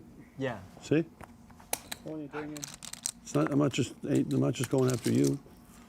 I want to beat you, but Fair. Robert Wells has shown no fear of the ICM dynamics at play here, and he comes in an early position here for a limp with a strong holding. Les gets dealt a very good hand as well. Yeah, similar double-gapped 3-card lows. Yeah, there's Les with a lot of low cards out on the board. the 6 low draw. I don't think Jared has many overlimps in him in his current mood. folds. No. Whoa. No. No, stop. What is happening? What just happened? Whoa! Whoa! Complete insanity. The notion that 6-4 Deuce with 2 spades in hand would get away from this. Now, I know you mentioned there's a lot of low cards out there, and obviously the ace could be completing. But it is surreal to fold that hand in stud 8. Spooky fold. That's like he saw his cards. I mean, even then, you're live on the low side. Glaser rolled up aces here. Wells picking up a 3rd heart despite it being a high card. He's going to stick around. Can we talk about for a second the fact that Benny Glaser just got dealt rolled up aces in stud 8 or but better? you know what's crazy? I'm more focused on that The 6-4 fold, Deuce yeah. fold. Now, Wells is on the heart draw. He won't be going anywhere. By the way, Benny's hand is vulnerable now. Very vulnerable. This is not a real hand to get dealt ace-3 aces. You know how many times I've played live stud? I don't think I've ever been dealt rolled up aces. I think it's only happened to me once. I've never seen anyone fold deuce 4-6 facing a limp. I'll Yeah, say that. yeah. It wasn't even facing an open, right? Yeah. Guys, that was, and that limp was from a 7. I don't know what's happening right now. We've entered an alternate universe. So when Wells continues here, Benny Glaser has to understand that his opponent does not have a low-only hand anymore. However, there's nothing for Benny to really fear looking at the 3 Jack Queen King board. Not at all. No. The man doesn't have ace-10 or 9-10 in the hole. Benny may be considering going for a check raise if he thinks his opponent can only have a high hand, but I guess a flush draw just makes the most sense. And this pot is getting expensive for Robert Wells. If he misses, he will be under $1 million in chips. Yeah, he's very much been southbound and down. Now, if I'm Benny, I definitely consider checking the river unimproved here. I think I'd mostly bet with just the unimproved 3 aces and then go for a check raise with the boats, maybe. Just hard for him to get paid off. I Yeah. guess he could just have nothing, right? The way the hand's been played. Right. Benny could also just have an Benny could just unimproved have a low low. draw, so I think I just like going for value with the unimproved 3 aces. Yeah, and actually, I wonder if Robert will consider hero calling Well, that's with my a pair of point. Yeah, sevens. like even if Robert did have a flush draw, he can definitely call sometimes with just 1 pair. Good point, Alex. I didn't really consider that, but Robert is going to have a difficult decision here, as he could imagine beating just a naked low, busted low draw. Yeah, Chris, you and I overlooking the fact that, of course, in Robert's view, this could be a low draw with maybe some sort of combo in spades or clubs that was inclined to continue across all streets. Right. Yeah. And now it could just be a low. Yeah, there's never been a time where Benny really had any reason to stop betting, right? He wasn't looking at anything scary. And he understands that this is a bad situation, but a tough decision. I still can't believe Jared's fold on 3rd street. No, but I can't. I mean, I think you have to call with the 7s here. This pot is almost $1 million, guys. Well, it's interesting, right? You have to wonder, is Benny just betting his entire range on 6th after Robert calls 5th? And Robert all of a sudden down under $1 million, guys. Yeah. Glaser regretting not taking that crossbook and getting dealt rolled up aces and now taking almost the chip lead in the tournament. Let's see if maybe Jared's shooting him a look. Yeah. Missed opportunity perhaps there for Glaser in terms of the crossbook, but certainly not in terms of all the significant pots over the last couple of hours feel like they have just gone his way with 100% consistency.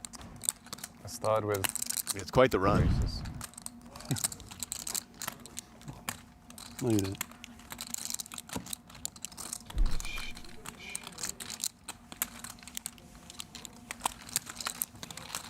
Weird spot to lie.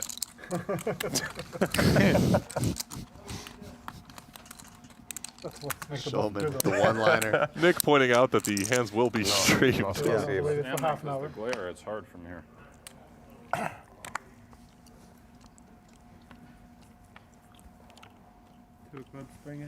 Thank you, Yuri.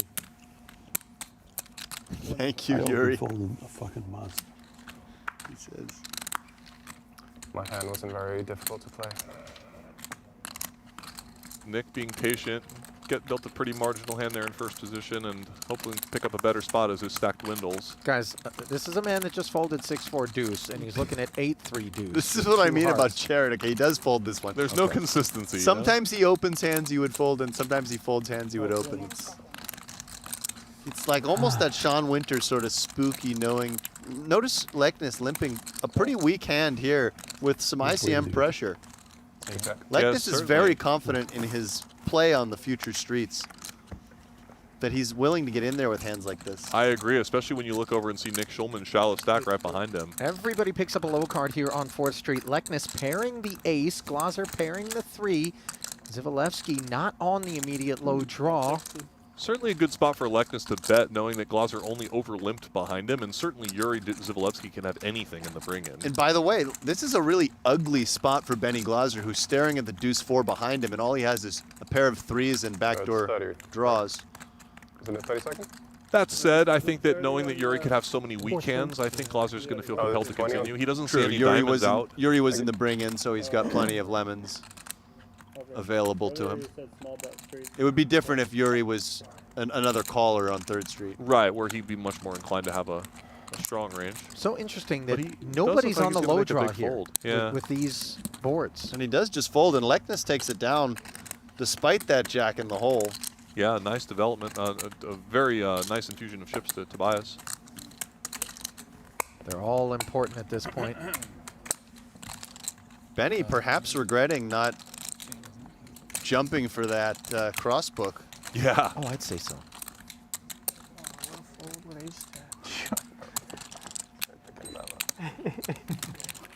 As we get the resume for Tobias Leknes, more of an online pro specialist.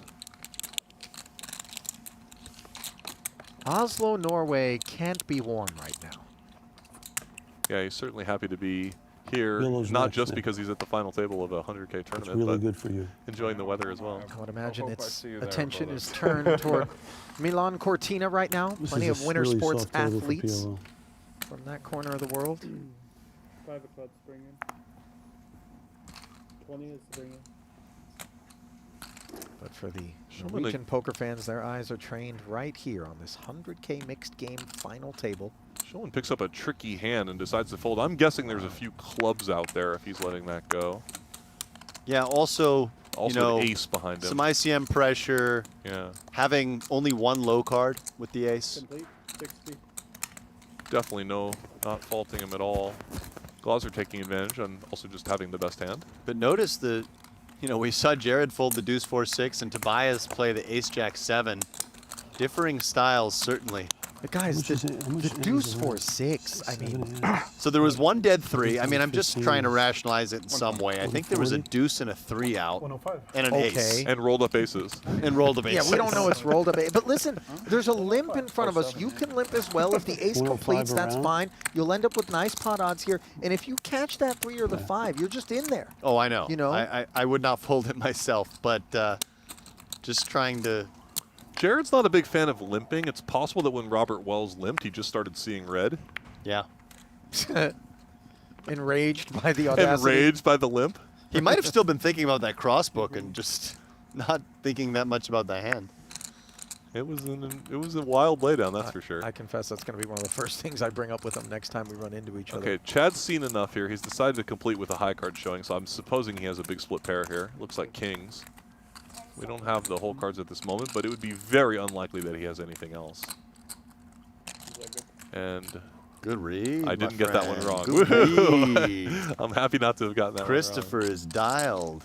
As Glaser has a nice hand in the bring in. Blesnik shows the 2 10s to his neighbor before folding them. So Glaser, in some ways, likes this situation because his hand is much more deceptive, and now he really likes this situation. I think Chad might just fold right away.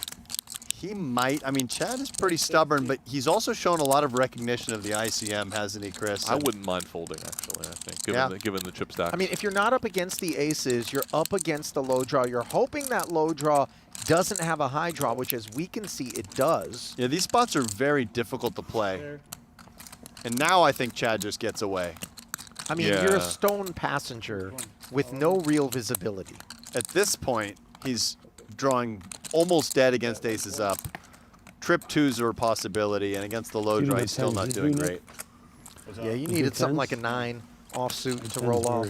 The problem for continuing on 4th Street there for Chad is that even when he gets a really good 5th Street, like when Benny catches a high card brick, he's still at some point going to face a difficult decision when he sees a low board come. And he's going to have to, at that point, commit 3 more big bets to get to showdown and not really know where he's at. It's just hard to get any value out of split kings there. And I'd say this is the drawback of these sorts of hands in general in stud 8 or better. Yeah, the ace is just so powerful in stud 8. You can over-represent your hand, and at any point you can just catch aces. Right. I was going to ask you. And a good final table. Benny has slowly and steadily taken over the chip lead.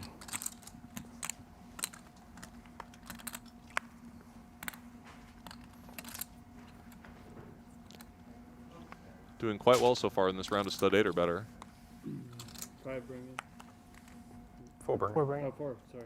4 spades, bringing it in for Eveslage.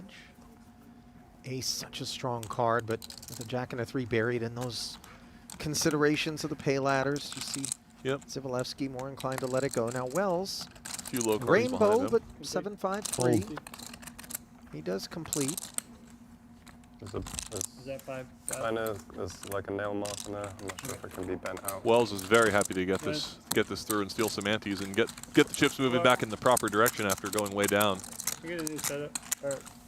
Benny seems to think there's a nail mark and a card.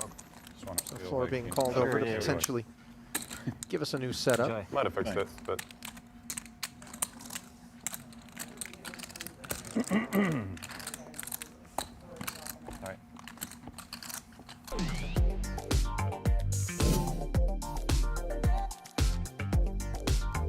Quick peek at the chip counts here, where Glaser has been the man of the moment.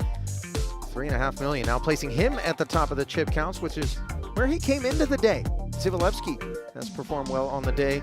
3.3 million, very much on form. Blez, the only other 7-figure stack at present, is right now. That war for the first ladder is very much on for the likes of Leknes, Glaser, and Eveslage.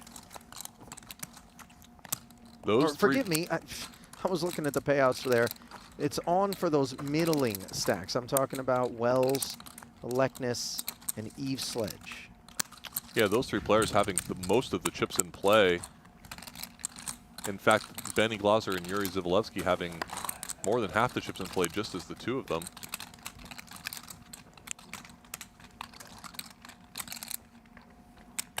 These 60,000, 120,000 betting limits are starting to feel very substantial to all the middle stacks out there. Watching the short stacks at the table, hoping to see them get all in.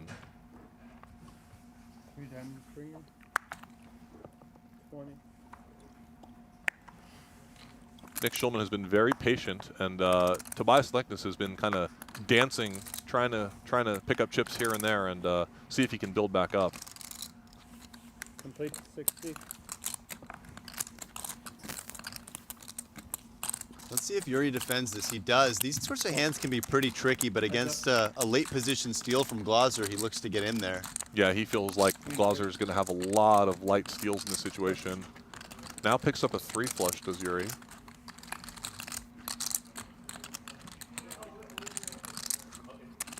Glaser deciding, yeah, he ends up checking back, deciding how often he thinks Yuri has some sort of bad card in the hole, perhaps.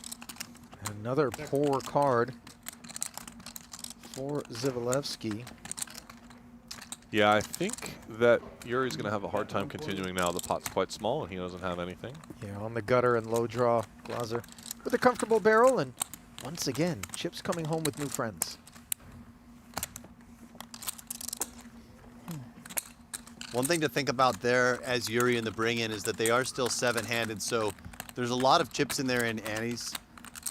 If you were perhaps 4-handed and the same card open, you might just fold the Jack 4-3. Yeah, good point, Alex. Combination of the pot odds you're getting and the fact that you think Benny could be stealing on the wide side there makes your hand a little bit more comfortable to continue. Typically, though, you would prefer to actually have low cards higher than Benny's door. A lot of the time in heads-up pots, especially with loose ranges, you end up winning a lot just by making the high.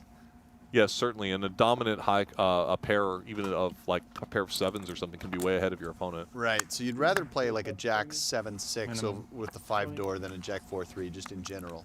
So Nick Schulman has a nice spot here as he has the ace on board in a situation where there's not much going on, but Benny again comes in for the completion with an okay hand.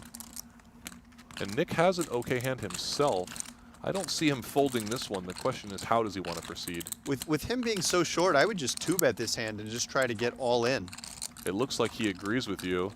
I think this is going to push out Robert Wells, who has kind of a mediocre low draw here. And that's a great result as Nick, right? If you can clear out the other low draw, you really free yourself up if you make any low to win half the pot. Yeah, specifically against an ace, it's so troublesome to get in there with no immediate ability to get onto a high draw with that 7-6 deuce.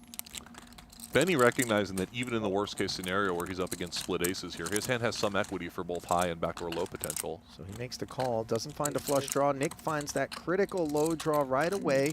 So his ace high currently in the lead 4 high, and of course his board showing 4 to a low. So Benny says, I have enough to see it here with a 3-card low myself. And Nick's going to be delighted that it isn't queens that he's up against. 3-card 8-5 deuce for Glaser if he wants to back in to a low. Your original card's in the back.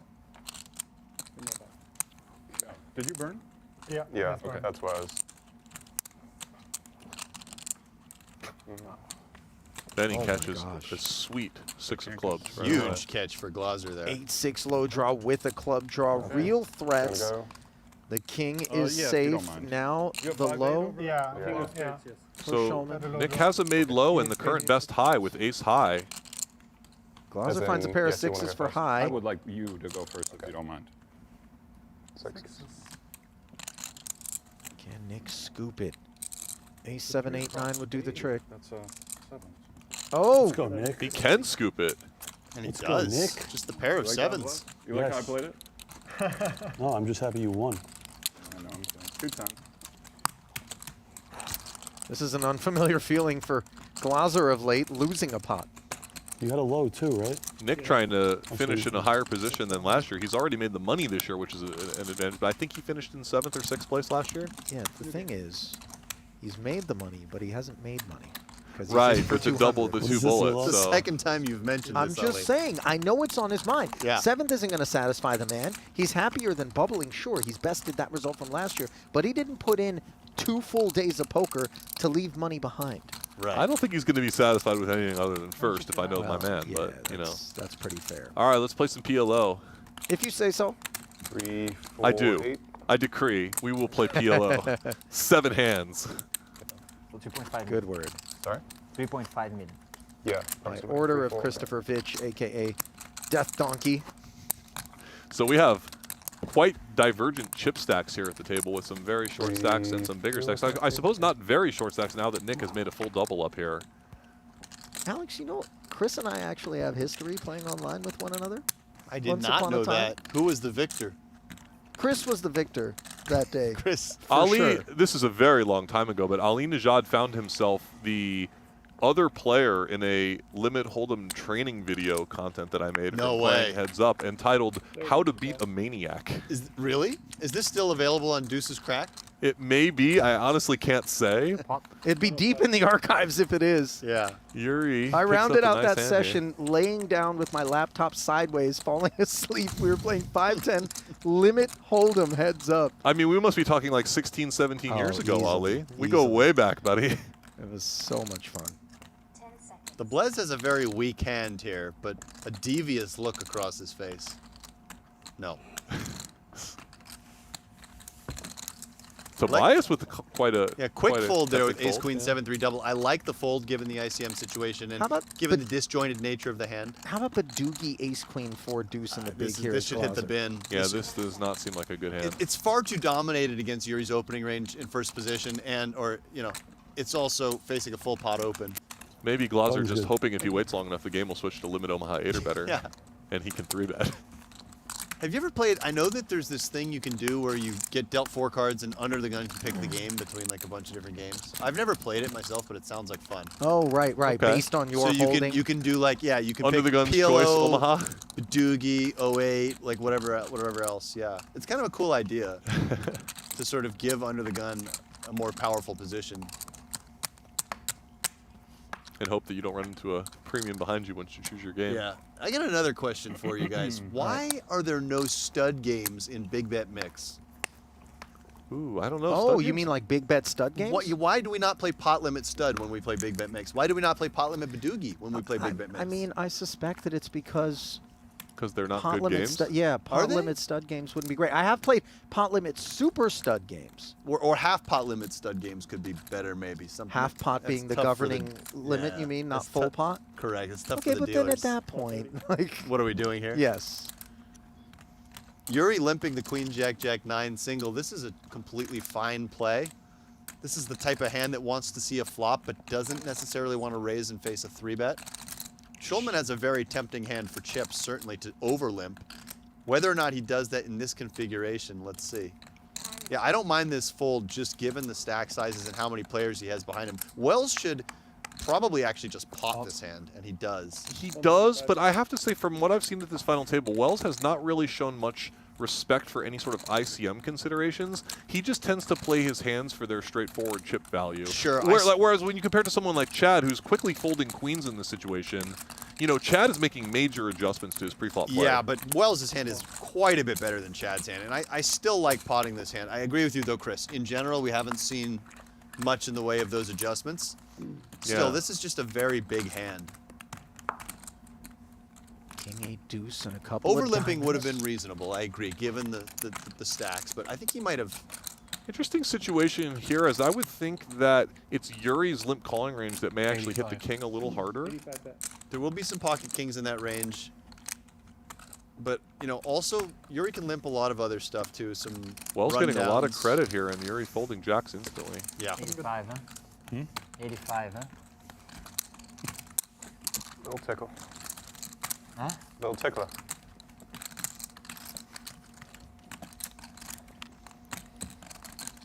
Some sort of inside joke about his bet size, maybe. I didn't quite catch that. Well, Chad has been very careful. Chad Eveslage has been very careful, but nevertheless, his stack is dwindling down slowly, as none of our short stacks have busted.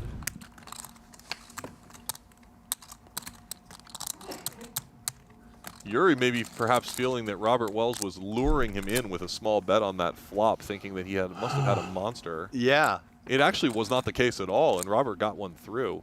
It's interesting, because on that board, Wells is going to want to have a decent amount of hands that just pot, given the shallow SPR. So when he uses a small sizing, he's typically kind of polarized to hands that are bet folding and monsters, and it seems like Yuri was incorrectly putting him on the monster portion of that region. Blesnik has a very easy open here. What are you I mean, playing, limping Chad? is okay, but this hand double suited, I prefer just opening.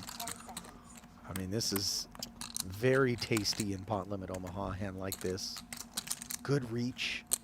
Call. Flop a set, you got He calls, and double suits. perhaps just some deference to the fact that Glaser on the button and Yuri and the big blind both covering. him. Wow. And Benny wakes up with aces on the button. His stack, of course, could have something to do with an isolation bid against a Blez limp. And you'll see players limp so as not to get blown off of the hand. If you do raise and then somebody repots it, hand like this doesn't necessarily want to play a huge bloated pot, especially with the ICM of having the pay ladders available and some short stacks lurking. Yeah, all reasonable. That said, the Blez's hand is so good that I would have just raised and called the 3-bet and embraced the variance. Really? But yeah, with the double suited version. But the limp is okay. I have 10 Just set. gotta restart. Now you have to call the raise. Yeah, this wasn't a limp with the intention of letting go of it ever. No. And obviously, it's not the kind of hand that wants to limp 3-bet. Jared definitely respecting the ICM of the various short stacks that are out at the table here, trying to keep the pot small as he can here. Wow. Benny Glaser flops quad aces. He's had 7 aces in the last 2 hands that he's played. Now, from a theory standpoint, you should probably bet almost everything on this board, but I can understand wanting to just check back 4 aces here as Glaser. And you could mix that with a few other hands as well. Maybe you just take a very small bet. Yeah, exactly. This makes a lot of sense, Oh, too. yeah, cutesy little 50.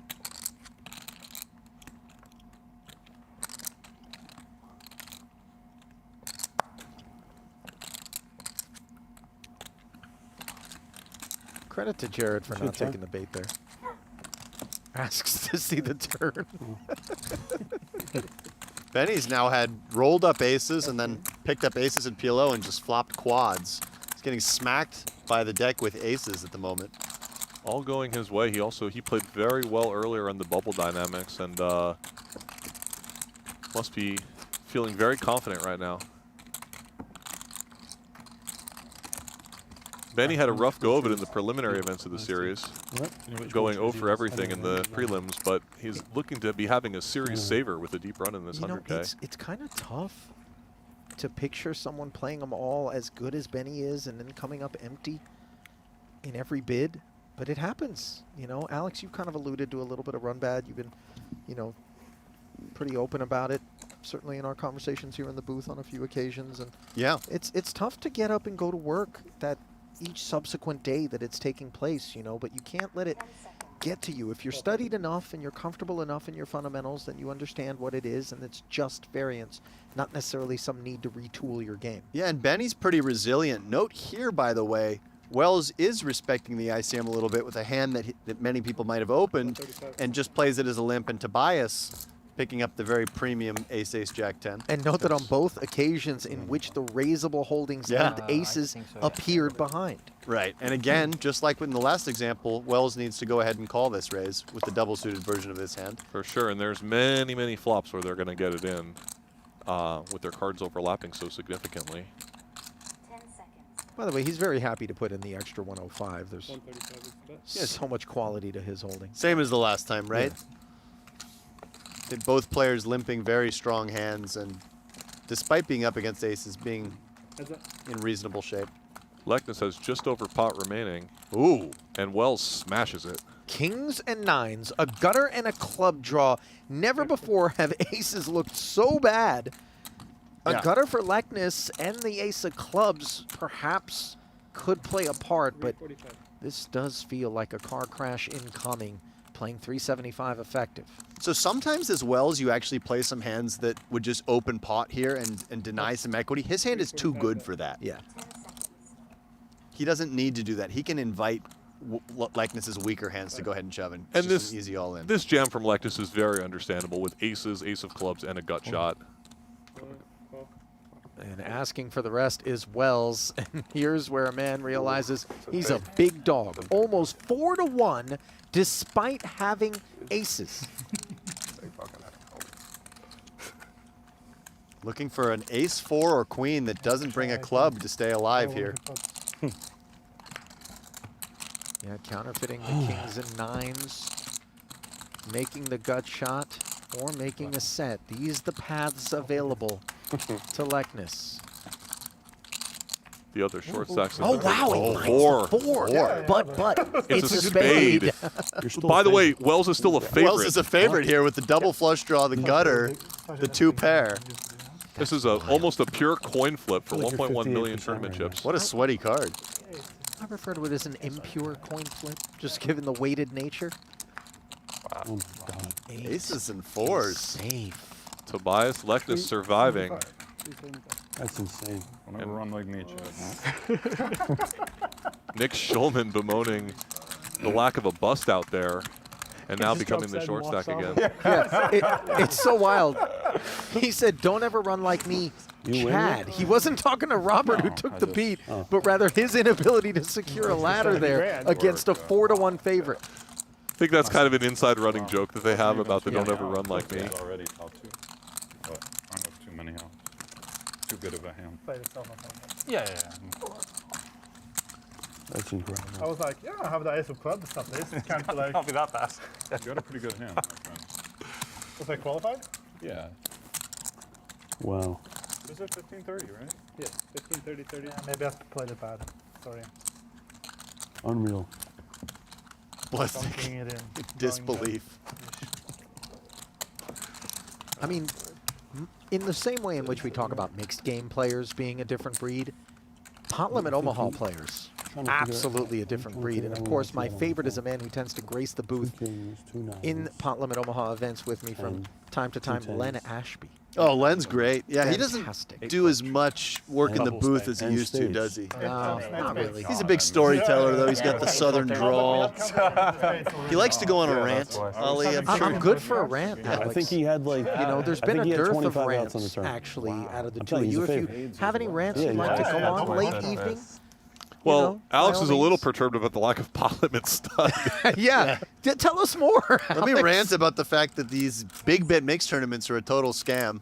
Stud players are not getting any representation. What about MacBooks? Are those? Yeah, those fuck a scam? MacBooks. I'm over them. Lesnick, King Jack Jack 10 here, no suits, and perhaps that's part of the reason to come in here with the pot size open. I actually would have preferred a limp from Blez's hand. Again, it's a hand that does want to see a flop but doesn't want to face a 3-bet. Maybe he's just using it as a raise fold. I but think he's planning to. We're going to find out because I believe Yuri has 3-bet him. Ace King 10-8 double on the puck with all those puck. tokens. That's a nice little Canadian term you're throwing out. I suppose it's made its way into mainstream poker vernacular. And Blez did snap fold to Yeah, the 3-bet. I'd prefer limp calling Plus 110. over Then raise raise folding. folding? Yeah, although he was I mean, under the gun. I mean, I get Flush it. draws how many outs on the turn? 8? It was a lot. Yeah, 16 outs to flush. Like, you can't count the 2 aces. So then you have 2 kings, No, 2 you have the nines, ace of 20. clubs. You have the ace of clubs.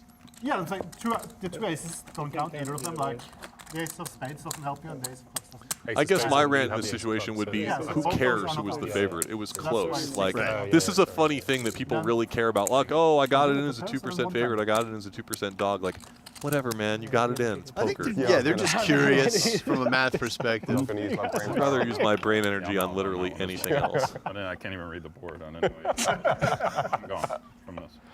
Guys, Russell, who is a reliable entity in our Do what chats, you want. has actually reached out to advise that Nick That's what it is. got in turn? into the event via a just satellite. seems So like the I just- first bullet hand just isn't wins like every actual cash out of pot. That's a good point. So Excellent he point. is So he's in the money. profit. Yes. That's a good point. I think it was Nick and Well, unless Jesse. it was a 55K satellite, which I don't think it No, was. no. It was a 13 or something. Nick and Jesse were the two winners. I think Leknes was actually three-handed and involved in some sort of a deal that was made, perhaps. I would have done the same thing. You got to make Let's get to walk in the big blind. It shows aces. You're never folding. Cannot believe it. Yeah, breathless. Oh yeah, I know. Just double checking the hand and. Yeah, no.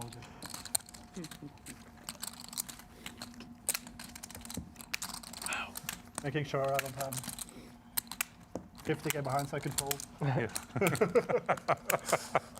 What's your real issue with the MacBook? Just, indulge me. I don't know. I mean, you got a Pro, you got an Air. What are you working with? it doesn't. It's not compatible with certain Might be a programs, gadget. especially poker programs. Right. I've also got an old one, and it has some weird quirks to it. So like sometimes it thinks I'm in the year 1969, and when it does that, certain things don't work, and then I have to go in and change the date and time manually. Well, yeah, how could it be in a year where it doesn't even exist? Exactly. It's So troubling. The poor computer doesn't know where it is. Maybe a virus download at some they're, point. you You've know, been in they're the nether regions of the internet. they're at all then? pricey. You pay for the sleek look. Having said that, I'll probably just buy another MacBook at some point. But You paid for the sleek look, and Yeah. you did it a long time ago. yeah, it's So the if you sunk want cost. the new sleek look, I know a lot about sunk costs. Look at Yuri getting after it here. This is just a function of his chip stack Yeah, and the stacks certainly he's opening into. A non-standard open, but recognizing that after Benny Glaser folds, he has kind of a green light to go for it. The players seem like they're ready to pack it in pretty soon, I think. The way that Lekness just tossed those chips in Yuri's general direction. I think fatigue is setting in. I think it's a little bit reminiscent of beer level during the World Yeah. Series. You know, everybody kind of just grab a cold one and wind down for the night, you know? Coast. We can wind down with a little deuce to 7 triple draw. You can wind up with a little deuce to 7 triple draw as well, my friend. You can get wound Have you up. played one brother. hand, Chad? No. Jared asks a very reasonable No, question. I did. I opened split kings and he made deuce deuce ace. Oh, you're right. You're right. It was You the had only kings? hand Chad's playing. You had kings? Yeah. Yeah, that shot. Really? Has anybody seen Chad? That's good. He called. Yeah, Called ace jack. fourth. He called fourth when I call an ace. So, Well, you know, I gotta have some bluffs. Yeah. I can't only have the kings.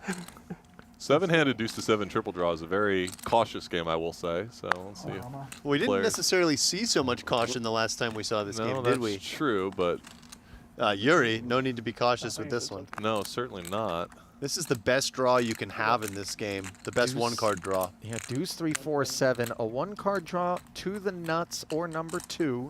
Made even better seeing Nick Schulman's hand because those are cards that he will no longer not pair. Nope, 965 Trey had no interest. So Bias picks up a little something here. Lekness should go ahead and 3-bet this hand, in my opinion. So he's decided calls. to call because of the short stacks that are out there. He's Yeah. looking to play as small of a pot as possible against an early position raise. Does the fact that he flatted boys lend to the notion that he's going to draw one to it instead of Pat? Oh, I think he's going to draw one for Okay. sure, and I think he would have done that regardless if he 3-bet or flatted. But Okay. what it does do is it invites Benny Glaser, and that's one of the reasons I would have just 3-bet Lekness's hand in spite of the ICM, just to try to get rid of some of these sort of scraggly hands from As Glaser. we know, but you know he does not. There are no deuces left for Glaser because Schulman folded 2 of them and 2 are busy. Yeah, good point.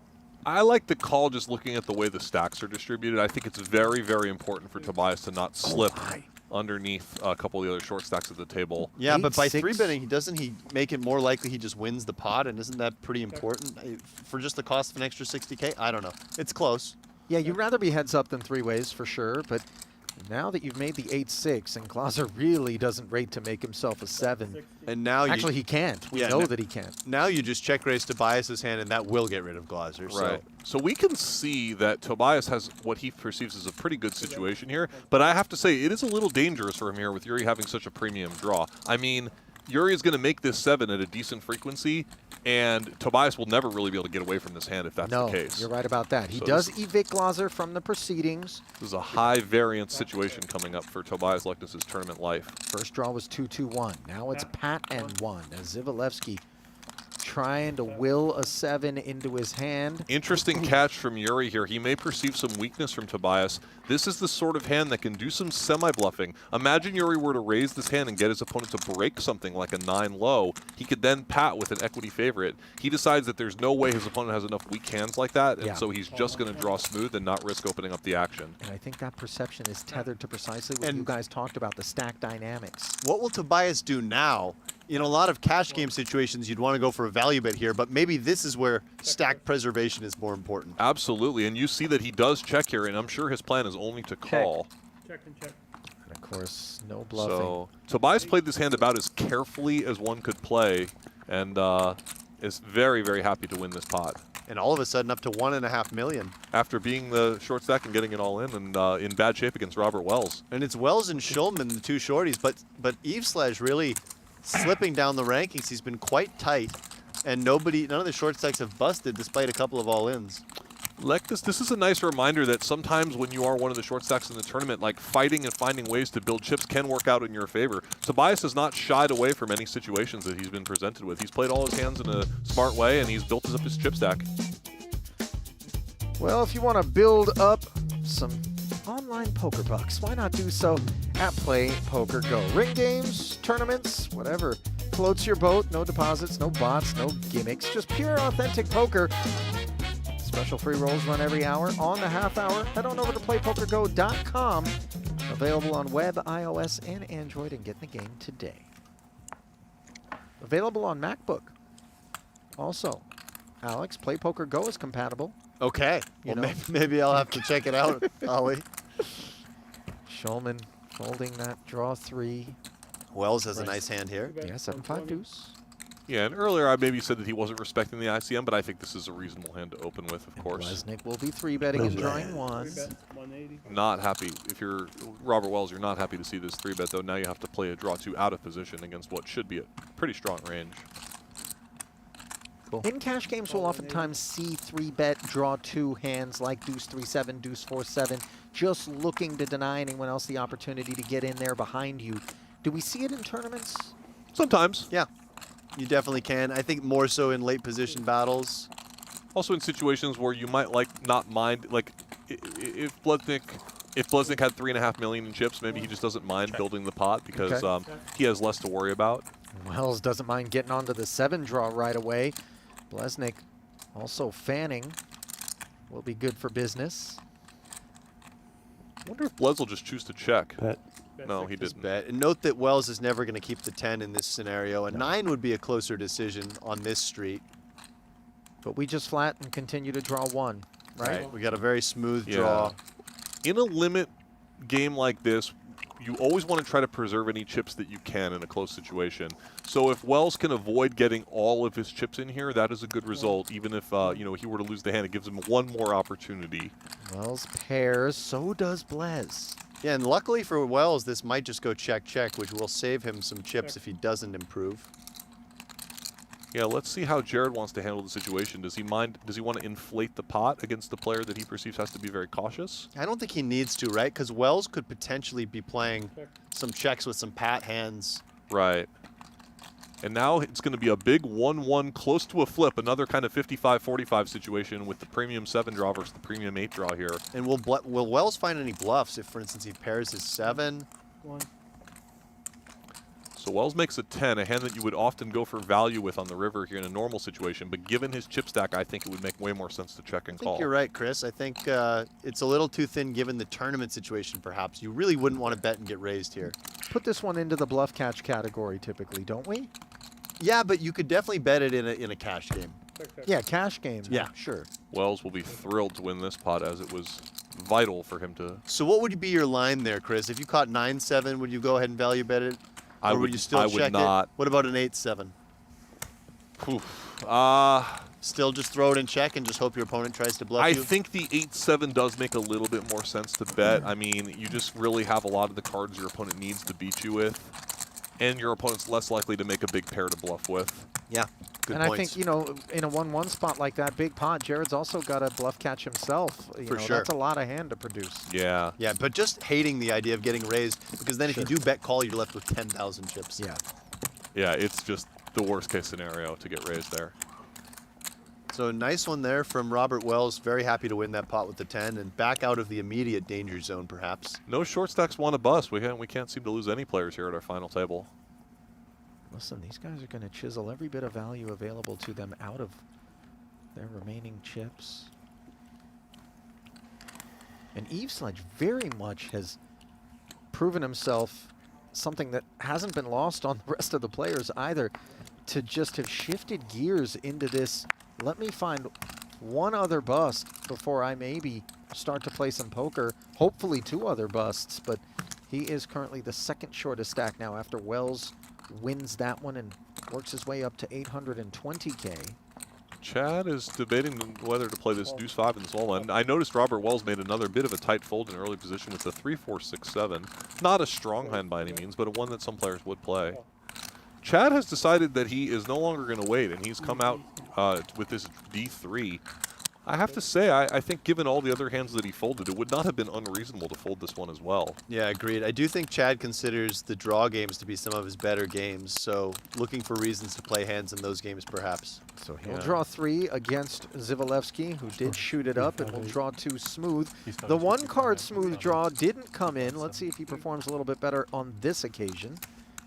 Yeah, Chad checks in the dark here, which is basically, it's just another signal that he's looking to try to play as small of the pots as possible. Very reasonable. and he catches 3 bricks, so I think this hand's just over. I agree. Yep.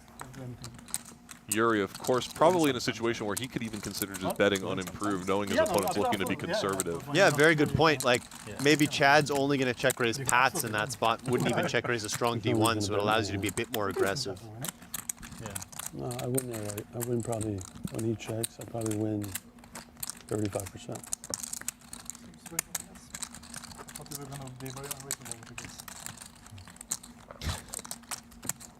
I'll probably win 35. Wow, that's insane. Thinking Benny's looking at the stream. I wonder if he's looking at the Deuce 4-6 fold from Blesnik. Oh. I'm just trying to think Yeah. what he would be describing as insane that happened roughly, 45 minutes or. Yeah. Sharing it with the other players at the table, which I'm not sure is 100%. That's not kosher, but there is a weird vibe right about now toward the end of the night. Oh, the Boogie hand.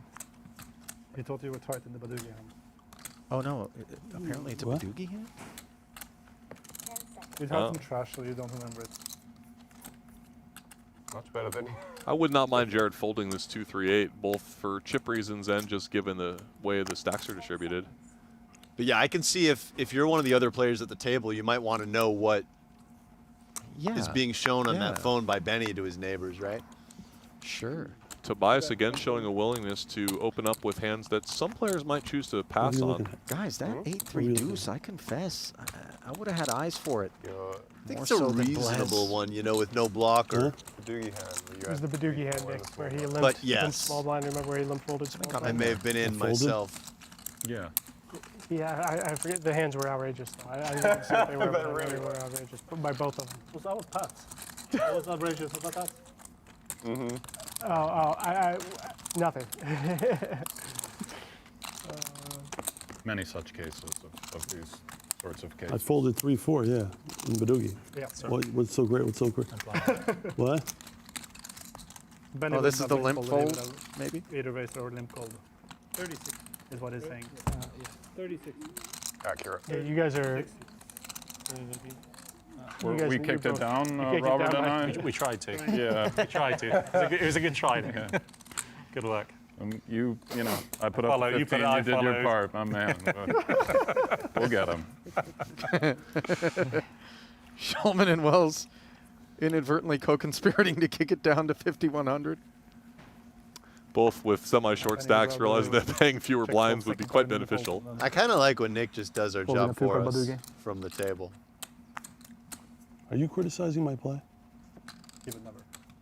Huh? Benny does not criticize others. Huh? Play. He's just questioning it in a very sympathetic way. Raise 120. Glaser again failing to scan his hand in these spots. But I got an ace to fold or something. Now it comes in, and boy, does it ever. It sure does, but nobody else had much. I mean, Yuri maybe could have talked himself into playing the 8-7-5 on the button, but it would have been pretty wild. Jared seems a little perturbed Play that one more level. Benny's questioning this limp fold with the 3-4 and Doogie. It reads strangely insecure, which, Yeah. I don't really make Jared for What do you lacking mean? confidence We're in leaving? his procedures. Yeah. Seems like Blez Oh, and they said Benny you Glaser are definitely clashing a little bit in terms of their approach towards poker. And I mean, Rob, by the Rob, way, you're well trying again, met man. because Nice try Jared again. got after Benny with the whole crossbook thing. Yeah. So, you can't dish Are it you out and then not be criticizing able my to play? take it. I'm asking you. I think What if he Blesnik is? thrives So on I would not have confrontation, him so he's folded kind of looking to drum your something up. I don't think it ends well for Benny. I think Jared either gets a would have fire lost lit in his 60 belly Would have lost more. or takes Benny off of his game. I mean, to be fair to Blez, Benny did kind of start this by laughing at Blesnik And showing the other his players neighbors, at the right? table, yeah. No doubt. I'm talking shit about Takes Bob two to Badoogie, please. tango. But it was the crossbook that maybe he's responding to in terms of, looking to live rent-free in Blez's head. Yeah. Well, he's getting the last really laugh on upset that right because now. Glaser has Criticizing increased his chip stack significantly since the offer was made. Nick's got a- Everything's funnier when you're sitting on 3.4 right now. All Nick's right. got an 86 draw, boys, on Yeah. the button. I think he's He's just in going to there. go to 3-town here. I think he has no reason not to. He's the clear short stack at the table. He's got position. He could be up against a wide range that could be stealing, as Glaser has shown a willingness to do. 200 behind. And we don't know Glaser's hand. as usual. Benny, can you rescan before you fold? Thank you. Before you fold? Discard. You got it? Yeah, yeah. Oh, before you fold as well. Okay. Good. Thank you. Not so good, buddy. Yeah, not sure what's going on. I don't know if it's an issue with the spot or... Well, didn't this happen in another spot as well, or was it always out of this seat that we were encountering the issue with him? It's been primarily happening to Glaser. So Nick makes his 8 right away, which is a pretty welcome sight. It's a rough 8, though. I think he would have considered doing some checking on this street if he hadn't improved. It did go draw 1, draw 2, though. Or draw 2, draw 1, rather, with Schulman having position. I'm just thinking with my, if I had his exact chip stack, I'd be trying to really save any chips that I could, knowing that I'm not going to get an immediate fold. Might like to wait till the turn, but now in 2-0, he's looking pretty happy about things. 2. Pat. Check about 120. It's on Benny. Generally, we don't bother waiting for our opponent to check in a spot such as this. You heard Tobias say it's on Benny. Yeah, but the check is sort of implied in the draw 2 pat spot, so in comes the barrel.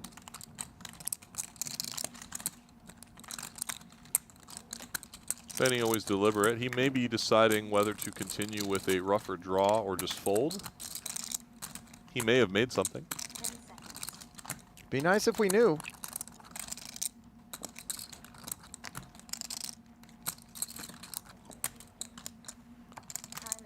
Just enough for this It's gonna remain a mystery. So perfect. I was 20K behind. I had to count fast before the hand started to, you know, have some fun there.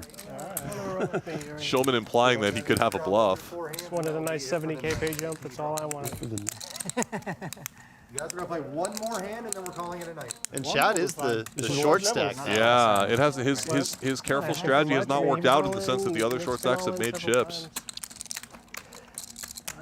Never. He jokes that he's just trying to get one pay jump, and you know his play kind of has indicated that. Although I do think he's been quite card dead over this. Yeah, I mean he only had a couple opportunities, maybe especially in that Boogie round where he passed on some spots. By the way, the Boogie can be so bloody that, you know, it's tough Good to get news is critical everyone of is passing guaranteed to on. make it till tomorrow. No I one don't can want to go say broke here. marginal spots, That's probably but getting worse. playable Yeah. spots. Right, It's not right. possible. No, skipping the Everyone has enough non-no-brainers. Yeah. No one can get hurt. I can definitely go back. Wheel number 2. Particular, it was ace 3 I have I 600K. think, on I a few can definitely- occasions. Huh? I'll lay you 10-1 you make it till tomorrow. Everyone is guaranteed 10-1. Hang on a minute. That's a bad price for a guarantee. Yeah. That's like a scam.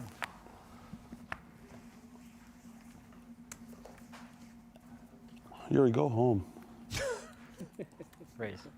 Too bad. 120. Let this guy limp fold in peace. I'm Come going on. home. What do you got, Nick? You We're got going like up. 700 now? Yeah. I got 3, 4, 7 into the bin. Rob, what do you got?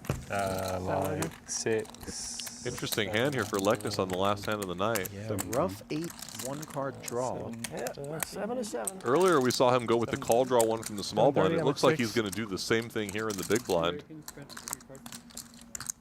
And again, I quite like it. I think he has a lot of reasons to be very, very careful. Try to save chips wherever possible.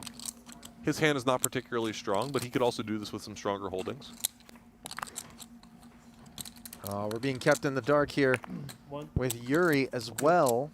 So I don't think that Tobias would lead here 100% of the time. He does pair 8s, which I wonder if will push him a little bit more towards betting. Yeah, when draw 1, draw 2, it's fairly standard to lead out in cash games. Of course, different considerations in terms of tournaments and the pay jumps, but he's comfortable enough to lead. We'll be drawing 1 again. Let's see if Yuri's on the 1 draw. Looks that way. And given the cards that we can see in Tobias's hand, it does make it a bit more likely that Yuri has a premium 7 draw here in some ways. Far from premium king now.